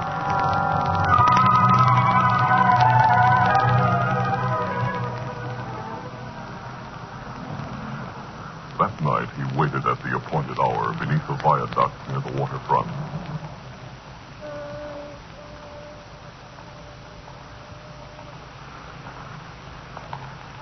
When he heard stealthy footsteps approach, he stiffened. Hey, who's that?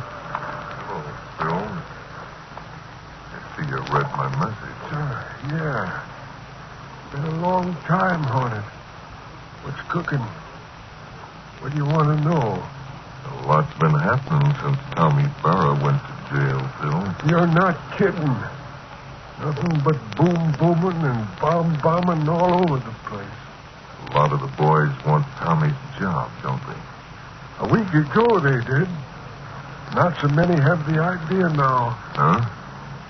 What's changed their minds? Bullets and brass nuts, mostly. They were small-timers, with not enough brains to count up to one. They were getting no place, except to the morgue or the hospital. So those who didn't end up in either place got smart. Yeah. If there's such a thing as a smart hood. What'd they do? They hired themselves out to the two boys who are going to end up fighting it out for Tommy's place. Both sides are lining up now for the payoff.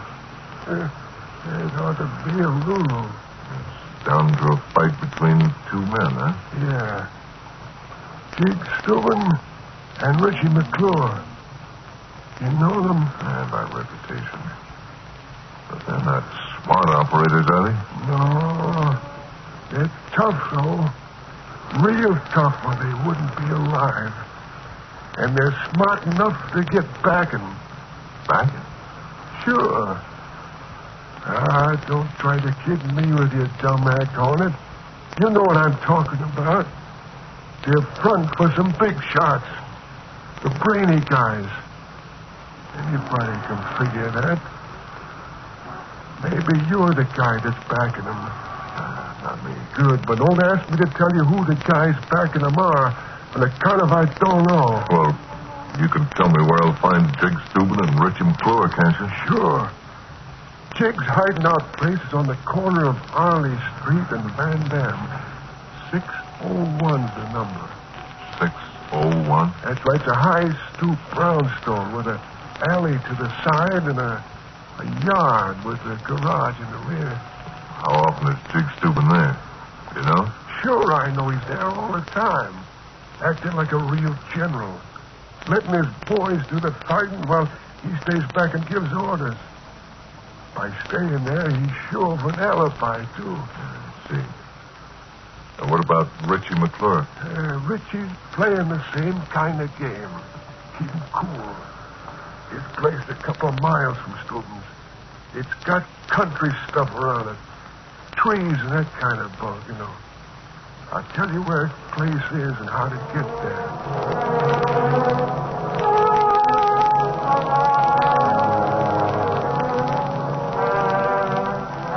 The Green Hornet, when he left Phil Hawley, joined Cato, who waited nearby in the Green Hornet's streamlined car, the Black Beauty. There, the Green Hornet repeated what he had learned. Then, aided by a flashlight held in Cato's hand, he wrote a note on paper taken from the glove compartment. Signed, the Green Hornet. There's my seal. You finished letter now? Yes. So let's get started out in the suburbs. Our first stop will be Richie McClure's house. It's on Barrow Avenue, near a street called Outer Lane. I think Phil's instructions will get us there without too much trouble. Then we go now.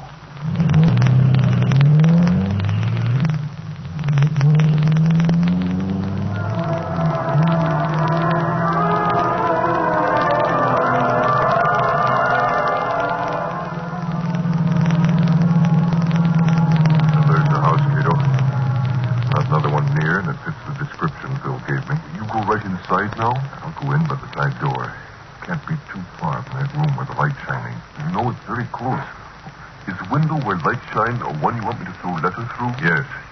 Wait 15 minutes, so I'll have time to set myself inside.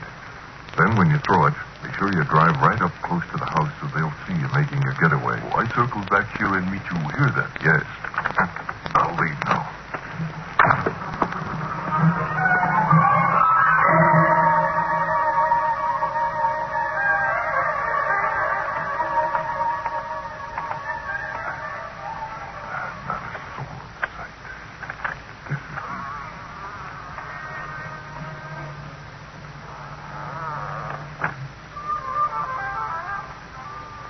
Inside the house, the Green Hornet could hear voices in a room halfway down the hallway. Softly, he made his way up the 3 stairs that led to the hall, then tiptoed to a place outside the door to the room. He listened.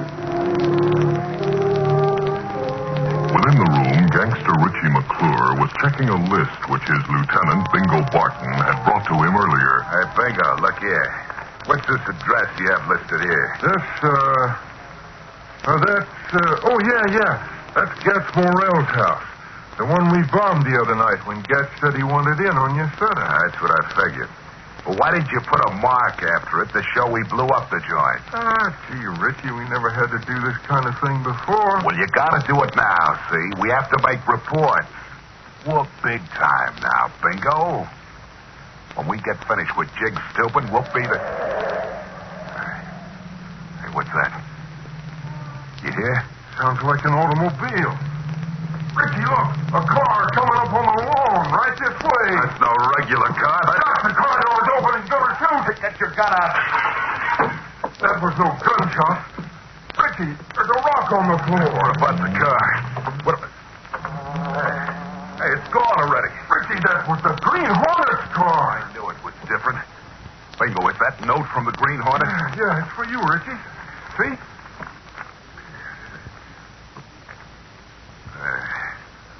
Hey, this is bad. Real bad, Bingo. You know what? The Hornet's thrown in with Jig Steuben. Jig? Are you sure? That's something we gotta find out. Maybe the boss will know. You gonna call him and find out if he does? Are you nuts? I can't do that. You know my orders. Yeah, but this is important stuff. Why can't you call him this time? Because the boss is a big shot. He's Tommy Barra's lawyer. If Tommy ever knew what Greg was doing, he'd get him bumped off some way, even though Tommy's in jail. Does the boss think Tommy maybe has somebody outside cutting in on the boss's phone call? Maybe he does. He's afraid the cops are doing it, though, trying to learn stuff. The cops know that some of Tommy's records are still missing. I thought the boss has stashed away, huh? Yeah. Anyway, I'm not phoning. I'm going to the boss's house as soon as you get a few of the boys here to look after this place while we're gone.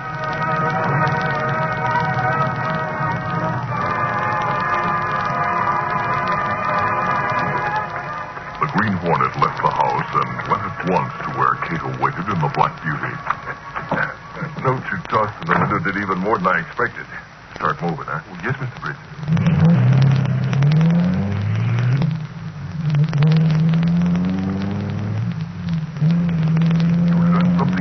I've learned that Bill Hawley has his facts right. Richie McClure is fronting for someone more important than he is. You find out who that someone is? Turn to the next corner and stay on the back road. Yes, that someone is Carlton Gregg. Golly, he is a big man. Lawyer to Tommy Barra, is he not? Yes, and the things he learned from Barra are his stock in trade in his new role of criminal mastermind. I know where Mr. Gregg's house is. It's a big place. We passed there many times. This is one time we're not passing it.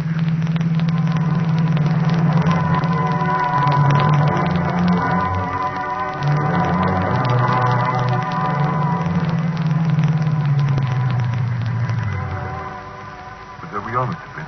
Straight ahead. Oh, that home of Mr. Gregg. Yeah, I see it. Hold your flashlight, Cato. This is my writing night. I'm going to write another note. Hey, where's my pen? Oh, here it is. Quickly using the pen in his gloved hand, the Green Hornet wrote a note, then affixed his seal to the bottom of it. There. That does it.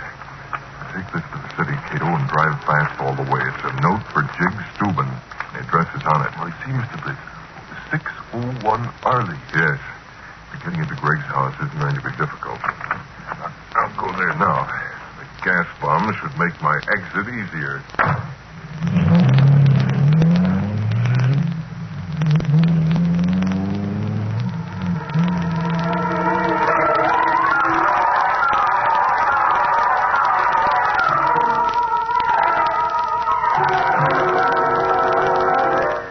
We'll continue our story in just a moment.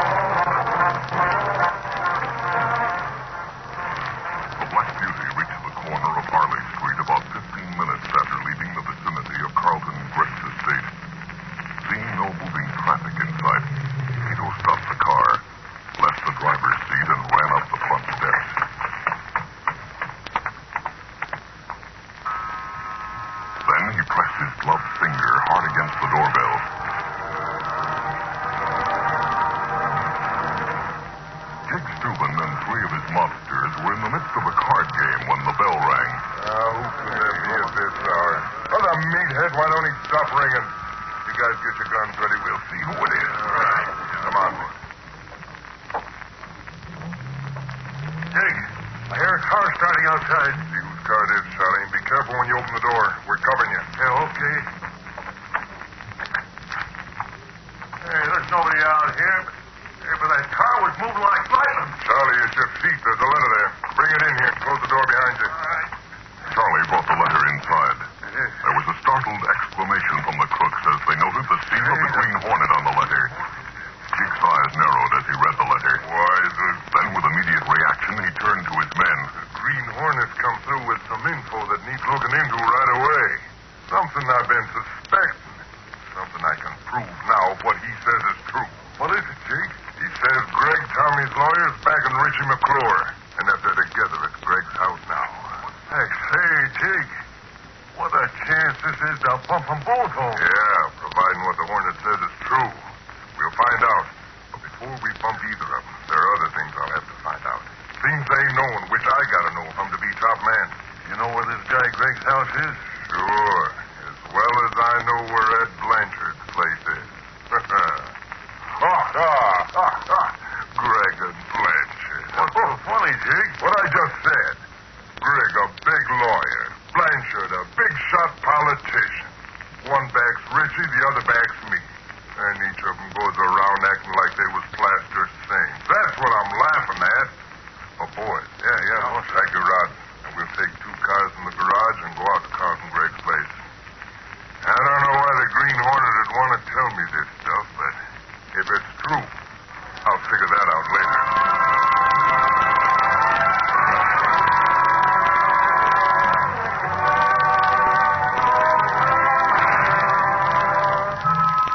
Cato, after leaving Arley Street hurriedly, had circled back and parked the Black Beauty in a dark alley a short distance away. Now waiting in a darkened doorway across the street from Steuben's house, he saw the lights go out inside. A few minutes later, 2 cars emerged from the alley to the side of the house. You can't leave. They do like this if you expect. Well, now I do what he tell me.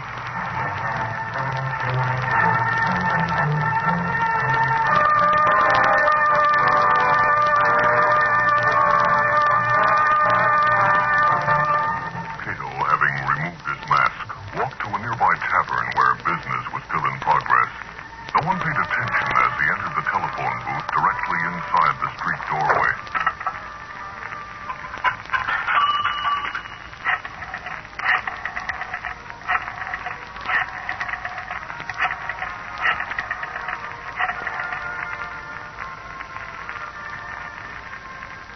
Hello, Commissioner Higgins? I called for the Green Hornet. Will you listen? I tell you something quick. Right now, crook Richie McClure is in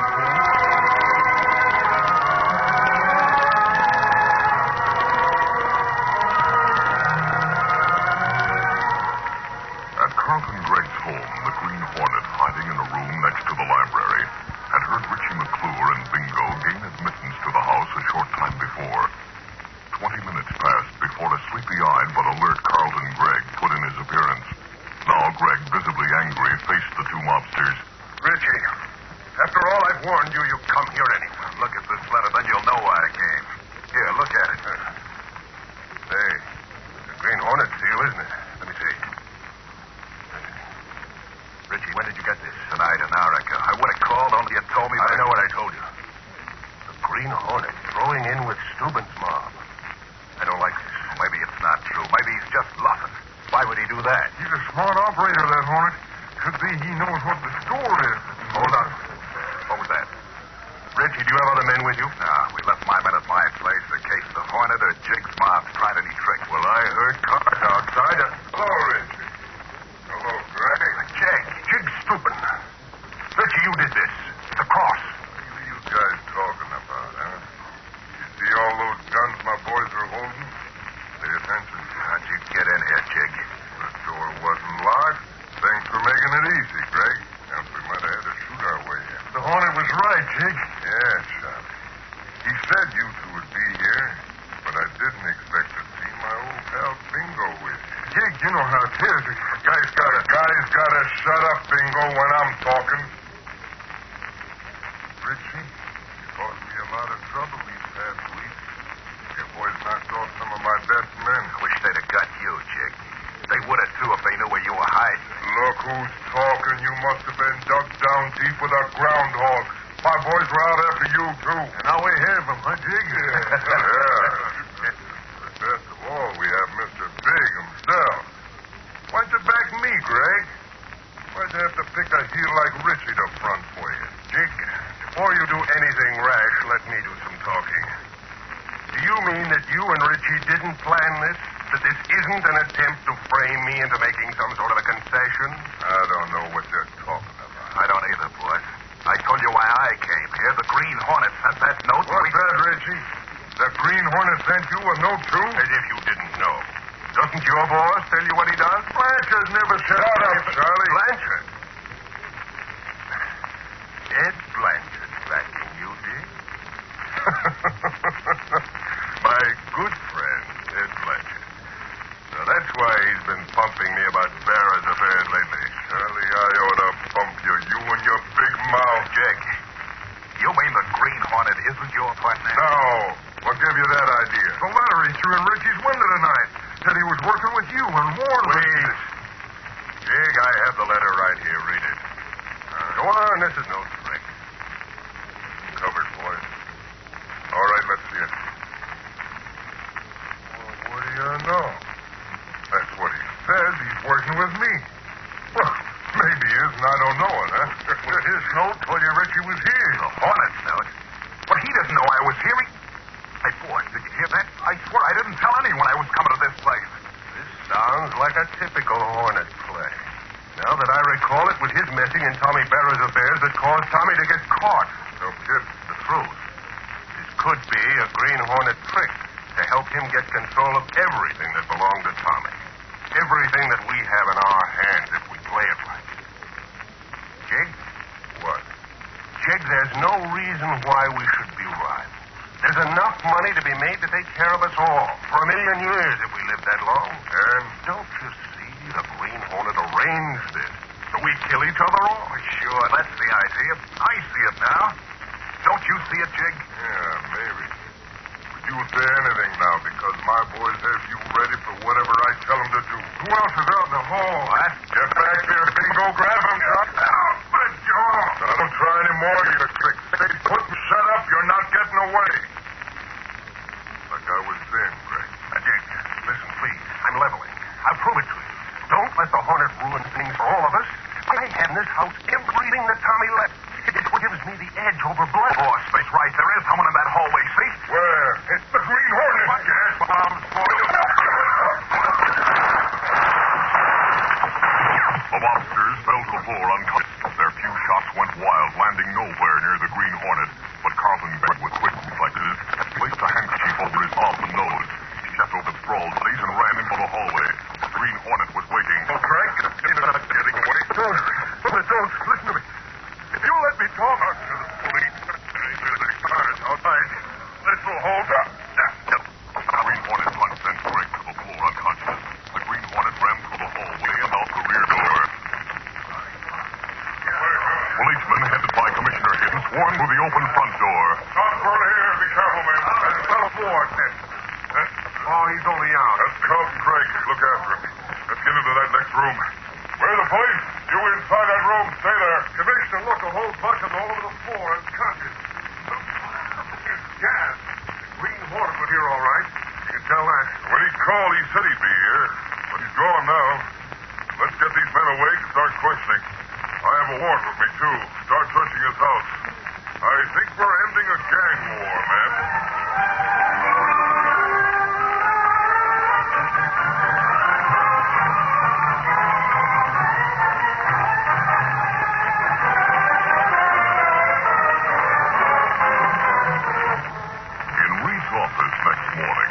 Axford and Miss Case were discussing the bulletins that had been pouring over the local news wires since early morning. Here's the best one yet. Ed Blanchard figured the others put him on the spot. So he's confessing his part in backing Jig Stolman. Those crooked politicians will do anything to gain an advantage. If they can't make $1 million dishonestly, then they'll tell the truth so no one else can. Well, another thing. The police ballistics department has already proved that guns found on Steuben and McClure's men killed or wounded a score of gangsters during the past week. They'll all go to jail, and Greg will go with them. Who they found in his own house to use against him. And if he ever gets in the same cell block with Tommy Barra, I hate to think what'll happen to him. Whatever happens will hardly be enough. The gallant part is to know the Green Hornet got away. He'll still be around to plague us. There's one I'd like to have in the same room with me. Reed, if I did, you know what I'd do? I'd give him me fist right in the mouth like this. I'd say, Green Hornet.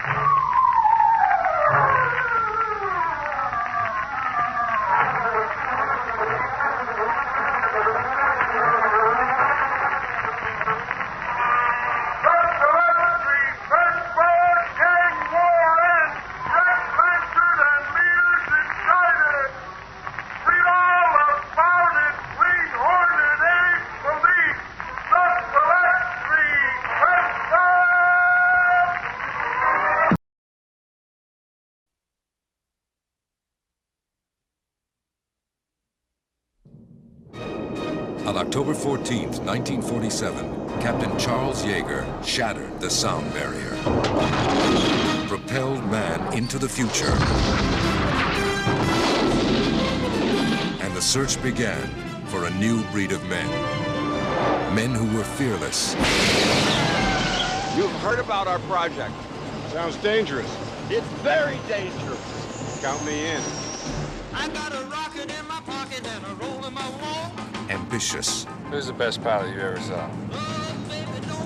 You're looking at it, baby. Patriotic beyond question. I just thank God I live in a country where the best and the finest in a man can be brought out. My pleasure to introduce to you America's Mercury astronauts! 7 men who would risk their lives in a hurtling piece of machinery to cross the threshold of space. It takes a special kind of man to volunteer for a suicide mission, especially when it's on TV. You know, the government spends just all kinds of time and money teaching new pilots how to be fearless. They don't spend a damn penny teaching you how to be the fearless wife of a test pilot. They were idolized by the public. Hi, which one are you? Shepard. Oh, yeah? Uh-huh. Well, which one's Glenn? He's the one I want to meet. Heralded by the media. Gentlemen, can you tell us if any of you go to church regularly? As far as church goes, I attend regularly. But behind the image, they were human beings. Human beings with real fears. If anybody goes up in that damn thing is going to be spam in a can. Frustrations. What happened? He blew the hatch! I did not do anything wrong! The hatch just blew! It was a glitch! It was a technical malfunction! Conflicts. You gotta think of the broader interests of this program. You're way out of line here! I'm out of line? Yes, sir! I'm running this show here! We'll see about that! Disappointments. Aren't we going to the White House, Gus? Nah. No ticker tape parade in New York? And no Jackie? Pressures. There's another hold from NASA, another delay. What can be going through a man's mind at this moment? Gordo, I have to urinate. No. Tell him he cannot. Say, listen, old buddy. They promise we'll stop at the next gas station. They request that you remain in a holding pattern till then. This is the story of the special few at the very top. The elite brotherhood whose achievements inspired a nation and captured the imagination of the world. These are the men who had the right stuff. They all want to see Buck Rogers, and that's us.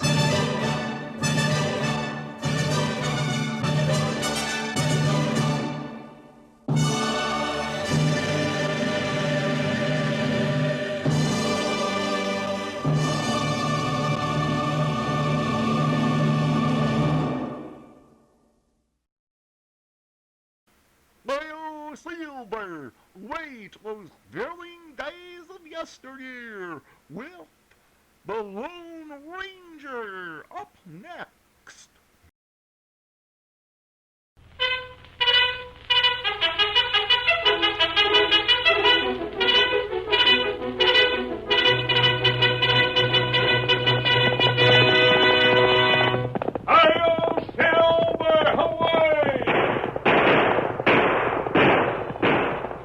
fiery horse with a speed of light, a cloud of dust, and a hearty hi-yo Silver, the Lone Ranger.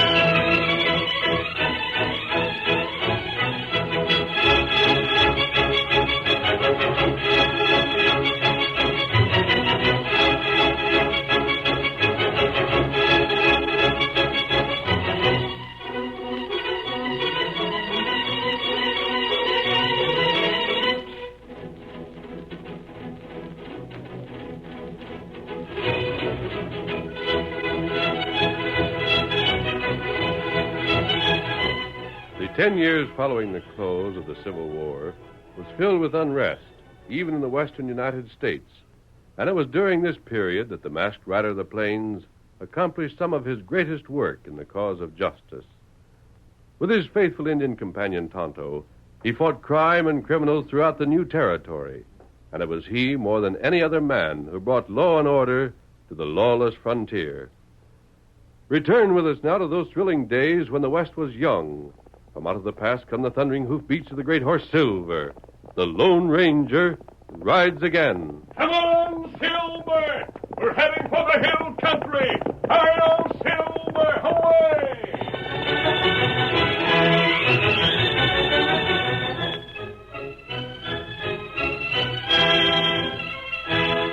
After Lee's surrender, Doc Withers was mustered out of the Army and returned to his wife and daughter in Gilpin County, Colorado.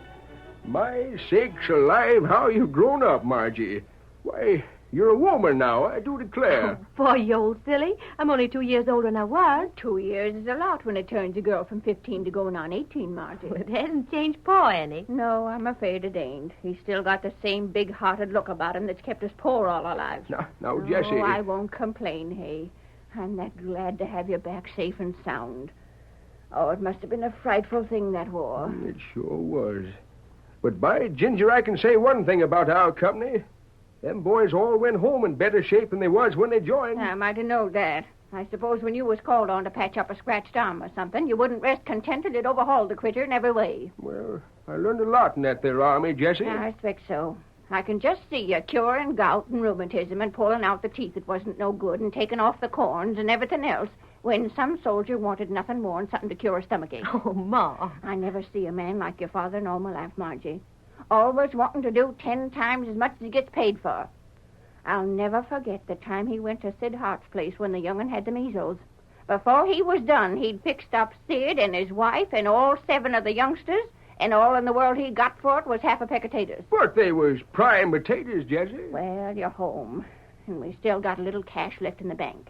Now, let's hope you get some customers with cash real soon. There was quite a number of Colorado boys in the Army. Reckon I had most of them in my company. They all come back here? Oh, most of them have foolish notions about finding gold. Getting rich quick and all that sort of thing. Pa, I heard that Mr. Gabber has come back. Gabber? Well, he was captain in our company. Cap Gabber. So he's back, eh? They were talking about him in the store today. There's talk that he's got a good thing in that old claim he staked before he went to war. Yeah? Don't know how true it is. I wouldn't trust Gabber any further than I can throw a half of Gilpin County. Why, Jessie. Cap Gabber's all right. What's the matter with him? His talk. Talk? He's too doggone slick and smooth.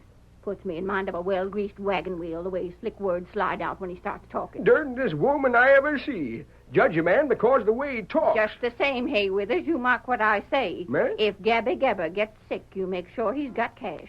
If he started a story going round that he struck a gold mine in that no-good claim of his, he's fixing to borrow money.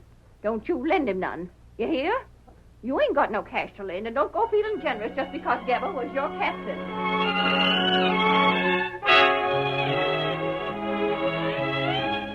Outside of town in the hills of Gilpin County, Cap Gabber lived in a small shack. One morning he worked hard on his claim with pickaxe and shovel for several hours. And then... There. Reckon that'll do her. The captain threw down his shovel, picked up his rifle, tamped some yellow dust into the muzzle with a ramrod, aimed it at the ground, and... You better reload and give her a couple of more shots just to make sure. No use taking chances on anything not going right. Gabber reloaded his gun and once again tamped yellow dust into the muzzle. The most likely critter I know is Doc Withers. Besides, he's got cash money left. Now, right in the same place. The shots echoed and re-echoed through the hills. And miles away, the Lone Ranger and his faithful Indian companion Tonto heard them. 2 shots, Tonto. Can you tell where they came from? Sound that way. And that's a third. 3 shots. That bad sign. 3 shots is the danger signal, Kemosabe. That plenty long way off. Someone may have fallen from a ledge or into an old abandoned shaft. Here, Silver. We ride? Of course we're riding. When people fire 3 shots, it's because they want help and want it badly. Tonto, get ready. Here, Scout. Do you think you can locate where those shots came from? Tonto, try. Steady there, Silver. You never object to cinching up. We ride east. Maybe find feller that way. There aren't any gold mines east of us. That reason. Where gold mine located, plenty feller around. Where no gold mine, no one lives. You've hit it. East of here, there are lots of abandoned shafts. Someone has probably dropped into one. Ready? Me ready. Come on. Get him up, Scout.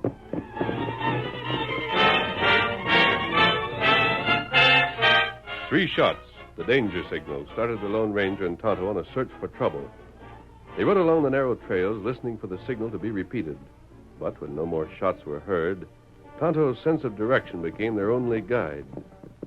Several hours passed, and then halfway down a hill... 2 men there, Tonto.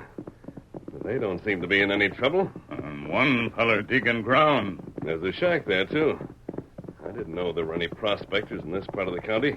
No gold here. I suppose a lot of men from the Army came out here. I've heard of the mustering out of the soldiers. The way so many of them headed west. We'll see what those 2 are doing. I doubted the signal we heard could have meant anything. It hasn't been repeated. Quiet, boy.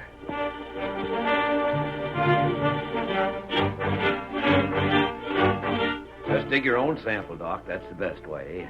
I don't want you to have any idea I'm trying to put anything over on you. But gosh, Captain Gabby, I don't know nothing about gold. If this here was cutting some poor critter up or curing aches and pains or something... Oh, you don't have to know anything about gold mining. You know the gold's worth money, don't you? Sure I do. You know that there's an office in town that'll assay your gold sample and tell you just what the claim is worth? I heard about it. I reckon that's a sample. I'll hold the sack. Now, throw it in. Now, look. You see here? You see all these yellow flakes? Gold, my friend. Pure gold. The queen of the metals. The gold that men die for. The gold that turns a poor man into a king. The metal that'll buy your wife and daughter all the things that bring joy to a woman's heart. Imagine travel. Take them to the big cities, New York, Chicago, and buy them fine silks and jewels. Why, you can take them to Europe if you want to. Gosh, Captain Gabby... Now, Doc, I told in the Army that I'd never forget what you did for these boys. I know, Cap, but... You see, I want to pay my debt. Besides, I must leave here. Relatives in the East, you know. Can't stay on, and I must sell my claim. And I want to be sure the man who gets it will be a deserving man, and that's why I called you. You say all this yellow stuff is gold? That's right. How much you reckon this sack is worth? Oh, well, that doesn't amount to anything. Why, you dug that with only a few shovels, and that was off the surface. The ore gets richer as you dig deeper. But what do you reckon she'd be worth? This sack full of meat. Take it to town. The clerk there can tell you. I'll go with you, and if you want to grab this chance, we can close the deal right there on the spot.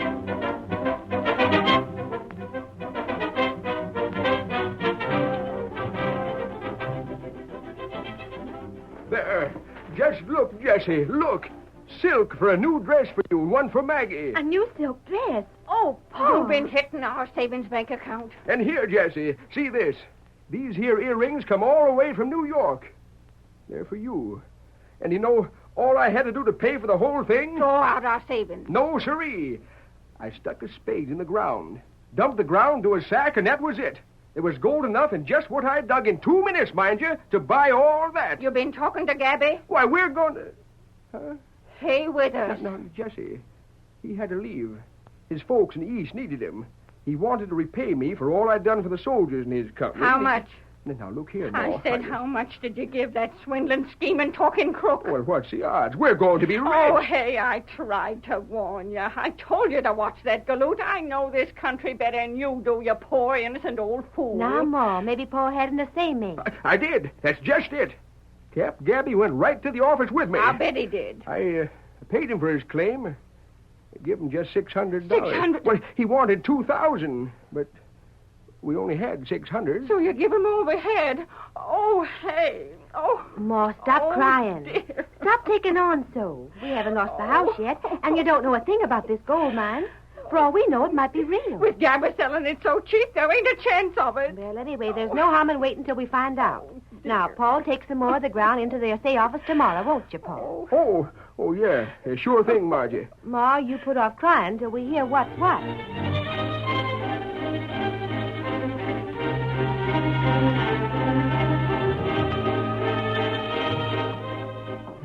On the following day, Doc Withers paced the floor of the assay office while he waited for his report.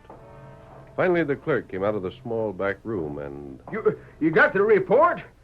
You got her finished? It's all done, Doc. Well, speak up. What's it worth? Did you get this from the same place you did the sample yesterday? Sure, same claim, same place.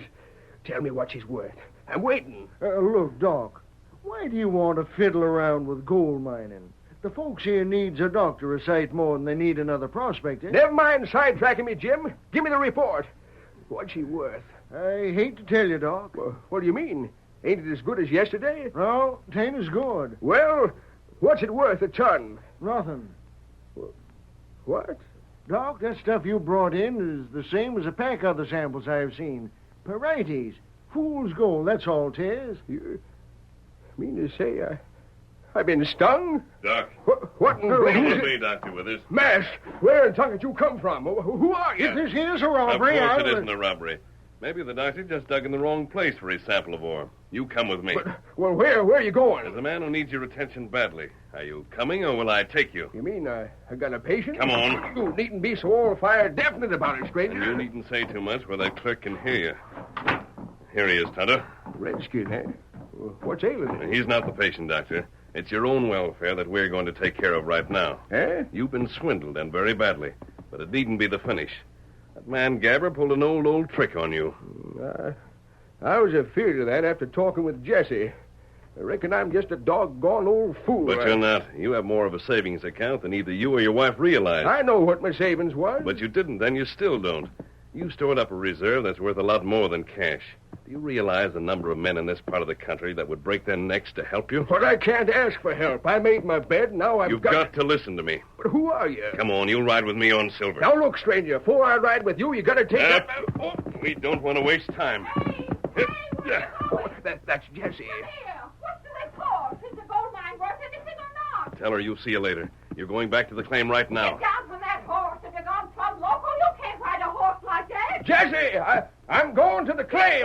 But I can't do it. This man here... He'll come back by and by. I'll see you later. Silver! Away! Doc! Hey, come back! Help! Miss Withers, watch out! It's the doctor. He's being carried off. There he goes. A masked man's got him. A masked man and a redskin. Get a posse. Get the sheriff. Get my husband back.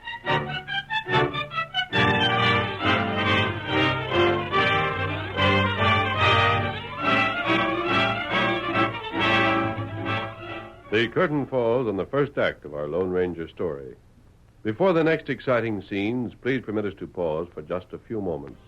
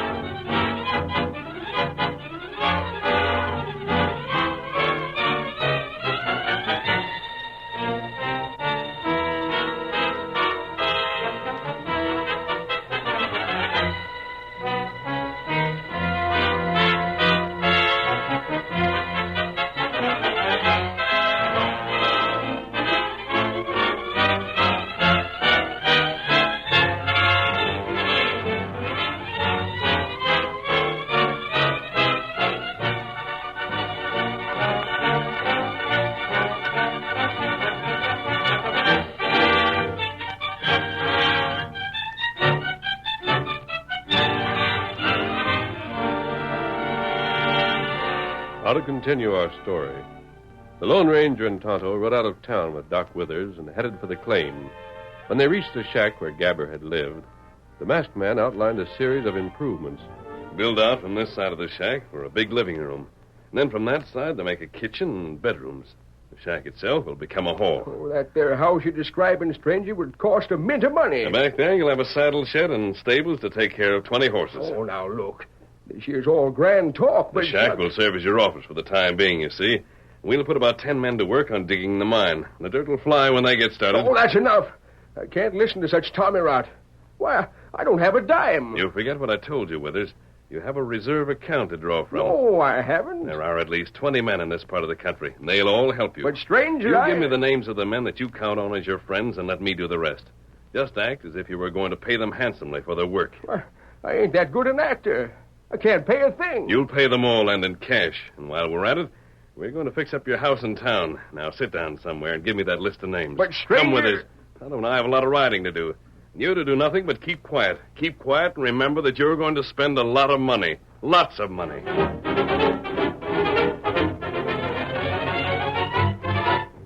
Lone Ranger and Tonto rode in opposite directions, calling on Silver and Scout for their greatest speed. When the masked man reached the home of Caleb Walters, he reined up and shouted, Caleb! Caleb, come out here! What in? It's Doc Withers. Oh, good old Doc. What's about him? Take your best horse and a wagon and tools. He wants you to work for him. He needs you. I'd give my arm for him. He saved my life. He wants you to help him. What I got's his. Where'll I go and when? Withers, you bet I'll go to him. Maggie, pack things up. We're heading for Doc Withers' place. He needs it. Come on, Silver. We've 6 more men to see. If Doc only knew how these men are rushing to his help, he'd realize that money isn't everything. Hail Silver, away!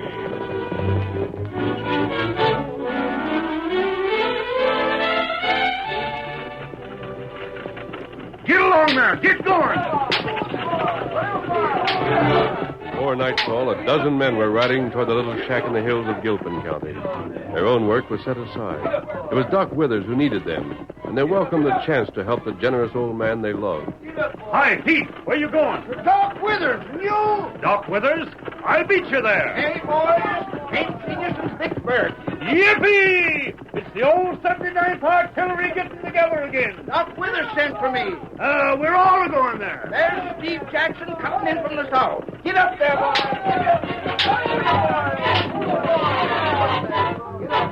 Wagons of every description, men on horseback, men who had fought side by side through the shot and shell of war, united once again to serve a common cause. As they neared their destination, they saw more friends coming from the west, the men who had been called by Tonto. A rousing cry rose from both parties.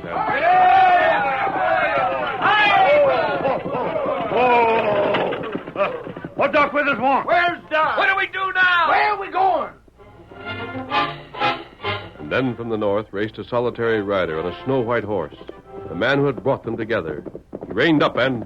I'll show you the way, men. Dr. Withers is waiting north of here. Just show us. Lead the way. We're right behind. Tell it, Doc, the 79th is here. Follow me.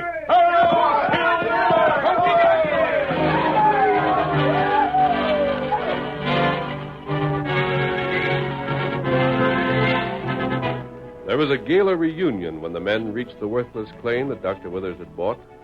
The doctor listened in amazement while the Lone Ranger took charge and explained his plan. Then the work began. The men divided into 3 groups, and one went to work with their axes on the nearest trees.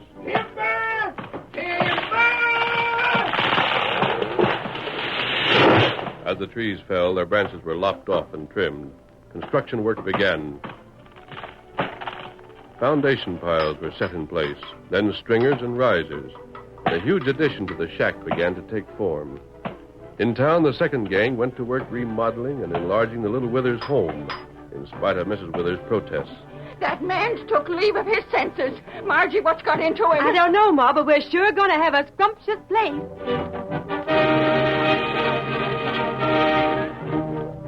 Gabber heard the talk that circulated around town. Finally, his curiosity got the better of him. He rode out to the claim and found Dr. Withers. Well, Withers. Thought I'd find you here. Lots going on around this place, huh? Oh, Captain Gabby. I see you're hauling out the ore. Oh, sure. Ain't no good laying there in the ground, you know. I was wondering where you were taking it. Captain Gabby, I'm afraid I can't tell you that. You don't know? Well, you see, I sort of got a partner now, and he's made me promise not to say anything. The gold content. There's a funny thing, Captain Gabby. 'Tain't gold that's here. Not gold? Shucks, no. Why, I bet you there ain't $1 worth of gold in 10 tons of that there stuff. Not in 100 tons of it. Then what is the value? Perhaps silver? You'd never guess it in a million years, Cap. Oh, here comes Margie. Whoa there, whoa. Oh, I rode over to tell you. By and by, Margie. Right now, I'm busy with Captain Gabby. I just wanted to tell you it's going to cost about $3,000 for the things we want to do at the house. $3,000, eh? Well, I thought I'd let you know because the first of the month is payday. You want to see about having a little cash sent here from... From where, Miss Withers? Oh, I almost forgot. I shouldn't say anything in front of strangers, should I, Paul? Strangers? Just hear the girl, Doc, calling me a stranger. Why, child, I'm the man who sold this to your father. Tell her about me, Doc. I'm still not supposed to say anything. You know what the masked man said, Paul. Yes, that's right, Margie. Just so. We've got to keep our own counsel these days. Yes, sirree. Masked man? Who? Oh, standing over there, Cap. See that tall gent watching the digging? Oh, yeah. He's sort of in charge, you see. Can't say nothing without him. Well, I'll go and say hello to him if you don't mind. Mind? Sure not. I'd heap sooner you talk to him. Go right ahead, Cap. Go right ahead. All right. So long, Doc. Bye, miss. Get up, boy. Get along there. Get along. Darn crooked old turnip. Ain't it funny the way Cap Gabby's nosing around, Margie? Oh, I'm worried. We're piling up a side of debt. I'm worried about that, too, honey. But the masked man says to sit tight and say nothing. And Ma's most beside herself with all that's going on. Oh, what was that message you fetched me? Oh, that. I just did what the masked man told me to. Look, Paul. Look at Gabby turning his smile on the masked man.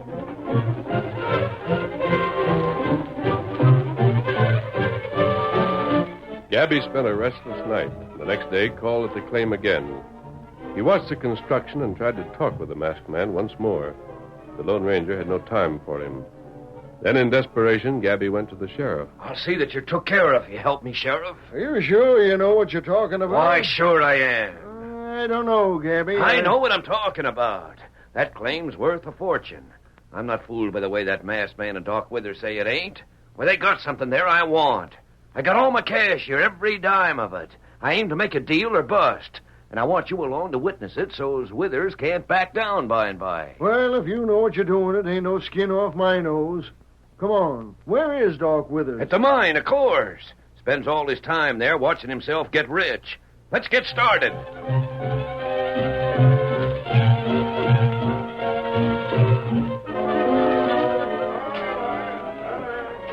Withers! Hey, Doc! What's on your mind now, Gabby? Howdy, Jim. Howdy. Doc, I sold you this claim for a song. You know that. Well? And the only reason in the world I was willing to take such a sacrifice was that I knowed you didn't have no more cash. I thought I had to go east, and now I don't have to go, and, it ain't right or fair for you to hold me to my bargain. Gabby, what are you getting at? I want to call our deal off. Shucks, I can't do that. In the first place, look at all the improving I've done. Second place, a masked man... Now, look. You got any written agreement with him? Well, no. It's all right, then. You own the claim, and you can do what you want with it. I brought the sheriff here to tell you so. But, Captain, ain't no gold there. I ain't worried about that.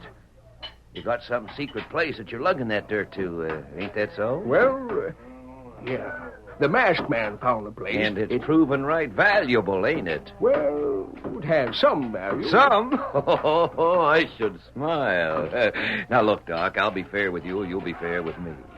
I'm willing to pay for all the expense you've gone to. I've had a lot of men working. I reckon they must have got thousands of dollars worth of work done. Oh, I'll pay for that. You let me have the claim back. Now, that's fair, ain't it? But, Gabby, you shouldn't do that sort of thing, Dad, right at all. I ain't complaining about the deal, even if there ain't no gold in the claim. Aside from everything else, I misled you. There wasn't gold there, so I misrepresented and want to make good. But don't you see, I wouldn't want to take around $5,000 off of you for what you might call nothing. Well, I only have $4,000 cash, but I'd give you back your mortgage. Now will you do it? Oh, the masked man mightn't like it. He's got nothing to say. There's only one thing I'd have to know, of course, and that is where you're taking that dirt. Oh, I'd be willing to let you in on that, providing I take your offer. I got a paper all drawn up here now, and your mortgage, and here's the cash. All you got to do is sign right here. Here. You've got the deed, of course, but you can give me that later on. Well, now remember, Cap, you got to help me out if that masked man objects to this. Oh, sure thing, Doc. Now just sign there. Here? That's it. Sign it. There you are. Oh, all the dreams I had. There. Now, Sheriff, you sign, so it's legal. Good work, Dr. Withers. I got the cash. Boys, come and get your pay. Now remember, Gabby, we told you the darn thing's no good. Where are you taking the ore to? That's what I want to know. You'll find a bad swamp just beyond the next hill, Gabby. Swamp? These men have been working hard to haul dirt to that swamp and fill it in. When that job is done, a road can be built there. But where's the cash coming from? You just gave the cash to Dr. Withers. He'll pay the men with that. What have you been digging for? Dirt to fill in the swamp. Hold on. You were told the land was worthless. You knew it was worthless, but you thought no one could tell the truth. Sheriff, I've been fleeced. It serves you darn well right. You thought to swindle Doc, huh? You didn't know that the Lone Ranger was his friend. Lone Ranger? You ain't a mining expert? We can leave now, Tonto. You got what was coming to you, Cabby. Doc got his home all fixed up and the swamps filled in, and all Doc's friends have had some work for ready cash. We're more obliged to you than ever, Doc. And I got a half-built mess of house in the middle of nowhere. You got what you deserve. Hail, Silver, away!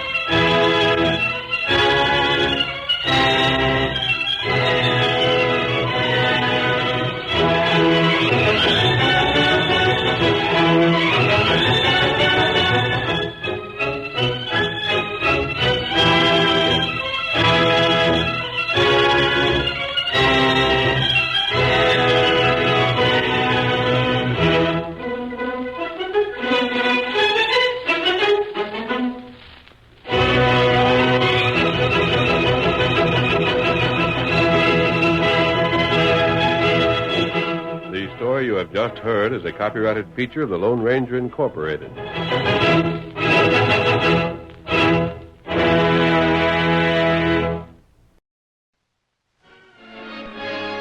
Luke Skywalker was just a farm boy until he received a mysterious message from a princess. Help me, Obi-Wan Kenobi. She's beautiful. Star Wars, starring Mark Hamill. I'm Luke Skywalker. I'm here to rescue you. Aren't you a little short for a stormtrooper? Harrison Ford. Boring conversation anyway. Luke, we're gonna have company! I think we took a wrong turn. Carrie Fisher. Good luck. Alec Guinness. You can't win, Darth. If you strike me down, I shall become more powerful than you can possibly imagine. 20th Century Fox presents the most extraordinary motion picture of all time, Star Wars. Here's where the fun begins. No legendary adventure of the past could be as exciting as this romance of the future. Here they come. May the Force be with you in Star Wars.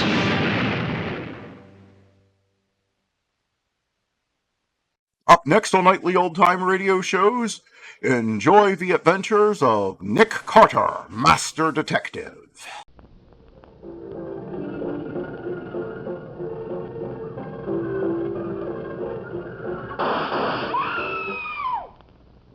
Calling Nick Carter. Another case for Nick Carter, Master Detective. Yes, it's another case for that most famous of all manhunters, the detective whose ability at solving crime is unequaled in the history of detective fiction. Nick Carter, Master Detective.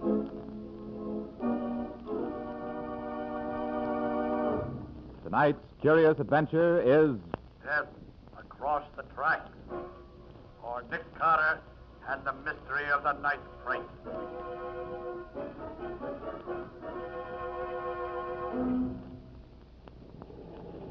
Well, Mr. Nicholas Carter, I've learned one thing about you during this long, long train ride. That's interesting, Patsy. Provided it doesn't reflect upon my ability as a detective. But it does, Mr. Carter. One of your rules is never to overlook an obvious clue. Quite right, Patsy. Well, this time you've missed one. But we're not on the case yet, Patsy. Until we arrive at Midland Junction, I don't start to investigate the murder of James Fitzpatrick, the railroad detective. But when we get off at Midland Junction, then I'll That's be just it, Nick. We aren't going to get off at Midland Junction. You overlooked the very obvious clue that's printed right here in this timetable. Yes? Yes. This train doesn't stop at Midland Junction. Why are we stopping way out here in the country? Because Midland Junction happens to be way out in the country.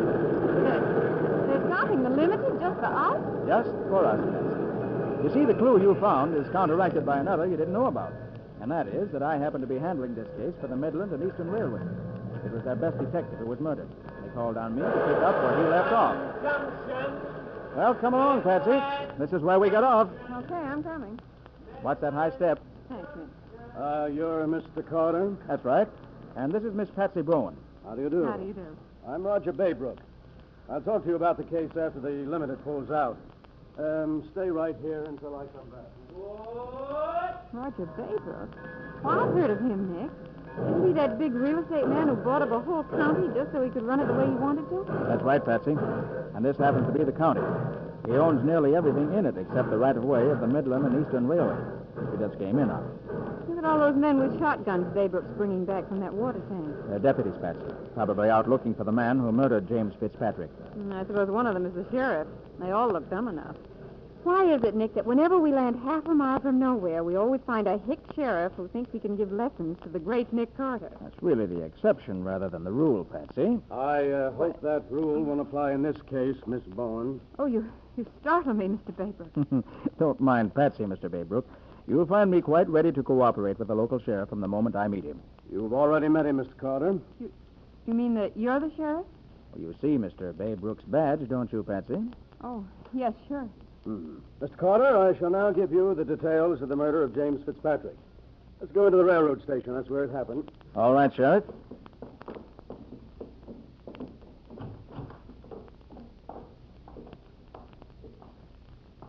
Hello, Mrs. Fitzpatrick. How do you do, Sheriff Baybrook? Miss Fitzpatrick, this is Mr. Nicholas Carter. How do He's you taking do? charge of the case. How do you do? After I've shown him the scene of the death, I shan't annoy you further. This isn't a matter for sympathy. I'm the station agent here, taking my husband's place while he's in the Army. Jim Fitzpatrick happened to be my brother-in-law. But as far as his death is concerned, I regard him strictly as a railroad detective who was killed on these premises. So, of course, it's my duty to help to find the murderer. And mine, too, Mrs. Fitzpatrick. Oh, here's the office where it happened, Mr. Carter. James Fitzpatrick was seated in that chair with his back toward the window. I see. The night freight had just taken on water at the water tank about 100 yards up the track and was passing by the station. Mm-hmm. A shot was fired from about the middle of the train.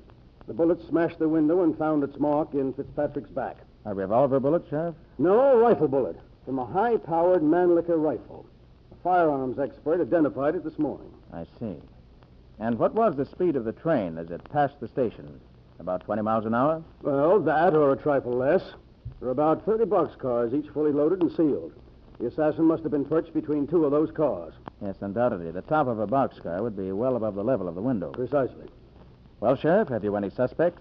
Yes, my deputies are looking for Weasel Taggart and his gang of freight car thieves.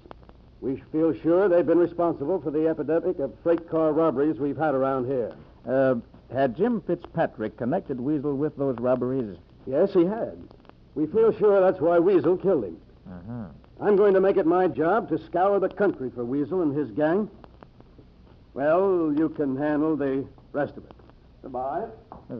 Goodbye. Well, he's a funny bird. 1, 2, 3, 4 people, Mommy, counting you and me. Oh, hush, Charlie. If Mr. Baybrook hadn't gone away, there'd be 5 people here. But now there's only 4 of us. Well, but there'll be 5 again when Uncle Jim comes in. And if he brings in Weasel, there'll be 6. When is Uncle Jim going to bring in Weasel with those handcuffs he showed me, Mommy? I don't know, Charlie. Do you like to count, Charlie?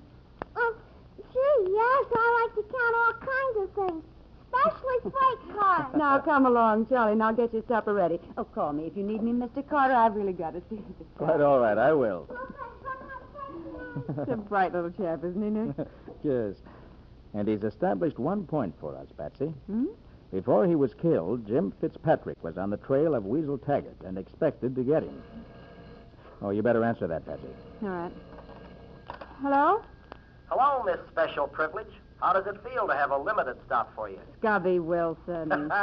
But how? When? Well, where? Patsy, I Stubby came came on ahead ahead of us to on the sort early local, Patsy. At present, I take it, he's over in Halsey's general store, that being the only building visible on the other side of the tracks. Is that Nick talking, Patsy? Yes, he deduces that you're at Halsey's store. Right. Come on over if you're still hungry.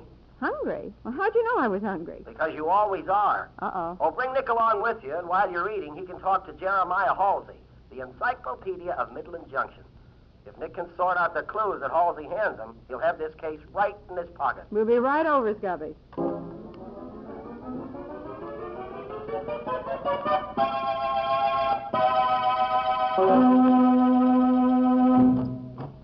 Hello, Scubby. Oh, hi, Nick.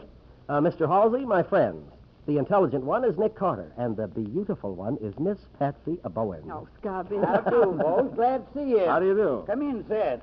Mr. Halsey owns this general store, Nick. It's the only store around here. Well, I may own it now, but if Weasel Taggart has his way about it, I may not own it long. Weasel's tried 3 times now to steal my stock away from me. Maybe next time he'll succeed. Come on, Patsy. The food department is over here. You don't have to ask me twice. Tell me, Mr. Halsey, when did Weasel Taggart try to rob your store? Oh, 3 different times. Only I'm not expecting them again until they rob some more freight cars. Well, what's the connection? Oh, by the way, miss, there's some good pies on that top shelf in the bakery department. Apple 10 cents and cherry 15. Okay. Yes, Mr. Carter, every time Weasel's gang robbed some freight cars, Jim Fitzpatrick got together a bunch of deputies and went out hunting them. I see. And that left nobody hereabout, so they tried to rob my store. And what did you do about it? Well, scared them off every time. Just outsmarted them. That's what you got to do with people who try to take what belongs to you. Now, take Roger Baybrook, for instance. From the first day I saw him, I knew he wanted to buy up this whole county, so I went ahead and bought up a lot of property myself. I knew just what he wanted, and I sort of tried to beat him to it. Well, we did a lot of buying and selling, him and me, and after it was all over, Baybrook owned 10 times the amount of property as I did, but it cost him 100 times more. Now, who would you say was the smarter? Well, that depends on the property, Mr. Halsey. But if your story is correct, Baybrook did pay too much for that old right-of-way belonging to the Midland and Eastern. Well, he wanted it because it ran across the middle of his farm. He could have got it free if the franchise hadn't been renewed. That's what he was waiting for after young Tom Prentice tipped him off to it. Only Jim Fitzpatrick found out his game and blocked it. And how did Baybrook feel toward Jim Fitzpatrick after that? Well, he was mad enough to murder him, only he didn't say so. Baybrook just swore he'd get even with the railroad, and he has, by getting himself elected sheriff. He's after him every time a cow gets killed on their tracks. It'll cost them more in damage suits than he pays them for that strip of land. Mr. Halsey, getting back to Jim Fitzpatrick. No, don't jump at false conclusions, Miss Carter. I didn't say Baybrook actually threatened Jim. You heard me mention Tom Prentice. Yes. Well, he's Mary Fitzpatrick's brother. He worked for the railroad and embezzled some of their funds. So he told Baybrook about the right-of-way, hoping Baybrook would pay him for the information. I suppose Jim found out about that, too? Oh, of course. And Tom wouldn't pay the money, so he went to jail. Here, you can't eat all those cherry pies. I'm saving that last one for Mary Fitzpatrick. Here, come on now. Hand it over. Eat a cup of apples and see it. Be right back, folks. I'm going into the shipping department for a paper bag. Well, Nick, did the local encyclopedia turn out to be a gold mine? I was just striking pay dirt, Stubby, when he got sidetracked on those cherry pies. I'd say this store was a gold mine. Gosh, it's as big as a barn. It's filled with just about everything. Everything except customers, Patsy. If I hadn't been around, Halsey would have been alone all afternoon. And why in the world does he keep all this big stock? A big stock brings a big trade. That's the motto Halsey keeps quoting. He's forgotten that half his customers have moved away since Baybrook bought up this land. Well, back again, folks, with a pie all wrapped up for Mary. Oh, that reminds me, Miss Carter. I was telling you about her brother, Tom Prentice. Yes. How long ago did Tom go to prison? Well, I can't exactly say, Miss Carter, but I can tell you how long he's been out. And that's since yesterday. Oh, you've seen him? Yes, sir, right here in this store. Stopped to say hello like he'd just been back from a trip.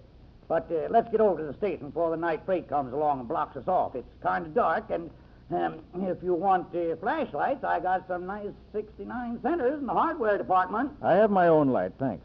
Come on, kid.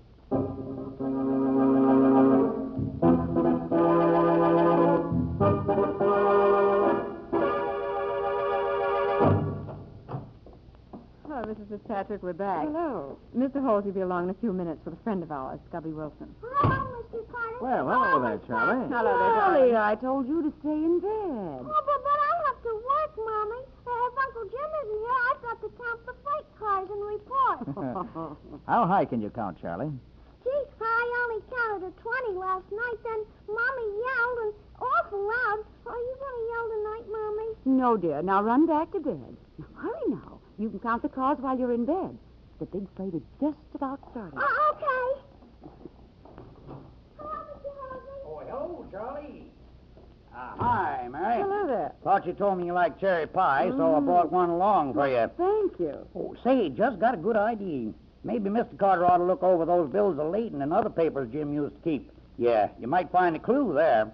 They still in Jim's desk? Well, either there or in the safe. Come on, Miss Carter. Let's go into the office. You can try what's in the desk first. All right. There they are, right there. Don't imagine there's much here that can help. You can't tell. You might find something.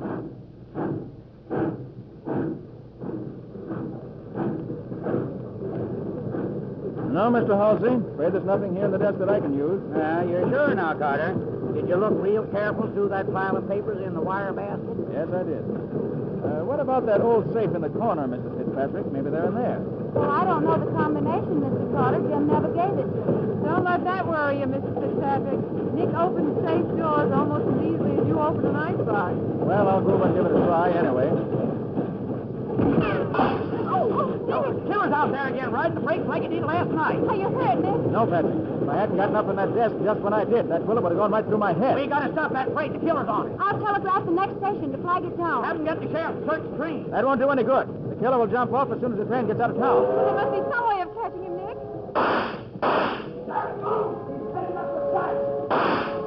Hey, you hear that? Baybrook's deputies must have cornered him. Let's get out there and find out what's happening. Watch him in the lead. Careful. He's got a gun. There are the deputies, Nick, crouching behind that pile of railroad ties. You down there. Toss out your gun and come up with your hands raised. I have no gun. I'll come out like you want, but don't shoot. Promise you won't shoot. If you ain't lying about that gun, just keep your hands in the air and you won't get hurt. Okay. I'm coming out. Keep reaching. Come out of here. Don't take all night. You shot me in the leg. They ought to put another bullet through your heart, you dirty killer. I'm not the killer. Hey, you know who that is? Yeah, Tom Prentice. Is it your brother, Mrs. Fitzpatrick? Yes. After what happened last night, I made him hide in my attic. Well, why didn't you tell us? I was afraid he'd be blamed for killing Jim. Well, never mind explanations now. He's been shot. He needs a doctor. I'll go call one, Nick. Oh, Tom. Tom, why did you leave the station? Why didn't you stay where you were? I heard the gunshot, Mary. The freight was passing, and I knew the killer was on it. I wanted to hop the freight and try to catch him. You thought the killer was on it. Now that's a hot one. You were on it, Prentice.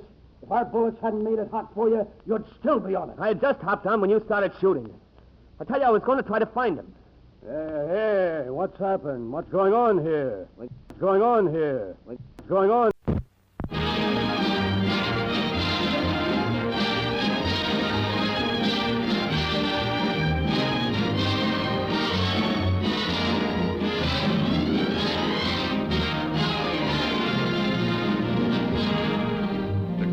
threads of their romances carried through an entrancing new adventure.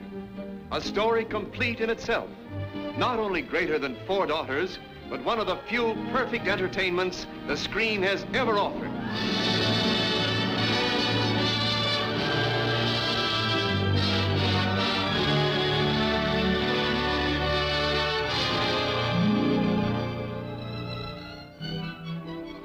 Ben, I've got something to tell you, but you gotta promise not to scream. I never scream.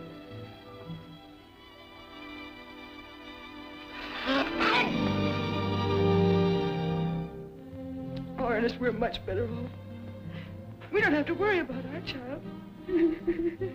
Emma, you better shift over to the other shoulder. You don't mind if I see him first, do you? Oh, we aren't patients. We're waiting for our sister. Remember, I saw him first. Go, Felix, before you lose as Mickey did. He threw his life away. You're throwing away everything you've worked for. There's nothing I've worked harder for than you. But I can't fight thin air. I'm no match for a memory.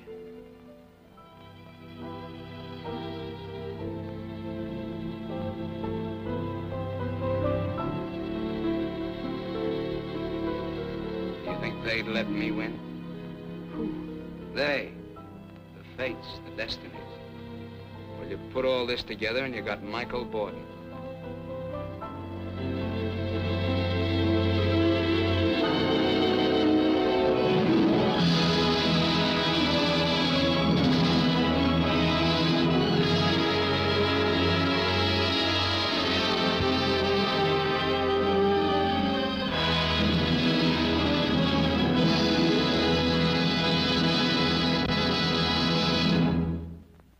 Organized crime doesn't stand a chance against the gangbusters, who are up next. Now, in cooperation with police and federal law enforcement departments throughout the United States, the only national program that brings you authentic police case history, Gangbusters.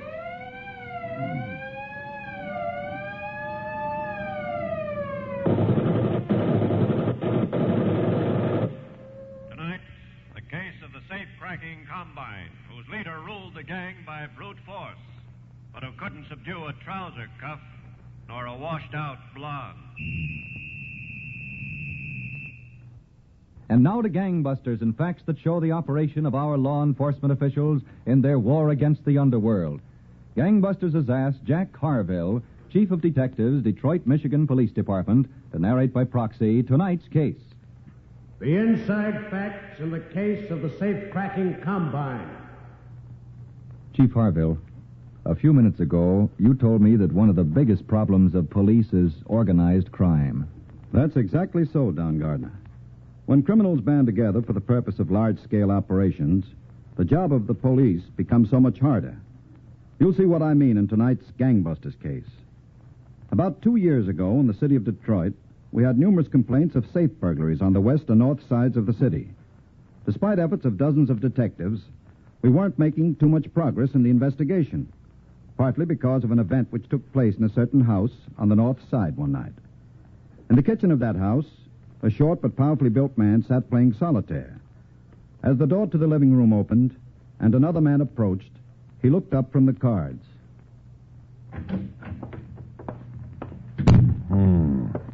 Well? Okay, Patch. He's here. They comfortable, Steve? How comfortable can he get? And we let him squirm a while. Ah, come on, Patch. Let's get it over with, huh? Let him squirm. Look, I promised to take Effie to a party tonight. She's gonna... the Red Jack goes on the Queen there. I see it. Effie's cousin's got a birthday. So what do you want me to do, Steve? Give a present? Ah, but come on, Patch. Let's get it over with, huh? Well... I guess Corny Mike squirmed enough, huh? Yeah, sure. Let's go. Tell him, Patch. Tell him good, huh? Don't worry, I will. Hello, Mike.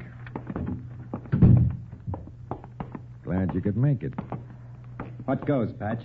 This won't take long. I got a few things on my mind.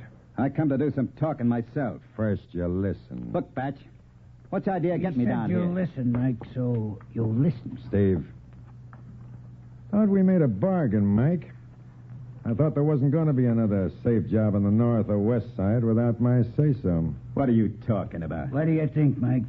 You broke into that joint without his say-so. What are you, a cop? Can you prove it? What I said goes. No more safe jobs around here without my okay. Let go. You want to settle it right here, Mike? Batch. He asked, do you want to settle it right here? Listen, Batch. Let go.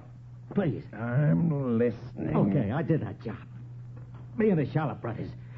You can have your 20%. I'll pay it off right now, We're going to collect more than 20%. Steve. I'll pay it off. I'll pay it. Okay. But I'm warning all of you, Mike. This outfit operates the way I say. No safe jobs without my okay. If anybody thinks they can get away with tricks, I'll come down and beat their head to paste. Personal. All right. Get out of here. You heard him. He said, get out. Go on. Okay, I'm going.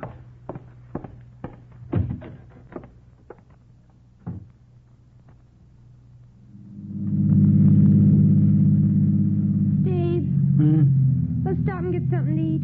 Waffles, maybe? For crying out loud, Effie, didn't you have enough to eat at the party? I'm hungry again. Well, it's late. Please?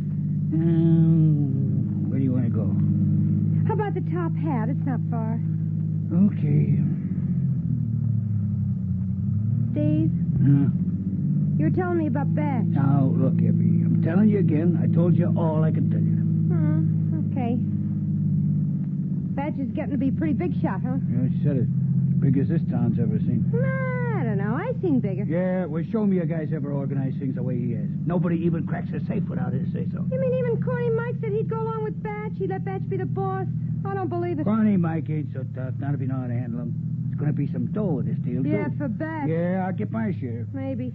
If Batch can handle Corny Mike and the rest. Don't you worry about Batch. He's slick with them guys, and he's tough. They're scared to death of him. He'll get his, don't you worry. Must be some operator, all right. Yeah, you think...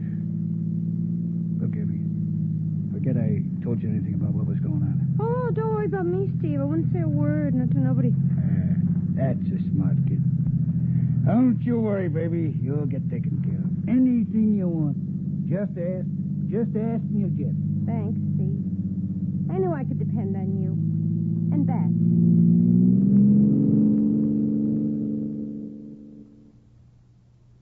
I'm telling you, Inspector Ma, these safe robberies have got to stop.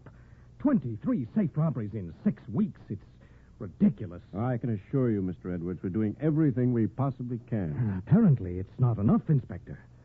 And as a representative of the North Side Merchants Association, I feel... Mr. Edwards, would you be surprised if I told you we think we know the men responsible for those burglaries? You do? I said we think we do. There are 10 or 12 men involved. We're sure of that. We've had some of them down here for questioning on occasion. But those men should be in the penitentiary. Mr. Edwards, I could be dead sure they're the ones, but my being sure is not enough. In order to convict a man of burglary, we either have to catch him in the act, or find some of the stolen property in his possession, or have a confession. And none of these men are confessing to anything. Well, then why don't you arrest these men now? They're bound to have the money on them from that robbery last night.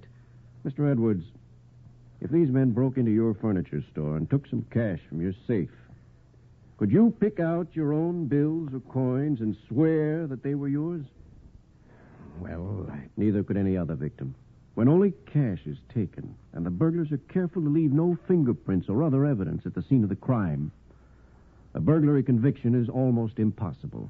Well, I suppose you'll have a pretty difficult job. We have, Mr. Edwards. Well, thanks a lot, Inspector. All right. Excuse me.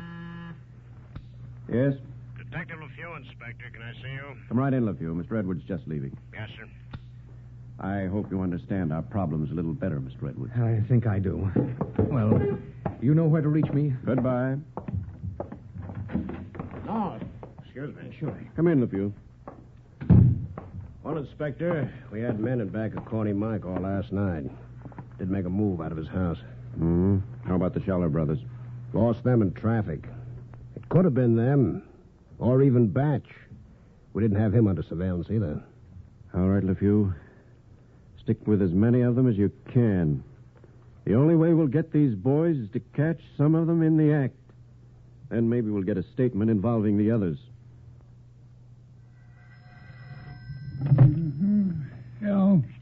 Mr. Batch? Just a minute, I'll get him. He's in the kitchen with a friend. Hey, who is this, Effie? No, it is not Effie. Oh. Okay, hold the phone. I'll see if it'll talk. That's the way it's going to be, Mac. And if you don't like... What? Telephone. What do they want? It's for you. Personal. I'll be right back, Mike. Take your time. Steve, stay here with Mike. It's a dame, Batch. So it's a dame. I'll be right back.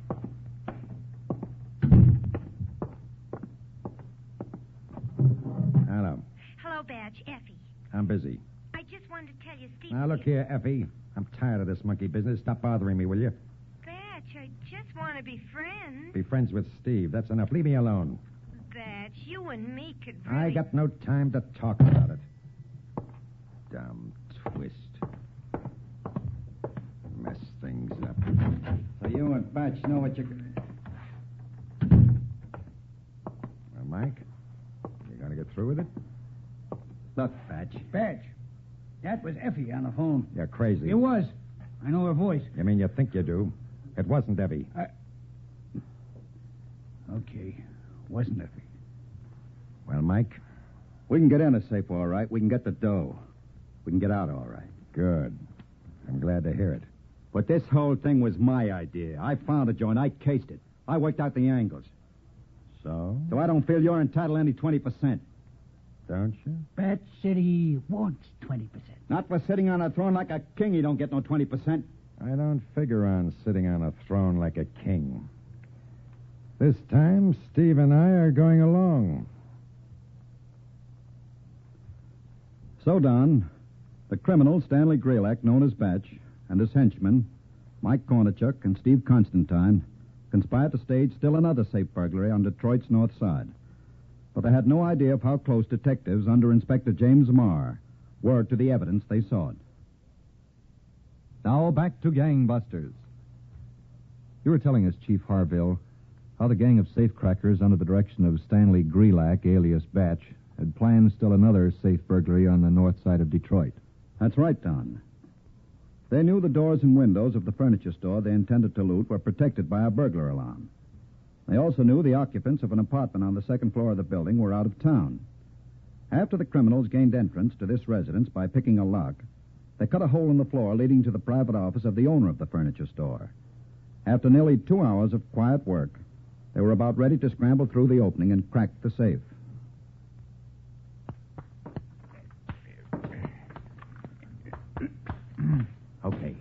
Okay. That's got it. Yeah, right. Plaster. Mike. Yeah? Get the ladder. Hey, fellas. Ladder. Watch it. Watch it there. Okay, put it through. Easy now, easy. Yeah. Okay, that's got it. Go on, Steve. You first. Right. If that safe is as tough as cutting the hole, this is going to be an all-night job. Plaster. Oh, go on. Get down there. Okay. I'm getting. Hey, nice office. Awful pretty. Hey, how'd you like a fountain pen, boss? Leave those lay there. Okay. Get picked up with one of them on you, we're all in trouble. No, I get it. Mike. Yeah? Bring the stuff. All right. Bring the stuff, fellas. Okay. Take a look around the main office. Yeah. Watch yourself. Hey, this door's locked. Let me see that thing. Yeah, the snap lock. Hmm? Oh, yeah. Open it up. Yeah, sure.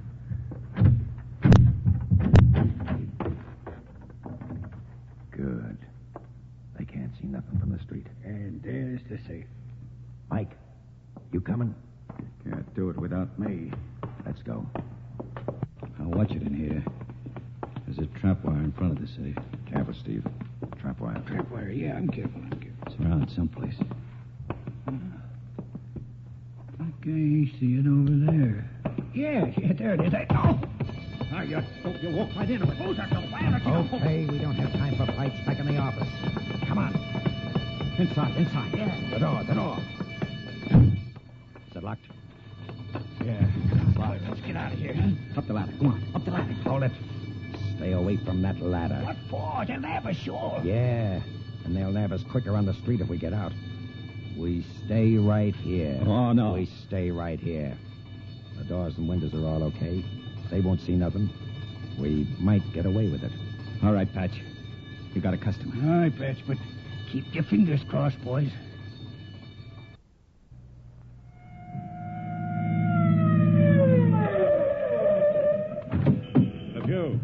Hello, Inspector Meyer. I was in the neighborhood and heard the call. Doesn't look like there's much to it, Inspector. Yeah? 2 squad cars are here within a minute after the call came over. They looked around. None of the doors or windows were touched. It's probably short in the system. Get a look inside? We're going to. The owner's opening up now. Just got here. Good. Oh, by the way, this is the furniture store your friend Mr. Edwards owns. Oh, so it is. Hello there, Mr. Edwards. Oh, hello, Inspector. Is there a chance somebody might be inside? There's a chance. I'll open up. There are patrolmen all around the building, LePew? It's covered. I hope it's a false alarm. There's a step there. Watch it in the dark. Yeah, I see it. Now, where's the safe? That's what they'd be after. Back there in the office. The night light's on back there. Oh, yes. We always have a nightlight. Insurance company rules, you know. Nothing looks disturbed. The safe hasn't... Uh-oh. The trap wire is down. Yeah. Might have fallen down. Doesn't take much, you know. What's in here, Mr. Edwards? Oh, this is my private office. I keep it locked. So I see. Would you mind opening up? I'd like to look around. Yes, of course. I think I have a key. Yes. Here it is. Inspector Meyer. Yes? I think I found your burglar. Come here. What'd you find, LePew? Could this be your guilty party?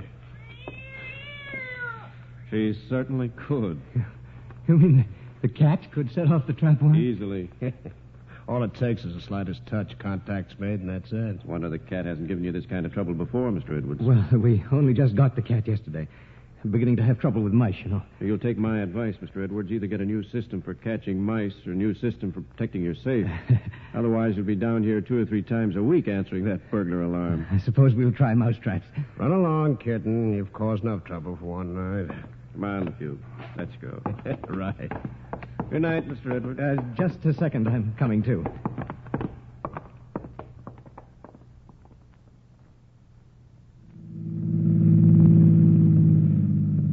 Oh, believe me, Patch, I never want another one like that.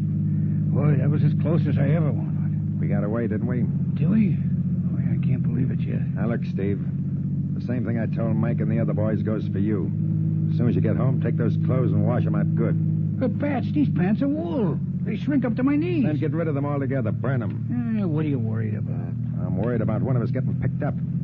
Cutting through all that plaster was more of a mess than I counted on. So I brush off the paint. You'll wash them or burn them like I said. The cops decide to pick you up, that plaster will put you inside the furniture store for sure. Okay, whatever you say. Look, how about stopping for a drink, huh? I could use one right now. I got no time. What's one drink? I said I got no time. Gotta meet somebody, and I'm late. Oh, yeah? Who? Somebody you don't know. Oh, somebody I don't know. Okay. Go on home and get some sleep. You need it.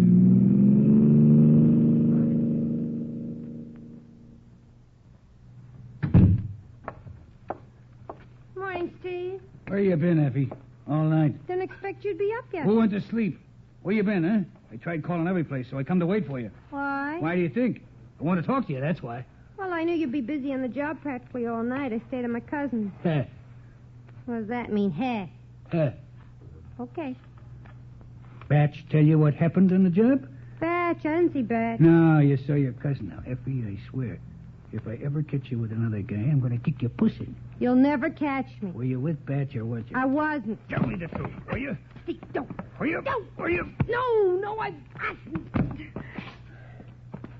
Good thing you weren't. I was at my cousin's. You can call her. Don't worry, I will, too. Haven't even seen Batch. You talked to him on the phone, didn't you? Me? Yeah, you. The other night when I answered, didn't you? No, that wasn't me, I swear. Tells me to get the plaster out of my clothes, then he runs around with you. Who's that? I don't know. Yeah, well, I know. Steve. Now, look here, Batch. Hello, Steve. Going someplace? Yeah. Yeah, policeman. I guess I am. You bet you are. For a ride downtown. Okay, back inside. All right, okay. Just take it easy.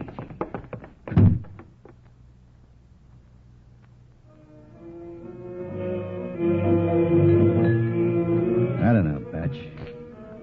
Maybe they're getting close. Don't worry about it, Mike. Steve will be out in an hour. Finish your drink. Uh-uh. You got company. Hello, Batch. Get out of here, Effie. Hello, Effie. They picked Steve up. So what do you want me to do? I just come to tip you off. Why are you acting like this is the first time he was ever questioned? He'll be out in a couple of hours. They got nothing to hold him on. What's the matter, Batch? Why can't we be friends? We are friends. Let's leave it at that. You know what I mean. Sure, I know what you mean. Let me tell you something, baby. I learned a long time ago not to let dames interfere with business. Especially other guys' dames. Now walk out of here before somebody has to carry you out. Okay, Batch. That's the way you want it. That's the way I want it. Scram.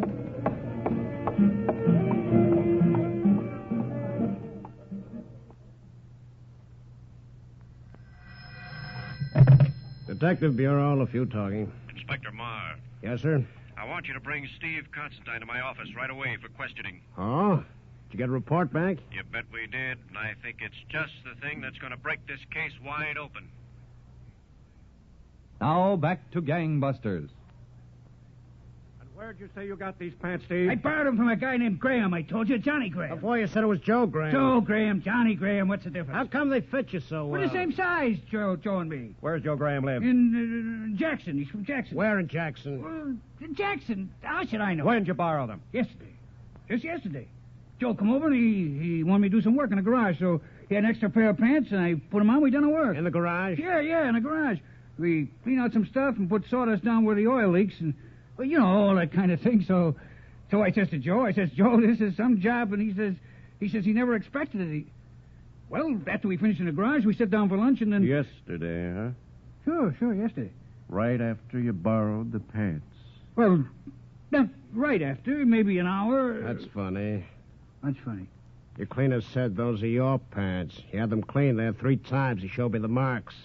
Okay, so they're my pants. And you wore them breaking into that furniture store last night. I did not. You didn't wear the pants? I didn't break into no furniture store.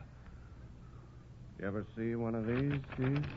I don't want to look at nothing. I want out of here. It's a laboratory report. Particles of plaster were taken from the cuffs of those pants. They were identical with the plaster that came down when you cut a hole in the ceiling of that furniture store. Oh, you kidding. Plaster's plaster. Oh, come on, Steve. You know this report definitely put you inside that furniture store. This is evidence, the best. Could send you away for 10 years. Look, Steve, you might as well tell us all about it. I wasn't near no furniture store. Yes, Steve, you're on your way. Maybe you can do yourself some good by opening up. I ain't opening up for nobody. You can give me 30 years, and I ain't opening up. Who was with you? Batch? Corny Mike? A couple of guys I never seen before. Strangers. Met them walking down the street. As a matter of fact, it was this Joe Graham. That's who it was. It's Joe Graham. It was Batch, wasn't it? Let me alone, will you? Steve. What? Ever hear of a girl named Effie? No. No. Well, that's funny. She and your friend Batch have been spending a lot of time together. Is that so? They were in a bar together a little while ago having a great time. What bar? You're lying. Oh, why should I lie, Steve? Doesn't mean a thing to me. That's just what the detective we've got on Batch reported. Effie's your girl, isn't she, Steve? Okay, so she's my girl. You're going away to the penitentiary and going to leave her all to Batch. Maybe they know you're hooked. Maybe that's what they're celebrating. Let me out of here, will you? Open up, Steve. You can take Batch along with you. Come on, let's have it. 32-timers, the both of them. He was with you, wasn't he, Steve? Yeah, he was with me. Well, what are you waiting for? Get your stenographer in here. Get him in here. I'll tell you enough to clear 50 safe crackings. Get the guy in here. Get him. Batch. You want to know about Batch? Yeah, Steve. About all of them. And start from the beginning.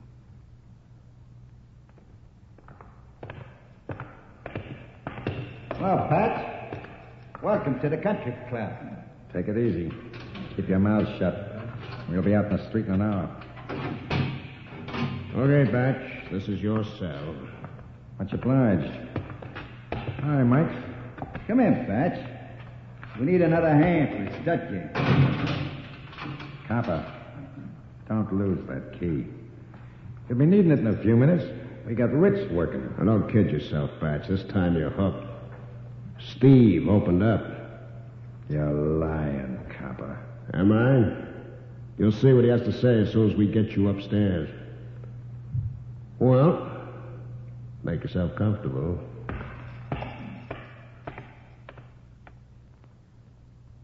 So, Don, 8 arrests simultaneously at 4 o'clock in the morning brought to an end this troublesome gang of safecrackers. They're all now serving long terms in the Michigan State Penitentiary. Well, thank you, Chief of Detectives Jack Harville, Detroit Police Department, for the inside facts in this case history.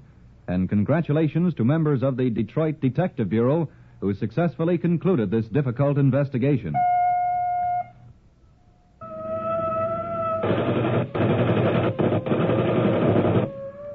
Tonight's case was dramatized by Stanley Niss and directed by William Sweets, with Arthur Vinton, Elspeth Eric, and Walter Vaughn in leading roles. Don Gardner speaking. Gangbusters is a Phillips H. Lord production. A Phillips H. Lord production. A Phillips H. Lord production. A Phillips H.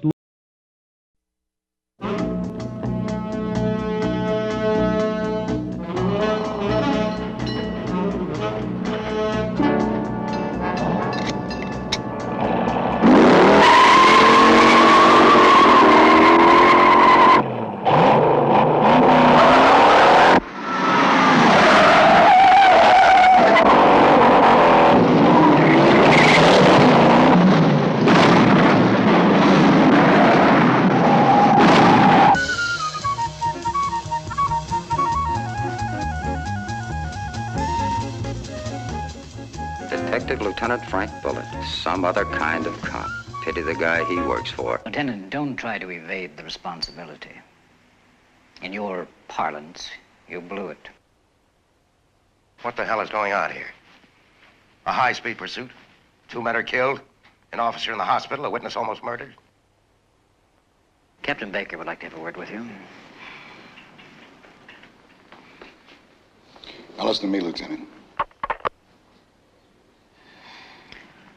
All right, nail him. I want him written off. Do you let anything reach you? I mean, really reach you? Or are you so used to it by now that nothing really touches you? You're living in a sewer, Frank. Day after day. With you, living with violence is a way of life. Living with violence and death.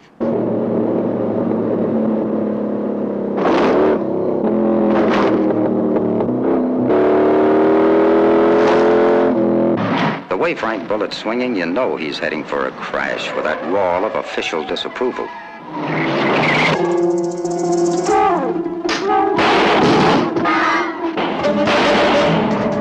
But when some rare Chicago blood starts spilling in San Francisco, they hand Bullitt the mop.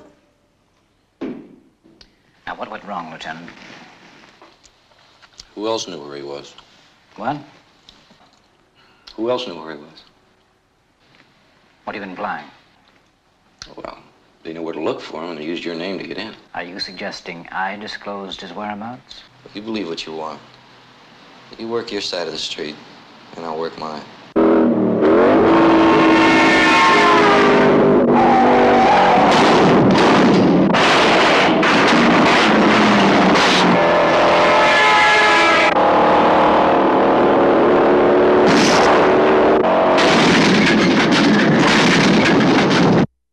Have Gun, Will Travel is up next on Nightly Old Time Radio Shows.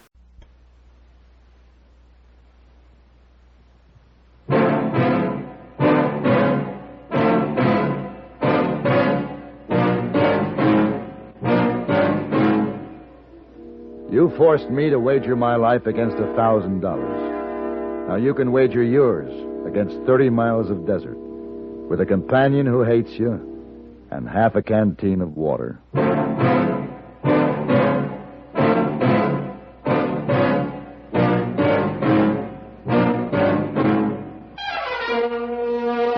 Have Gun, Will Travel. Starring Mr. John Daner as Paladin. San Francisco, 1875. The Carlton Hotel. Headquarters of the man called Paladin.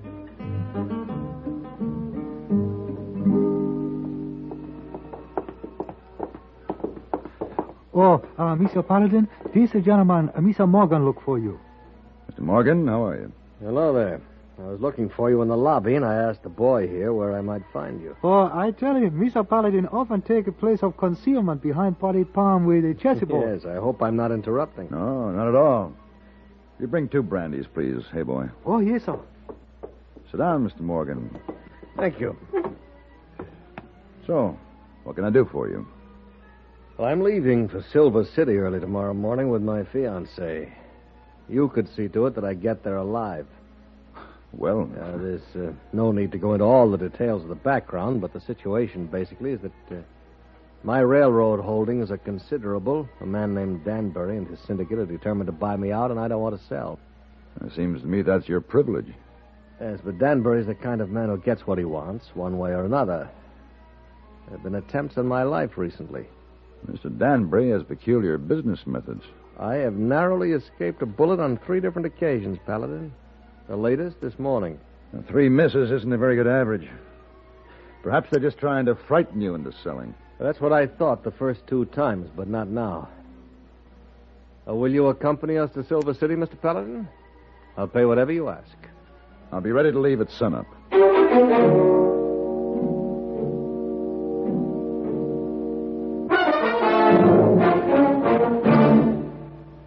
Everywhere you go, across the country trip or across the street party, you carry the fun with you when you own a Columbia stereophonic high-fidelity phonograph. There's a marvelous selection of 7 new portable models in smart new color combinations at your Columbia phonograph dealer from which you may choose. Each one is a masterpiece of design and beauty. More quality, more features, and more styling have been built into these sturdy portables than ever before. How much fun you'll have enjoying all the wonderful new sound of stereo records. Regular records take on new beauty, too, when played on handsome Columbia portables. You'll be amazed at the big console sound that is reproduced by Columbia portable stereophonic high-fidelity phonographs. You'll thrill to the excitement of Stereo One by Columbia, #1 in the wonderful world of sound. And Columbia portables are economical, too. Prices start as low as $24.95. See them and hear them at your Columbia phonograph dealer.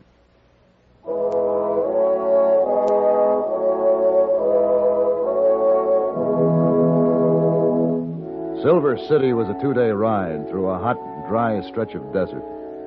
Morgan drove a buckboard with Stacy Neal, his fiancée, on the seat beside him. I rode alongside, trying to keep out of the dust that boiled up. There wasn't much chance that an attempt would be made on his life out here. Nothing moved. Even the lizards had taken cover from the heat. Morgan! Yeah? Those willows off to the left. We'll stop for water. All right.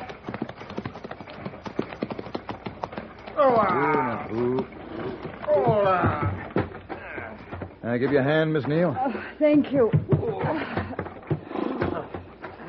It's not much of a spring, is it? No, but it's the last water between here and Rough and Ready. Rough and Ready? That's the next town. We'll stay there tonight and go on to Silver City in the morning. Oh, that spring looks good to me. You know, men come to the desert in search of gold. Maybe this is the real treasure out here. Water. I think the desert presents a challenge to come out and fight it. I could beat it, I'd wager. Darling, aren't you happy there's no one here to call that particular bet?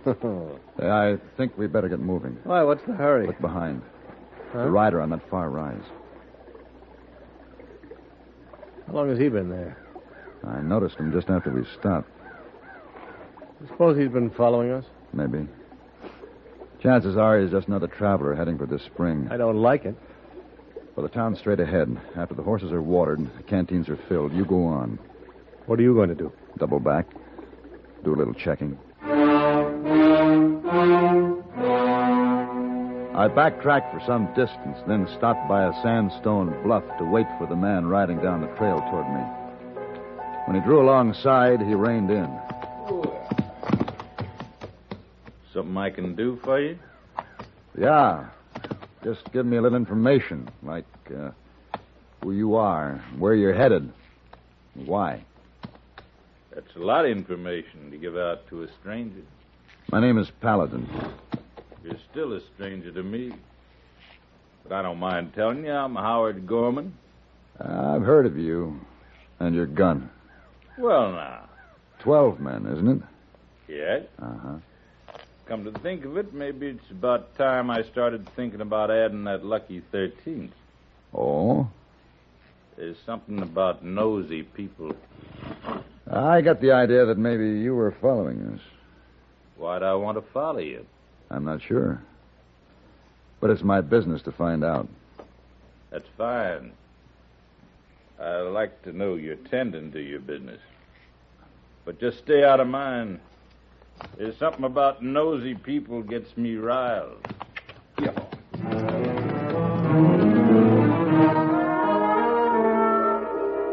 Rough and Ready was the only town within a good many miles, and it boasted just one hotel.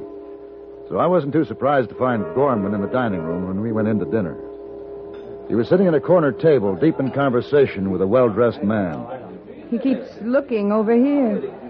That's the man who was following us? Yes. Name's Howard Gorman. Oh. He certainly looks as if he knows how to handle those guns he's wearing. He does. He has quite a reputation as a gunman. Well, Danbury hired him, I'm sure of it. Hey, Morgan, do you know the man with him? No, never seen him before. Paladin, he's coming over here. Paladin? Stand up. Morgan, take Miss Neal and get out of the way. Well, Do as I say. Come on, Stacy. Paladin? You're making a mistake, Gorman. You going to stand up? I'd rather finish my dinner. It's finished. You shouldn't do that to good food. Well? We'll have it your way.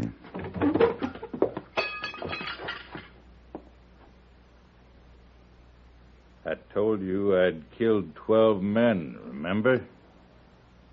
Well, this is number 13.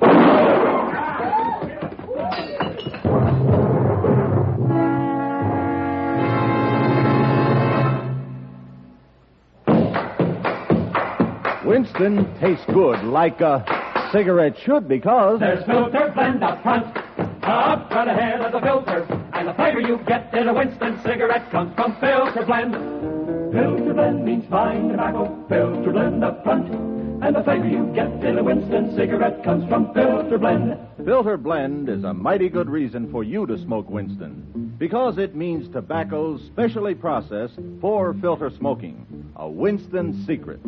You get Winston's own pure white, modern filter, plus the rich, delightful flavor of fine tobacco. There's filter blend up front ahead of the filter. And the fun you get in a Winston cigarette comes from filter blend. And makes Winston taste good like a cigarette should. Winston tastes good like a cigarette should.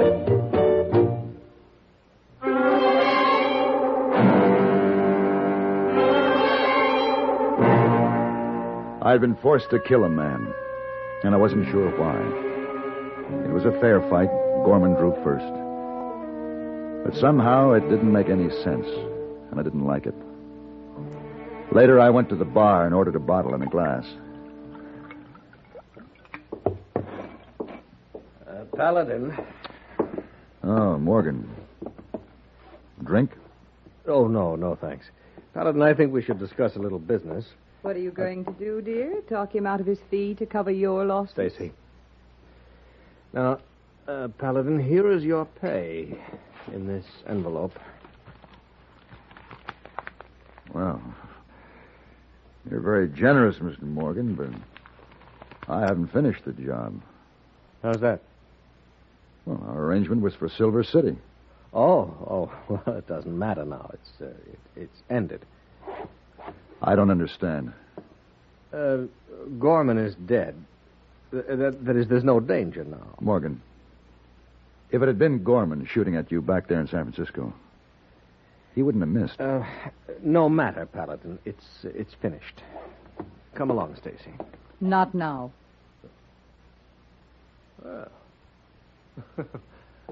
Very well. Stacy, don't bore Mr. Paladin. You know why I'm not going with him? Because he's hit me for the last time. Hit you? I know how he is when he's been crossed or when things don't go his way. But... Don't look so shocked, Mr. Paladin. Surely you know there are men like that. He's rotten. Maybe I'm rotten, too. I put up with him because he was rich. But I've had enough. Tonight was too much. Tonight? Oh, you still don't understand, do you? I guess not. Do you remember the man sitting at the table with the gunman? Yes. His name is Shawcross. He's Sid Morgan's business partner. Business partner? But Morgan said that I he didn't... know. He said he'd never seen him before. They're two of the same kind, those men, sporting gentlemen. It was a bet. A bet? They'd heard of your reputation with a gun. They knew Gorman was good and could be hired to kill, so they set it up for you to shoot it out and made a wager on the outcome. Morgan lost. This was all set up? Yes. I killed a man to provide an evening's entertainment? Yes. They've been doing things like that for years. And getting away with it. Oh, it's over, Paladin. You might as well forget it. Forget it? They didn't break any law. There's no way to reach them. There never is. Stacy? Morgan! Come down here.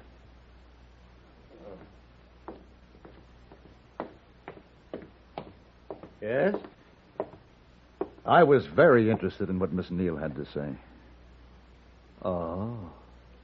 She told you, eh? Well, you've no complaint, Paladin. You were well paid. Paid for what, Mr. Morgan? To kill a man for a sideshow? Well, I didn't realize you gunmen drew a fine line. Well, right now it might be a pleasure to kill. You're wearing a gun. Why don't you draw? I had no reason to draw against you, Paladin. No! Now you have a reason. I won't draw, Paladin. I won't give you the excuse to shoot me. There's no way, Paladin, unless you choose to commit a real murder.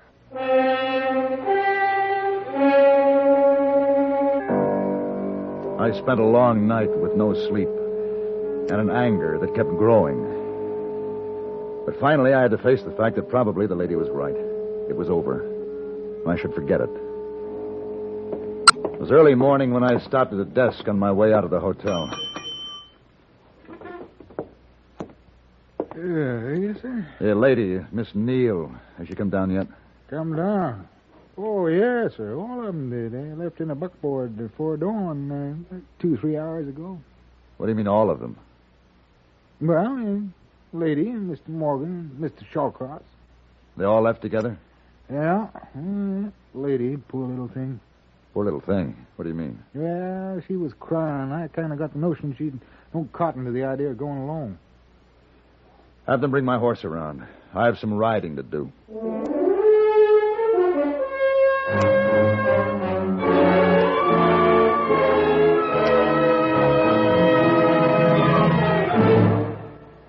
Car owners, have you ever heard of K-Site Smooth Seal? Why, no. Why, no. Is it new? What's it do? Well, this is off the record. Just between us boys, your automatic transmission, does it ever make a noise? You mean a little kind of grinding? Does that little chatter matter? I hear a very weird whir sometimes. It doesn't sound good, boys, but let's be sure. When you're sitting at the light and it goes to green, you put your foot down hard. Have you ever felt a sort of a jerk, a kind of a jar, or heaven help you, a real thud bump? Oh, I've felt it. Oh, me too. I've had it, stranger. What do we do? Well, don't buy a horse and don't trade your car. Just get yourself some new K-Site Smooth Seal. New K-Site Smooth Seal? New K-Site Smooth Seal? New K-Site Smooth Seal? How will that help? Why, it's made to soften those shrunken seals, which are apt to leak when there's power on the wheels. It stops those thud bumps, jerks, and jars that are apt to creep into these modern cars. Why, this K-Site Smooth Seal in one application can pack them all off on a long vacation. And it's less than $2 at your service station. A little new K-Site Smooth Seal, boys? Come on. I'll go. And if it doesn't work, you get double your money back.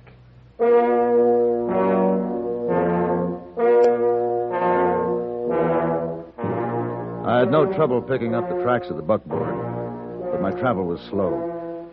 I wasn't quite sure what I was looking for until I found it. And then I realized I'd had a hunch that was correct. She was lying just off the trail. Stacy. Stacy.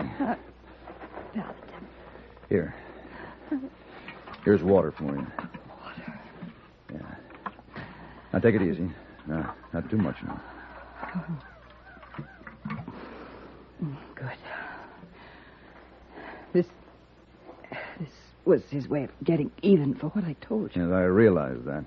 I guess it doesn't matter. I guess I asked for it. Of course it matters. Stacy, you think you can stand up? Yes, I think so. Here, let me help you. A little wobbly, huh? A little wobbly. Where are we going? I'm going to help you on my horse. Then we're going to find Mr. Morgan and Mr. Shawcross. You'll never be able to catch up with No, them. not on the trail. But we can cut across the desert and head them off. You feel able to travel? Let's go. It was a hard ride. But when the buckboard came into the turn where the trail leveled off to border a dry lake, we were waiting. Stacy, stay back.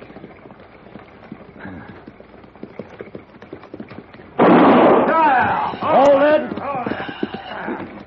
Paladin, what is this? If I fire again, Morgan, it won't be in the air.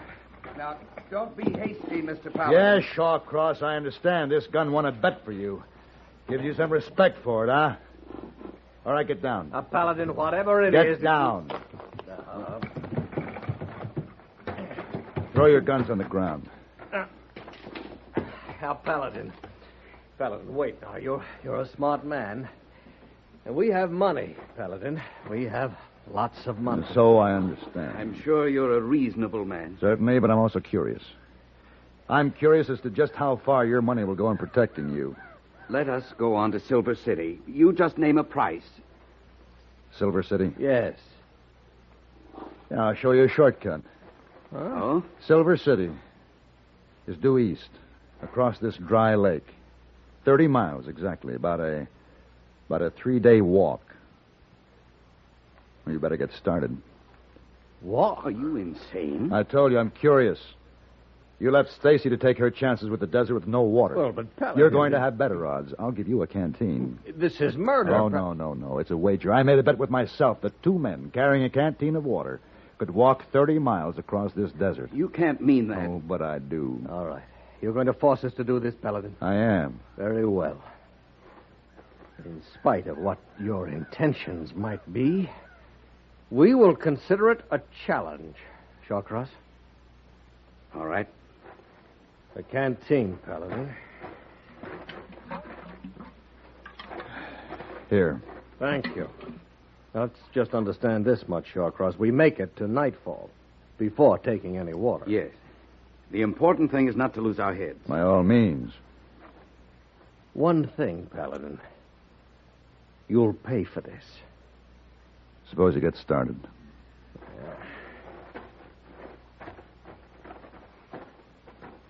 Paladin. Yes? It is murder. No. That sun will kill them. No, Stacy. They'll destroy themselves.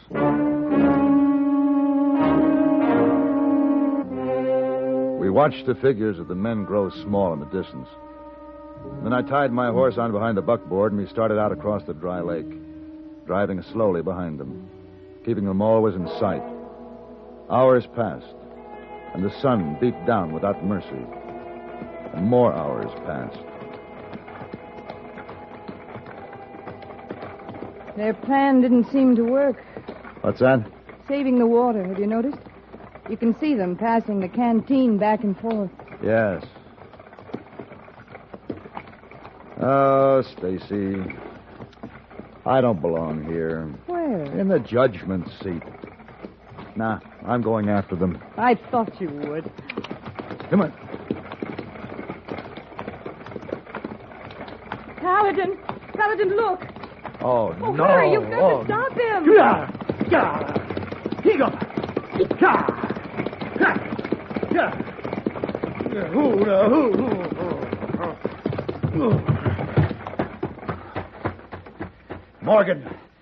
Morgan. He's dead. Yes. Yes, I killed him. Took 2 swallows of water.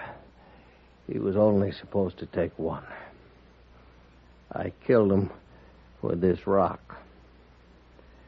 And I guess you're not beyond the law this time, Morgan. 2 swallows.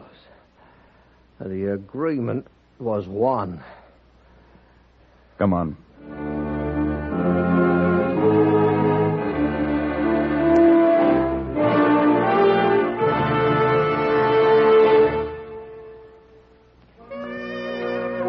And now, the Bickersons. John Bickerson, I can't stand it. What's the matter, Blanche? What's the matter? It's that horrible snoring. Must be that fat guy next door. I'll fix him. Oh! Why did you close the window, John? You said the neighbors were snoring. Oh, silly, they're on vacation. And I've been worried they might have car trouble on their trip. She's worried. Before they left, Harry took the car into his GM dealers for guardian maintenance. Right now, they're offering performance service specials just so summer driving will be trouble-free and worry-free. You think guardian maintenance is all right, don't you? All right. Why, it's the best kind of service for the best kind of cars, even at 3 o'clock in the morning. Now, good night, Blanche. We recommend a daytime call on your GM dealer for educated service by trained mechanics using special tools and factory-approved parts. If you own a Chevy, Pontiac, Olds, Buick, or Cadillac, get Guardian Maintenance.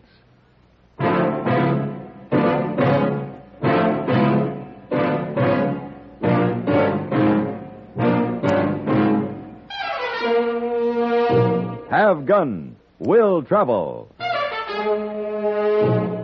Created by Herb Meadow and Sam Rolfe, is produced and directed in Hollywood by Norman McDonnell and stars John Daner as Paladin, with Ben Wright as Hayboy. Tonight's story was written by Dennis and Terry Sanders and adapted for radio by Ann Dowd. Featured in the cast were Lawrence Dobkin, Lynn Allen, Barney Phillips, and Vic Perrin. Hugh Douglas speaking.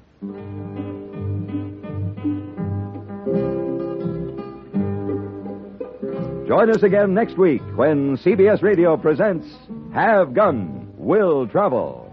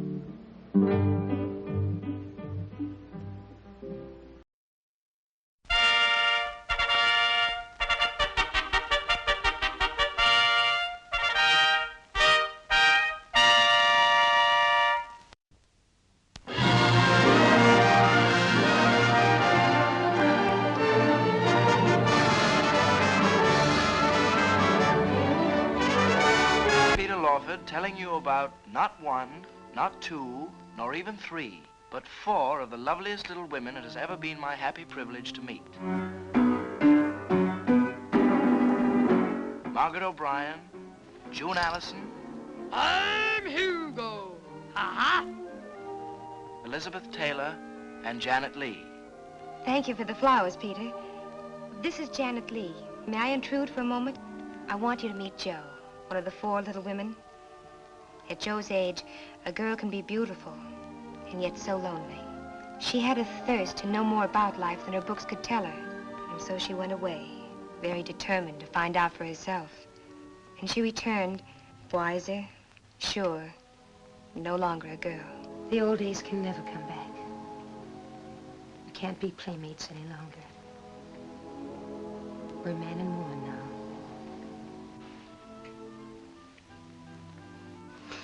You're going to have a lovely nose someday, Amy. Yes, I know. Now you see, Meg, I'm a writer. And I write about girls who are in love. So I know.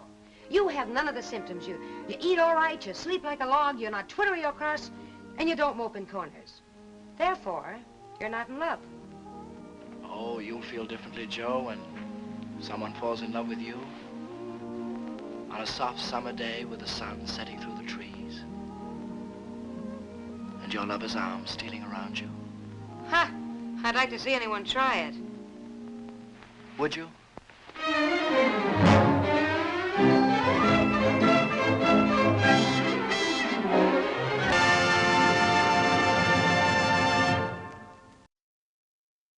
Hop Along with Along Cassidy. Up next. The Whistling Ghost.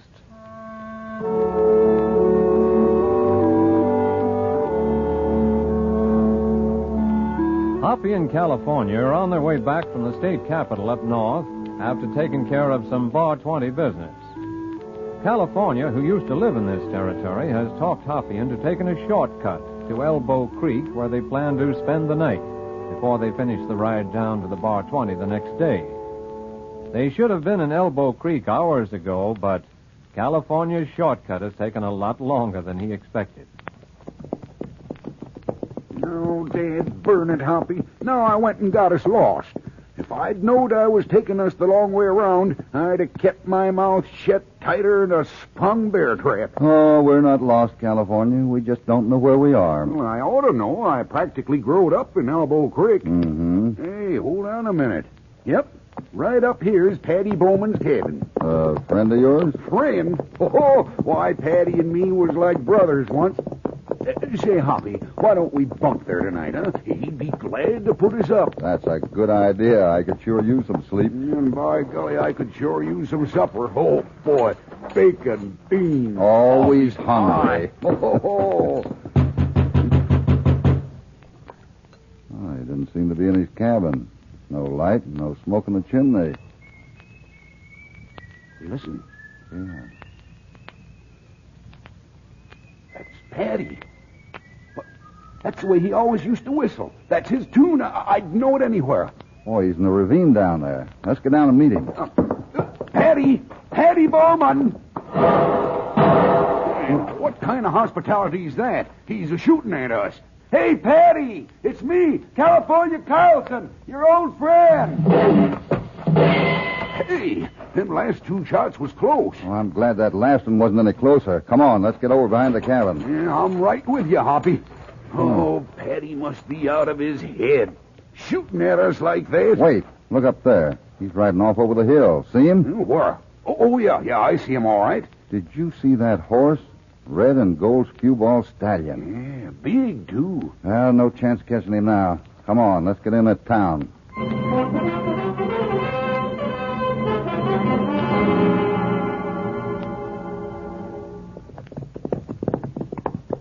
Yep, this is it. Elbow Creek. Ain't changed a bit.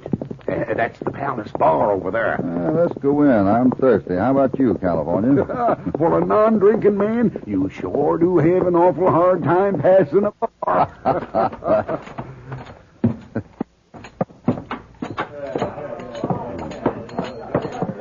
Howdy. What do you have, stranger? I ain't no stranger. I practically growed up around here. Why, California Carlson, as I live and breathe. Glad to see you again, Mike. And this is my partner, Hop Along Cassidy. Glad to know you. Hi, Mike. Make that a couple of sarsaparillas, will you, Mike? Oh, now, what kind of celebration is that? Oh, well, you boys look like you can hold your drinks. 2 sarsaparillas. You might answer a couple of questions for us, Mike. Well, sure. Glad to if I can. Say, what's come over my old friend Patty Bowman? Has he gone crazy or something? He just now shot at us as we was coming in. What? California? You must be the one that's crazy. Patty Bowman was murdered 2 months ago.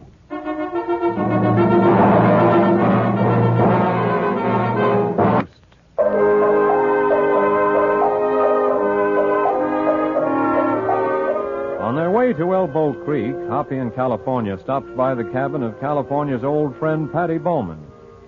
They thought they heard Patty whistling from down in the ravine, but the bartender says Patty has been dead for 2 months. While they're talking to the bartender, another man steps over to join them. Evening, Sheriff. will it be? I heard you fellas talking about Patty Bowman. Mind if I join you? I'm the sheriff here. Downey's the name. Sheriff, you remember California Carlson, don't you? This is Along Cassidy. Howdy, Sheriff. Hi, Sheriff. Is Patty really dead like this fella says, Sheriff? Yeah, he is. He was found up in his cabin about 2 months ago. Somebody tortured him, then killed him. I'd sure like to catch the varmint who did it, too. We all like Patty around here. Well, if that wasn't Patty Bowman we heard up there, then who was it? And some folks around here think it's Patty's ghost. The whistling ghost, they call him. Shows up every 2-3 nights. Been around for a couple of weeks now, more or less. Well, for a ghost, he was doing some mighty real shooting. Oh, they was real bullets, all right. Takes a few shots at anybody that pokes around up there. I don't guess you got a good look at him, did you? None of us have. We got a pretty good look at his horse, Sheriff. Oh? Well, now we're getting someplace. Come on, I want to hear all about this. Sure, Sheriff. No sense talking in a crowded bar. Now, about this horse. He was the prettiest red and gold skee-ball stallion I ever saw. And he was big, too. I know which corral that skewball stallion ought to be in right now. You fellas think you'd know it if you saw it again? Well, I'm sure we would. All right, let's get over there.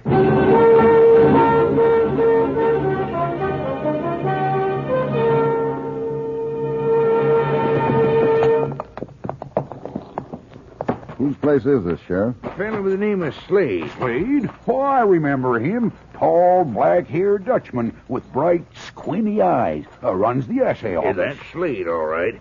Well, here's the corral. Good thing the moon's out. Yeah, where's the red stallion? All I see is bays, chestnuts, and mustangs. There he is, over there by the shed. That's the one. Hey, let's go over and see if he's winded. He's not only winded, this horse has worked up a lather. Slade must have ridden him pretty fast to get back here. Well, do we have a talk with Mr. Slade now? Well, I don't know. Maybe it wouldn't do us much good at that. What's the trouble, Sheriff? Well, Cassidy, I don't like to admit I'm a beaten man, but Slade's won every trick so far. I guess he's just about got me buffaloed. How come? Well, he's Mr. Big around here. Practically owns Elbow Creek.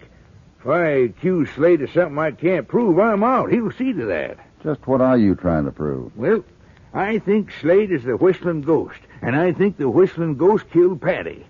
I've got plenty of reasons for thinking so, but I don't know how to make it stick. I got a little score to settle with him myself, Sheriff. I've heard a lot about you, Cassidy. When I was standing there in the Palace Bar a while ago and heard California mention your name, I said to myself, that's Providence. There's help when I need it most. But, well, now I don't know. It's a pretty big thing to ask of you to help me out on this. Hoppy, if anybody can catch him, you can. I sure wish you would, Hoppy. Patty was a friend of mine. All right, California. I guess any friend of yours is a friend of mine. Looks like the Bar 20 will have to get along without us for a few days more. Well, that's fine. Hey, why don't you fellas come on over to the house for supper? Supper? Thank you. That's We a will. good idea. Yes, sir.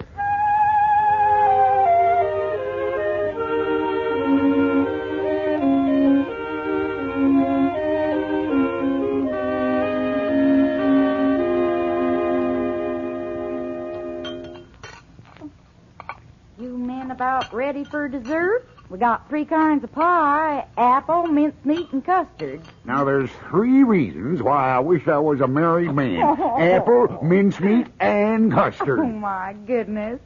Well, I'll just have to give you one of each, I guess. I'll fetch it out in the kitchen. Well, I guess we're about ready to get down to business, Sheriff. I'd like to get all the facts on this. Well, that's why I asked Ben Clayton to come over. Yep, between us, I think we can give you the whole picture, Cassidy. That'll be a great help. Well, Ben can tell you more about Patty than almost anybody. They was close friends ever since Ben set up his law practice here. Just what have you got on Slade, Sheriff? Enough to hang anyone, but a man as big as he is. Well, we've got 3 witnesses saw him go up to Patty's ranch the afternoon he was killed. But when I asked Slade about that, he said he hadn't been near there. Denied the whole thing. Mm-hmm.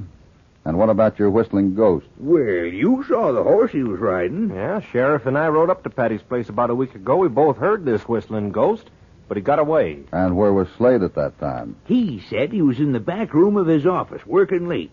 Nobody saw him there. Nobody even saw him leave. 3 times when the whistling ghost was up there, Slade was in his back room working. He said. You left out one big thing, Sheriff. Yeah, what's that? Motive. Well, for one thing, Slade and Patty were at outs for years. What about? Gold. One man had it and another wanted it, huh? Well, not exactly. Patty toted some diggings into the assay office, about 15 years ago. Slade told him it was fool's gold. Yeah, iron pyrites. Looks like gold. You find it the same way, but it's not worth the trouble of carrying it to the assay office. That's right. Patty said Slade was lying and he wouldn't have anything more to do with Slade. Well, that's why Patty's wife left him, wasn't it? Yep. Packed up, went right back east. Yeah, took their kid with her, too. I remember. I guess the boy was 6 or 7 years old then. Yeah, she said Patty was a fool and it was just like him to wind up with fool's gold. Well, you talking about Patty still?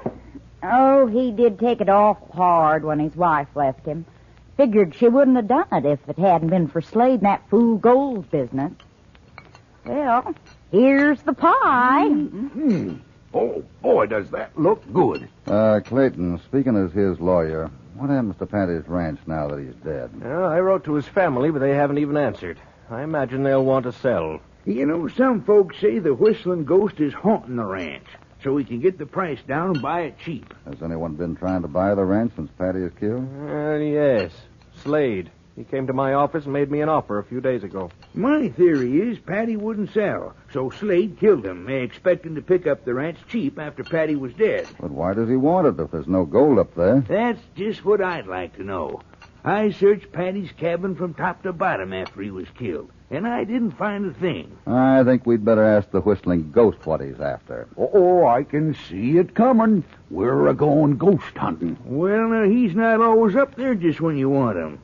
Clayton rode up with me several times, but we only heard him that once. That's right. Suppose I stop by and have a little talk with Slade in the morning. And while I'm at it, I'll give the whistling ghost a special invitation to our party.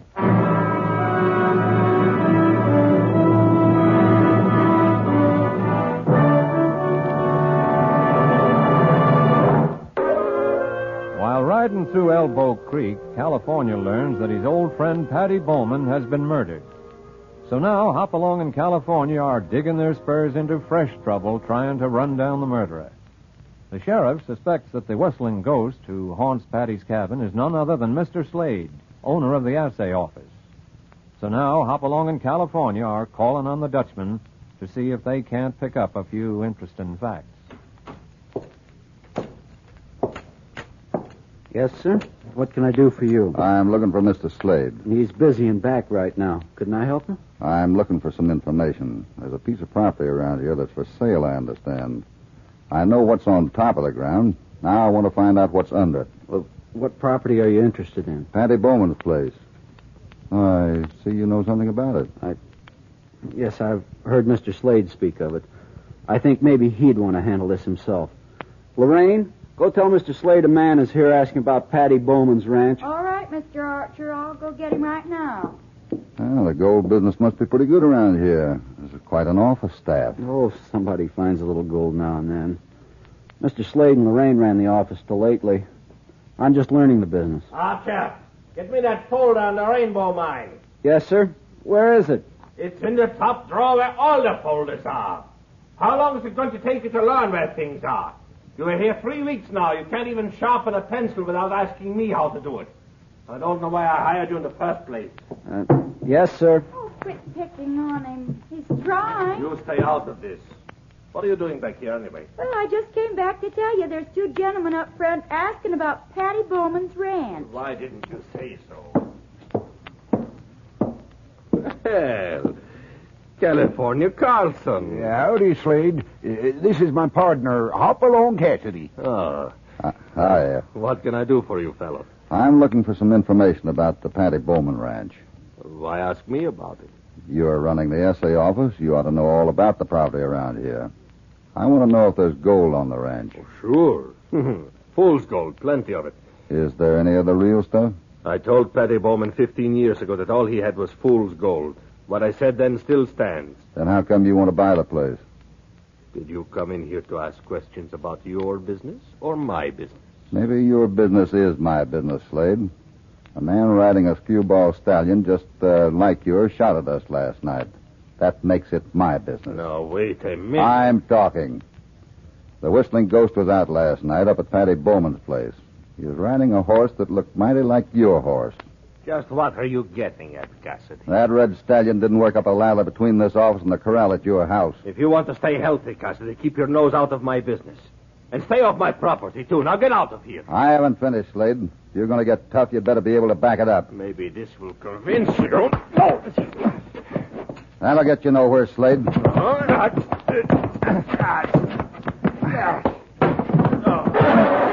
Atta boy, Hoppy! That was a mistake, Cassidy. You haven't got anything on me. Somebody's after something up there, Slade. We're pulling that ghost act to scare everybody else away. I don't scare that easy. You've got everything figured out, haven't you? Slade, I've got a pretty good idea of what's hidden up there, and I'm going to find it tonight, ghost or no ghost. If you think I'm the whistling ghost, you're crazy.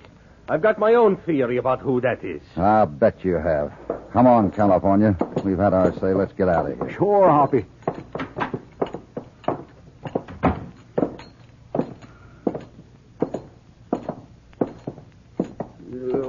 What are you going to do, Hoppy? We're going to ask the sheriff to go up to Patty's ranch with us tonight. We'll get Clayton to come along. If we fan out, the ghost can't shoot at all of us at once. One of us will catch him. I want to find out what he's after. Well, I thought you knew. You just said that you even knew where it was. That was bait, California. Bait. Ooh. We want to be sure our whistling ghost is up there tonight. So I just gave him an invitation to our party. And, California. Yeah? This is going to be a surprise party for a lot of people.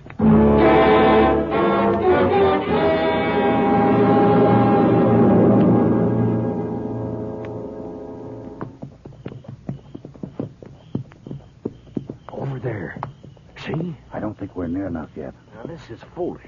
Are we just going to ride up together and let him pick us off like clay pigeons? No, we'll fan out. Well, let's do it, then. That's him. Down in the ravine there. Well, head left from here and cut down to the ravine. Let's separate and get down there. What do you want me to do, Hoppy? Let's go straight down to that cove. Keep your eyes open and don't miss a thing.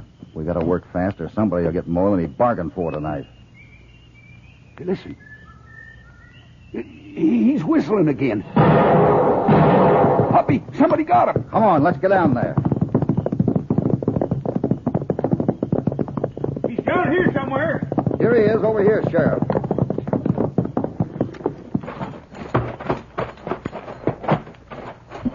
Let's get this handkerchief off his face. There, son. How do you feel? Who was shot? Well, that's Archer, Slade's new assistant. Let's get him up to the cabin and see what we can do for him.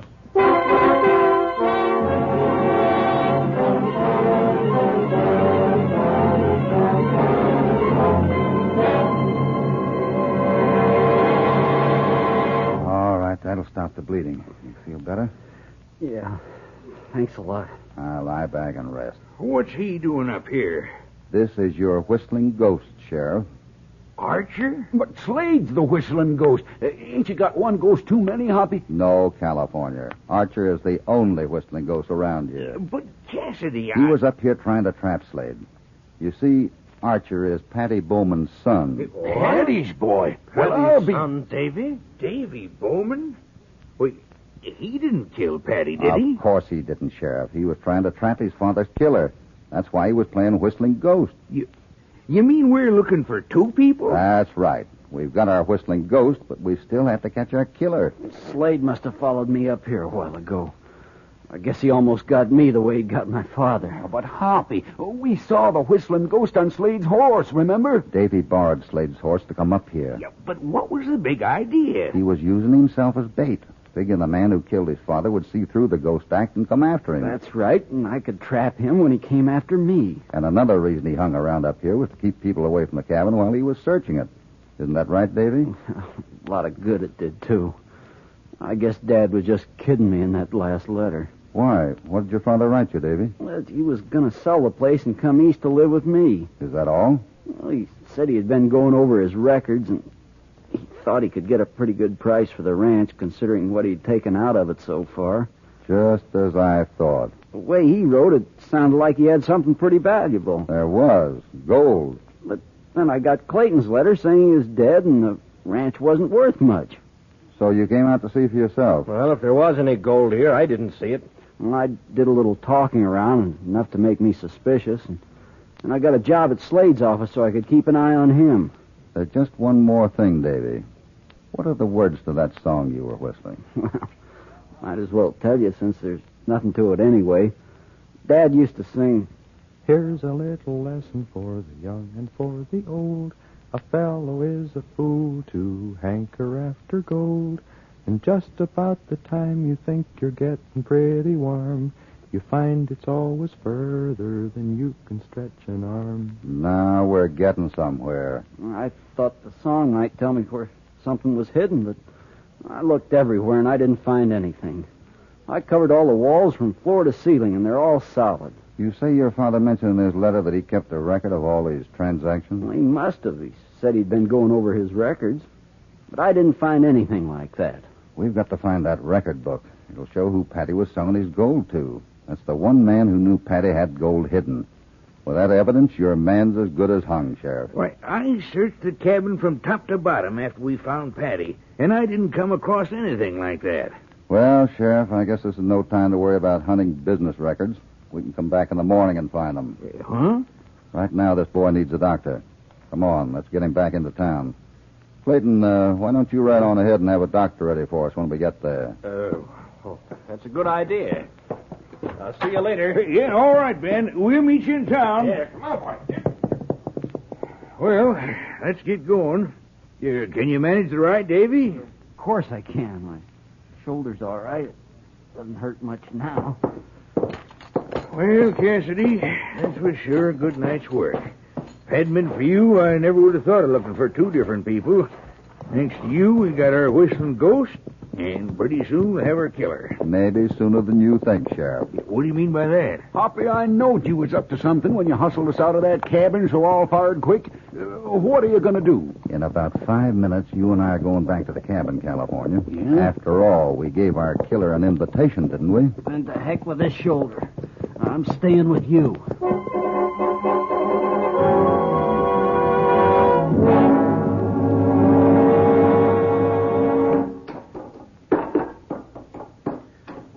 He's in there, all right. See him in there? The moon on him? Why is he standing on that bench? He's tearing out the wall above the fireplace, Davy. Just what I thought he'd be doing. Wait here, I'm going in.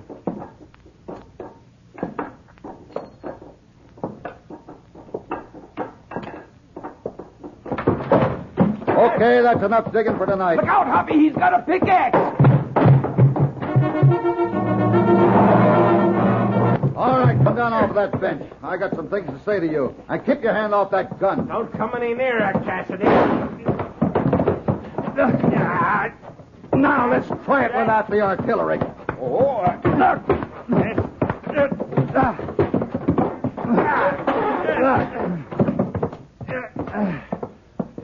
The law can take care of you from now on.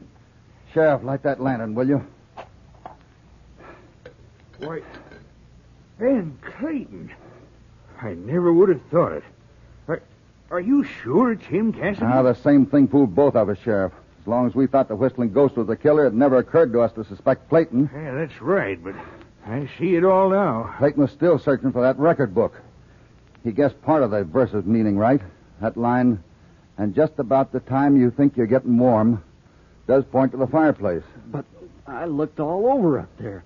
There isn't anything hidden in those walls. And that last line that both you and Clayton missed, Davy, you'll find it's always further than you can stretch an arm.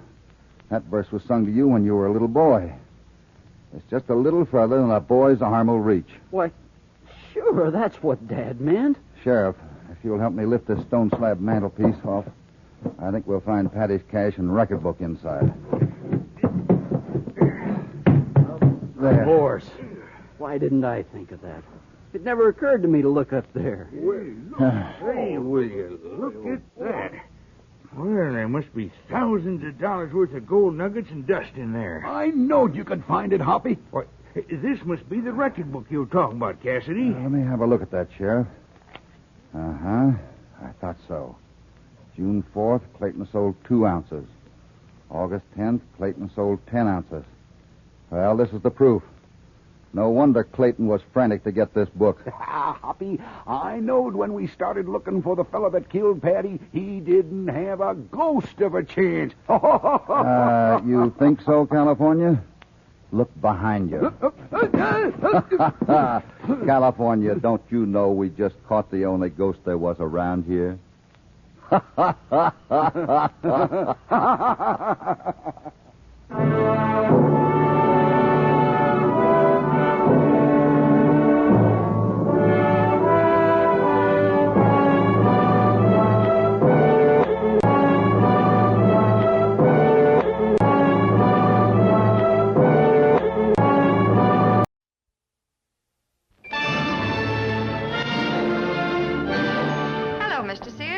To be today? Well, I just feel like something on the adventurous side, if you know what I mean. Yes, I do. And I believe we've got just the thing you're looking for.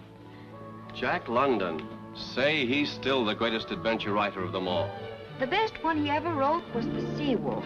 And you know, it's a remarkable thing, but we get more calls for this book than any other adventure novel on our shelves. It's really one of the all-time bestsellers. Do you mind if I browse through it a bit? I'm warning you. Once you pick it up, you'll never be able to put it down. Out of the grim gray mantle of an all-enveloping fog, a strange vessel sets her sails towards an even stranger destination. A phantom of the seas whose very name strikes terror into the hearts of all seagoing men. And never was a ship better named, for in her foaming wake lies a trail of plunder and piracy. The most hated, the most feared vessel afloat, manned by a crew that had to be shanghaied from San Francisco's Barbary coast. Men whose very souls belong to the most ruthless raider in the annals of the seas. A man? No, a brute, completely without feeling or conscience, who stalks the sea with all the lust and cunning of a wolf. A sea wolf. My strength justifies me, Mr. Van Wyden. The fact that I can kill you and let you live as I choose. The fact that I control the destinies of all on board the ship. The fact that it's my will and my will alone that rules here.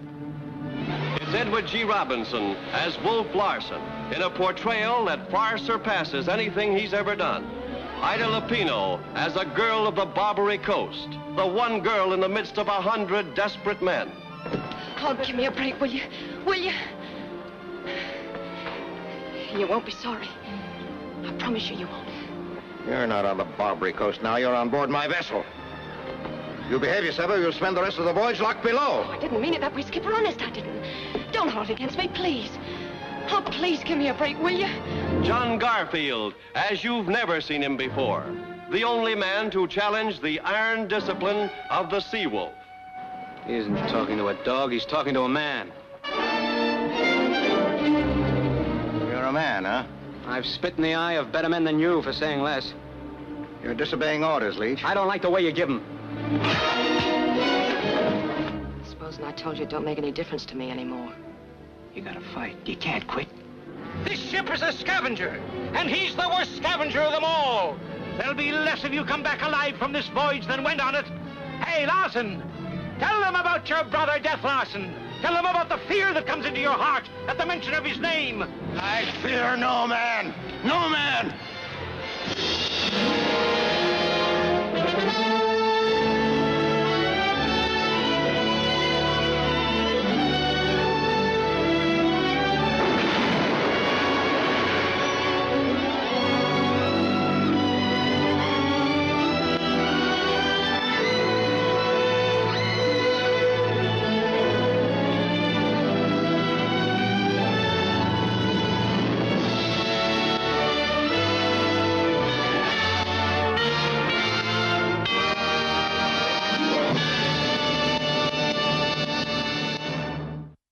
Lights Out is up next on Nightly Old Time Radio Shows. Oboler's Lights Out, everybody.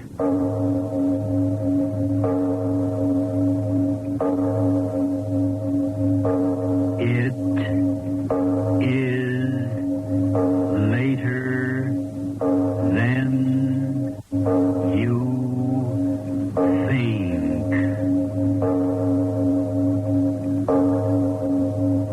This is Arch Obler bringing you another in our series of stories of the unusual.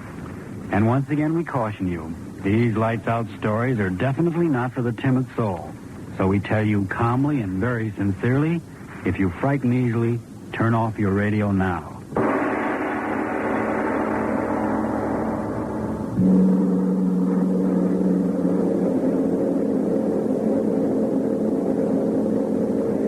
Lieutenant, Herr Hauptmann, you are ready? Fertig, Herr Hauptmann. No, speak English now. We are almost there. And remember, from the moment your feet touch that blasted English soil, only English. Yes, Captain. Now, take your equipment. Parachute, rucksack, gun. All in order, sir. We should be there in a few moments. Now, remember, if for any reason I do not get to our point of rendezvous, or if I'm not there when you get there, you are to wait 2 hours, and then go on alone to Melbourne and carry out our orders. Understood? Yes, Captain. Pilot! Ja, Herr Hauptmann. Wir sind da? 2 Minuten mehr. Also, Bombenhöhle verlassen. Das ist Befehl, Herr Hauptmann.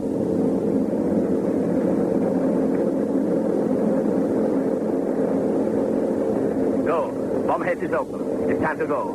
Oh, one thing more, Lieutenant. Yes, Captain? I was ordered to tell you this just before we jump.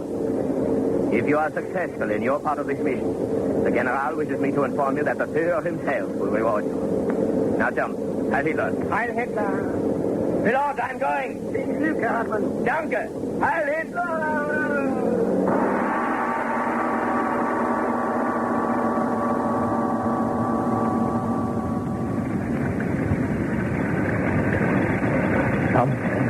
Mehr kalt ist.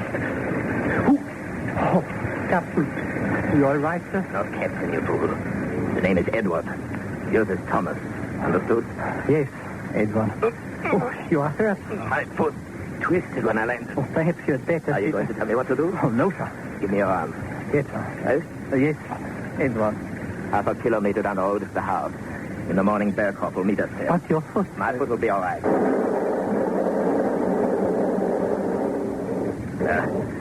Infernal English climate. Faster, my dear, Thomas. The Englishmen have work to do.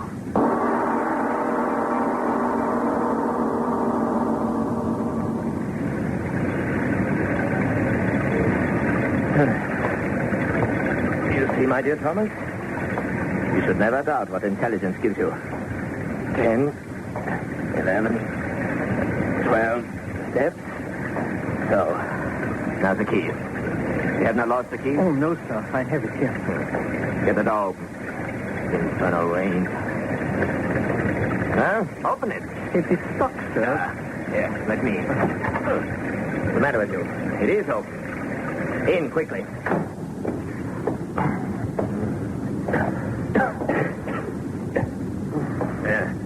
Yeah.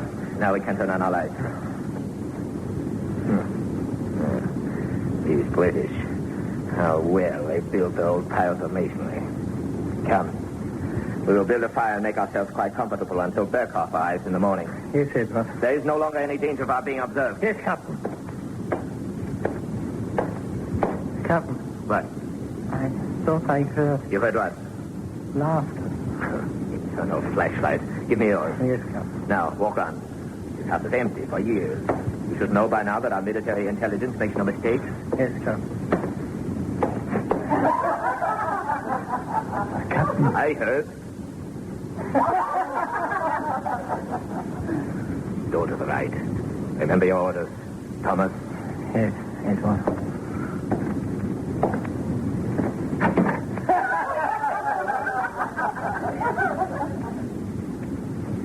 Good evening, gentlemen. Won't you come in by the fire?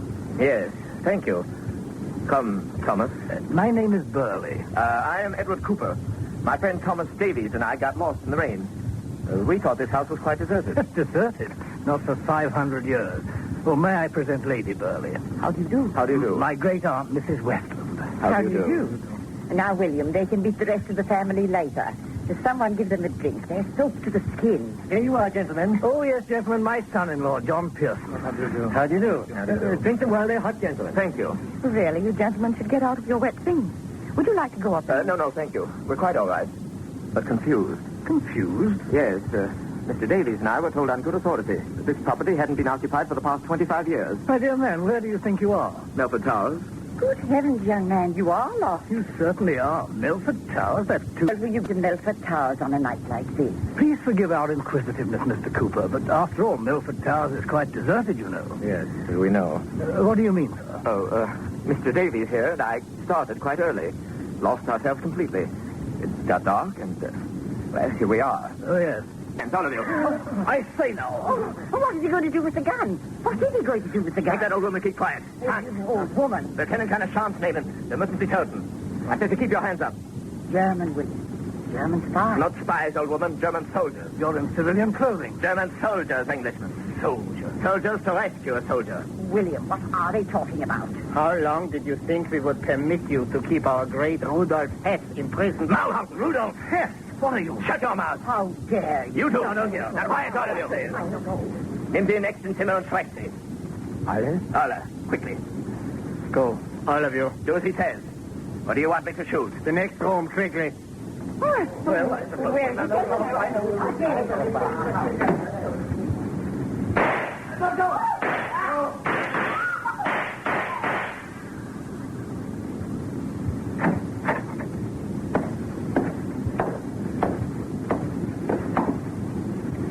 Well, Lieutenant? We are all dead here, Captain.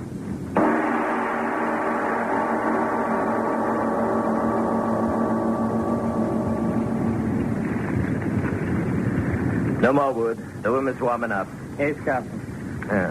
Now then, where was I? Oh, yes. Bearcroft will bring an automobile. We will then proceed to this point on a map. There, a few hand grenades in the right place, and Herr Hess will be with us. Then we will... Lieutenant, didn't I just tell you no more wood on the fire? It's warm enough. Yes, Captain. Is it still raining out there? Oh, yes, Captain. Infernal climate. Yes, Captain. Yes, the weather is fortunate. Who will come here on a night such as this? Yes, Captain. No matter. As soon as it is daylight, we will go.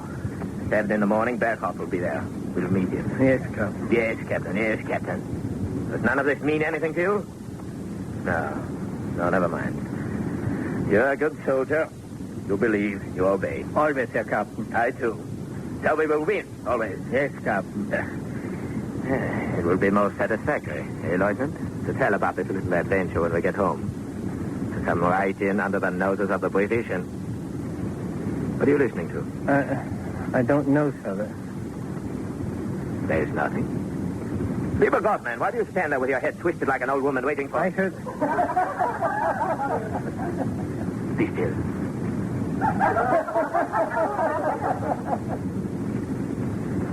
In the next room. Who? We will find out. And you told me there was no one left. There was no one. Come.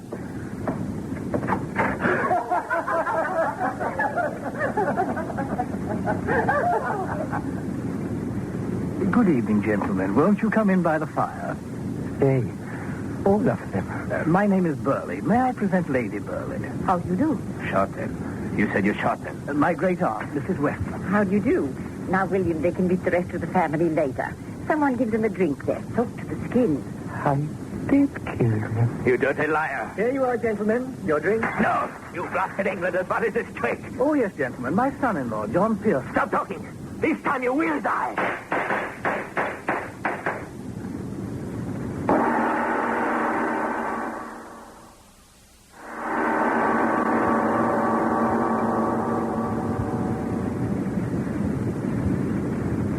Captain.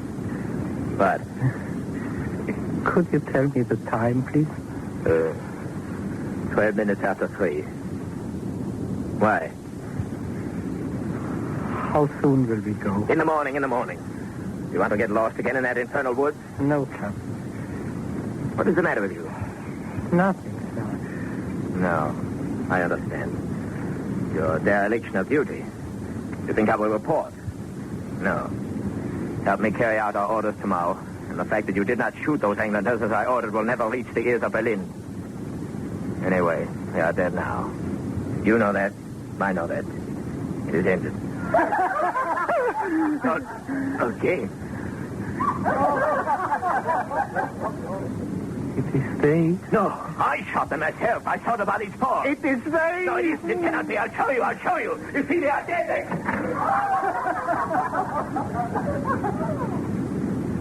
Good evening, gentlemen. Won't you come in by the fire?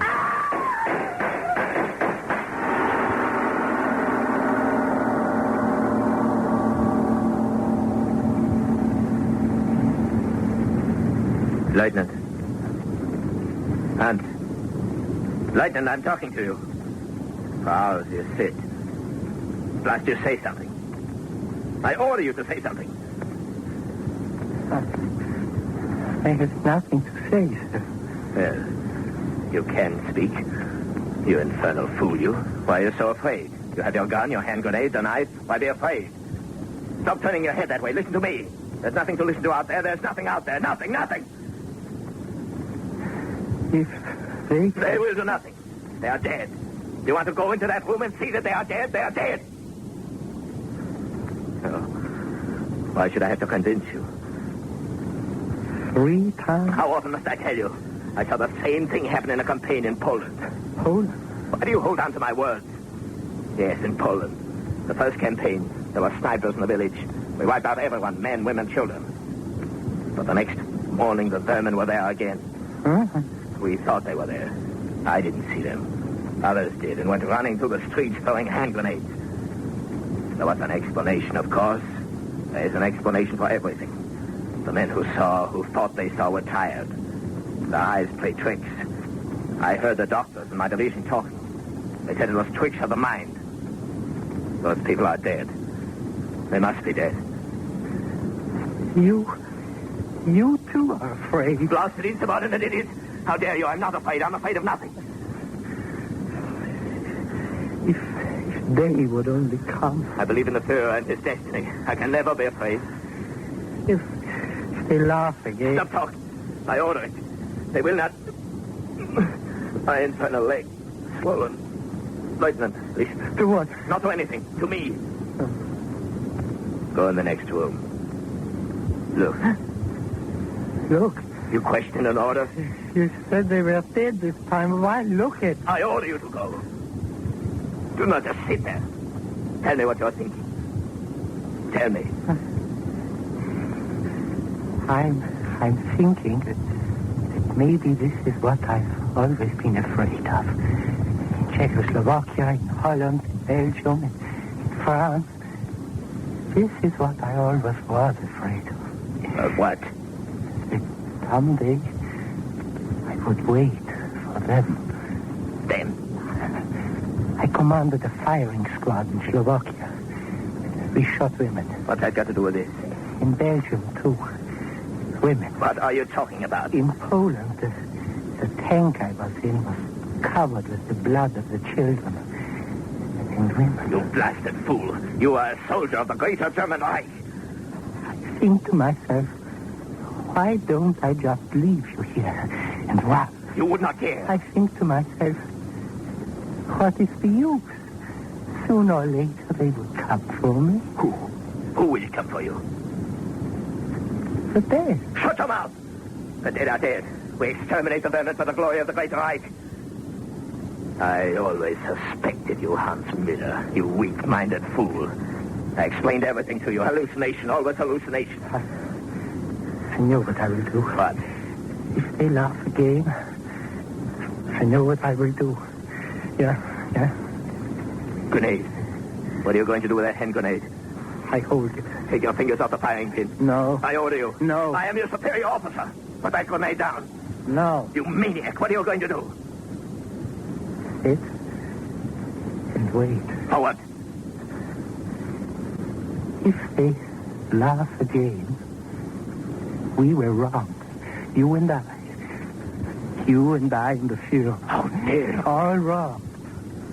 And I will pull out the firing pin, and we will die. Put down the grenade. If we were wrong, I would rather finish it here, now, than wait again. You're crazy. No. That gun, put it down, or I will pull the pin. All right. I'll leave you here. I will go. My leg. You see, you will stay with me and wait. Hans, in the Führer's name, be careful. That firing pin is loose. If you pull it, they... Do not be afraid. If they do not laugh again until it is dawn, I will believe what you said. That it was hallucination. Yes, it was a hallucination. If they do not laugh again and it is day again, I will believe. If they do not laugh again.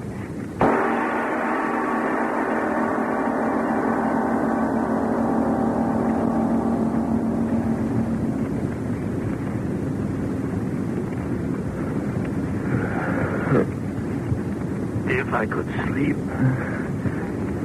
You can sleep, sir. With you sitting there, grenade in your hand. Hans, listen to me. It is almost dawn. Not yet. It is almost dawn. Nothing has happened. They are dead. So, put down that grenade. Get our things together. Help me and we will go out to Melford and meet Berghoff. When it is dawn. But in a few moments it will be day. I know it. Then wait for those minutes. If they do not laugh again, I will believe, and we will live. They will not laugh again. Never. Look. On the wall. Light. The sun. Day. Not quite. I was right. And the Führer, right. No one can stop us. We are the chosen. Put down that grenade, Hans, and... Listen. Listen. To what? To what? I thought that I said... They again. No. They again. Hans, don't put that ring. Hans, for God's sake. God. You said God. Listen. Listen to them. God sent them back. No, they stopped them.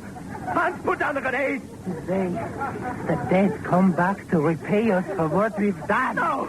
Don't pull the trigger and stop them. Wait, I'll pull it. Oh, my leg. But I will get up.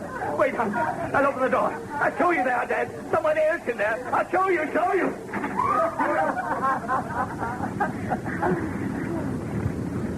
Good evening, gentlemen. Won't you come in by the fire? You see, it is for dead. You were wrong. Oh, the grenade, don't hunt. Down!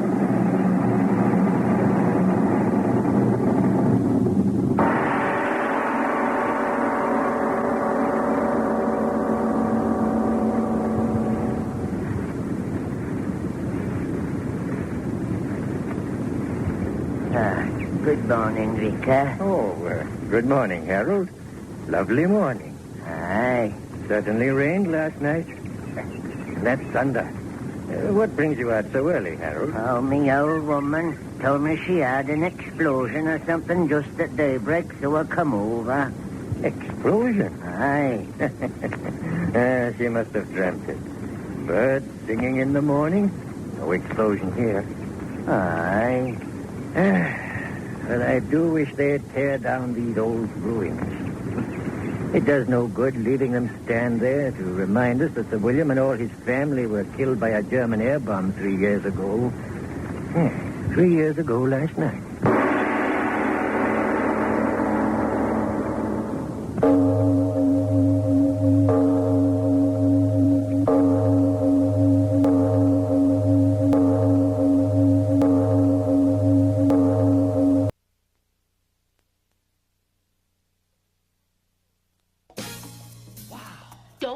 Strangers. They may be killers. Brush right after you eat, or your gums will start to bleed in your sleep and choke you. Beth. What? Columbia Pictures presents... No woman has ever told you that you have an almost barbaric insensitivity? Yeah, I heard that. But I didn't know that's what you meant by shortcomings. A movie about men and women. So what, are you totally wonderful or what? I've never felt more like turning my phone off. Why don't I? Fathers and daughters. I want my yellow dress. Please. It's underneath the plane. I want my yellow dress! and other impossible relationships. I'm here for the same reason that 86% of older women love Beauty and the Beast. I would like to believe that underneath the creature, there's a sweet, caring guy. I sure hope you're wrong. In a place called Hollywood. Wow, this is crazy. Wow. This Christmas, from Oscar winner James L. Brooks, creator of Terms of Endearment and Broadcast News, comes a comedy that breaks all the rules. Wow. Nick Nolte. What good is it? I'm actually afraid of my own kid. Albert Brooks. Julie Kavner. Jolie Richardson. Tracy Ullman. And introducing Whitney Wright. She's lucky to have a daddy who cares. I'll do anything.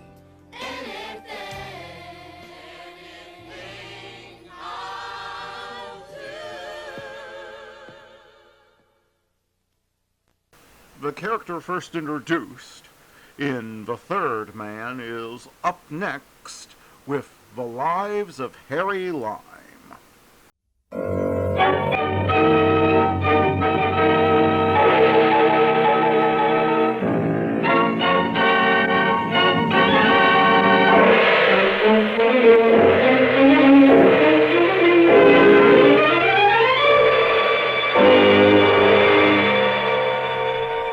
Presenting Orson Welles as The Third Man.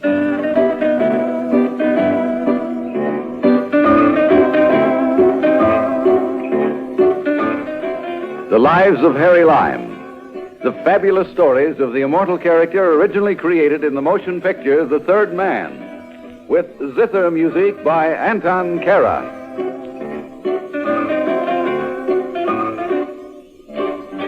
The hyacinth is a flower, a rum swizzle is a drink, and the Panama Canal, let's face it, is a ditch. This story begins with a drink and ends with a flower. There are also a couple of very cute babes involved in the proceedings. They are mainly for decoration, however. Basically, this is a tale about what almost happened to the ditch. So hold on tight, my children. Your Uncle Harry is taking you for a nice ride on his magic carpet.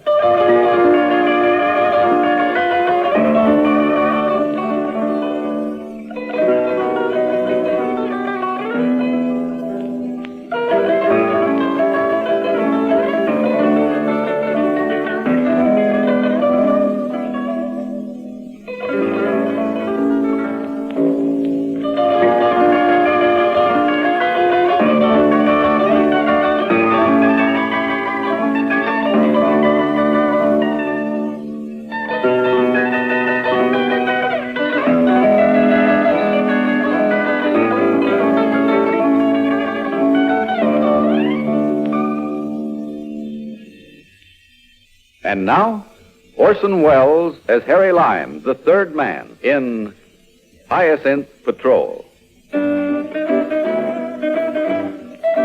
We're off to the canal zone. Notice, please, that despite wartime improvements and sanitation, an air of fetid decay hangs heavy over this whole area. On this particular trip, the air is even more than normally loaded with danger and tension. Why? We wonder. I decide to lay over for a night in Cristobal. Find me an air-cooled hotel, I take me a shower, and then off to a bar for one of those rum swizzles. Let's pick the most popular of all the hot spots in town while we're about it. A bistro with the charming name of Ptomaine Joe's. Okay, we're in Ptomaine Joe's now. The air is hot, sticky, and pulsing with a majority of the baser of the human emotions. But since I need something tall, cool, with an emphatic flavor of rum, I take my life in my hands and push my way up to the bar. Well, how's the little flower tonight? May I get through, please? Little flower, is it? Let's see how you like a blossom when you're right, Excuse me, buddy. Oh, gee, mister, I never meant to slug you. that's all right, I was sir. aiming for my pal here. You all right, sir? Oh, let me count my teeth first. You won't report us to the MPs, will you, mister? I never meant to touch you. I'd be the last one to report anything, Sergeant. Well, the least I can do is buy you a drink. They say one of Joe's zombies will kill you or cure you. Well, really, it's very Come nice on, of you, let's old grab man. a seat. Hey, look, there's somebody leaving a table. Quick. Well, but you don't need to feel obliged just because we made it. Socked me in the kid. Oh, you sit right down and... What'll you have? Well, make it a rum swiggle, Sergeant. Hey, Joe. Yeah? A rum swizzle for me friend here. Top out another beer for me. Coming up, Joe. Now we can chin in peace. What's your tag, pal? My name? Well, it's... Me, I'm Tiger Dolan. You ever heard of me 2-3 years back? Dolan? I don't believe Most promising young middleweight in the fight game. That's what they called me. What'd you say your tag was? Harry Lime. You know, you got a pretty good jaw yourself. Of course, that punch I tossed in your direction didn't show half what I could do. I'm glad of that, old man. Here's your poison, gents. Thanks, Joe. Here you are. Allow me. After all, I should do something for the good of the country. Yeah, but... Well, okay, thanks. Here's looking at you. Cheers. You know, Tiger, you'd better do something about that red hair of yours. What do you mean? It gets you into too much trouble. I get it. I used to keep my fighting for the ring, Harry. But since Hero shoved me into the Hyacinth Patrol... Who shoved you into what? The Hyacinth Patrol. Hero is the louse sitting over at that corner table with my girl Lola. Lola? Lola. It was like looking into the face of the jungle itself. Looking at Lola. She was lush, magnificent, and waiting.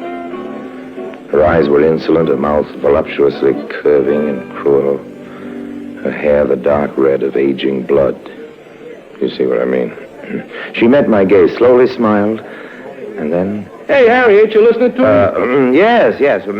I was doing all right with Lola until Nugent moved in. That guy's fouled me up ever since boot camp, Harry. How do you mean? Ross Nugent's his name. Thinks he's a boxer. He learned to throw his fists around in military school, I guess. I beat the tar out of him in a camp out once. He's hated me ever since. Tell me, does Lola work here at Tomaine Joe's? No, just drops in now and then. Oh. I almost busted with joy when they transferred me to Panama. Studied, worked like mad. Looked like I was going to make one of the gun crews. Then Lieutenant Nugent was transferred here. To my outfit. He details me to the Hyacinth Patrol. Old man, just what is this Hyacinth Patrol that raises your gorge? It's a stinking flower detail, that's what it is. Clearing water hyacinths out of the channels so they won't foul up ships that breed malarial mosquitoes. Just for the moment, old man, let's forget the lieutenant and concentrate on beauteous Lola. She's no better than him. Old man, you're Hyacinth happy.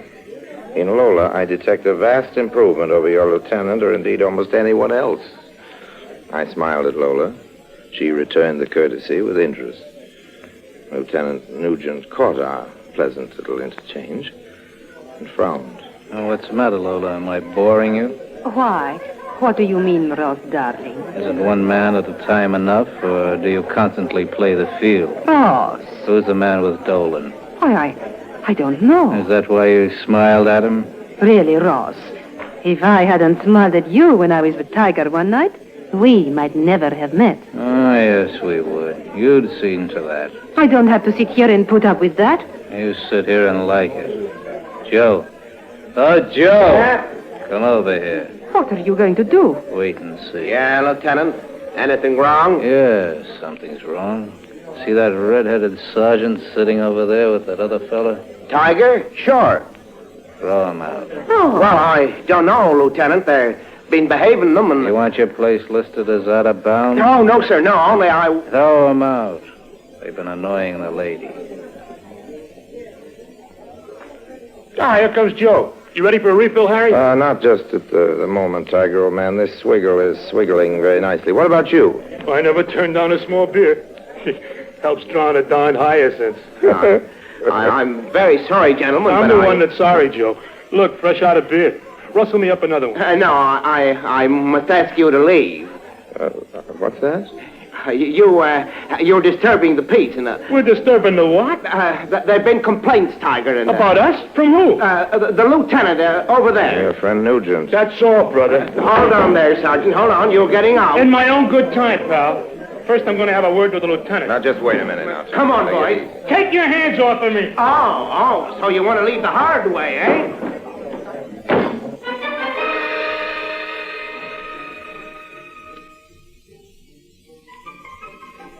3 hours and 8 bars later, I was ready to call it a night. By now, Tiger Dolan and I were bosom buddies, and we'd arranged to meet on the morrow, being Sunday. Looking forward to a shower and peaceful slumber, I let myself into my room, switched on the light and electric fan, and... well... It isn't very nice to keep a lady waiting, Mr. Lime. Especially as the lady is known as Lola. Well, where's the lieutenant? Hiding under the bed? Now, you're not very nice twice. Am I supposed to be flattered that you not only learned my name, but also went into my room? You want me to go? If you don't mind, old girl, you're Danger with a capital D, and I'm Tired with a capital T. But you do forgive me. For being dangerous? That, among other things. Now, good night, Lola. Well, if you want it that way. Want to see me tomorrow? Silly girl, why bother me with unnecessary questions? Where? At my place. 23 Villano. When? Darkish, about 8. Okay, Harry. Good night. Night, Lola. I'll be waiting, Harry. Lola. Why? Tiger. Oh, Tiger Harry, boy. what you doing here? Well, we'll take that up in due time, Sergeant. Come on in. I don't intend to be thrown out of this place. I'm asking you, Lime, what you doing here? Well, I found her waiting when I came in. Why? Well, that I wouldn't know. Now, what's your problem? I don't know as if I want to tell you now. Oh, come on, Tiger. We're buddies, remember? I thought we were. The minute I turned my back, you're after my girl. Wrong. She came after me, but Louis the Louse was ahead of me. Don't forget that, Tiger boy. Yeah, Nugent. That's why I came here, Harry. Can't we forget the lieutenant just for tonight? No, look, I heard something about him. Something I never believed even he'd be low enough to do. Now, you gotta listen, Harry. This is important. I think Nugent is working for the enemy. Yes, Better go on the wagon tomorrow, old boy. No more small beers for you. Look, I'm not kidding. A friend of mine just told me. She came into town from the swamps to tell me. She? I thought you were grieving over Lola. Why, Tiger boy, you rascal. Will you listen? Rita lives near the old French Channel. She's seen our spit and polished lieutenant going to old Jibber's cabin. How do you like that? Not too well. Tell me about it tomorrow, Tiger. Tomorrow's too late. That's why I'm telling you now. I want you to go out there with me first thing in the morning. To the swamps? My dear old Tiger. Why the swamps? To Rita's shack. She'll tell you the whole story. Rita? But why me? If the Nugent is an enemy agent, which I strongly doubt, Tiger boy, shouldn't the facts be delivered to the proper authorities? I gotta get proof before moving in. Don't you see, pal? If I reported Hero, and the story should be phony, well, you could throw the book at me. You gotta come with me. If I say yes, old man, will you leave me alone now? I want to go to bed. Until 6 a.m. 6? Okay, 6 a.m.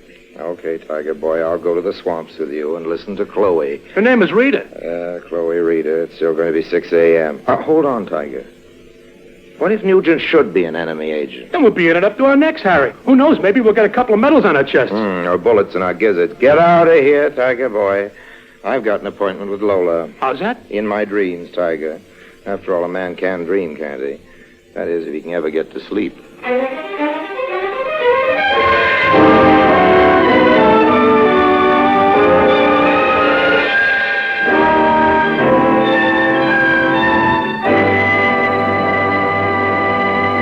Orson Welles returns in just a moment as the third man.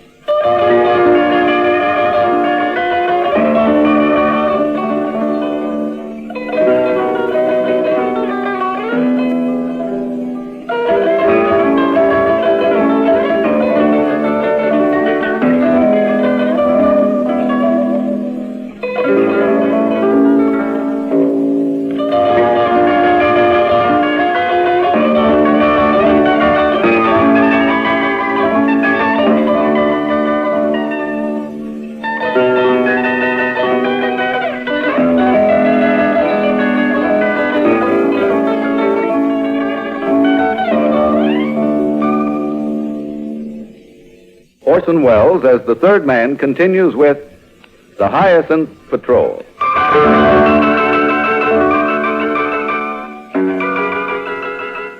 Me, I've never been partial to swamps. Swamps are damp, dismal, swampy sort of places with all sorts of nasty and poisonous things flying about and slithering around. This particular swamp was no exception. In the dingy hours at dawn, Tiger laboriously rode us through something that was half mud, half glue, except for those cursed water hyacinths. That's Rita now. She is coming. Just around this next bend, Harry. We'll be there. If your friend heard is coming, it follows that everybody else in the neighborhood has. Isn't such a place as this somewhat public for enemy agents? You still don't believe me, do you? I'm humoring you for the sake of our old friendship, Tiger boy. Then wouldn't you be surprised if the story was true? I couldn't think of a better way of getting back at Hero. That'd be a payoff to end all payoffs. Speaking of payoffs, old man, there's one dead ahead. Standing on that small dock.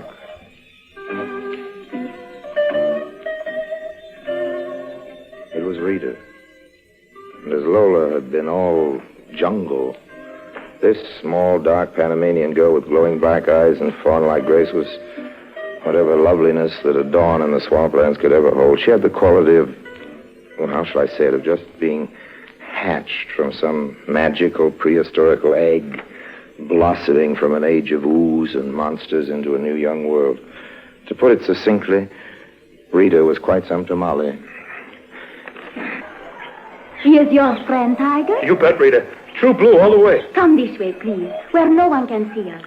She led us up a path that oozed under my feet and into the shack. It was bare, spotlessly clean, and forlorn. But on the wooden table in a milk jar, hyacinth bloomed. I do not go to Cristobal often, Mr. Lime. Only to meet Tiger now. He buys me ice cream. We go to a cinema. It's quite a change of pace for our boy. I do not understand. Oh, it's unimportant, Rita. Go on. Before I met Tiger, I might never have noticed an officer like Lieutenant Nugent.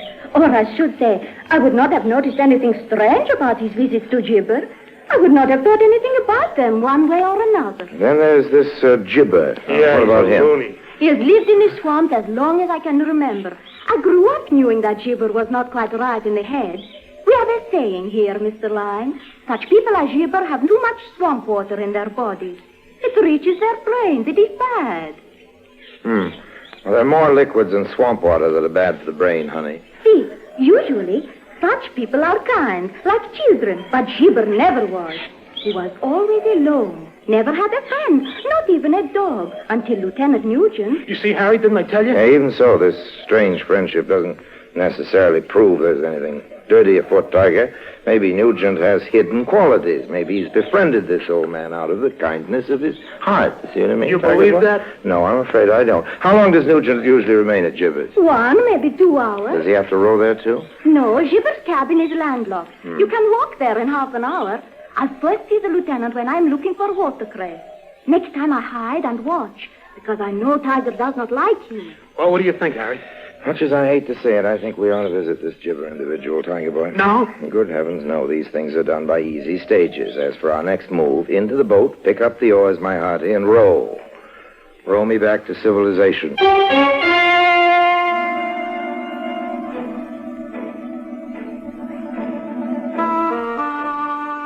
So the story was true.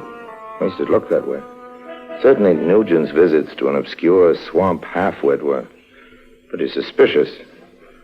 I went to 23 Villano that evening for my rendezvous with Lola and to ask a few questions, but as I stepped up on the porch, happened to glance in through the bamboo screen. I'm warning you, Lola, quit nagging me. Nagging you? That is a laugh. The way you talk to me, you think I was your wife. Just because I ask a simple question. None of your business where I'm going tonight. Does that answer it? Definitely. You're going up toward the old French Channel again to see your pal, Gibber. Shut up. But you're not only seeing Gibber, are you? Any old time Ross Nugent would waste his time in a swamp with an old man when there is a pretty girl nearby. Don't try to fool me, lover boy. You're just as interested in that Rita girl as you are in Gibber. Stay away from her, or I might tell what I know and... One word from you about my visits to Gibber's cabin and I'll... No, Ross. I won't say anything. I promise. I only said I would because I'm so crazy jealous over you.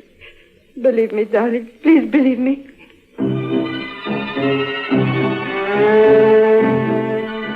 Somehow one sensed a deal in the making. But before going after the business, I picked up my automatic at the hotel and started the old French Channel. I'd gotten in directions on how to reach Gibber's cabin.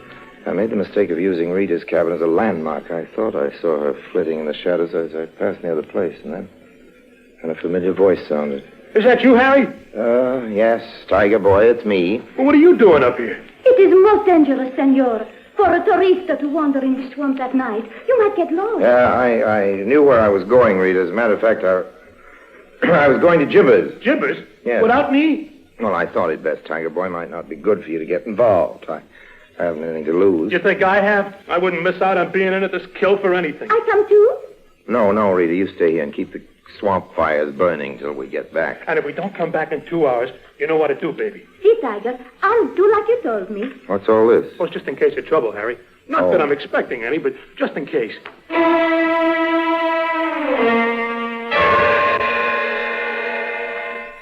still can't figure out why you was coming here alone, Harry. No, Tiger If I hadn't boy. have been visiting Rita tonight, you could have got yourself into trouble. Don't concern yourself about me, Tiger. Looking for swamp spirits, folks? Gibber. Yeah, who are you? We're friends, Gibber. We've come to talk to you. Oh, night ain't for talking, friends. Too many spirits about. You come back after sunup, then I'll talk to you. No, we want to talk now, Gibber. Well, we won't take much of your time, Gibber. You see, we...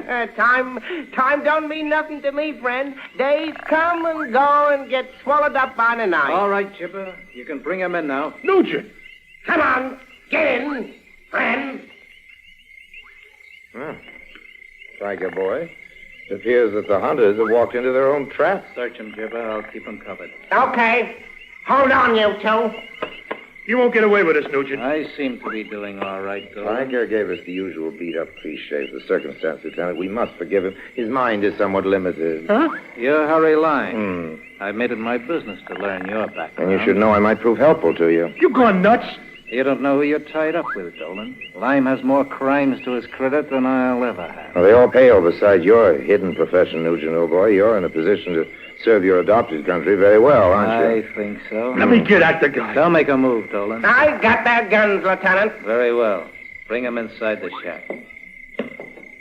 Light the candle. Yeah, I got it right here. Well, this is cozy. Of all the guys in the world, I have to ask for help. It's got to be you. No, my Tiger boy. usual luck. So, you suspected me all along. Yes, You're a rat. Tiger gave me the lead, Lieutenant. I intended coming here alone tonight. I had something I wanted to talk to you about. Now, about my proposition, It won't Nugent. work, Lyme. I beg your pardon? I said it won't work. Oh, I no? don't need you. You'd be dangerous. You and Dolan will be liquidated tonight. Well, in my case, at least, isn't that a bit drastic? Not at all. But knowing as much as you do, you'd be interested in this. Hey, a secret room behind that phony wall. Complete with telegraphic equipment and operator. All very cloak and dagger. All very efficient, Lyme. At the moment, the operator is sending a message to our carrier, miles out at sea, alerting the robot planes to bomb the Gatun Dam. Gatun? Tonight. At least our visit was timely. But it'll be your last visit any place. Hey, Lieutenant. Never mind the comments, Gibber. Go get the weights ready for our inquisitive friends here. Your bomb and Gatun, that'll jam up the whole canal. Exactly. Get going, Gibber. Yes, sir. Just what are your plans for us, Lieutenant? Dolan is on the Hyacinth patrol. Oh, you... I thought I'd drop you and him into the channel so you could observe their route formations at close range. The old lime luck was definitely running out. Definitely. The 2-hour limit we'd given Rita was no good. We'd be counting those hyacinth roots long before she summoned whatever aid Tiger had dreamed up. I idly wondered if my past life would march before me as I sank beneath the scum. I listened to the chattering of the telegraph key as it talked to the enemy carrier, and then... Got the weights down by the boat, Lieutenant. Can put 'em on these fellas when they're down there. All right, Gibber. You gentlemen will excuse me if I don't go down to the boat with you. I have business here. Gibber and the others will see to it that you get a good launching. If there's any justice anywhere, you drop dead right now, Nugent. Sorry, can't oblige you, no. Happy Hyacinth. Why, you... Hey, stop it! What's it? The automatic warning signal. Someone's coming. Close the wall. Douse the light. Take a break for it, Harry.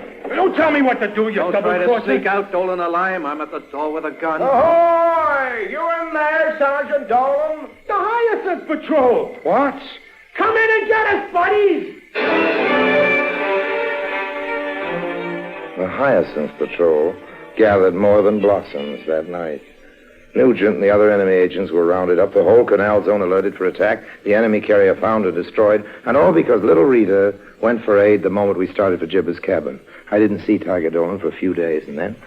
I can't tell you how sorry I am thinking what I did about you, Harry. Forget it, Tiger boy. After all, how are you to know I was just trying to play for time? Those brass hats, I guess they buttered you up plenty, huh? Yes. Very embarrassing. As a rule, the authorities aren't quite as cordial. You know they're creating the Hyacinth Patrol of the Air to guard the canal? Oh, that's wonderful. I made the gun crew on one of them. Oh, good for you, Tiger All boy. because of you, Harry. You know, I never had a friend like you. Oh, yes, I would have done it for anyone, Tiger Boy. So, look, would you be best man at our wedding? I beg your pardon? Rita wants you, too. Well, I'm sorry, old boy, but I'm taking the next ship out. Are you kidding? It's in the lock now. Well, then I'm on it. Goodbye, Tiger Boy. Happy hunting. Happy hyacinths. And happy honeymoon.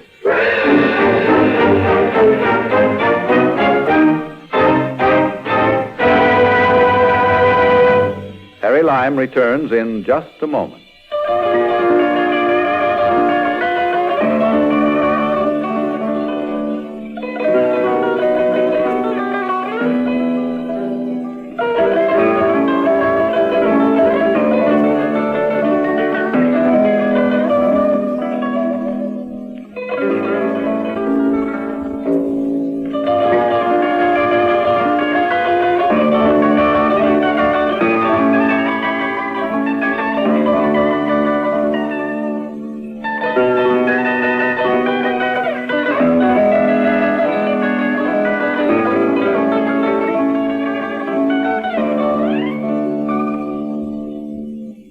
And now, Harry Lime.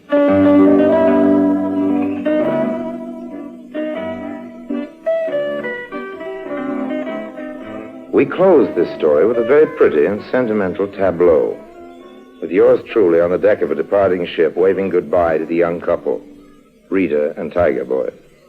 Sort of sad, me all alone on the boat, going mournfully off into the sunset. But the fact is, I wasn't leveling with you. The fact is, I wasn't alone.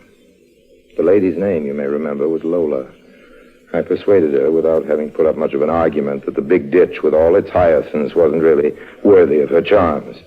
What happened after that is another story which old Uncle Harry will be glad to give you in full some other time. Goodbye now.